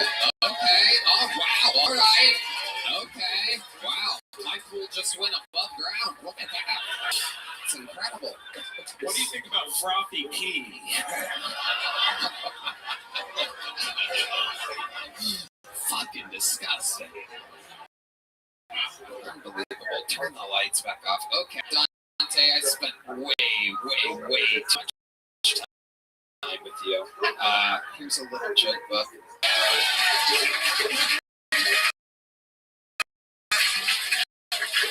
There he goes. Suicidal Dante. Dante, ladies and gentlemen. Actual comedian from across the street. Make some noise for him. He knew he was signing up for the show before he got here. Ladies and gentlemen, this is 60 Seconds Uninterrupted from Mike Jones. Mike Jones.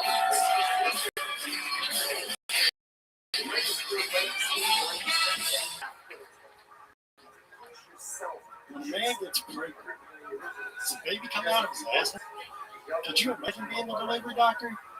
I mean, dude's gonna shit a baby? You're like, gosh!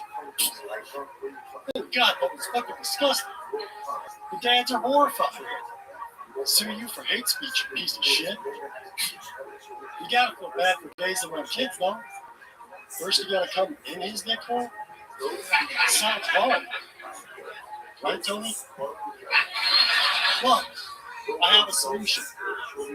It's a double-ended fleshlight. Now gays can stare each other in the eyes. Fuck with a little decency. Or you could just pull the plug from the middle, right as you both come. Then it's like a little gay fountain. So, basically, you can be as gay as you want with it, Tony. Very cool. Thank you. I guess I'm the gay one after somehow all that gay shit that you thought wrote and memorized, you fucking freak. Yes, one, Mike. It's the hardest I've been roasted the whole episode was your fantasies, and you go, right, Tony? It's like, I don't mind the fucking gay one. You're the gay one. How's it going, bud? How are you? How long have you been doing stand-up? I'm annoying at this point. It's a bunch of mentally ill people like, oh, you'll never believe it. This is my first time. We were not surprised. It wasn't any better than we've had 3 before you tonight. They were all better. I know, it's hard to believe. So, Mike, tell us, what made you want to start tonight? How old are you? What's up? How old are you? I'm 40. Yep. What made you want to start tonight? So, so I made a card game, actually. And, oh, God. All right. Here's a little joke book. I'm going to keep it moving along. Yeah, no, I don't know. Yeah, I don't want you to promote your stupid card game. Let's go. We're keeping it moving. It's okay. Put the mic back in the mic stand. There you go. Jesus fucking Christ. People used to come on this show to make it. So many now it's fucking people. I got a new card game. I need a kidney. So many real comments. He made the guy. He made the guy before him look like an absolute fucking genius. Yeah. The guy was 40 years old. Why in your right mind would you go, I'm going to go out and talk about fucking come have another guy's head? I understand. I agree. There's issues there. I agree. Dante yelling out of control in the middle of the room right now. He's sucking on his fiance's tits in celebration of how good Mike Jones just made him look. You never know that until you just see something way far worse. That's it. It's so true. It's so true. Well, hopefully this gets better. We got another bucket full. 60 seconds uninterrupted. Going to Candace August, everybody. Candace August.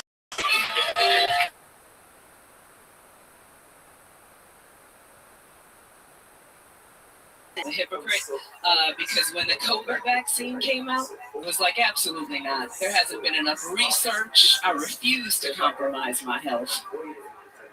Then when Ozempic came out, I was like, give me that shit right now. Give me right now. You can put it right here, dog. Put it right. You said 40 pounds in 2 months, both sides. Put it on both. Lost a bit of 1 single ounce came off my thighs. They didn't go anywhere. Thank you so much. They're real big, as you can see. They rub together when I walk. So because of the friction. They're very dark in the middle, super black right here. Don't look away, Tony. Very black, super black in the middle.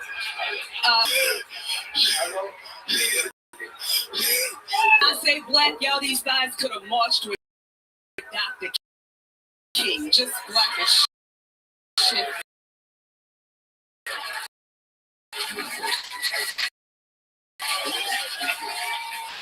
Guys tried to bump a Newport for me later. I said, oh, God. I want to hear more about the black guys. I'm sorry, that was the time limit. Do you have more black guys stuff? Yeah, I do. Yeah, absolutely. My last one, this is my closer. It says, I was outside minding my business. These guys tried to bum a Newport from a nigga. This is... Breath of fresh air, get the targets. Has arrived to the kilt of the universe. I can't tell whether you're great or the rest of the show is suck that bad. Dice was just reminding us we don't know what's bad until we just got word done. Holy shit, Dice, hi. I'm sorry, I didn't look her. Hi. It's okay. Hell yeah. Look at that. Oh my God. Yeah. I didn't mean to interrupt you. Sorry, Tony. Go right ahead. No, it's great. You kill. How long have you been doing stand-up? 11 years. 11 years. All of it in Atlanta, or how long? Houston or Atlanta? Which one is it here? Come on. Yes, one more Black City. Somebody said it. Really? It's New Orleans? DC. Oh, yeah, DC, man. So I started in DC, and then I moved to New Jersey, New York, and then I most recently just came from the Tampa comedy scene. I love it. And now you live here? Now I just moved here like a month ago. That's fantastic. This is exactly where you belong. You are in the right place at the right time. I love it. And you were a bigger girl before, really? How much weight did you lose? I've lost like about 68 pounds. Wow, hell yeah. Red Band, come on. What's going on over there? Red Band. Sir. It's Red Band over here. Oh my goodness. I expected it. Yeah. His inner thighs are also black from all melted chocolate when he falls asleep at night. Steve falls asleep with milk duds on his lap. This kind of guy. I love it, Candace. So, how about for a job? How long have you been answering calls? I actually do phone sales. God damn it. Can you tell by my voice?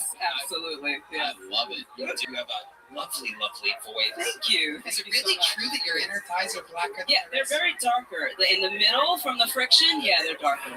Is that a thing? Red Band with this. Thank you, sir. Absolutely. Our senior big thigh correspondent, Ryan Red Band. Absolutely incredible, Candace. I love your energy. Did you move here alone? You got I have a husband. Yeah. How long have you two been together? We just got married 2323, so February 3rd, 2023. Okay. Yeah. Easy to remember. I like it. What does he do? He works at a... Okay. We're the ones doing the calling. Interesting that there's someone with experience on the other end of the line. That's so fun. And how about your phone call thing? I also work at a television company. We work at two different, but we both work at debt consolidation. That's amazing. Yeah. What are the odds that you guys met at work? We did not meet there. We met on Plenty of Fish. Wow. Yeah, years and years ago. I don't recommend it. Plenty of Fish is the ghetto of dating sites. Why is that? Explain that to us so that we understand. I don't know. It just had the most horrible trash selection. He was like the only person on there who was great, and I happened to have him. And that's it. So there's no one left. There's no one left on there. What was that first date like? What did you guys do? We went out for like just cocktails. We just had like a drink after work. His order was impressive. It was like this really top watermelon martini. Come on, what are you groaning for? We're having fun here. You are assuming that my husband is black, sir, and he is not.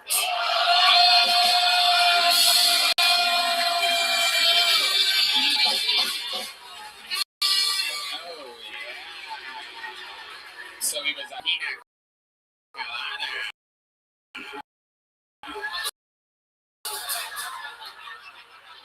He is also.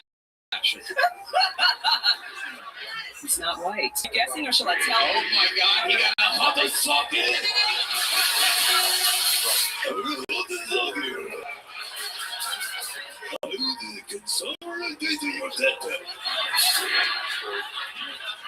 Consider your debt. Consolidate. You owe nothing no more. I will put you out of your misery. My husband is Indian. Oh my God! How did I not know with everyone working in a fucking call center? Wow. Should have known. Oh my goodness. So what was the order? What exactly does an Indian order? Mud water? You can't get canceled by the Indians. They don't listen to the show. They don't care about it. We're friends with the son of Mod. We're good. It was just a very, very top shelf scotch. He drinks. Yeah, and I'm from New Orleans, so thank you. Yeah. There's a drinking culture there, and he just impressed me because he had a very mature order, like not ordering some fucking teenager. Like That is very mature, especially for an Indian. Did he perhaps pour it all over his hands and stuff, and try to flip it around, mix it with bread, and then Indians are wild. We don't even know what kind of Indian she's talking about.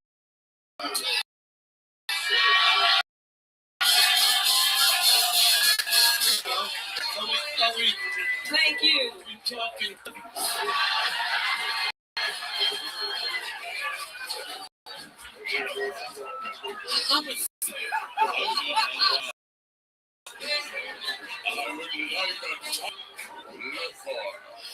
You guys just want to offend everyone. Well, join us. Join us. Not gonna stop until you offend every fucking body. We will roast them until they look like your inner thighs. Wherever they may be. White people aren't safe. You're the worst of them all. It's an excellent question, sir. In my set, I say, if you need a little bit of clarification, he is not tax-free casino Indian. He is kept driving 7-Eleven Indian. So you hit that right on the nose. You hit that right on the nose. Amazing. Amazing. Yes, tonight. Yeah, that was great. Thank you. And truthful about the Ozempic thing. Yeah. Me, I like them thick and beefy. Well, all right. You know what I mean? Thinking of you, I'm talking 2 feet deep from belly to back. With a triple chin on the back of her head. Oh!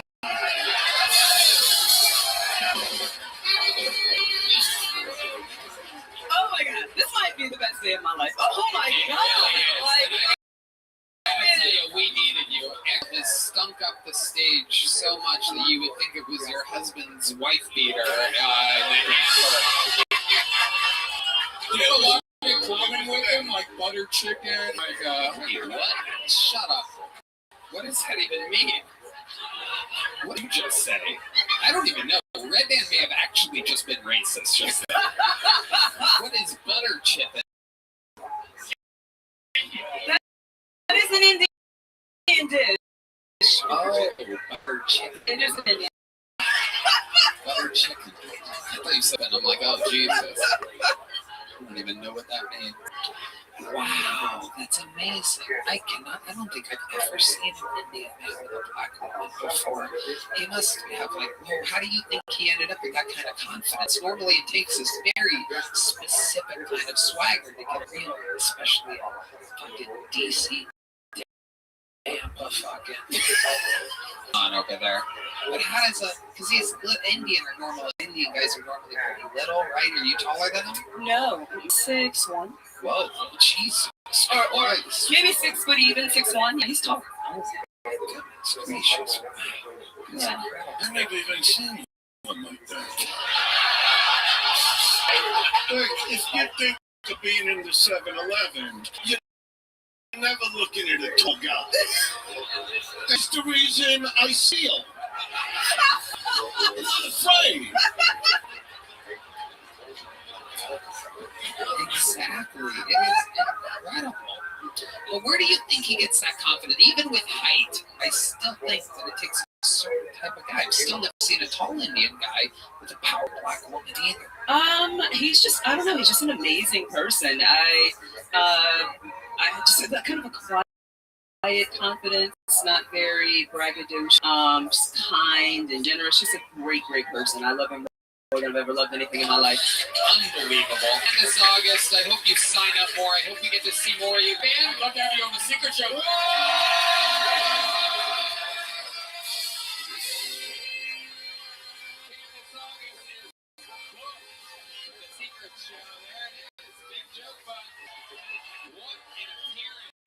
What a debut. That is how it's supposed to go. Make some noise for Candace August, everyone. What a moment. Yeah, that's what I'm talking about.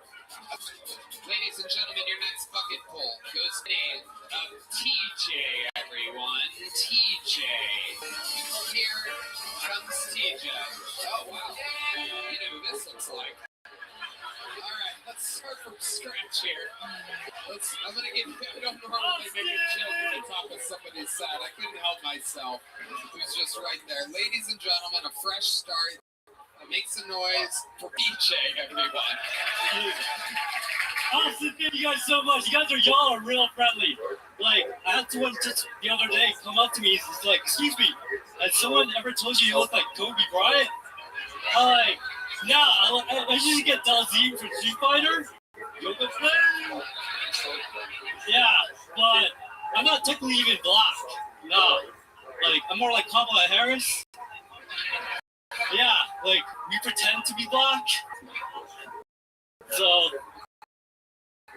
fuck that, bitch. Because today's Freedom Day. Justin Trudeau and I'm fucking celebrating. 51st day, come, here we come. So yeah, I just got back from Japan and wanted to take pictures with me. I didn't know why. Because I was even wearing this jersey.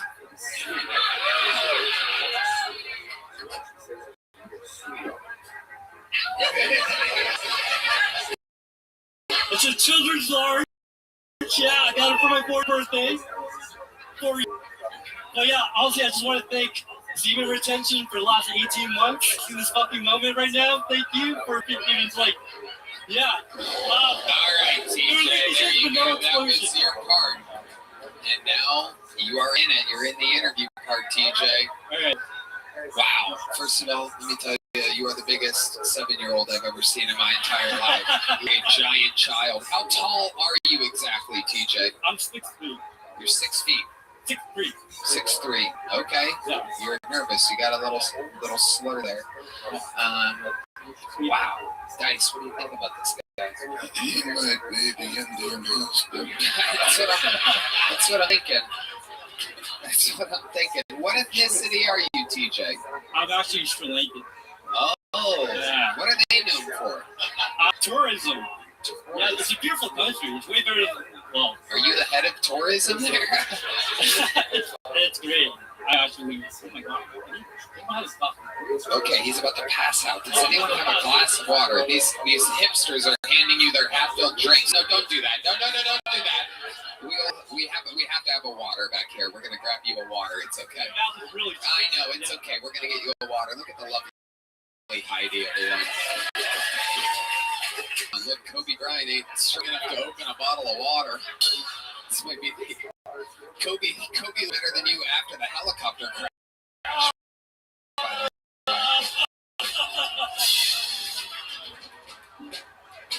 So TJ, how long have you been doing this job? I'm doing this full time.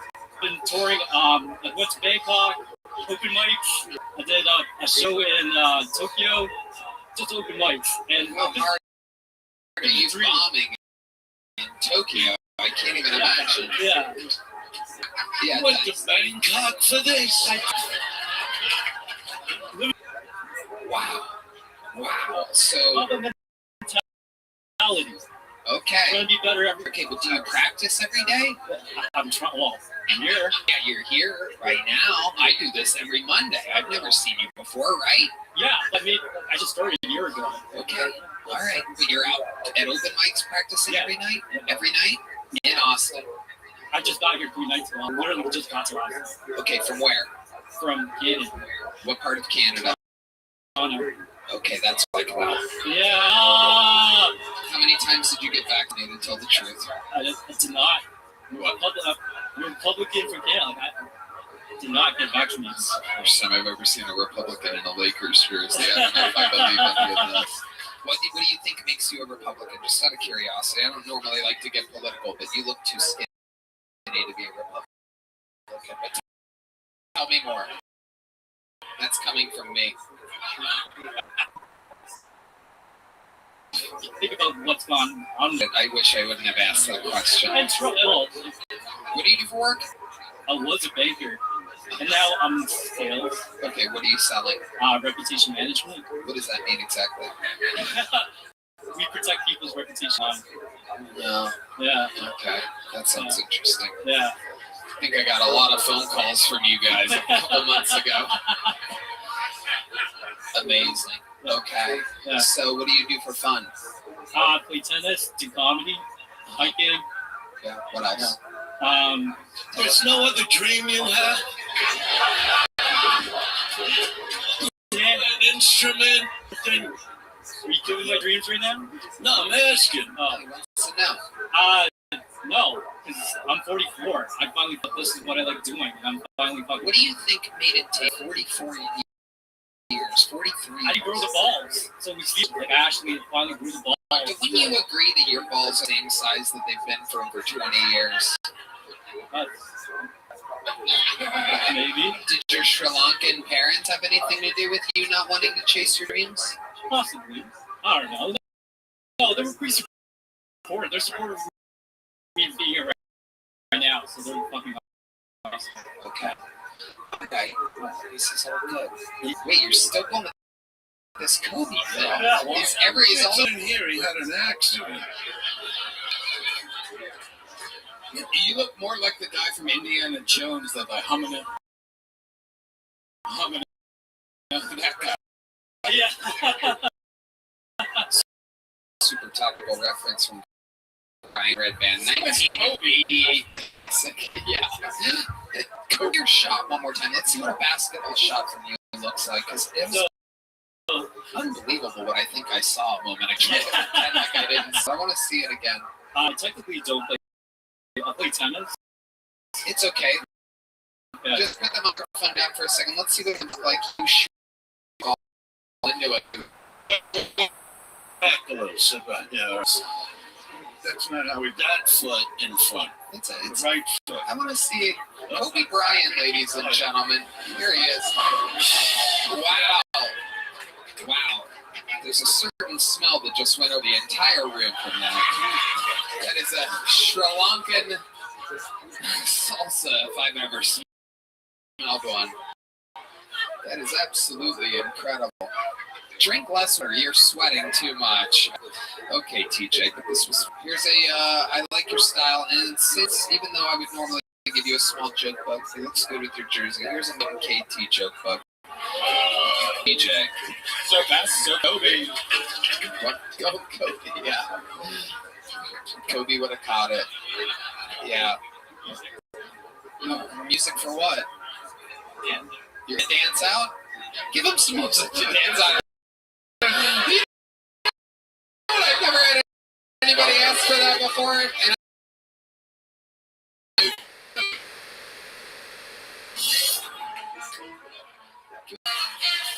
wow.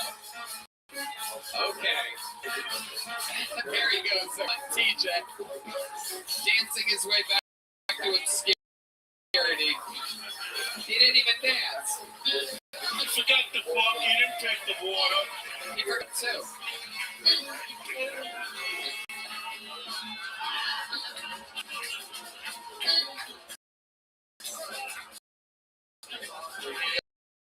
actually is, and I mean this in the most non-racist, but there really is a scent up here on stage right now. It is quite incredible. You smell that? You know what? Hold on a second, guys. Hold on. I saw, like, if he had, like, a little wig on, like, he could... Remember when I said the part about doing impersonations? Yeah. Like, picture this. I'm just going to... You tell me what it's from, Red Band on that. Yeah. Just listen. I am Kane.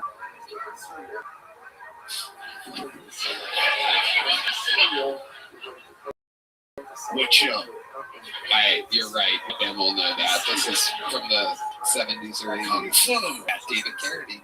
I am Kane. Oh, yeah. I should have known that. That line is even references. Put those two together, he's got an act. And I mean, I thought he stunk. I just got to be honest. He told me, like, be nice. I don't know. It's odd.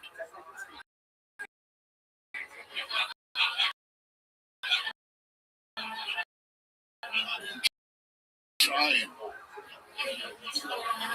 Man, yeah, it's really something. All right, you guys have your next bucket pool. This is JP Lambiase. JP Lambiase. JP, everyone. I wanted to learn more about my ancestry, so I did that 23andMe. Turns out that's just the number of Asians in Austin, Texas. 23andMe. They're all at UT. I'm not really into politics. My friend asked me what my political views are. And I goes, I don't know. He goes, well, it's simple. Do you like Trump or do you like Obama? And I'm like, well, who gets that black and white? Going to Mexico City, I learned about mole. This lady was teaching it. She goes, there's green mole, there's red mole, there's brown mole. I'm like, I got a question. She's like, yeah. Is guac a mole?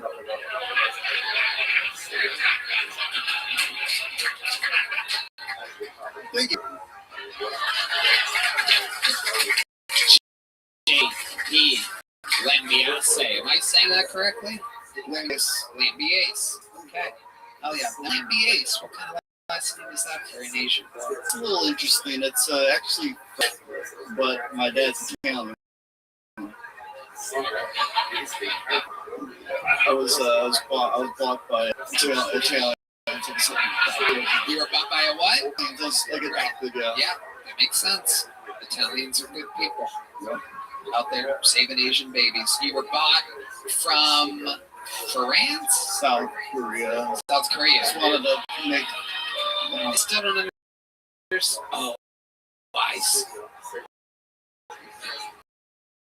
Does your Italian family pronounce it Lambi? Ironically, you were correct. No, yeah. No, I know. Yeah, that makes sense. I read names every week on this show. I just find it interesting. I've never seen an Asian with an Italian name. Yeah, it's fun. What's JP short for? Jap? Is that a slur? Accidentally slur again. Oops. Oops, I slurred again. It's a J. You can only do it if it's an Asian guy, and it's been fun, right? No, I mean that wasn't. Oh, okay, perfect. Absolutely amazing. Hell yeah. Asians love playing the victim for some reason. Little fun fact. It's very weird. They don't have to do that, but they do. That one. Good question. John Dees wants to know. He doesn't ask many questions, but I did. Yeah, it was a train wreck. What happened then? I'm just going through a lawsuit, so I couldn't really have the interview her, and I didn't get to like say hi to Brian, but He used to be a famous YouTuber, him and his girl, and then she fucked him and took everything. No, she didn't. fucked me, she fucked other.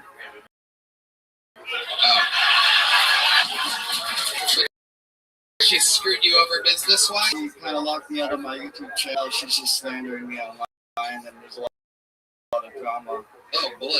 But I think it's like a cautionary tale, business with your fiance. How long were you with this? 10 years. Oh, Jesus. Good Lord. Yeah. What type of slandering is she doing? What is she saying bad about you? She said that I'm verbally abusive, which could be true. But she also said for an Asian, but for someone raised by Italians, makes perfect sense.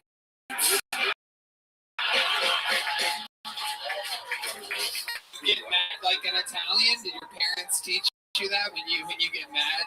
Are you Asian or are you Italian?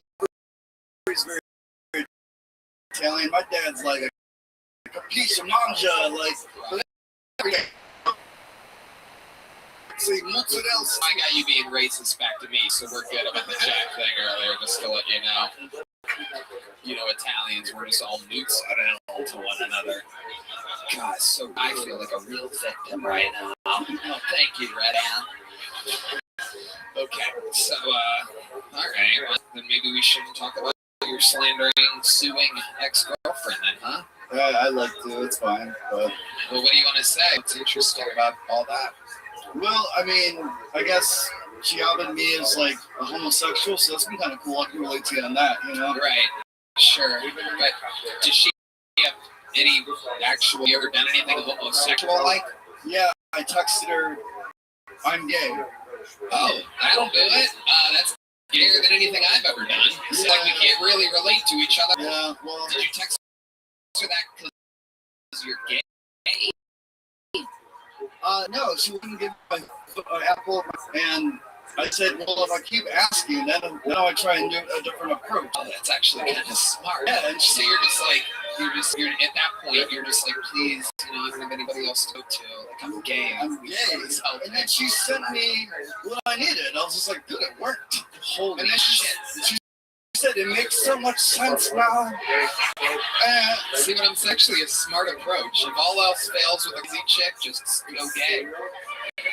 That's amazing. It doesn't hurt. That is some fucking Jedi level. It took an Asian raised by Italians to figure it out.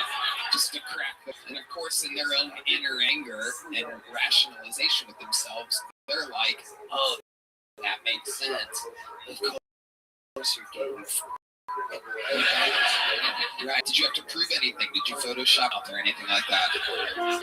No, I didn't have to prove anything. She bought it. She bought it. Amazing. And so did the internet. They're like, we knew. She's just a white girl. Just a white girl. Isn't that amazing? A white girl giving an Asian an Apple phone for a change. Just absolutely incredible. Little role reversal there. Amazing. So, 10 years with her though. Did you have fun in bed? No. Okay. How about now? Have you been now that you're finally, how long have you been single for? Like 2 years now. How about 2 years? Have you gotten some action? Yeah, that's what caused all the problems. I got, like, she broke up with me. I'm like, she got down already. So I went on the dating. I ended up meeting someone, and she had caused all this chaos. And, like, I didn't think she was a jealous person. We were together 10 years. Well, she hadn't had a tight leash for 10 years. Like, we were to work together, live together, kind of slept together sometimes. But when I finally moved on, she went, like, literally shit. She literally stormed, like I cheated on her. She stormed into my apartment, ransacked all the camera gear. I was in my underwear, and I'm just like, you wouldn't walk, when you walk in someone in the bathroom, you're like, oh, sorry, you're in the bathroom. You don't just walk in like, oh, I just need to grab some stuff. You know what I mean? So I just, He's trying to get the dice starter kit on. Yeah, he does. He's got the gloves. Andrew Rice Clay over here.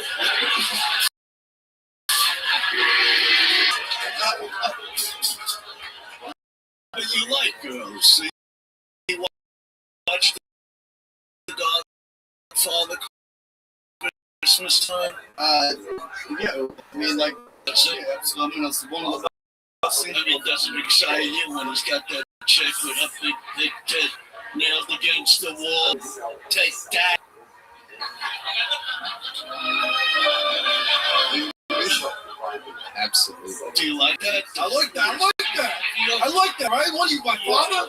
do. I fucking like that. What am I gonna do? Brando.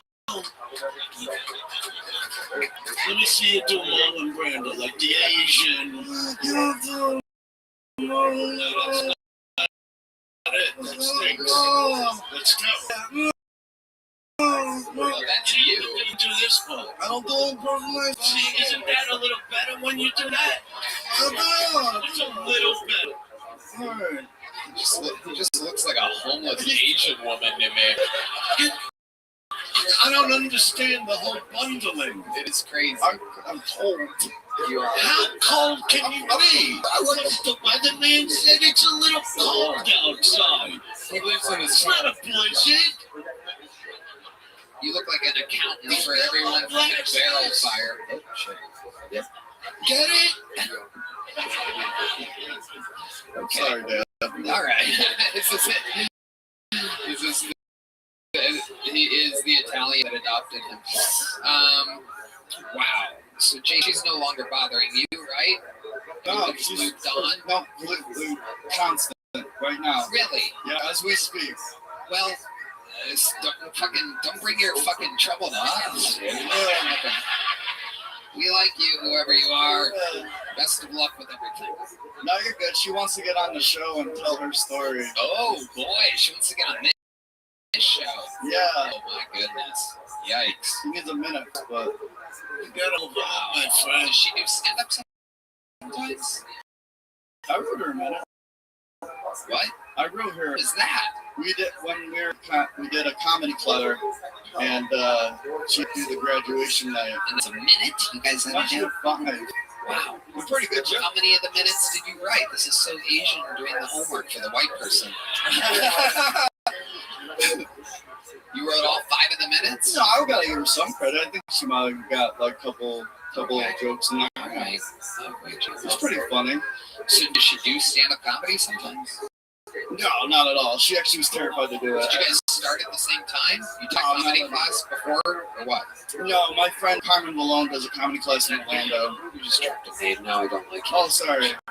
People make shout-outs out here. I know. It doesn't. Anyway, but he has a comedy class, and we just took the class. Yeah, Doesn't matter. The answer was, well, that's over now. it's okay. It seems like your whole identity is this girl, and it seems like her whole identity might be you. Do you? My fan's looking at me like he agrees. I don't know. Red Band follows like Am I, like, YouTube shows of what's going on. Anyway, me or your wife? I'm gonna ask both of you from okay for a second. Do you think there's a chance that you guys might still be deeply in love with one another? My ex? Yeah. The one that we've been talking about for 10 minutes straight? I don't know what you're talking about. No, I know you and Red Band are deep. I mean, 10 years together, spent every day together. You do strangely like his girlfriend. No, not me alone. Janice? Janice, is that you? I know she's been getting migraines lately. She might be a little swollen. She might have an inflamed head. Wow, that actually a pretty good impression. Oh, right. Is Janice here? Can we get Janice? Can we do a side-by-side? Sorry, you're gonna explain to do. I'm not trying to rile up, but that's her, my Asian accent. All right. It's not even that Asian. I don't even think you. Try here. Say, hello. If you're gonna do it, go all the way with this shit. Hello. No, see, that's not. You never went nowhere with that.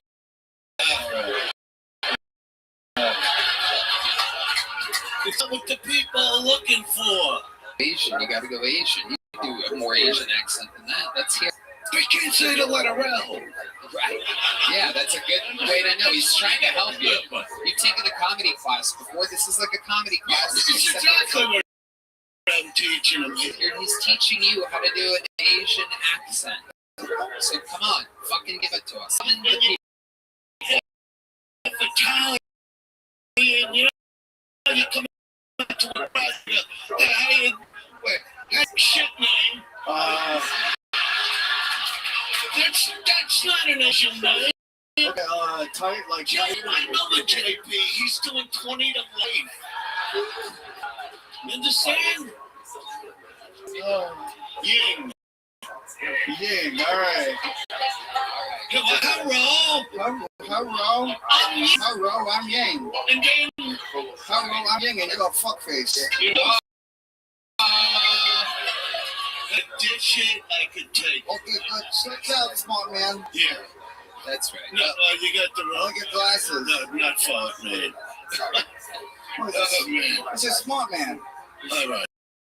You're stupid now. JP, well, you're making it very weird. I can see why your ex fucking sued you and took your shit. It's creepy after a while. I don't even do those kind of jokes. I know. I'm sorry, I even. No, it's great. No, I would have loved stuff. Well, yeah, I still feel I'm very immature. I would never. JP, how did it feel doing an Asian accent? Do you feel like your ancestors that gave you away? All right. Okay. JP, you already have a joke book? No. You don't? No. You didn't get one last time? I got like the little one. Tic Tac thing. JP, I would love to have you on the secret show. Whoa! Look at this. What an amazing twist. There you go, JP. That's a big one. Congratulations. There goes JP Lambiase.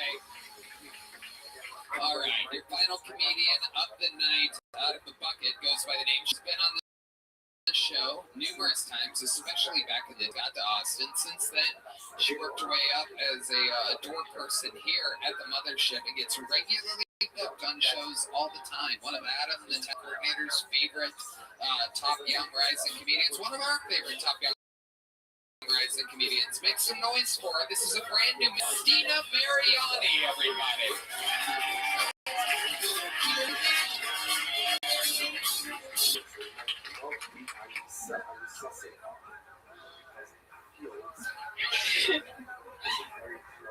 I love Asian men. I do. All my ex-boyfriends have been Asian, so technically I'm still a virgin.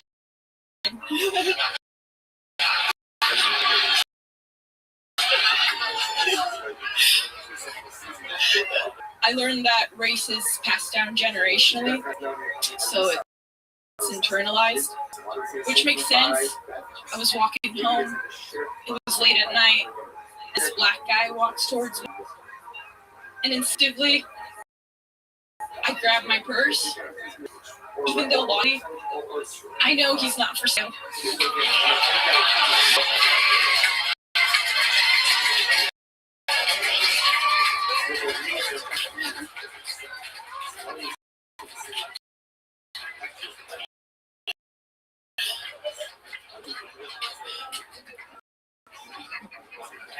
He did steal my wallet, though. Thank you, guys. I appreciate it.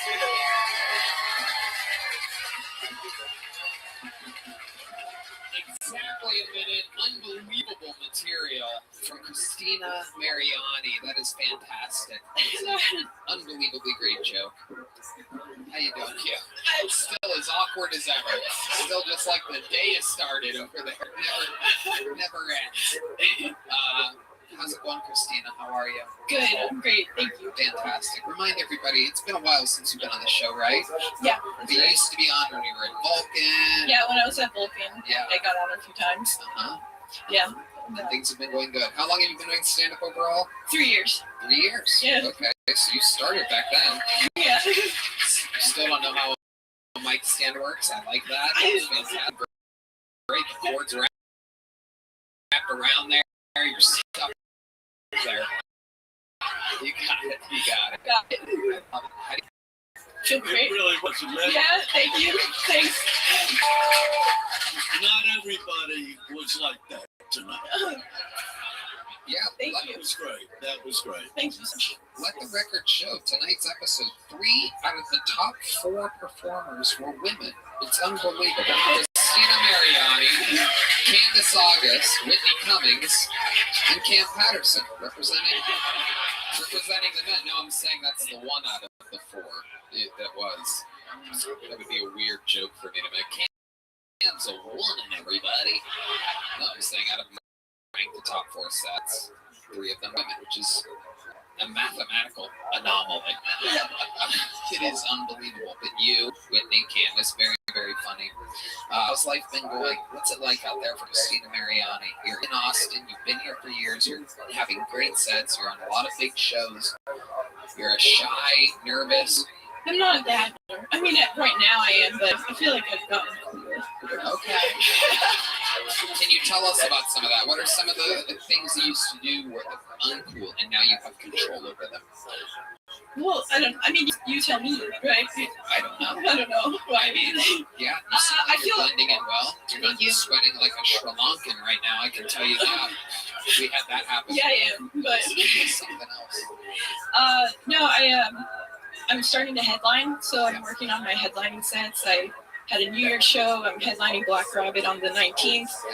So yeah, and then Vegas on the 21st. So I'm excited. Yeah.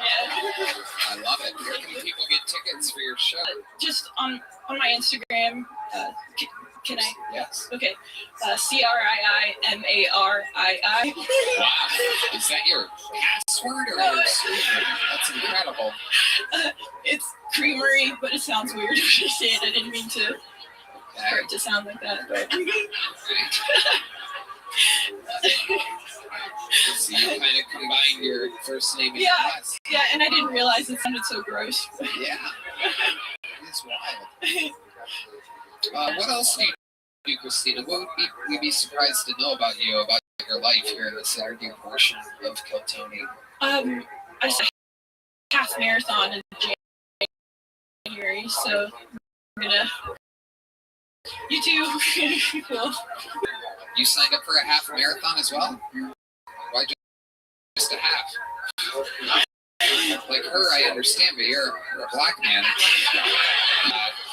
You're just gonna go beat everybody's ass in a half marathon real quick?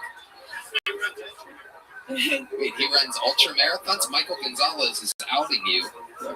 Big Mike, as we call him, fitness junkie. So you run ultra marathons sometimes? Sorry, Christina, he's a more interesting interview. No. So have you ever run a marathon before? No, What made you sign up for a half marathon? I've been running for my anxiety, and it's been helping, and so I just, I want to get to a marathon eventually, but I'm gonna start with half. Okay. How long do you run during the day? Like 3 to 6 miles every day. Wow, that's more than my van has ever walked in his life. It's grand total. Amazing. What else do you do to help your obvious anxiety? Running helps a lot, and doing like stand up helps too, because I'm doing something scary. But and I'm in therapy too. So. Oh, okay. Yeah. This is great. Are you the Asian guy's ex-girlfriend? This is incredible. Okay. How long have you been in therapy for? Just a few months. How's that? A bunch of pills? No. Did they try a little bit? No. Not a little bit? No. I mean, I'm not saying that you should, but what I would do if it was somebody that wanted pills is this. Because that's how they make vast sums of money. No, I have a different doctor. Oh, okay. You're like a homeopathic type of... No, I was kidding. I don't know. What?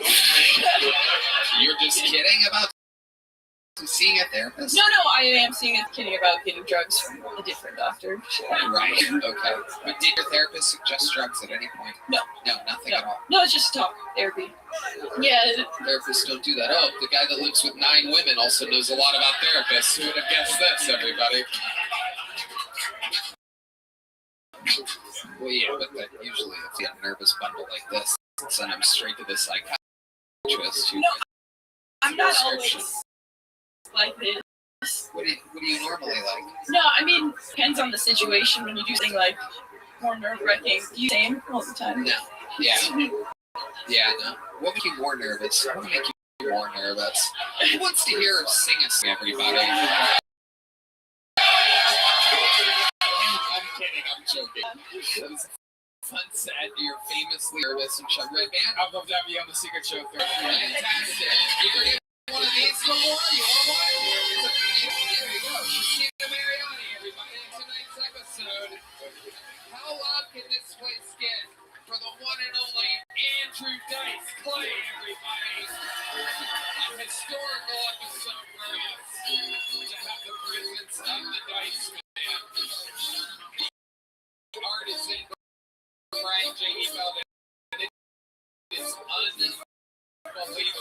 true that great artist that draws every episode of the dice. No.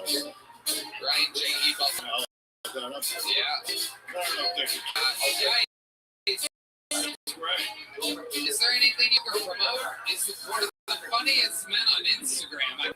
You may have seen his man on the street. I'm not here to plug. Right. I love it. I love that. You are just the coolest. Instagram, AndrewDiceClay.com, TikTok. Yeah. Yeah. Andrew Dice Clay. Or maybe they'll get a picture one day. Yeah. Maybe you'll get It's been an incredible experience for me. Star Stage, twice at Madison Square, incredible for real. twice at the HEB Center, but to get to have you here at the table, I always knew amazing. And it was unbelievable. Did you guys have fucking fun tonight? One more time for Andrew Dice Clay, the Dan band in the land. Thank you to our sponsors. Check out the movie Fort Fairlane, one of my favorite movies growing up. It used to be on my answering machine. My hair. I love you. Thank you. Thank you. We love you guys. You so much. God bless you. Have a great day, everybody.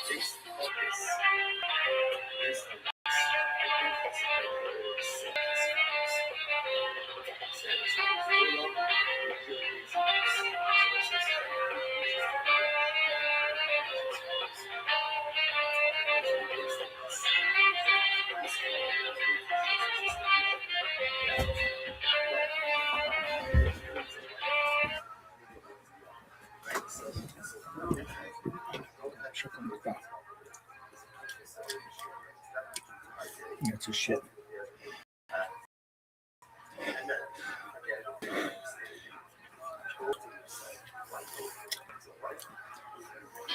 Nashville, Tennessee, one of the finest cities in the beautiful United States of America. We are coming directly to you. The Kill Tony Show, live from the Bridgestone Arena, April 4th and 5th. Tickets are on sale now. It's one of the largest arenas we've ever done. This is your chance to get tickets. Go to master.com, type in the word Kill Tony, and get tickets now. We will see you in April.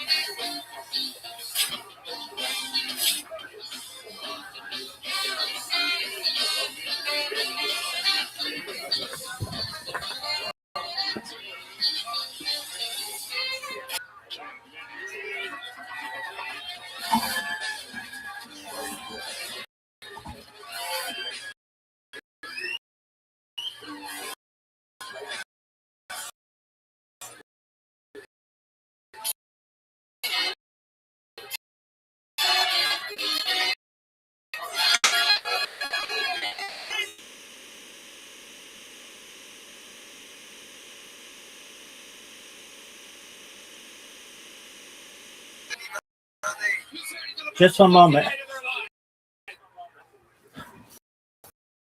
How are things with you? Are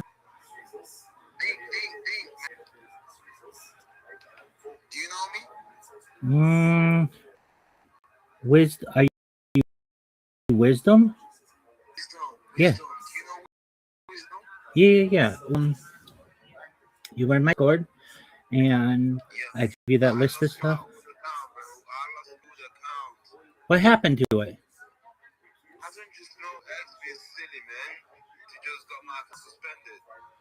Oh, did you do anything wrong?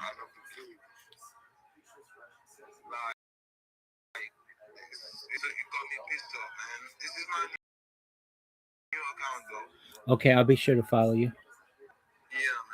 I am following you. Going well, thankfully. How about you, big man?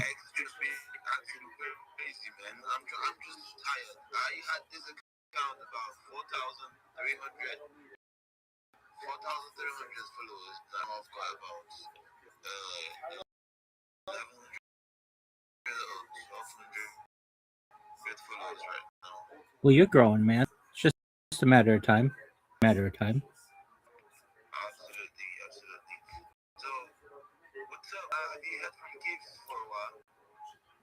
I have not heard from him. I'm wondering, you've got the funds. Why don't you just buy like a bunch of followers?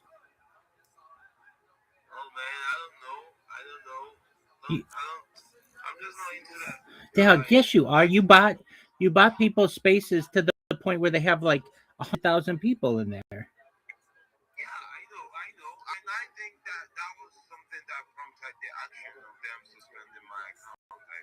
Okay, then I mean, for like $100, what you spend in like an hour base, you could have 10,000 followers. That's what you should do.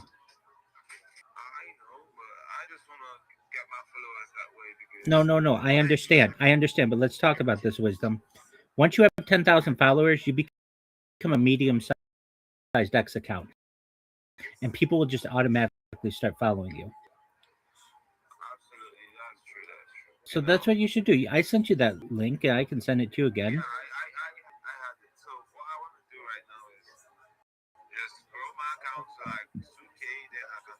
There you go. Okay.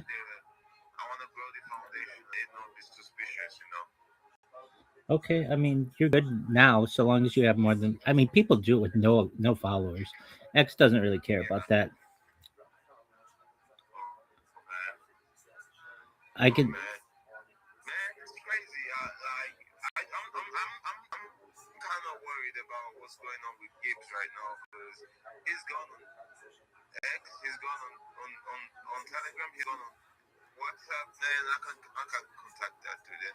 What do you think happened to him?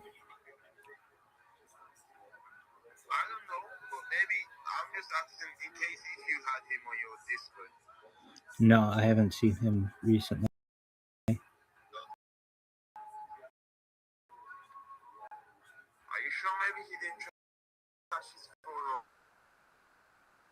I would tell you.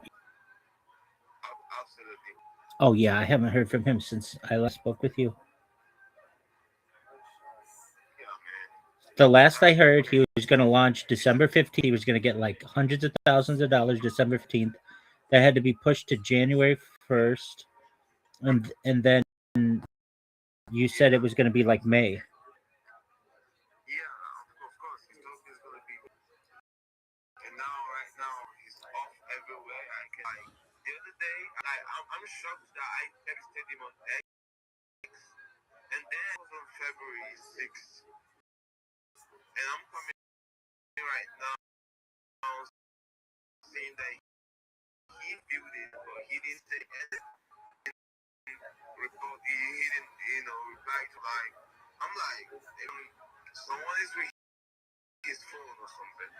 Dude, nobody's in Alaska. Nobody took his phone. Nobody lived. Nobody took his phone. It'd be one thing if you were like, oh, he was in New York City, or he was in London, or he was Paris, or Dubai, or Mumbai, or some place where there are people might steal your phone. Nobody's stealing it in Alaska. It's like nobody.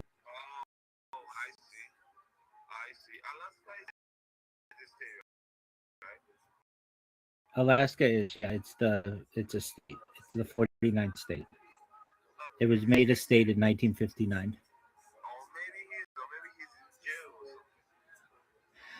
He wouldn't have just looked at your message then. He probably just, I don't know, maybe he was a griffer or something. What was the name? What's the name of his account?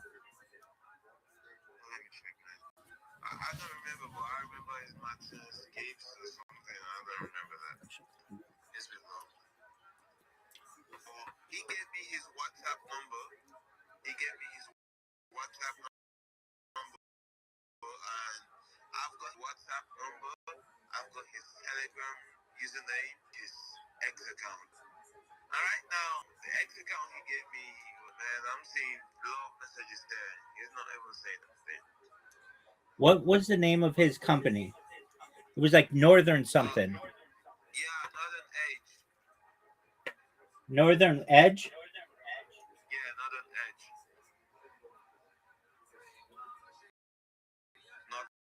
Northern Edge. Northern Edge what? That's just it.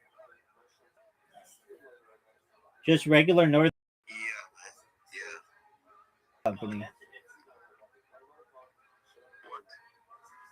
Northern Edge is out of UK. He was out of Alaska.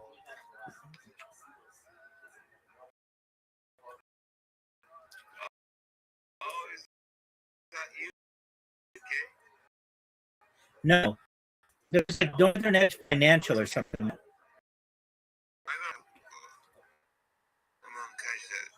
He looked at that he didn't respond.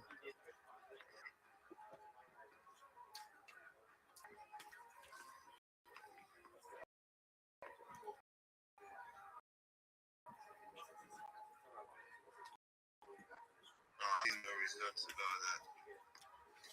That's why I had all this, I had those thoughts there. I've gotcha. Yeah, man. It's really crazy. Like, I did all this stuff for him and he bounced me like that, man. I think people trying to teach people how to trade and teach them on how to set up things, and he told us to do and blah blah blah. I've been waking up all day trying to set up things, being the community manager. So like, yeah, man. I got him an account what about 100 and I think 1900 followers, and I got his all everything edited, and I got more people engaging in what he's doing, and oh man, that got me pissed when.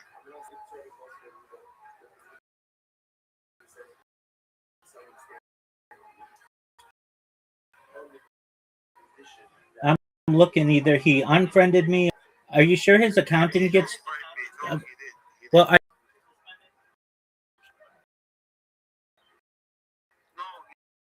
His account is not suspended. I've got his WhatsApp number, like I've got his contact. I have it on X, so I don't know how. I don't know, big dog. I haven't talked to him since I've talked with you.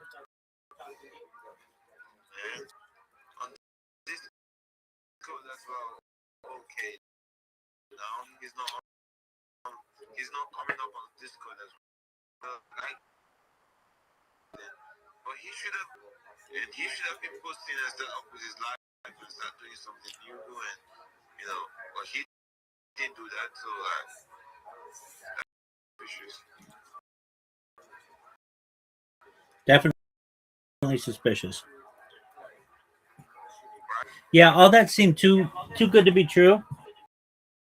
When he told me about it, he was like, "Yeah, I guarantee to get this money on December 15th." And it was like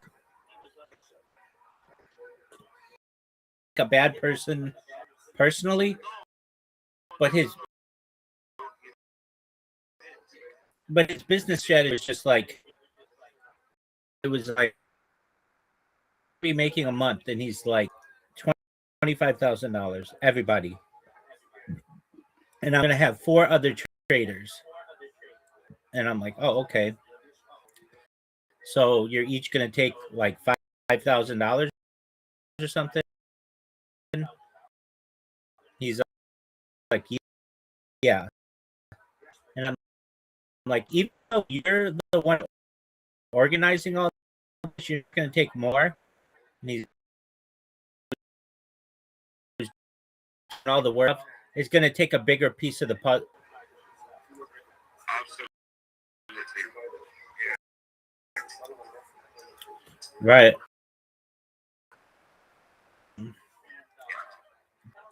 You get yourself 10,000 followers, you'll be as good as new. You'll go into spaces, they'll let you talk right away. You'll get you legitimately want yours. Yeah, I know that. I'm gonna check on that, man. I'm gonna check on that right now. Yeah, I'm gonna do that, bro. I'm gonna do that. Check some things, you know. All right. Well, I'm here if you need me, my man. And if you ever need to get a hold of me directly, just come to this open to you.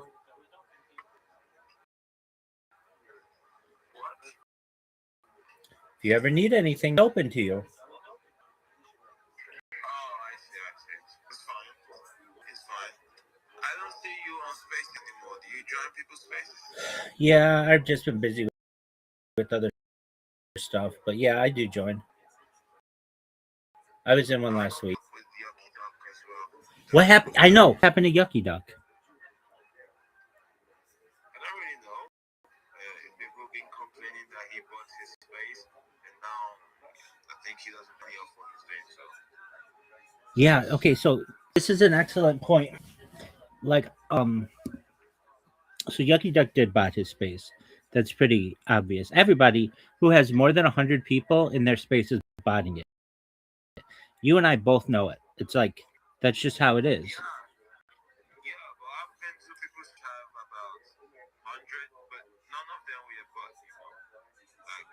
some are real, and these dudes they come into your space and they see you've got your face butted, and they intimidate you and tag you and make you feel like shit, you know. Okay, yeah. So, Yucky Duck, the last space was like 9 days ago, and they were having these things all the time. You been in? Have you been in their Discord recently?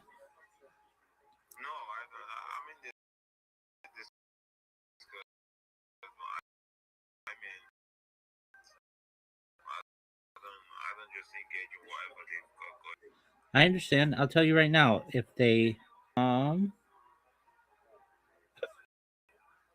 tell you right now. They have some people in there right now. Sometimes when I see this stuff, I'm seeing a bunch of Nigerians which literally are literally gonna be grinding more harder than and putting more in because right now I'm not into all this pushy and trying to get some. No, I'm in here to learn, man. Learn. I'm here to grind, make some real cash, not just penny. Not just penny. I'm here to make some real cash and see some real business that I can be drawn to. Show off what I've got going. Like my next move now is to get a PC, and when I get a laptop, I'm gonna be doing some jobs, Okay, so here are the recent announcements.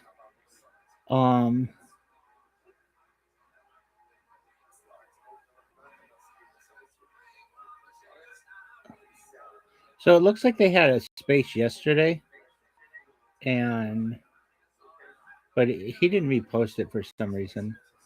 Let me see.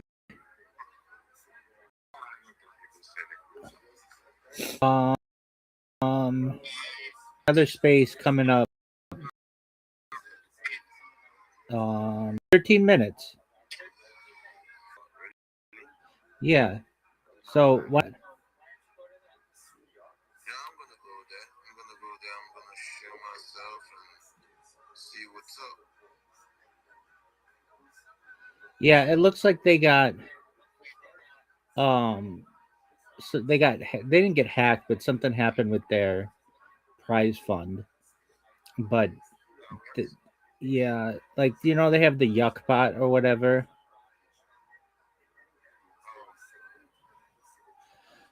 But he didn't get hacked. He just something happened with their raids. So basically, like some of the ways that they were paying their people and their make believe coin or whatever were like they did anything wrong.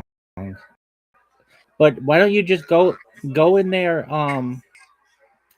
in 13 minutes? Go to Yucky Duck, and they're doing a collaboration space with another group.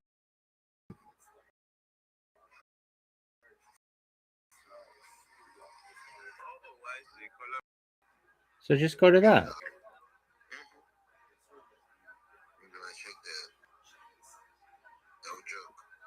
There you go.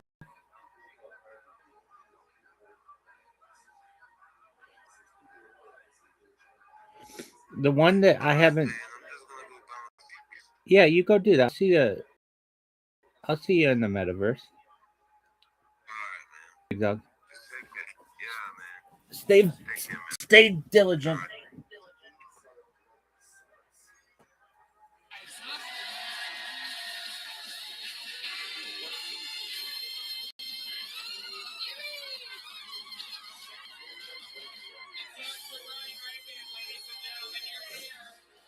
Excited to be here?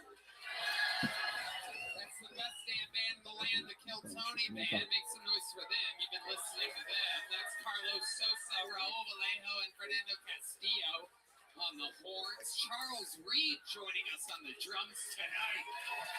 Crushing it. The male model Matt Mueling on the electric guitar.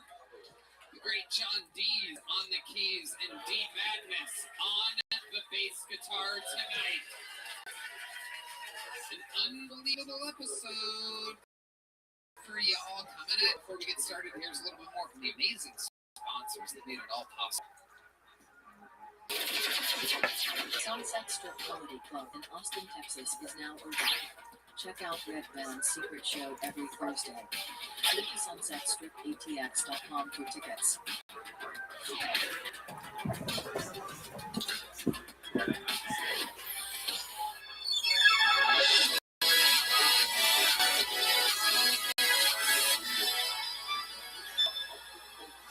Are you guys ready to start tonight's show? Wow. You know, every single week I am lucky to be able to book some of the funniest people in the world on this show. Sometimes to the story that I like to show off first as somebody that's joining us. Tonight, it is 3 of our favorite guests in the history of the fucking show. It doesn't get any better than this as I bring to the stage, indeed, debuting with his newest Netflix special tonight at midnight, America's Sweetheart. It is Ari Shaffir.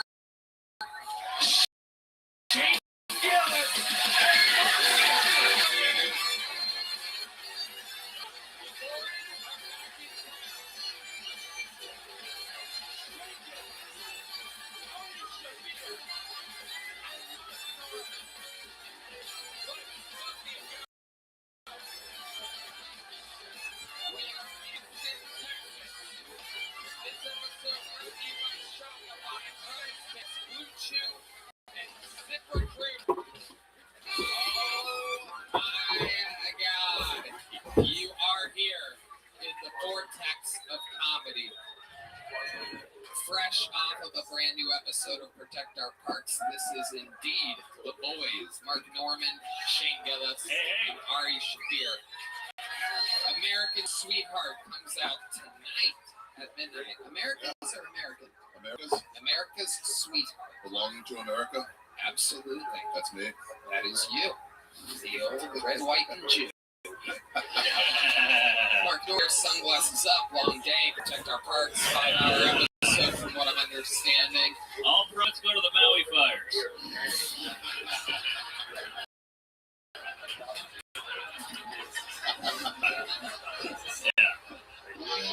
Oh, Jesus. That's fucking black. And brought to you by Bud Light. Shane Gillis is here, ladies and gentlemen.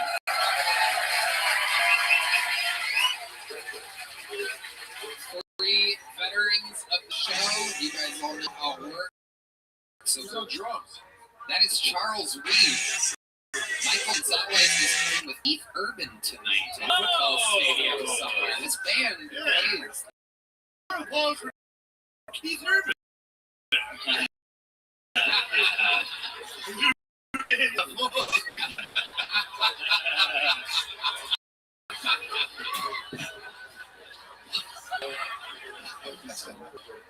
You got some new digs here, Tony. Like nice new equipment. Yeah. Leveling up. We're upgrading. We even got we got it all. We got little fucking monitors here so we can hear better for the first time ever. Just gotta get rid of Red Band. Yeah. He's hanging on by it. That would be all he does is press fucking bird buttons.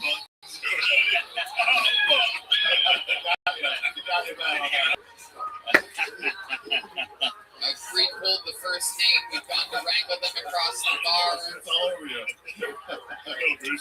Oh yeah, one Bud Light down, right on the new monitor. That's great. The table explodes. Oh yeah, it's on. That green light. There's power right to it. That's my jizz rag.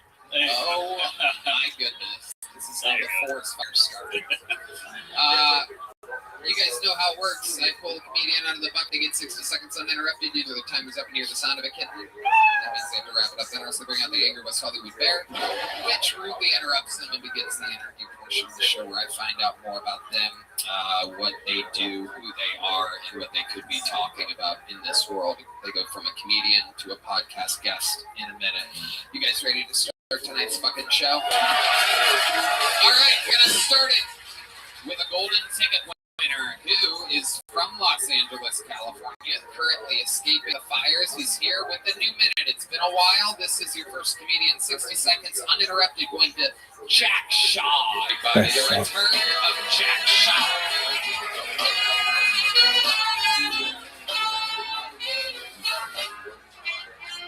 All right, man, I've been working on standing up for myself because I went to performing arts school. I drive a fucking Fiat, and I look like what a white. And the other day, it was a big fucking day for me, but all of a sudden, this guy starts fucking behind me, giving me the finger and saying, fuck you, fuck you. So I decide to pull over in the right lane and let him pass me. He pulls up next to me, rolls down his window and says, roll down your window, you trans bitch. And I said, no.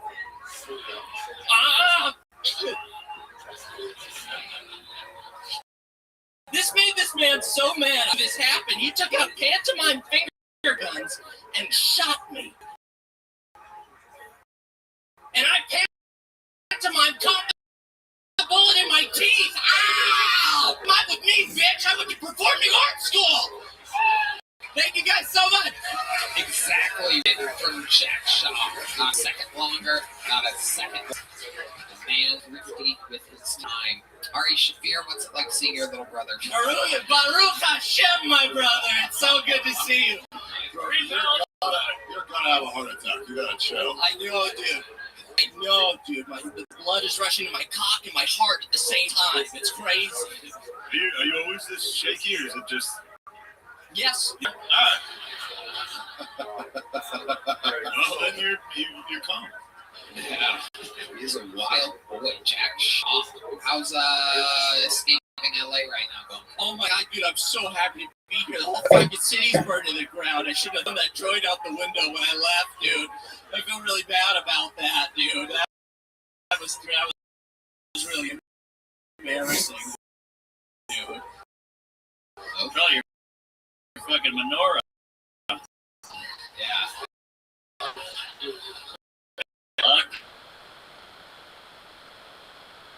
So, dude, burned down the whole fucking city.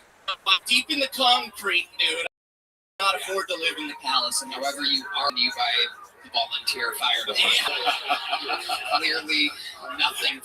You look like a little boy from the movie Big. He turns it into a kid. Is stuck with his grown-up clothes on. I got it free right off of Secretary Shrunken Kids.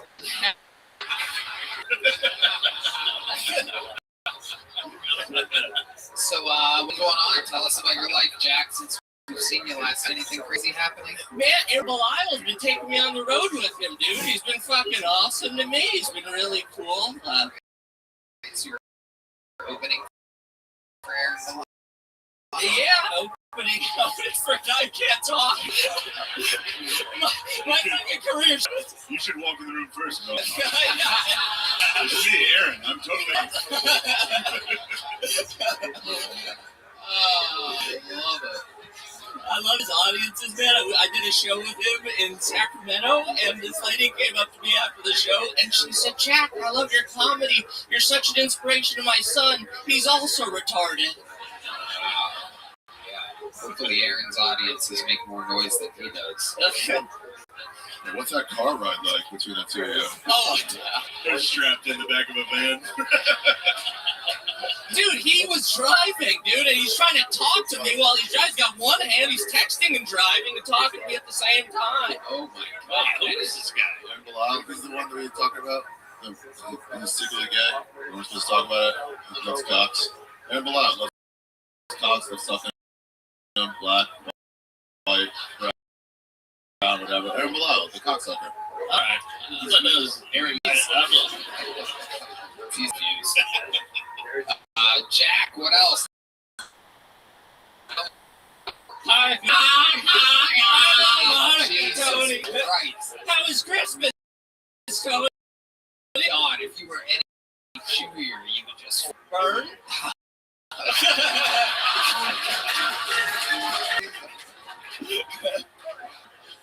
Put me on the steak, Tony. I love it. Bro, your voice makes me hate Jews. Welcome. If this was the Holocaust, Ari would be like, he's underneath the floor. Please, put the love away from me. Ari, you look like an anti-Semitic drug. Son of a bitch! You son of a bitch! We're supposed to be right. Get your fucking face! God damn it! Look at the Jews turning on each other. Palestine! Don't free Palestine! Free Palestine! Don't free! We don't know what to do. That is what an Iron Dome you got there. Free world. No, you got shit free Palestine. Yeah, no. No, it's definitely true. Let's do it on the count of three, Ari. 1, 2, 3. Free Palestine! More okay. Free with you guys. Yeah.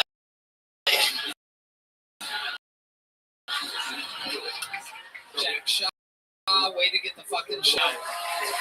It has begun. Into our first bucket pull is where we meet someone all together. Even though this name is familiar, I do believe we've seen this person before. This is a new minute from your first bucket pull tonight. Andrew Tarr, everybody. Tarr. All right. It's on the movie Oppenheimer. During the movie, they explained why Hitler never pursued nuclear weapons, and it's because he considered quantum physics to be Jew science. And I was just trying to put myself in Hitler's shoes, right? He's just watching a bunch of Jews working on atomic weapons, and he's thinking to himself, man, these people are so cheap, they're trying to split an atom. What the hell's wrong with these people?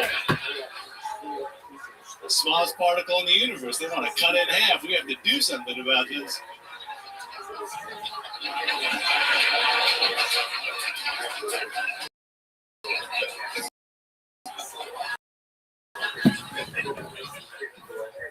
Growing up in the early 2000s, like when SpongeBob came, and everybody's parents were like, it's kids gay.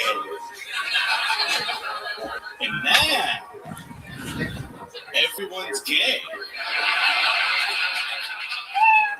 They were right. They knew exactly what they were talking about. Okay. Great set. Best set you've ever had on the show. Yeah. Congratulations. Getting better out there. Absolutely. Trying. Welcome back, Andrew Tarr. So, Tony, what the fuck should you invite me down for? It's a Jewish heavy episode so far. It's like the roast of Ari. Unfortunate timing on that ABS.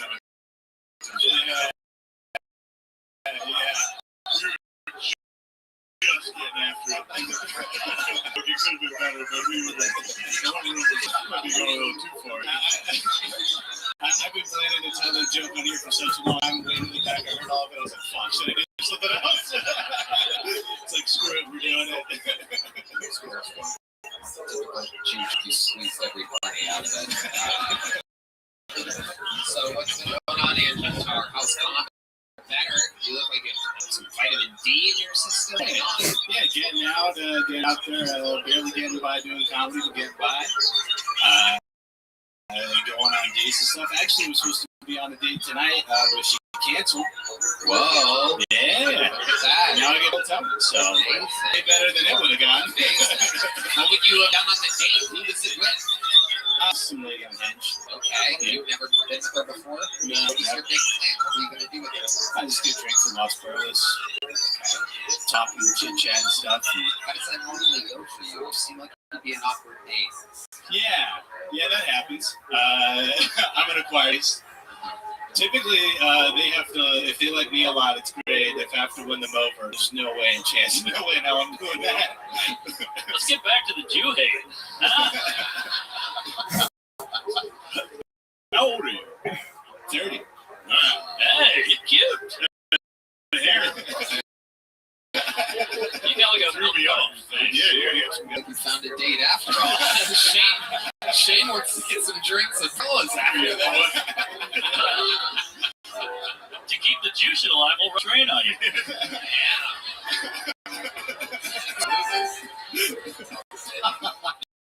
I'm not going to say who, but two of the panelists have gassed tonight.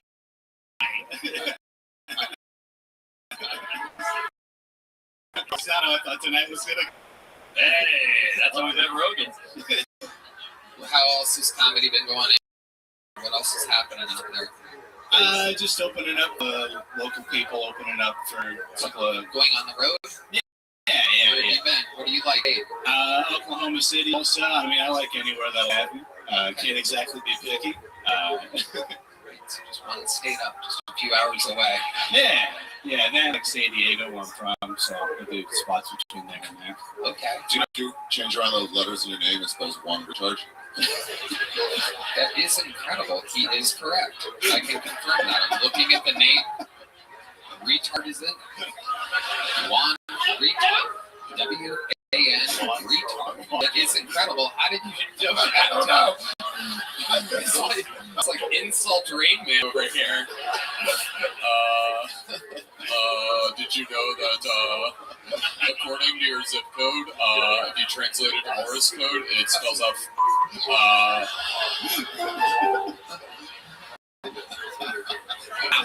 You would call you retard?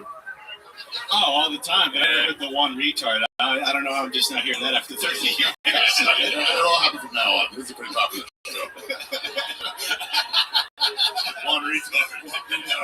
Uncle, I got a new credit. You might know this guy's the one retard. Guilt to it. Yeah. Well, from one retard to another, you did very good tonight. You have a big joke book? No. I've only gotten small joke books before. No, the last on the show, you didn't have the joke books yet. Oh, really? Yeah. Well, who's the Jew now, Tony?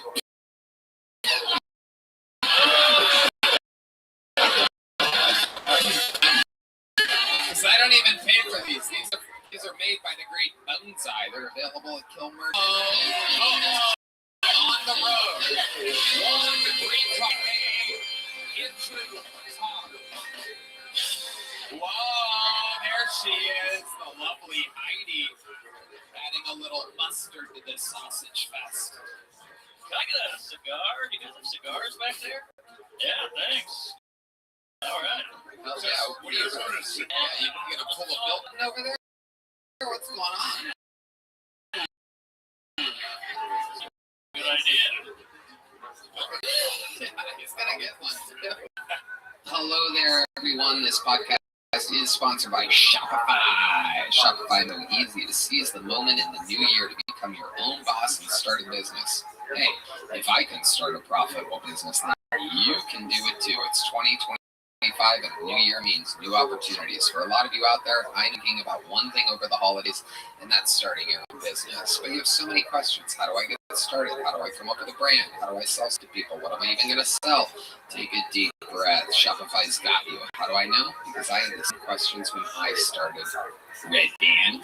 Tony, the best time to start your new business is right now. Shopify makes it simple to create a brand, open for business, and get your first sale. Ads running easily with thousands of customizable templates.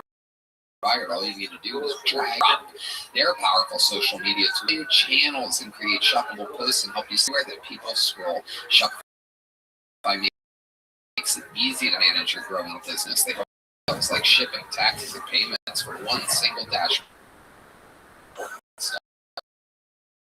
Like growing your business. What happens? Don't kick yourself when you hear this again in a year because you didn't do anything now. With Shopify, your first sale is closer than you think. Established in 2025 has a nice ring to it, doesn't it? Sign up for your $1 per month at shopify.com/KillTony, all lowercase. Go to shopify.com/KillTony to start selling with Shopify today. That's shopify.com/KillTony. Ladies and gentlemen, this looks like a new name, and it looks like the type of name that I like out of a bucket pool. Ladies and gentlemen, I do believe this is the Kill Tony debut of Big Vinny. Big Vinny. Let's see what happens here. Oh, yeah. Big Vinny. Hello, great people of Austin and Mexicans. Did you know the most selfish people on the planet are Make-A-Wish kids? Instead of meeting LeBron James, Taylor Swift, or John Cena, they everybody. Like, make suicide hotline and go straight to Mr. Beast. Seriously, that would help some people. Nobody appreciates a wasted wish. Imagine you're the Make-A-Wish kid's dad, $50,000 a year, swimming in medical bills, and your kid just wishes to go to the movie theater one last time. You're in the room crying. That's so cute. That 6-second shit! Gonna clear my fucking dad! I wanna brought him to the fucking theater one more time! I'm very Italian.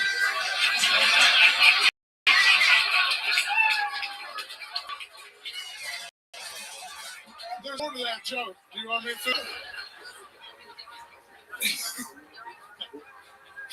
So yes, my father did beat my mother within an inch of her life. All right. So you went over the time there.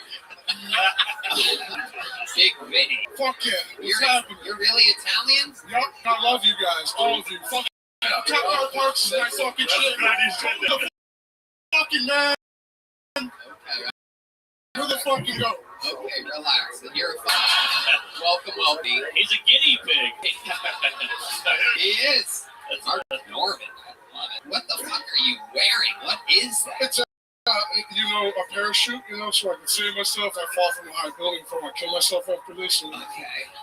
We'll see how it goes. It's been going well. I love you guys. I don't think you need to jump off that high of a building to kill yourself, by the way. The bigger they are, the harder they fall. I think you could jump off the trunk of a car and fucking explode like a blueberry. You are a big boy. How much do you weigh, Big Benny? I haven't been weighing in a while. I'm excited. Well, we got a scale for that, everybody. We got a scale for that. Let's guess. Take this. All right, let's guess. Don't say it. All right, don't say it. Okay, let's start with Mark Norman. Guess first. I'm gonna go with 418. 18. That's a good guess. Ari Shafir. I'm going to say 375. Same as Red Band. 370 players. Wait a second, Big Benny. 325. How tall are you? 6'3". 335. 335. A very going Price is Right style over here. 1. Wait, Big Vinny, don't stand on it yet. I could never seen an obese guy this excited to step on a scale. When he stood on it for a second, the scale said, help me. I'm guessing 420. Ooh, 420 is a good guess. Okay. I'm gonna take the over. You fat fuck up right there. It's back. I think you have a good chance. 342. You're 335. Ladies and gentlemen, this is that moment. Big Vinny steps on the scale. Let's see what happens. Mark, what do we got over there? Wait a minute. It's malfunctioning. Hold on. Just the time. It's on Central. I think that's what you... Hold on. Where's the producers?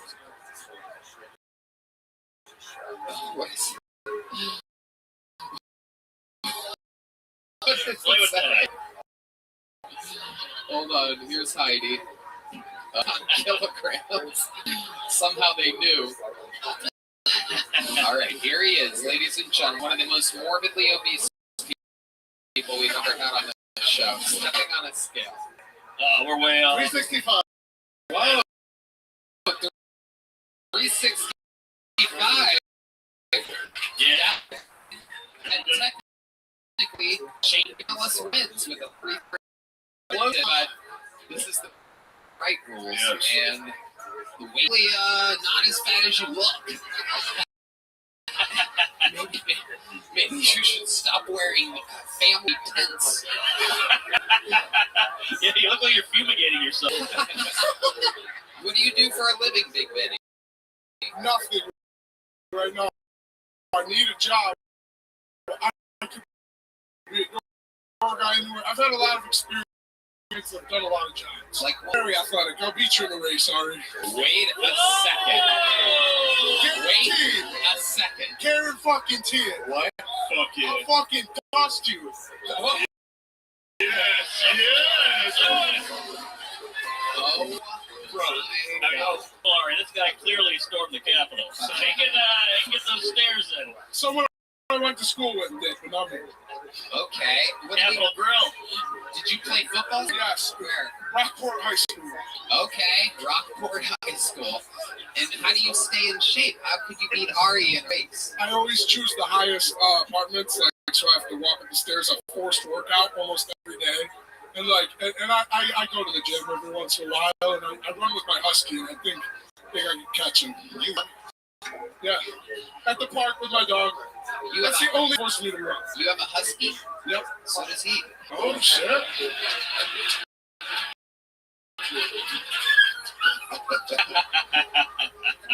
Incredible. So you don't have a job? Did you live in Austin? Yes, I've been living here the past 2.5 months. So how have you been surviving if you don't have a job? So I worked at an auction house before I moved here. He's eating homeless people. Come here. Yeah, you step into their bedrooms really easily when you're walking down the street. It's like, ooh, another bedroom. Jesus. So what did you do at the auction house? Were you an auctioneer? So at first I started in the department, but I had experience, but those bastards put me at the lowest rung. And then I became a litter and fucking, you list all the sports cards and autographed items, Takashi 69 baseballs, shit like that. All right. What's your love life like? Are you out? I can work a bitch's clit really good, like a smudge on a... Really? Yeah, You're Italian. I have not gotten anything out here yet. I've been talking to ladies. I could have secured some shit, but nothing yet. Have you kissed a girl in Austin? No. Really? Yeah. 2.5 months, no kiss? Nope. What were you doing? I was close with a black chick. But... Whoa. And then what? You called her the N-word and ran away?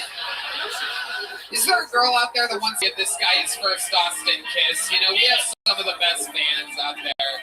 It has to be a volunteer. It's a segment on the show we've been doing for years. Is there a woman out there that wants to give this big... She's literally saying no, lady. We got fucking Jelaine Maxwell over here throwing her girlfriend under the bus. She doesn't even want to kiss this fucking... Is there a guy who will kiss him? This will be a first if there's not a woman with the courage to kiss this. Is there really not a female that wants to give this guy his first Austin kiss tonight? Only 365 pounds. Come on! Really? The spider from Charlotte's Web in the audience. White girls don't like me, Tony. It's mostly blacks. I'm telling you, and there's no sisters in here. Is there any sisters? Is there any single sister in here? Come on. Don't talk. We're close. Get a break. Going once. I've made eyes with a couple girls that are clearly considered. Got a chance. Now you just gotta wait them out. I like there's a bunch of girls looking down like they want to be called on in high school. They're just like, all right, never mind, I was wrong. Man, this is worse than when I picked this up. Never mind. Oh my God! Wait, there's the one that's gonna do it. Oh my God! Finally! This is incredible. While we wait for her to come around, she's a sprinter too. Oh yeah! Look at this. Oh yeah! Let's see some tongue.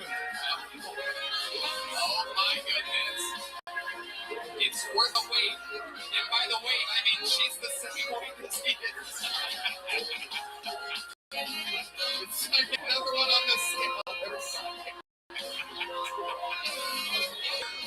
For his first Austin kiss, everyone. This is a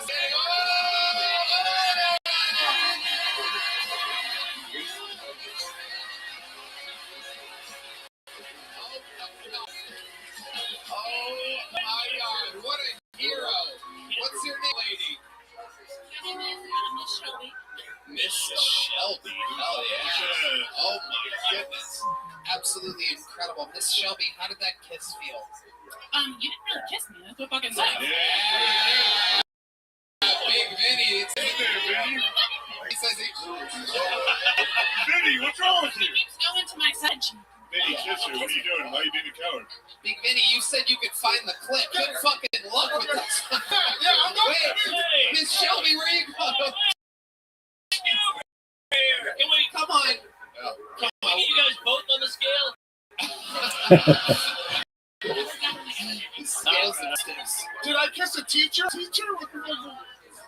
Violinist. Oh my goodness. Say hello. What happened? There was no kiss? I did it for the show. Oh! I'm not into you. Oh, Big Vinny. Oh, come on. Nasty fuck. Do you think one of these girls is going to be into you? They're going to do it. She's a beautiful chick. She's going to do it for fun. She's beautiful too. Come on. Because you're asking why I didn't stick my tongue down your throat. What the fuck? I'm not going to. Come on, give him a hand job real quick. Let's make him come. Let's make this pussy come. All right. I have stand. How about a hand for Miss Shelby, everybody? Miss Shelby, you're a superhero. Hell yeah. You wanted me to be mean. Big No, Vinny. why are you being mean, dude? Big Vinny. How dare you? I kissed her and then you're asking why I didn't go hard. No, oh God. I can get it, bro. I've been late. Vinny, it's been months. Yeah. I turn it down. Like, I'm not even fucking ready. Oh, But Vincer, this is like that. Vincer. Don't lie to me, Vincer. I'm not going to take the lowest rungest shit. Why are we talking about this woman like that? Yeah. She was nice enough to come up here. She was not. She saved you from everyone. It was sad when no one would kiss you. Yeah, literally nobody wanted to kiss. This woman came out of nowhere to save you.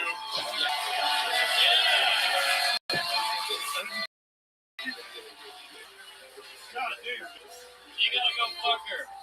Where'd she go? Give Miss Shelby one of these. Yeah. She gets a big joke book. You get a little joke book. How about that? Oh, and he didn't catch it.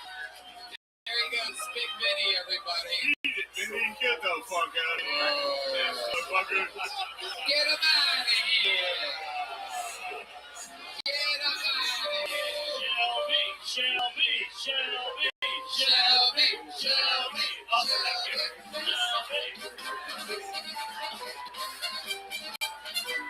All right, we're having fun in here tonight. Your next bucket full, straight out of obscurity, goes by the name of of Matt Bellick, everybody. Make some noise for Matt Bellick.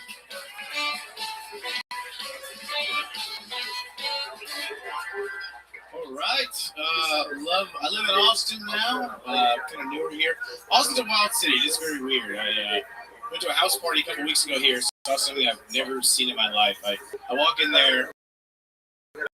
Back in the house, I saw two guys in the back doing competitive rock, paper, scissors.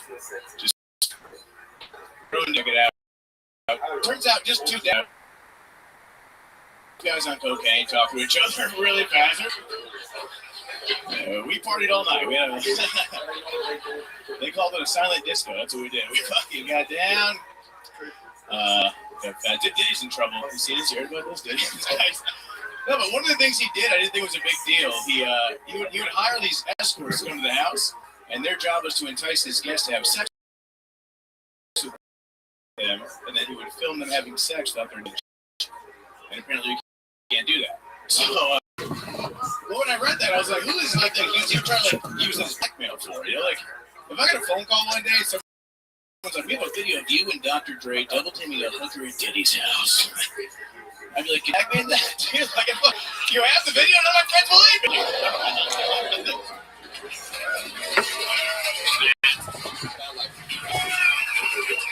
To be honest with you, I didn't hear a word of your set. Yeah.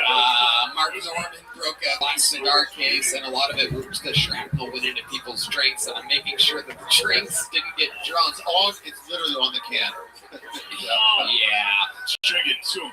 Drink it. Eat the glass. I'll buy you one. I'll buy you another drink, whatever that was. Sorry, I got it. Yeah, I'm protecting us. On a very Jew-heavy episode, I'm protecting us from losing all here. I'm literally have to tell our fan base to go out buying another round. I'm gonna take this fucking thing for lunch. We're gonna eat the fucking glass. How much is that Holocaust? Just stop. Please stop picking it up. Don't even touch the glass. I'm also cut. Oh no! Wait. Fuck. Unbelievable. So Matt, how's it going, buddy? Going good. Yeah, going good. I love it. How long you been doing stand-up? 11 years. Okay. Whoa! That's not a good reaction. What do you do for work? Side gig. I sell T-shirts at concerts. Okay. Yeah. Sell T-shirts at concerts. Merch, yes. This guy knows the technical terms. Yeah. How's that been going for you? How old are you, Matt? 35. Okay. Yeah. Okay. You look horrible. Thank you. All right. Yeah. You're all right. It's just your teeth. It's the teeth? I got bad teeth? Wrinkles. I have the wrinkles.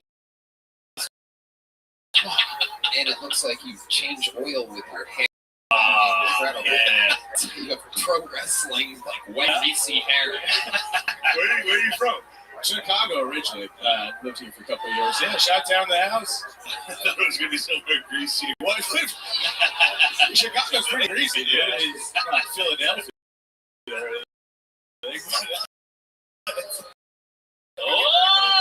Oh! It's fine. I was being nice. Yeah, You said I'm nasty like that. I'm a big Bears fan. I'm very happy your Eagles took care of that last night. Okay, we're not talking about this. Ain't fucking. All right, no, let's talk ball. Talking ball. Barstool. Welcome to Barstool's Kiss. This guy's got a little Packers this year. Pretty good, yeah. Oh yeah, bro. Actually, when does this come out? Monday. The When does this come out? Yeah. So this will come out when Notre Dame's playing. Yeah, think about it. Right now, Notre Dame's in the national title. There's 0% chance of that. Sick, dude. If we did it, dude. He's back. There he is. There's the new Notre Dame mascot. Everybody. Holy shit. Is he right? He puts the two eyes. Was that not telling you what that looks like?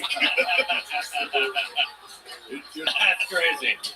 Who's dressing him up like this? He's dressed like in color.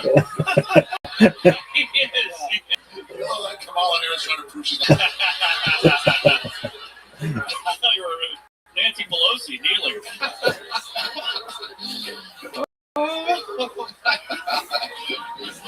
guy looks like shit for 35, right? This guy's. Hey, come on, man. Yeah, Matt, take it easy, dude.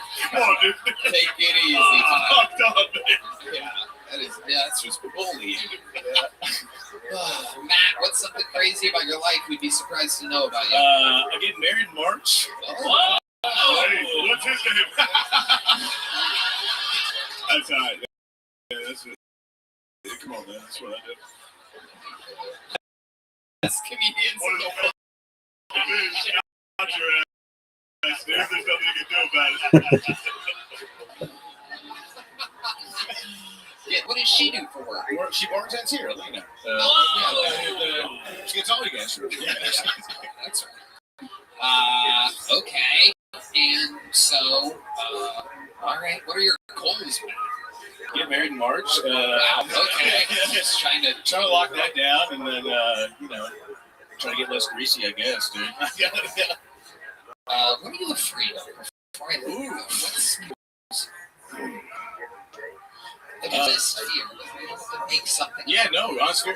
I mean, it's a cliche. Spiders, you know, it's gay. I don't like them. Yeah, good. Big spider guy? You like spiders? Sure. Spiders are scary. They are freaks, see? Yeah. Grace, spiders, Porto. Don't like Porto. Okay, there he goes. You have a little joke book here? I do not. You don't? I'll take it. There he goes. Matt Bellick, everybody. There we go. Cheers, guys. Thank you. If they would have heard your set, they would have liked it. It was funny. It was? Was it really? Matt, here you go. You have a big joke book yet? Yeah, that was good. You already have one from the minutes? There you go.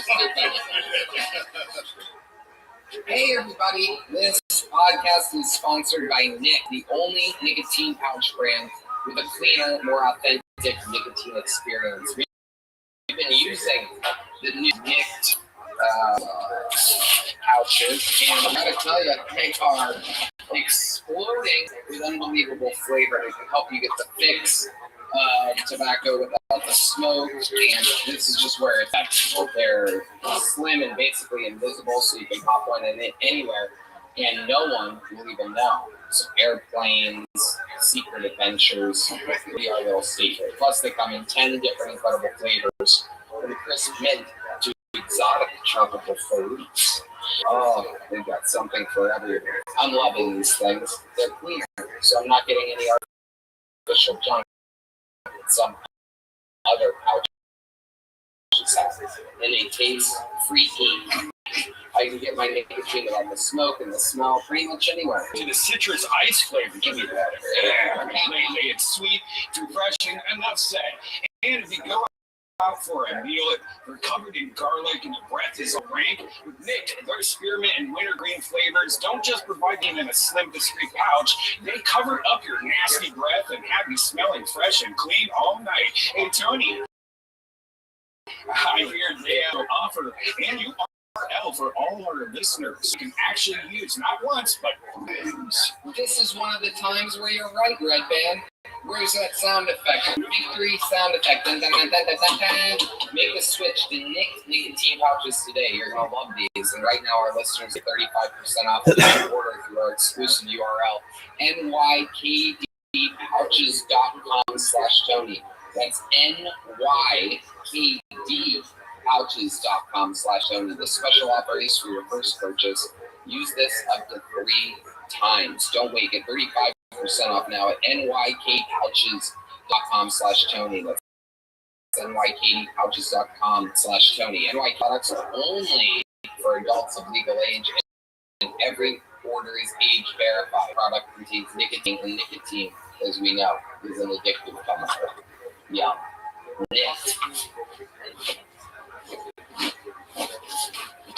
right, is Juan ready? Is Juan back there? All right, yeah, we have a Juan. Hey! This guy was on an episode a couple weeks ago. I said that I wanted to see him again. A funny first appearance. This is his second time on the show. So good last time that I gave him this appearance.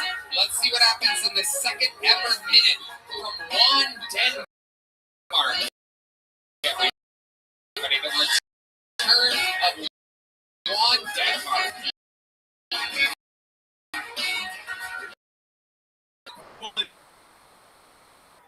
The Trump fist, all right? Fucking fist. He appropriately saluted the Black Power fist all in one arm motion. It was crazy, y'all. Trump's fists are the list of all the people Kamala Harris locked up.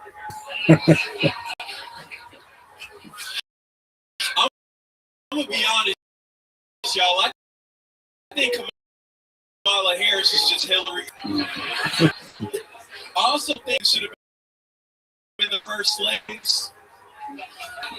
You know what I mean? Like, if it wasn't for the system, slavery would have been a terrible business decision. Mexicans were the first slaves. There'd be skyscrapers in Nebraska, y'all. There'd be taco trucks on every fucking corner. And what if Asians were the first slaves, right? You'd be able to fit like 5 times any mother. Fingertips for cotton picking. If you're Asian slave picking cotton, a nice rub and tug. I just want Denmark. The return of Juan Denmark. You know what I love about you? Is you can be as racist as you want to. I know, I love it, Tony. I fucking love it. I fucking love it. This is Black Power privilege. It really is. It's Black privilege. Black Power privilege. Okay, I don't really acknowledge the power. It's limited power. It's like solar energy, if you will. That's true. We are powered by the sun, Tony. That's why I'm in Texas right now. Shane asked me a great question while you were on stage. Yeah, it looked like you weren't wearing pants. Oh, dude, next time, if I ever get it next time, I'll come here naked, guys. Don't do that. Do it. I give you permission. You have to carry on the banner. Dude, are you from the future? You look like Book of Eli. Slippers on, big jacket. You're like the Matrix James. Thank you. I appreciate that. For a podcast, this show has really become a lot of TV on the radio. What does that mean? That's a band. Singer TV on the radio. Yeah. What's up, Tony? So you're wearing like Daisy Dukes and a Yeah. full-on jacket, giant jacket, with a big hood. I like to keep people confused at all times, Tony. You don't know what you're gonna get. You're gonna get a school shooter. You're gonna get homosexual. Yeah, you got I'm gonna shoot up a gay club. Yeah. Whoa! Really? Dude! a little bit of everything. You just look like a cold gay guy. Honestly. Hey, listen, I'm not gay. I'm queer. All right, there's a difference. What is that?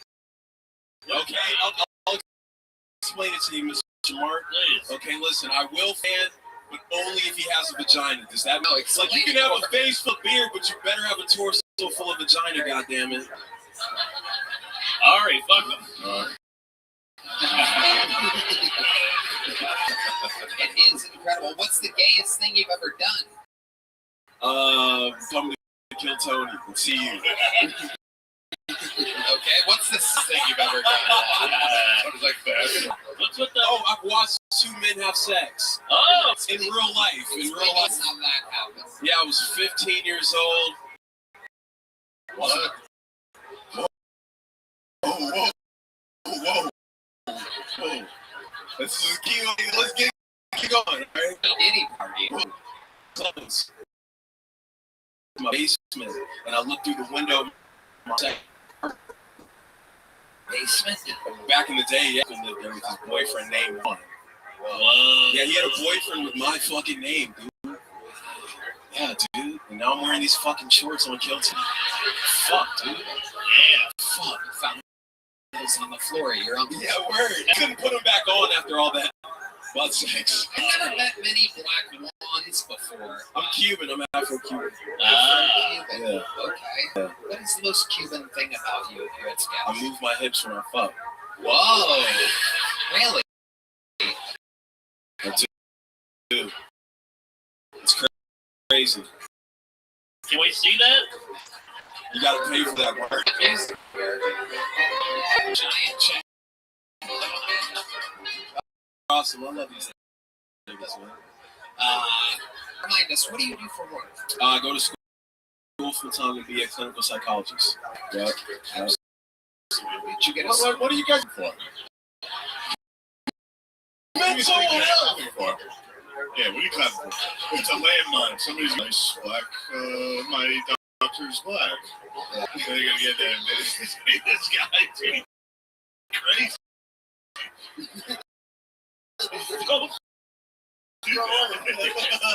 How old are you there? Face of a black guy from the 70s. It is true. Shut your mouth. She. Jive, turkey. Yeah. Jive, man. You look like a Tuskegee Airman. Oh, fuck. Minus the syphilis, guys. Minus the syphilis. You do have an old soul. You have an old soul. I do. Indeed. Yeah. Juan, what are some hobbies of yours? I love to ride my bike. I love my bike. It is my bike. Well, I think it was my bike. hey, you snooze, you lose, dog. I love to meditate. I love to watch YouTube. I'm just a boring person, honestly. I just keep it cool. What do you watch on YouTube? Podcasts. Yeah. Mind fucking Jordan Peterson type shit. I just like smart motherfuckers. I love it. Yeah, dude. Okay. Yeah. You're like a white guy trying to blackest body. Listen.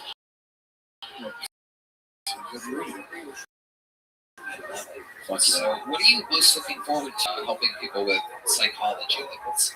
I didn't really pick this profession. This shit kind of picked me, so I was like, fuck, let's get paid for it. Yeah, so. We never picked you. Nah, you look cool. You look like a leader of a 45. I'm trying. This is the start. This is the start right here. This is where I gain my following, and then we go off into the woods in Utah somewhere. Yeah. I'm with you. That is cool. Yeah. Fuck yeah. What's that button on your dick? That's a great question. It says real friend. This is my friend's merch. He told me to wear it. I'll put it on my dick. You know what I mean? That's the best way of supporting your homies. If you really love them, put them on your dick. Okay. Not right in Denmark. Interesting. State in Denmark. Yeah. Denmark is from Denmark Vesey's. He's a slave revolter. Right before he executed. What does that mean? He was trying to.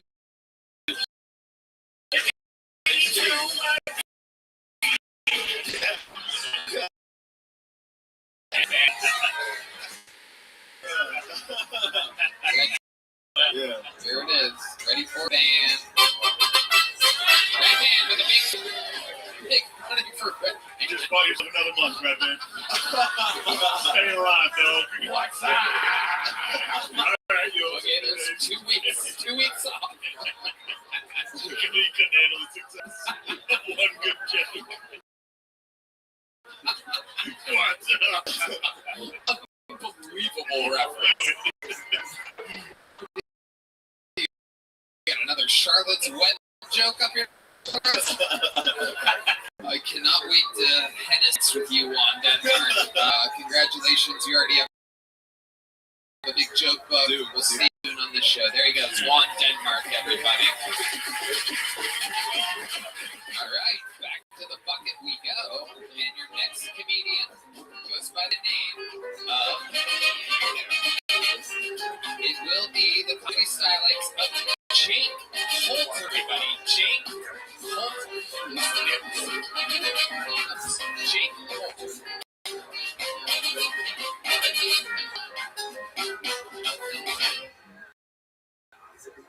So, did anyone else see the horror movie Teeth about the girl with teeth in her coochie? Yeah, that shit fucked me up so bad that now every time I sleep with the girl, I feel like I have to eat her out because that's my way of like checking for monsters under the bed.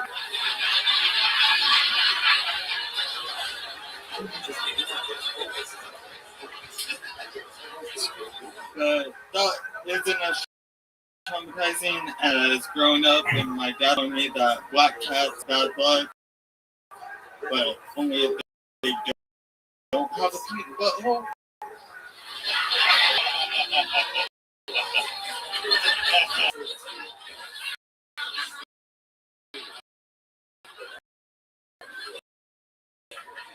Yeah, so every time I sleep with a black girl, so that way I can see what color her butthole is, and know if looking at her black cat is going to give me bad thoughts. All right, Jake Holton out there eating pussy, checking out buttholes. Who did you talk to for research about those jokes about eating pussy? My dad. Jake, you've been on this show before. Remind us, how long have you been doing stand-up? I just reached a year in September. Reached a year in September. And you have a little bit of, what is your impediment exactly? Remind us. You're somewhat of a... I think I was on this episode and you said nothing, right? Yeah. No, there's nothing wrong with you. Yeah. Come on, you were bullied. Probably. You got molested face. Yeah, stayed young looking. Yeah. Forever young, forever young. Tell us about the molestation. Well, it all started when I was 7. Did something really happen to you? No. Did something traumatizing happen to you when you were younger, though? I mean, off the bowling ball in my head. Oh my goodness. Whoa! There it is, ladies and gentlemen. There you go. You dropped the finger and you hit. Well, okay. See what? Trying to hold it above your head. Well, no. See what happened was my friends were like doing stupid shit at the bowling alley, being annoying kids, throwing it halfway down the. You're so gay. You're clearly gay. I love that. He's gay. He's not gay. He's not. No, He's something else. He's nothing. he would never. There might be a dude's ass out there with teeth in it. So. You and your uncle were bowling. What happened? Oh shit. How old were you when you were bowling this time? Probably about 13. Okay, 13. You're out there. So I decided I was going to throw it over my head and talk with my hand. Yes. You don't just talk with your hands. Yeah. You talk with an upside down, like fucking. John Dees has pointed out that your neck is also gay. You do gay things with your neck. There is a little bottle head, fucking, and just a bowling ball. There's teeth in a pussy. Claim autism. That's crazy. Claim autism. Avoid all this gay fucking bullshit. Yeah. Okay. Just go, yeah, I'm retarded. I'm not gay. You have to be one. You gotta have something, man. Come on. Yeah, you're totally not gay. Now tell us more about dropping balls on your head. All you do is the bowling ball. The old 3 fingers. I tried to throw it over my head and went too far up and not enough back. Okay, did you immediately get knocked out? No, it didn't hurt at all. Did you start getting like that immediately? Probably. Yeah, how were you talking before this incident? I don't remember. That's right. That's right. Yeah, you got knocked in the game. Don't keep saying I'm gay. I mean, Wonder what's about to happen now. Y'all keep saying I'm gay, but Tony over there. You two. He's gonna scratch you. Don't say I'm gay. Attack me at your own wrist. Yes. What do you do for work? I'm unemployed now. Well, how did you lose your job? They didn't tell me. They just told me that Texas is an at-will state. It's an at-will state, and they didn't need my services no more. What was the job? Dollar General. What? Dollar General? Wow. Oh my goodness. Yeah. You got fired from Dollar General? Yes. What's this state got to do with it? What's it real state? At-will state means have to give a reason for buying. You see, now you can tell him. You can say you're gay. Oh yeah, you should. Oh yes. Good luck firing me now. Yeah. You let pride get in the way of a juicy lawsuit. Yep. You're right. You're right. Yeah. If I can sue him, I'll say it. I don't believe it. Gays of the military. Your lawyer's going to go, Your Honor.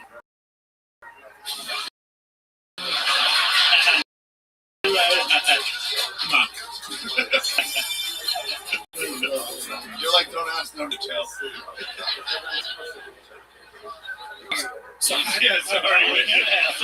Sorry. I mean, I've been caught gay my whole life. That ain't nothing. Oh, okay, great. Yeah, no. I just think it's crazy how his name's Tony and his favorite place to be is on his toe knees. Oh boy! Wow! Got his ass. Wow! I felt pretty good. I don't think I'll ever survive. Yeah. How do you live without having a job? How long ago were you fired from Dollar General? Today. You were fired today? Today. You went to work today, and they told you your services were no longer needed. No, corporate copying services were no longer needed. How long have you been working at Dollar General? Since June. You got fired today. There you go. Whoa! Oh my goodness. Was that a 10, Ari? Was that a $10 bill? It was a 20, but I thought it was a 1 until it was a I felt wrong about moving it away. Now you've done it to a gay charity. That's right. Yeah, I just got gay, so if there's more money, I'll be gay. That's how it starts. Yeah. Wow. Jake, what size joke book did you get last time you were on? I got a big one. Okay. I bet you got a big one. Yeah. There he goes. Jake, your jokes were really good, though. You did good. Funny guy. No, you did good. Where's the job? It's kind of a sad turn. All right. Let's do another special treat, ladies and gentlemen. One of the most prolific regulars in the show's history. I present to you a brand new minute from one of the hardest working men in all of the Austin, Texas comedy. This is the return of Cam Patterson,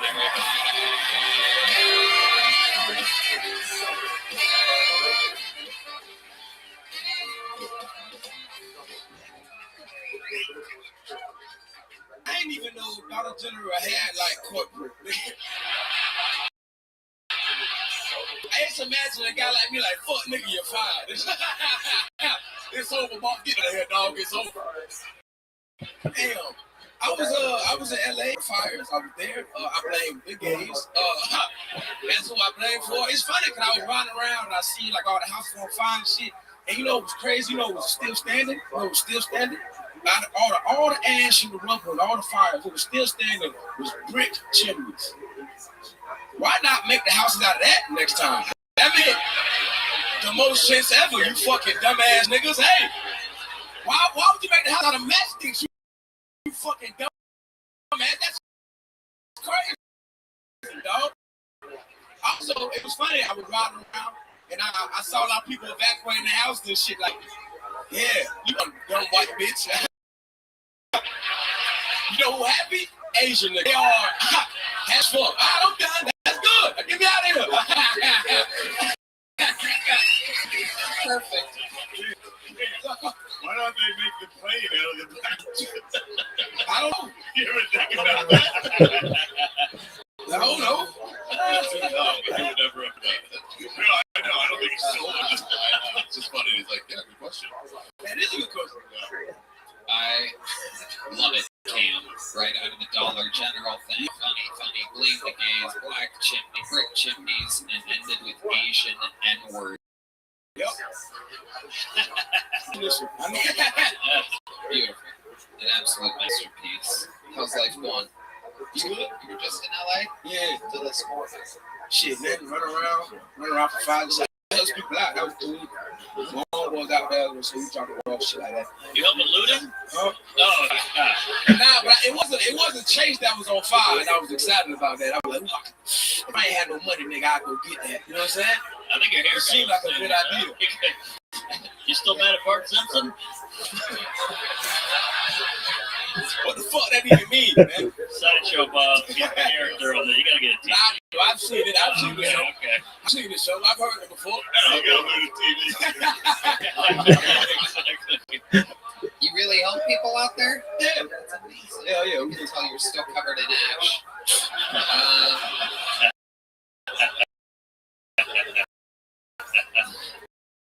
Those are his dads.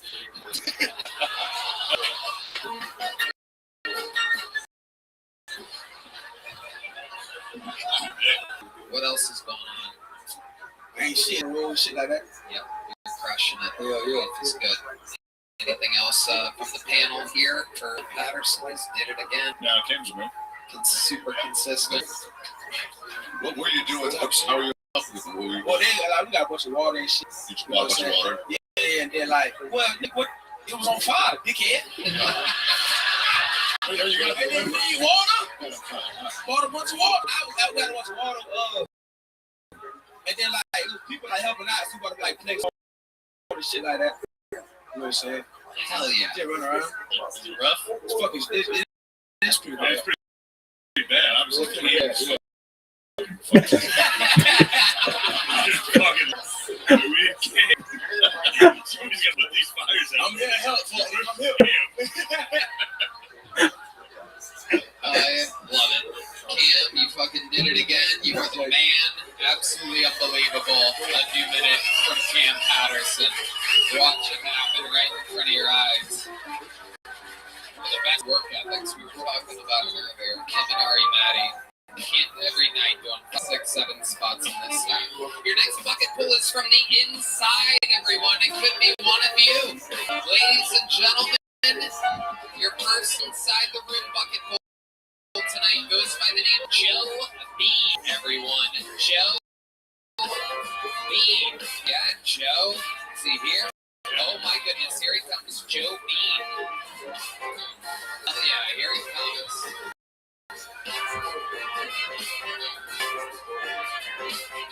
You guys still having fun out there, huh?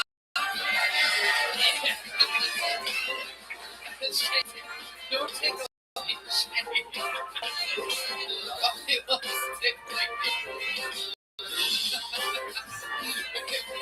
Come on, make some noise for the inside zone, Joe B.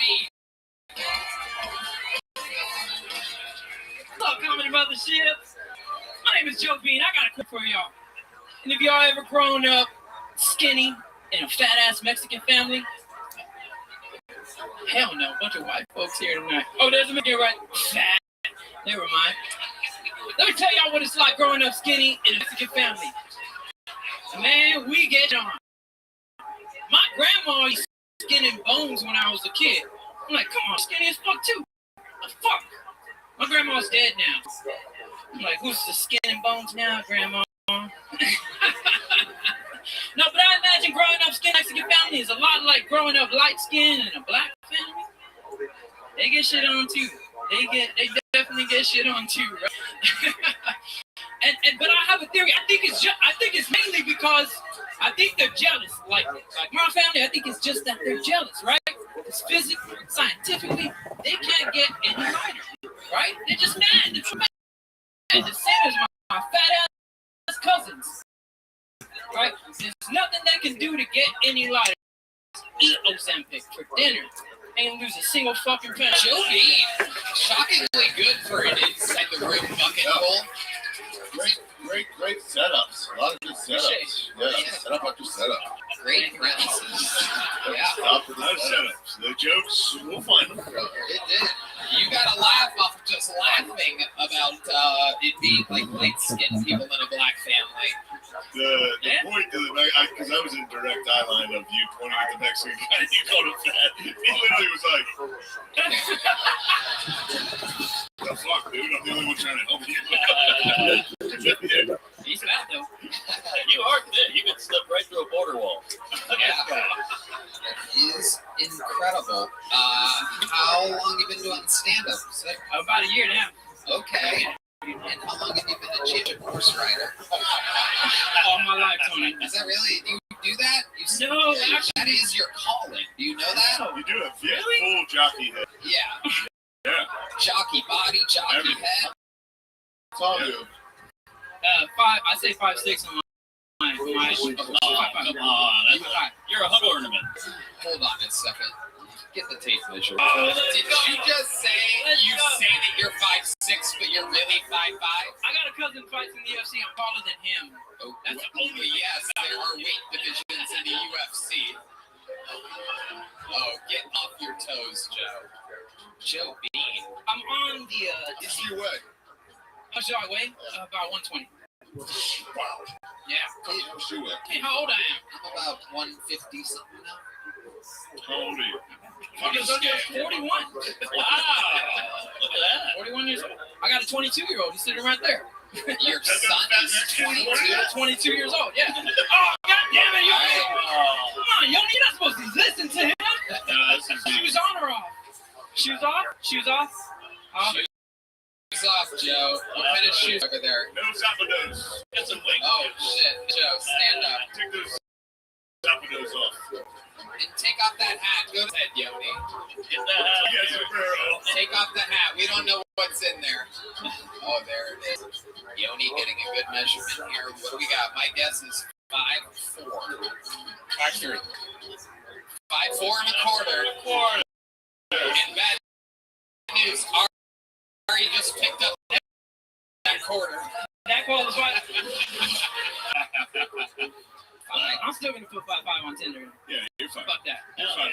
What nationality are you? You haven't mentioned it. Yeah. Are you kidding me? His last name is fucking Bean. Come on. Is Bean work for something? Beaner. 100%. That was my nickname for years, and then I started getting white friends, and they're like, I can't do that. I can't call you Beaner. Wait, you had Mexicans calling you Beaner? Yeah. Oh, we're the most racist people ever. I know, but yeah. But it's cool, right? I love the Mexicans. Sad that we guys be leaving soon. But yeah. The rules. I got 2 weeks. I got 2 weeks. You have a 22-year-old son? I have a 22-year-old. How old are you? I'm 41. 41 in 19. So you did what old people do. That's right. You just made a baby as fast as you can. Well, a father all his life, right? So it's incredible that he had someone to look down to his whole life. Son of a bitch. You little shit. You son of a bitch. Do they, but you're Mr. Bean? I'm Mr. Bean. Oh my God. I actually was gonna sign up as the Bean. Right? The Bean that Tony doesn't know, right? About, but they didn't let me. They said you gotta sign up as what you go up as a Bean. Bean's great. Mr. Bean's nice. Yeah, Mr. Bean's funny. Mr. Bean's hilarious. Yeah, I talk a lot more than that. Unfortunately. So what do you do for work being such a shit? I'm an IT operations manager. What? IT operations manager. Okay, that makes sense. Do you actually crawl in the computers? Do they send you in the desktops? Do you eat the computers, you motherfucker? No, mom was one of your bitches. I know.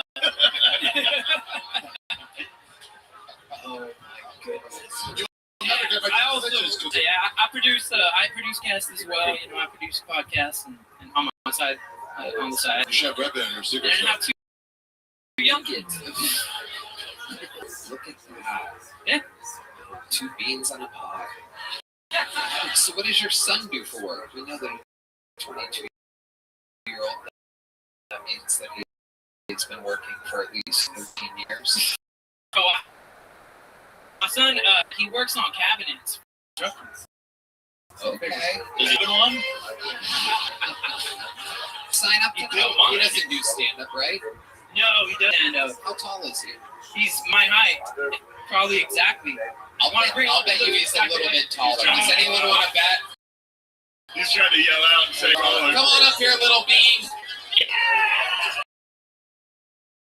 It's a family affair. We've been to fucking both HEB shows with him, man. He's got the tickets to the both of those shows. Like this right here is so much different, so much fucking better. It's so much like intimate. That's right. Horn players know when it's getting a little too Mexican, they start playing. I just want to thank you, Tony. This is like a big deal. There you go.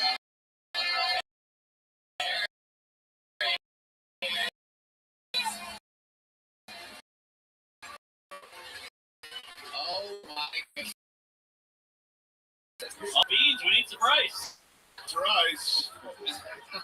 So wait, Make it official? Yoni?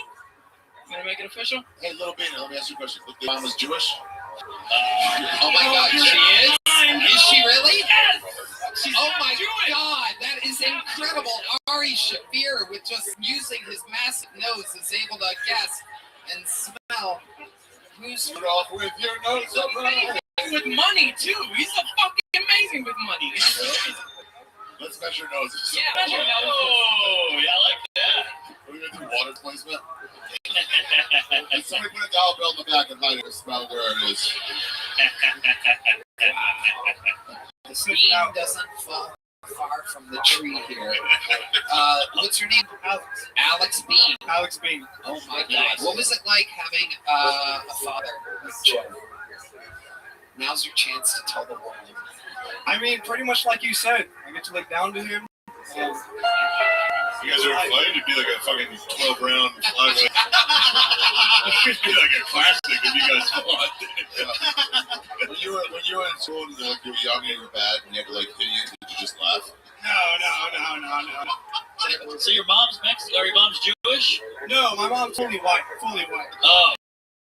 She just got the nose. Just. Oh, I thought I was going to say concentration camp. You know. Half white. Is your Jewish mom still around? No, she's never been around. Really? She's not Jewish. This is so backwards. So the Jewish mom abandoned you. Yeah, 2 years old. No, you guys are lying. Was she actually a Jewish woman? No? All right, I missed that part. I'm sorry. But she was white, so I'm like, She was yeah. a honky. Yeah, And she left. Yeah, she left. What? That's your name. Yeah. Left the team. Yeah. That's Thank God. so unusual. Why do you think she left? Were you a big crier? You're, no? What the fuck, dude? Talking to your son. No, I think it's Why does he think she left? You want? Okay, let's hear both of your theories. I think my dad is a little dick. Well, it is so. Judging by me, I would say that's probably fair. It's probably fair. Okay. No, we're asking my mom. Right? Yeah, no, I think she was raised kind of by helicopter parents. When she became an adult, she got into the party life, and then went wild. I was the opposite. I started partying when I was like 12 years old, and I was done by 18 years old. When I found out I was having a kid, I was like, all right, I'm gonna be a father. It stunted your growth. Fuck yeah, 100%, bro. Didn't help either. Right. And then she kept running. Yeah. Oh, she's still running. Yes. You're in communication. How do you know she's still staying? I don't know. I hear things. Good. Okay. Yeah. Sounds like it's not really a fun party. It's one of those No. heroin. Scary parties. Sounds like it's a scary party. Yeah. Yeah. That's all right. All right. 100%. Yeah, sorry. Well, Justin. I appreciate it. Love that. Hey, it's all love. You make good cabinets? Always. Is it your own company? No, sir. I serve as cabinetry. Okay. I'm as Mexican as it gets. They have me crawling in them, putting them up, everything. Absolutely. That's your only job? You work as an elf? Or Yes, something? sir. It's my only job. The old Mexican in South Pole. I'm a big fan of the beans. Absolutely, and I am as well. Beans. So much so that I am giving you both a big joke book from the Great God's Eye. There you go. One for you, one for you.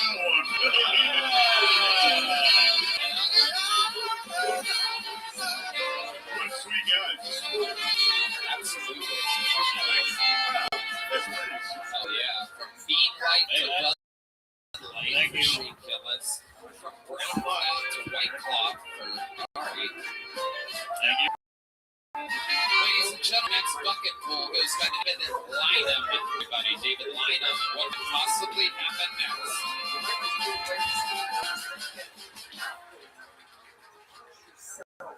A school teacher in Florida got arrested for sleeping with a student last week.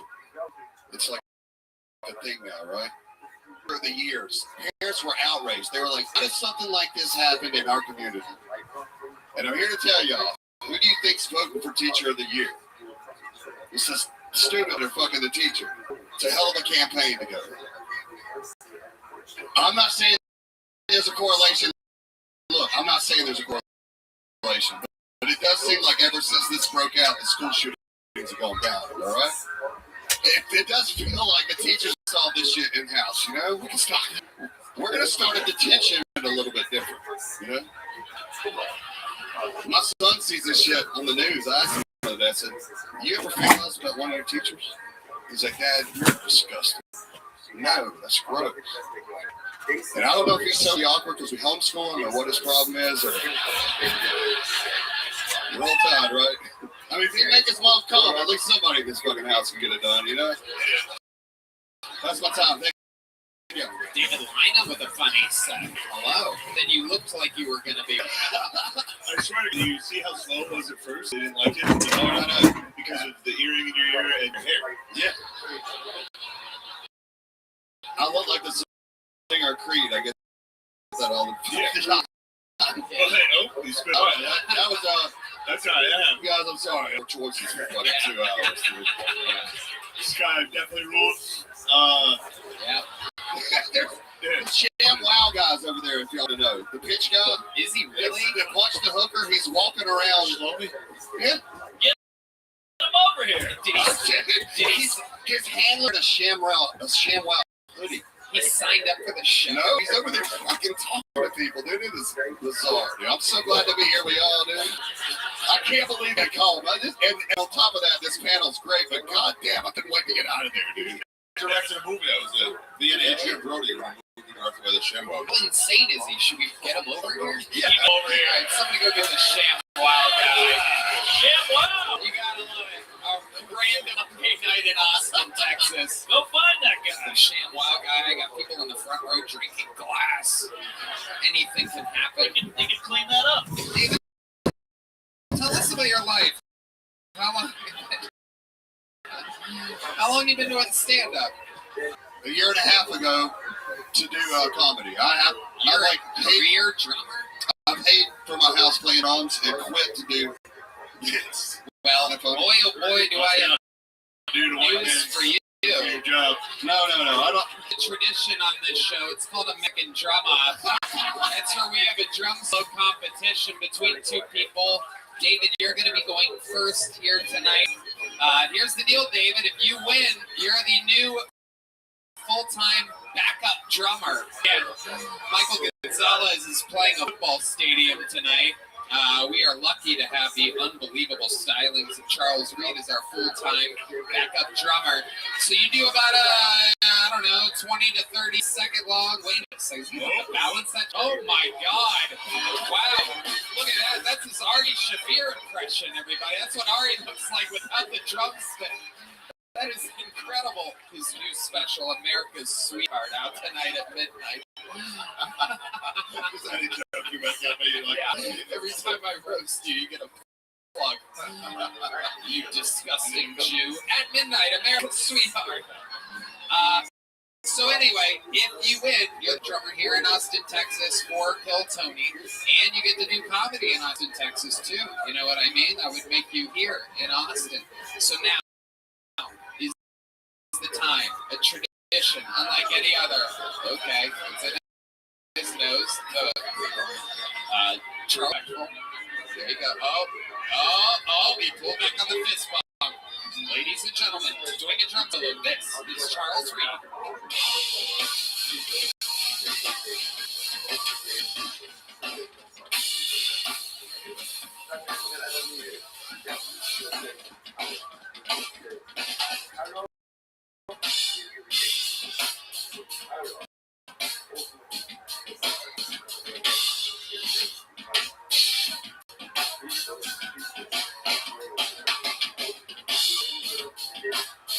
He lost the stick. Oh, he's picking his nose. All right, there is David Lynham with the drum solo, ladies and gentlemen. Charles Reed about to bury him. We have to do it? Yeah, it's going to be cool. Crowd's gonna go. Ladies and gentlemen, here to defend his throne as the backup drummer, one of the great freak talents of this, the live music capital of the world. This is Charles Reed.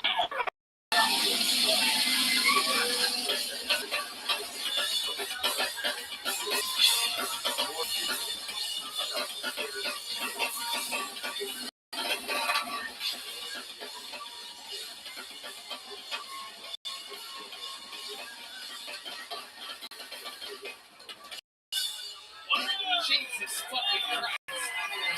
One of the most capable ass beatings we've ever seen. Wow. Whoa! Hey, Yeah. that was a close one. I think Charles is better at drumming and comedy. Unbelievable. This is the first time I've ever seen a knee on a white guy's neck before. Oh, God. Incredible. Oh, boy. You see why I quit, right?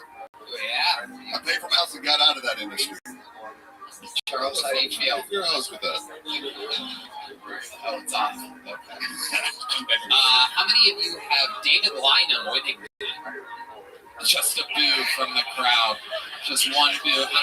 Motherfucker. How many of you have Charles Reed winning?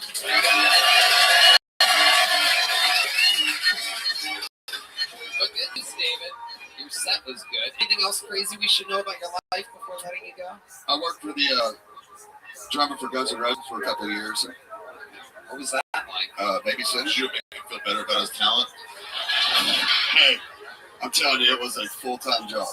Like, a lot. What was the name of your band? Lynham. Yeah. Name the band the last name. But you did. Yeah, but no. But they did. No, I did not. The band called it that. We were last in line.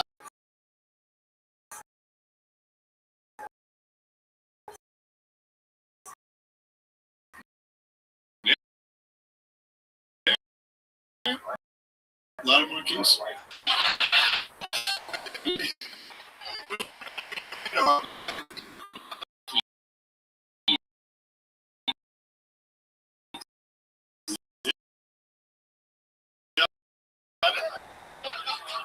See, that's about as old of a reference as Charlotte's Web. It's by the name of DK, everyone. DK. Thank you. DK. One more time for DK, everybody. These people wait all evening for this opportunity. The reason why I say that is because I think digging is the way that you end up finding oil. That's not necessarily the case. Another way is looking for terror and weapons of mass destruction. Hey, for most of that's a day of celebration, right? But every so often I get somebody who'll come and let me know, like, hey, do you know you share a birthday with Hitler? And I go, wow, that's an interesting fact. No one's ever told me that before in 27 years. And they go, how does it feel to share a birthday with such a bad guy? And I go, who, Hitler? They go, yeah, Hitler is well known for killing a million Jews in Germany. And I go, okay, but like, for those of you who are smart in the crowd, have heard that joke and go, wow, 4.6 million, that guy must be off. But the thing is, I don't necessarily count the women.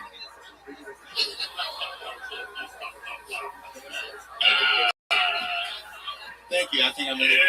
Okie dokie. Hell yeah. Hey, fresh off of winning the drum solo competition. Do dare I DK is short for? Because I'm thinking a video game right now. So, I'm thinking the first thought that usually comes out of people's mouths. I think it's for how Spam Patterson. Yeah. He's the king.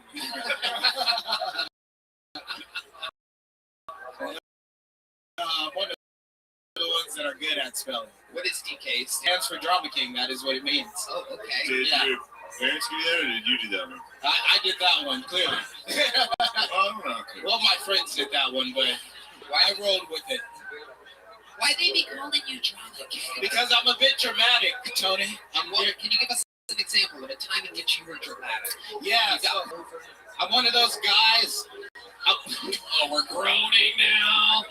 2 hours into the episode, we're gonna start groaning. I just called him Donkey Kong a second ago. Everyone was fine with it. I say he gets pulled over. The black guy just gave me a thumbs up. Thank you, sir. I can tell because the inside of his thumb is white. Okay. All right. Oh my God. I dug myself into a deeper hole, and now we're getting applause. Okay. So give us a time in which you were dramatic. So the reason why I got this name is because I'm very emotional for a man. Like, I like to sit around with my friends and talk about God and consciousness. I'm like, I think we should be loving each other. You are very dramatic for a man. Okay, yeah. Yeah, so, I mean, that's who I am, and I roll with that, you know? I love it. Yeah. What do you do for work, DK? So I work as a valet driver at this hotel. Who the fuck would trust you with their kids? I definitely get a lot of side eyes, Ari. Drama King, please. My car. No. My real name is Timothy. It's not a hidden fact. Yeah. Drama King. No, but people just call me DK. I got the word that Drama King that you once tried to fight one of the nicest humans in all of show business, Yoni, the producer of Yoni. Would you like to tell us exactly why? It would take a man named Drama King to ever want to hurt sweet, sweet Yoni. As I said, I'm very emotional. What happened? Yoni told me this was a while ago, so my memory might be a little bit scratchy. None of it was on Yoni, all of it was on me. Absolutely, I already knew that. Yoni, if you're wondering who that is cackling, that's Yoni. Yeah. So, but step away from the sidewalk while smoking. The issue, I felt the intention behind it was kind of malicious. Like I didn't know who he was. Clearly, he had the authority to be doing that, and it made sense at the time. He's one of the nicest guys. He is. Yeah, I've had a conversation with him after. He's a great man. You thought it was some random guy who needed to get off the sidewalk? Yeah, I thought it was somebody who worked at Poor Choices. Oh. Okay, so that also would have been weird. Like I'm not even at the building. Like I'm off to the sidewalk. So right there. Where I'm guessing. A few feet away from the door. Yeah, it's confirmed by Yoni. They're right in front of the door. Where were you smoking? Crack.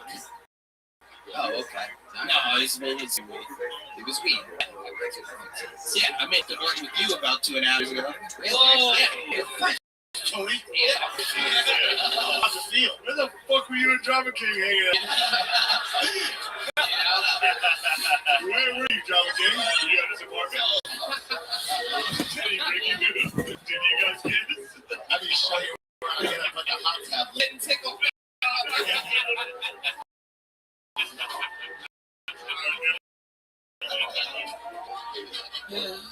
Where do we smoke this blunt?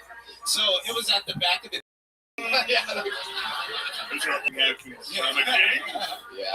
They were in a Legion of skate show. You came out in a cowboy outfit. There was pretty much no.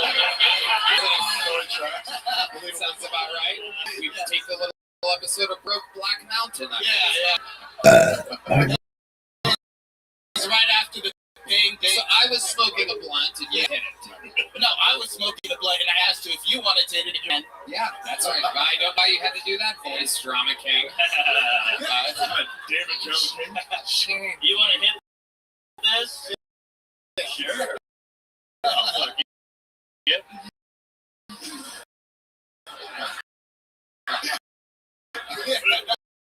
What else happened though after that? You guys, what did you guys talk about?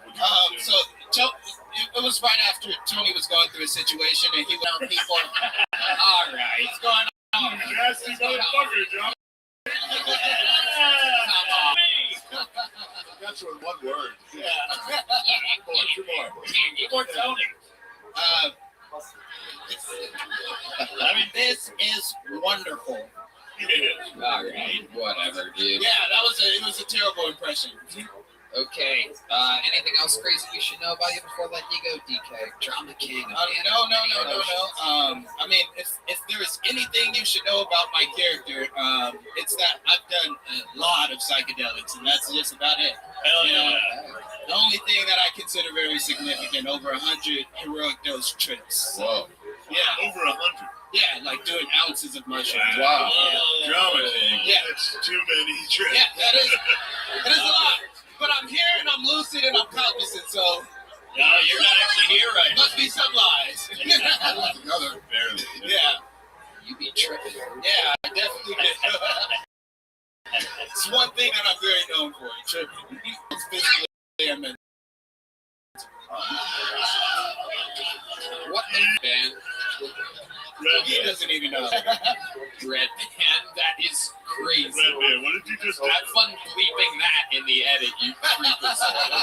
Holy shit, nothing. It was nothing. I ran out of big joke books. Here's a little joke book. Thank you. Here goes. On behalf of Red Band, I apologize. That was what that was. Nobody knows me. So we moved on. We're not editing that out. We're going to keep that one in. Red Band discussing Drama King. We all apologize. Sweet, sweet Drama King. All right. What the fuck are you doing? It was actually a mistake. No way. Talking about Donkey Kong, I had it. Thank you. Very good.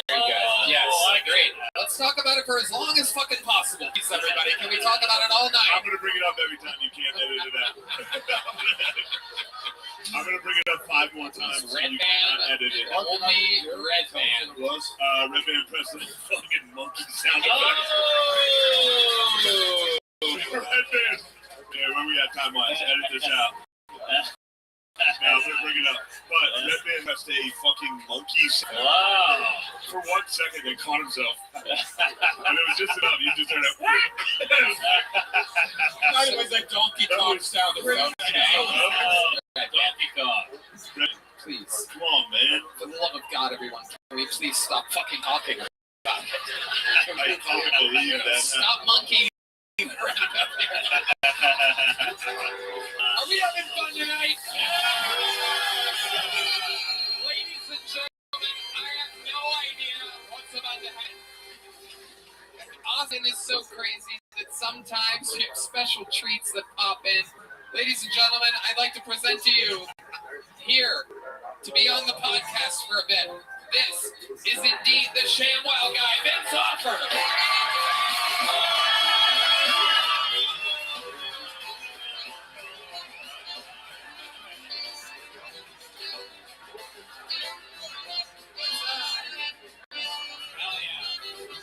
Vince, grab that microphone right there. It's right behind you. Wait, who's that? Keep going. Wait. The ShamWow guy. Who the fuck guy? I never go in insult comedy. I'm a goat in sales. It's not a big category, but I gotta have a bouncer. I got a bodyguard. Is that made out of ShamWow? Yeah, and you know. Oh shit. And if I beat up hookers, I need the blood. Hell yeah. These girls are too. Absolutely. I don't pick good men. Well, I'm trying to recruit Ari to do inappropriate comedy. I got $500,000. That's on. Fire it up. Oh, you're too big now? You're too good? Ari's funny. No. He's funny. He's funnier in my movie, Inappropriate Comedy. Oh. Where can people find this this movie? Where's Inappropriate? 4chan? Hey, you're a producer. You want me to come on your podcast? Really? Oh, all right. It's just I have proteges. I'll give him a raise.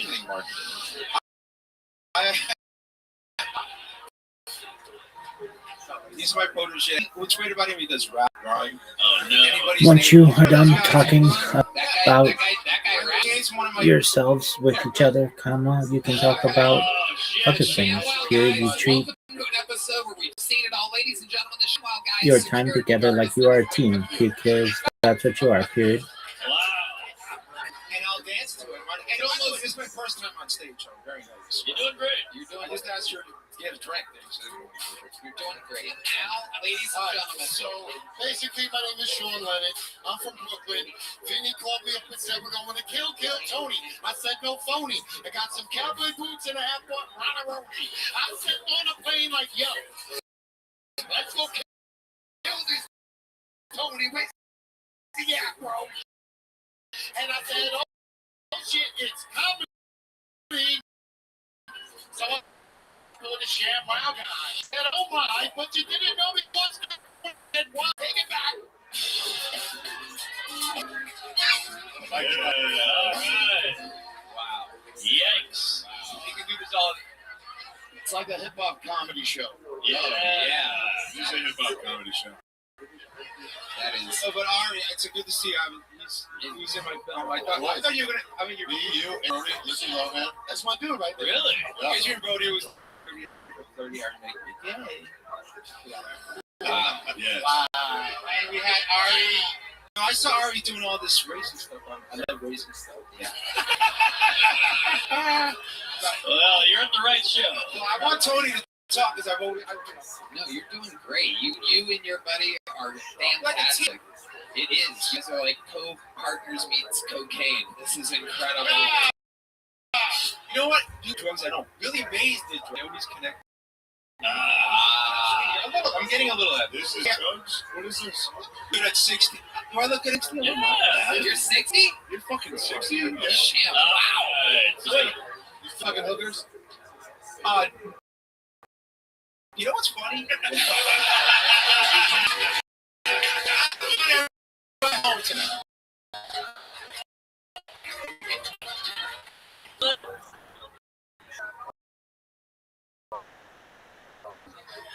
Next question.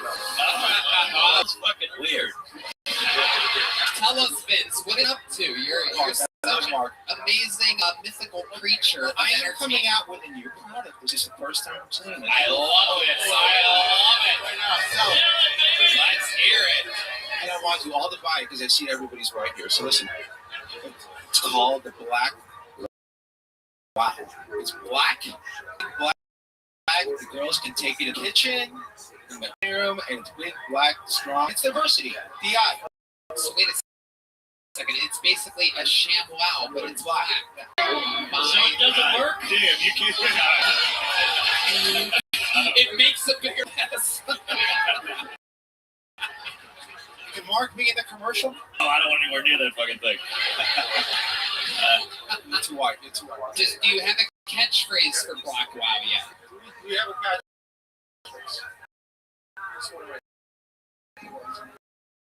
I lost him. Okay. Getting racist.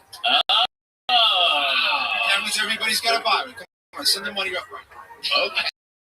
Here we go. We're going to raise. Vince, where did you meet this white rapper? I used to have a movie called Underground Comedy. This is back in the 90s. At the time they were attacking my family. I had someone else in the dump. I think I told about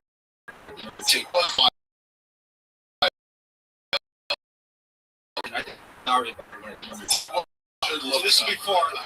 And it's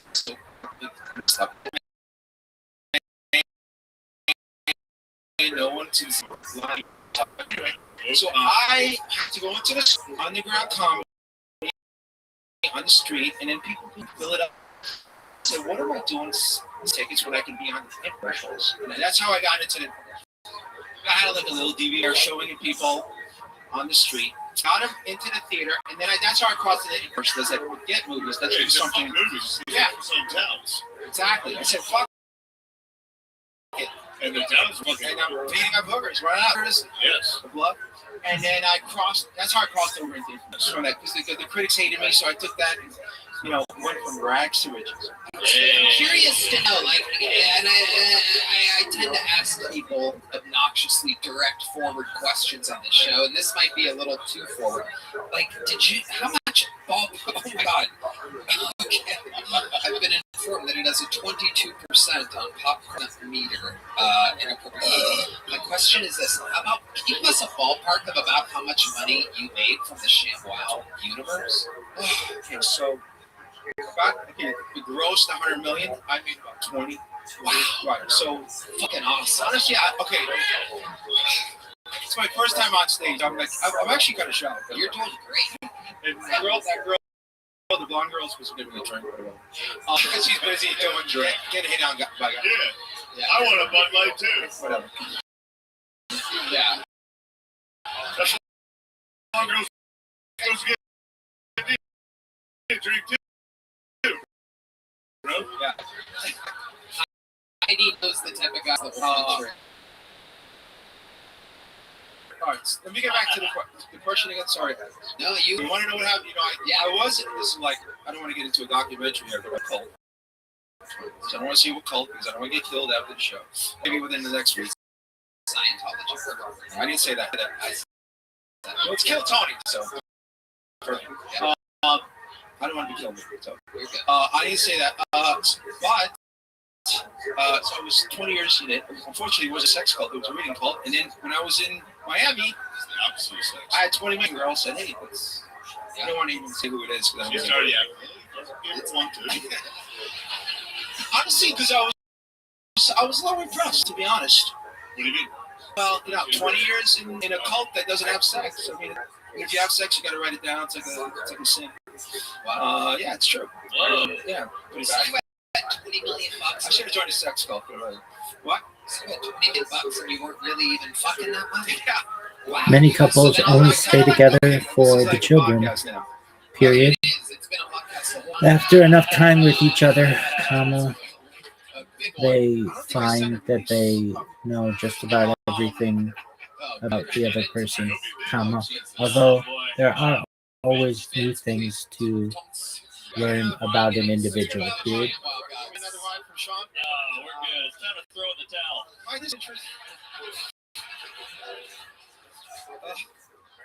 All right, but anyway, what we got? So how much did the hooker thing cost you? I should have had sex with her, I guess, if I'm going to get blamed for it. But anyway, long story short, I did not think like, oh, wow, you can just have sex for like money. I'm like, everything. Was she on the rag? All right. That's the last towel joke. Oh, hey, there we go. Absolutely. All right, there's one. So you want to know what the thought is? I come up with products and names for products. Yeah. I'm the owner of the products. So I came up. So like, let's say you love Trump and I like Biden. Right? We don't hate each other, right? Yes. But if I hated you because you like Trump, I would hate your thought. So that's called a thought. So like the color. So you know how racist hate black. You don't like black people. Well, I mean. You're jumping ahead there. I'm gonna let you work the soundboard over here, that's for sure. Red man, do not do that anymore.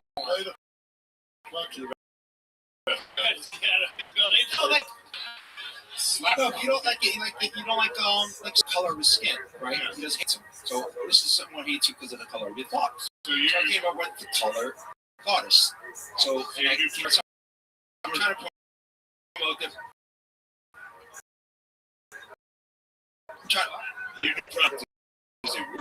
Yeah, and it's free. You can have it. You can use it. It's like meets you for something. You can.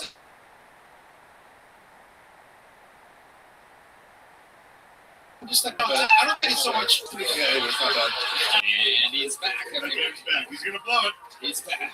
But he's back. He's back. Give him a minute. It's funny. I'm just trying to get protege to come on, and I don't know. No, you're doing good, protege. It's a dime a dozen. You're a dime a dozen. We're 2 feet. Good. The rap was good. Yes. Good. The rap was terrible, Tony. No, yeah. That's what I'm just saying. That. So, we moved on. We've got Bill Murray's brother. Okay, yes. We do the wave back with Trump. We met at, when underground comedy was so bad. We used to put me a caller on Howard Stern show and call him. say things, and that's what we do. Oh, you're somebody's sham. Somebody's sham. That is great. Vince, we're going to keep it moving along. Any last words to the beautiful audience, to the people? Your first time live on stage. Yeah. First time, I appreciate it. You guys all made me feel good. The notes of comedy and Hang. Give Vince an stretch. Some Vince's passes. Wow, how about that, huh? All right, we're almost to the. We have our first female comedian of the night, which will be our last bucket bowl. Let's see how this goes, ladies and gentlemen. A minute from Bree Collette. Bree Collette, everybody. She is Bree Collette.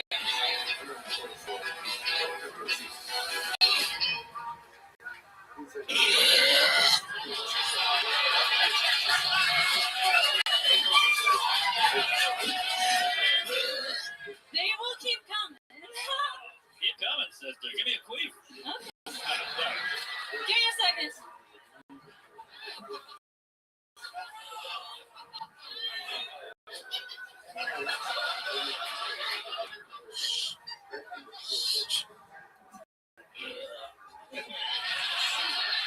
Sorry. I'm just like 6. Yeah, burp on command. It's pretty cool. We have an OnlyFans for it. Only.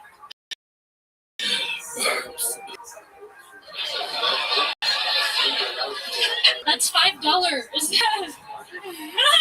I'm sorry. You're cool. You're hot. I was supposed to do a joke. Thank you. Yeah, my dad. Hey, this is what bonding looks like. So I was like, that's all. All right, that is all the time. Did you really get a chance? What are you talking about? What do you have, a burp fetish? Well, Mark burped in her face. And then I think you were definitely didn't plan on burping right, did you? No. Did you want to do, like, material? You just talked about burping the whole fucking time. Oh, it is a job, but I mean. Do you have any non-burp material you'd like to do? Okay, thank you, Red Band. Very good. And it took him that long to blow it, everyone. Boys, during a burp part of the show. No, fucking absolutely retarded. He's back, dude. Oh my god. He's back. Hold on. Sub-retarded business partner, Brian Redband. 13 and a half years. We're on a side-by-side. Hold on, I have a question. I'm sorry. Did you honestly plan on doing burp too? No. Okay, yeah. No, but I heard some fucking weak-ass burps up here, and so I had to go pee. Hold on. I don't know who it was. Too hyphy.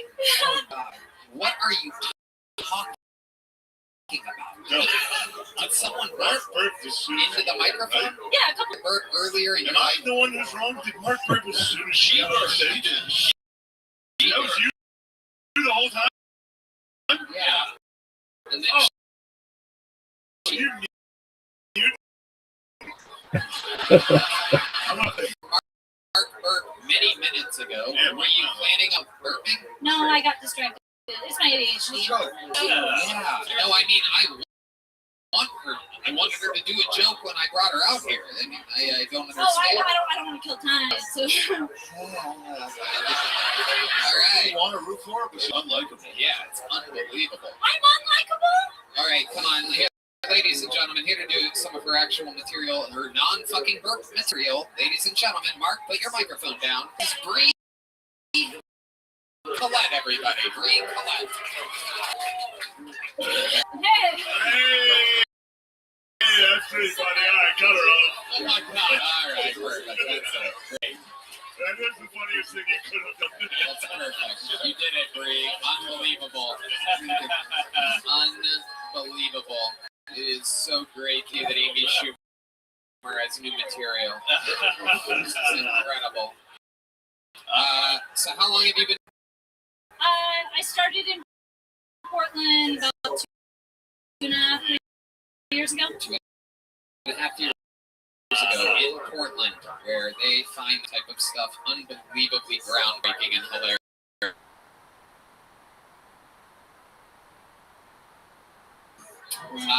Burp material. Salty. What types of things do you talk about when you're not burping in front of millions of fucking people, and the biggest opportunity that you'll ever have in your entire life, you will look back and regret on for As of now. But oh yeah, there's gonna be bigger opportunities. Oh yeah, trust me, dude. The birth queen. Yeah. She's gonna wake up with the drop. Yeah.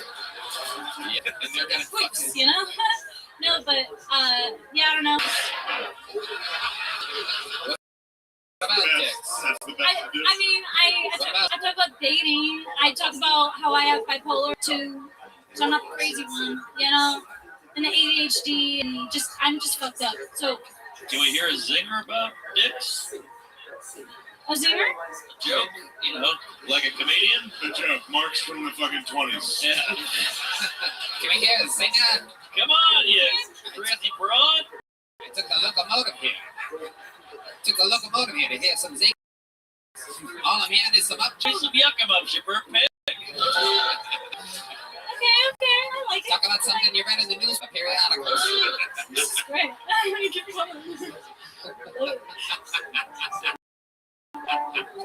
You okay, wait. Yeah, I've seen a dick. Wait, that's not how it starts. Hold on. you ever put a dick in your mouth? Not yet. Yeah, as soon as you put it in, it like latches in place. You know? No? They were hitting the dick, you know?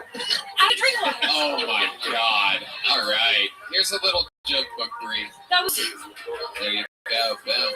There she goes. Bree Collette, everybody. She can belch, which, by the way, everyone can do.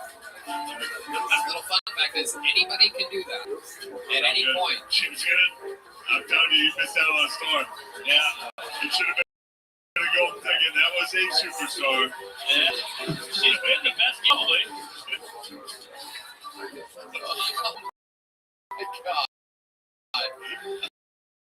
god. Oh my god. Wow.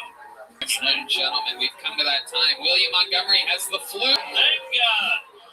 William Montgomery with what some people are saying is 103-degree fever. Whoa.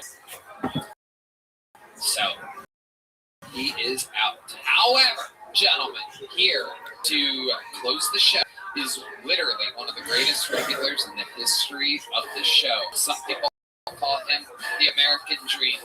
People call him the Green Card Goliath. Ladies and gentlemen, this is indeed the Estonian assassin, Ari Matti.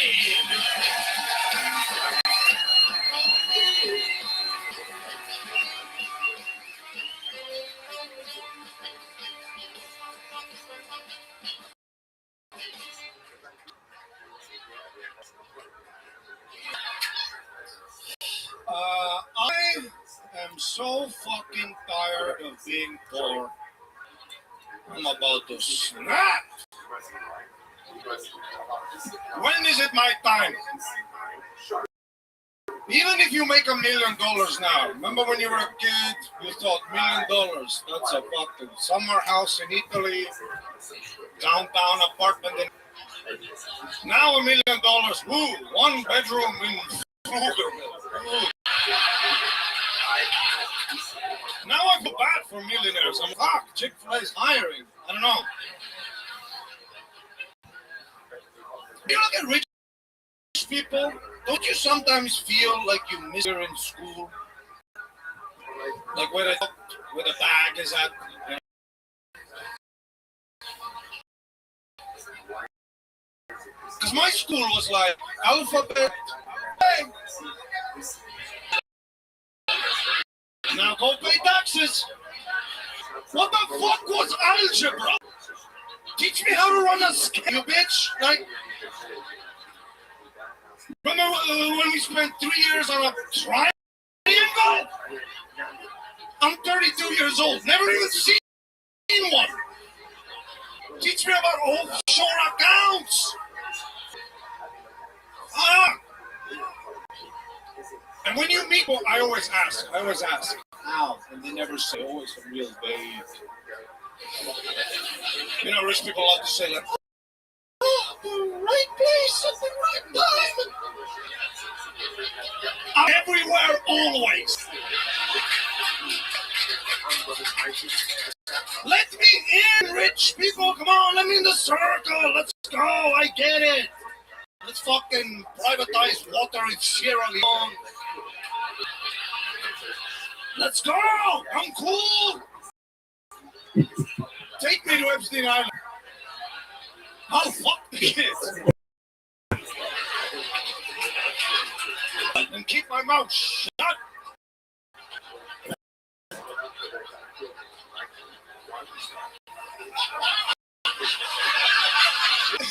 The only people who do give you financial advice are dudes who are into crypto. Huh?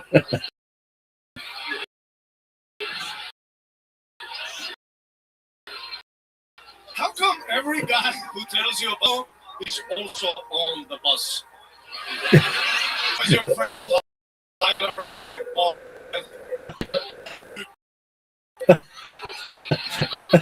Bitcoin's coming back. Has trickled down to you? Means you are already Thank you so much, everybody. Thank you. Wow. 3 seconds of brand new material. Absolutely unbelievable. Ari Atty has done it again. Over three times the necessary work that you had to do. The whole cohesive bit. Thanks. You did it. I mean, it was just unbelievable. And you're getting in, you're just sliding into home base at the last second with your I'm Still Poor material. Right before you announce a new fucking giant tour, I'm sure, because you sell tickets now. So this is it. This is your life.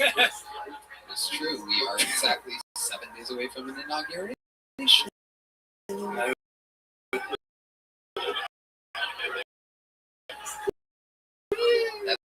That's your buddy. I hope so. I'm alright.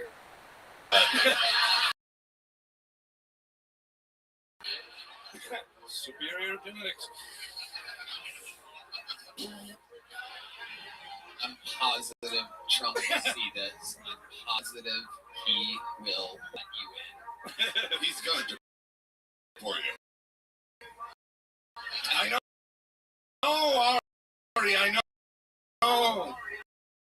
I'm scared. I bet he comes up. You think? I think he's too good. Well, Not.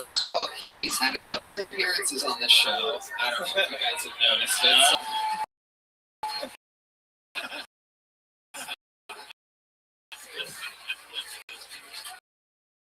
You did his garden? Yeah, I did not. Give you a little look. It is true. That's what he said. That's what he said. Find me in a week in the front row. Anyway.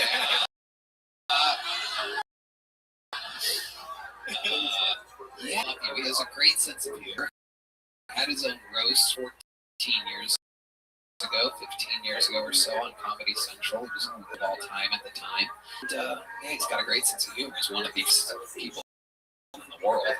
I don't know the accent, though. That's the makes him worried, maybe. Probably horny.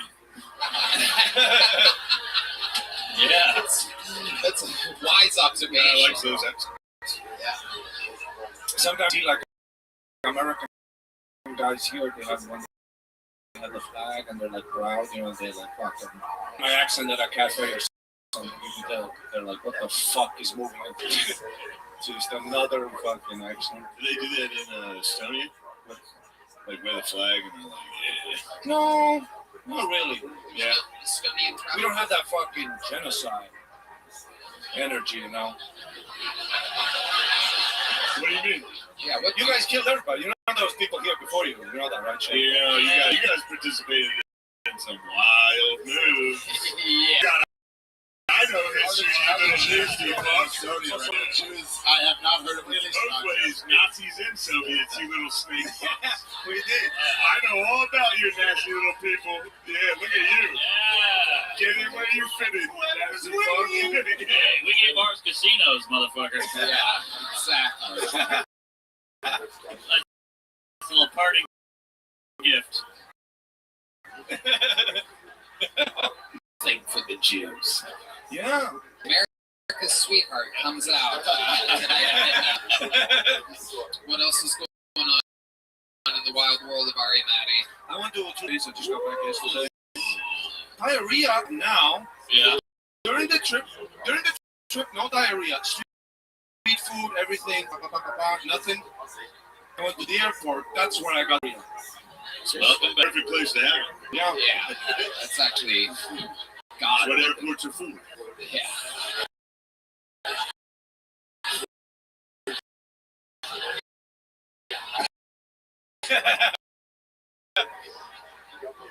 What do you think? I came from Mexico. That could have been the problem. Because at Chipotle, we've been to Chipotle. Big Never fan. had diarrhea. Right. Wow, that's American. Yeah. We clean it up. Mm-hmm. Although it is a Mexican making it, but still. Do you get lucky over there in Mexico? They do love me there, the brown women. Yeah. So how much you pay? A couple of pesos? I've never had a hooker. I don't know. It's like an American thing, right? What? That's I'm not pretty just sure that's a America. fucking Estonian thing. Yeah, they're pretty big in Europe and Mexico. And I went to a strip club here, that one that's supporting the show too. That was a wonderful experience. Were you at the red rose or the yellow? I was at the yellow one. Okay. And I've never been to a strip club where it's like, is it an Asian one? No. What were you saying about the like, yellow rose? it was a very positive environment for the ladies, you know. Because I've been to Estonian strip club. It's not exactly like, you know, it's all like, What did they do there? well, it's all women who don't have passports and they don't want to be there, you know. Ah, It's true. not exactly like a cool, you know, They're slaves? Is that what you're saying? They're minors? something like that. Yeah. Wow. If you look into their eyes, you get fucking. But then again, our women don't burp on a microphone, so you know, there's ups and downs to everything. She performs at the yellow groves. Amazing. Ari Matty. Amazing. You did it 3 minutes, 10 seconds. Material, ladies and gentlemen. There.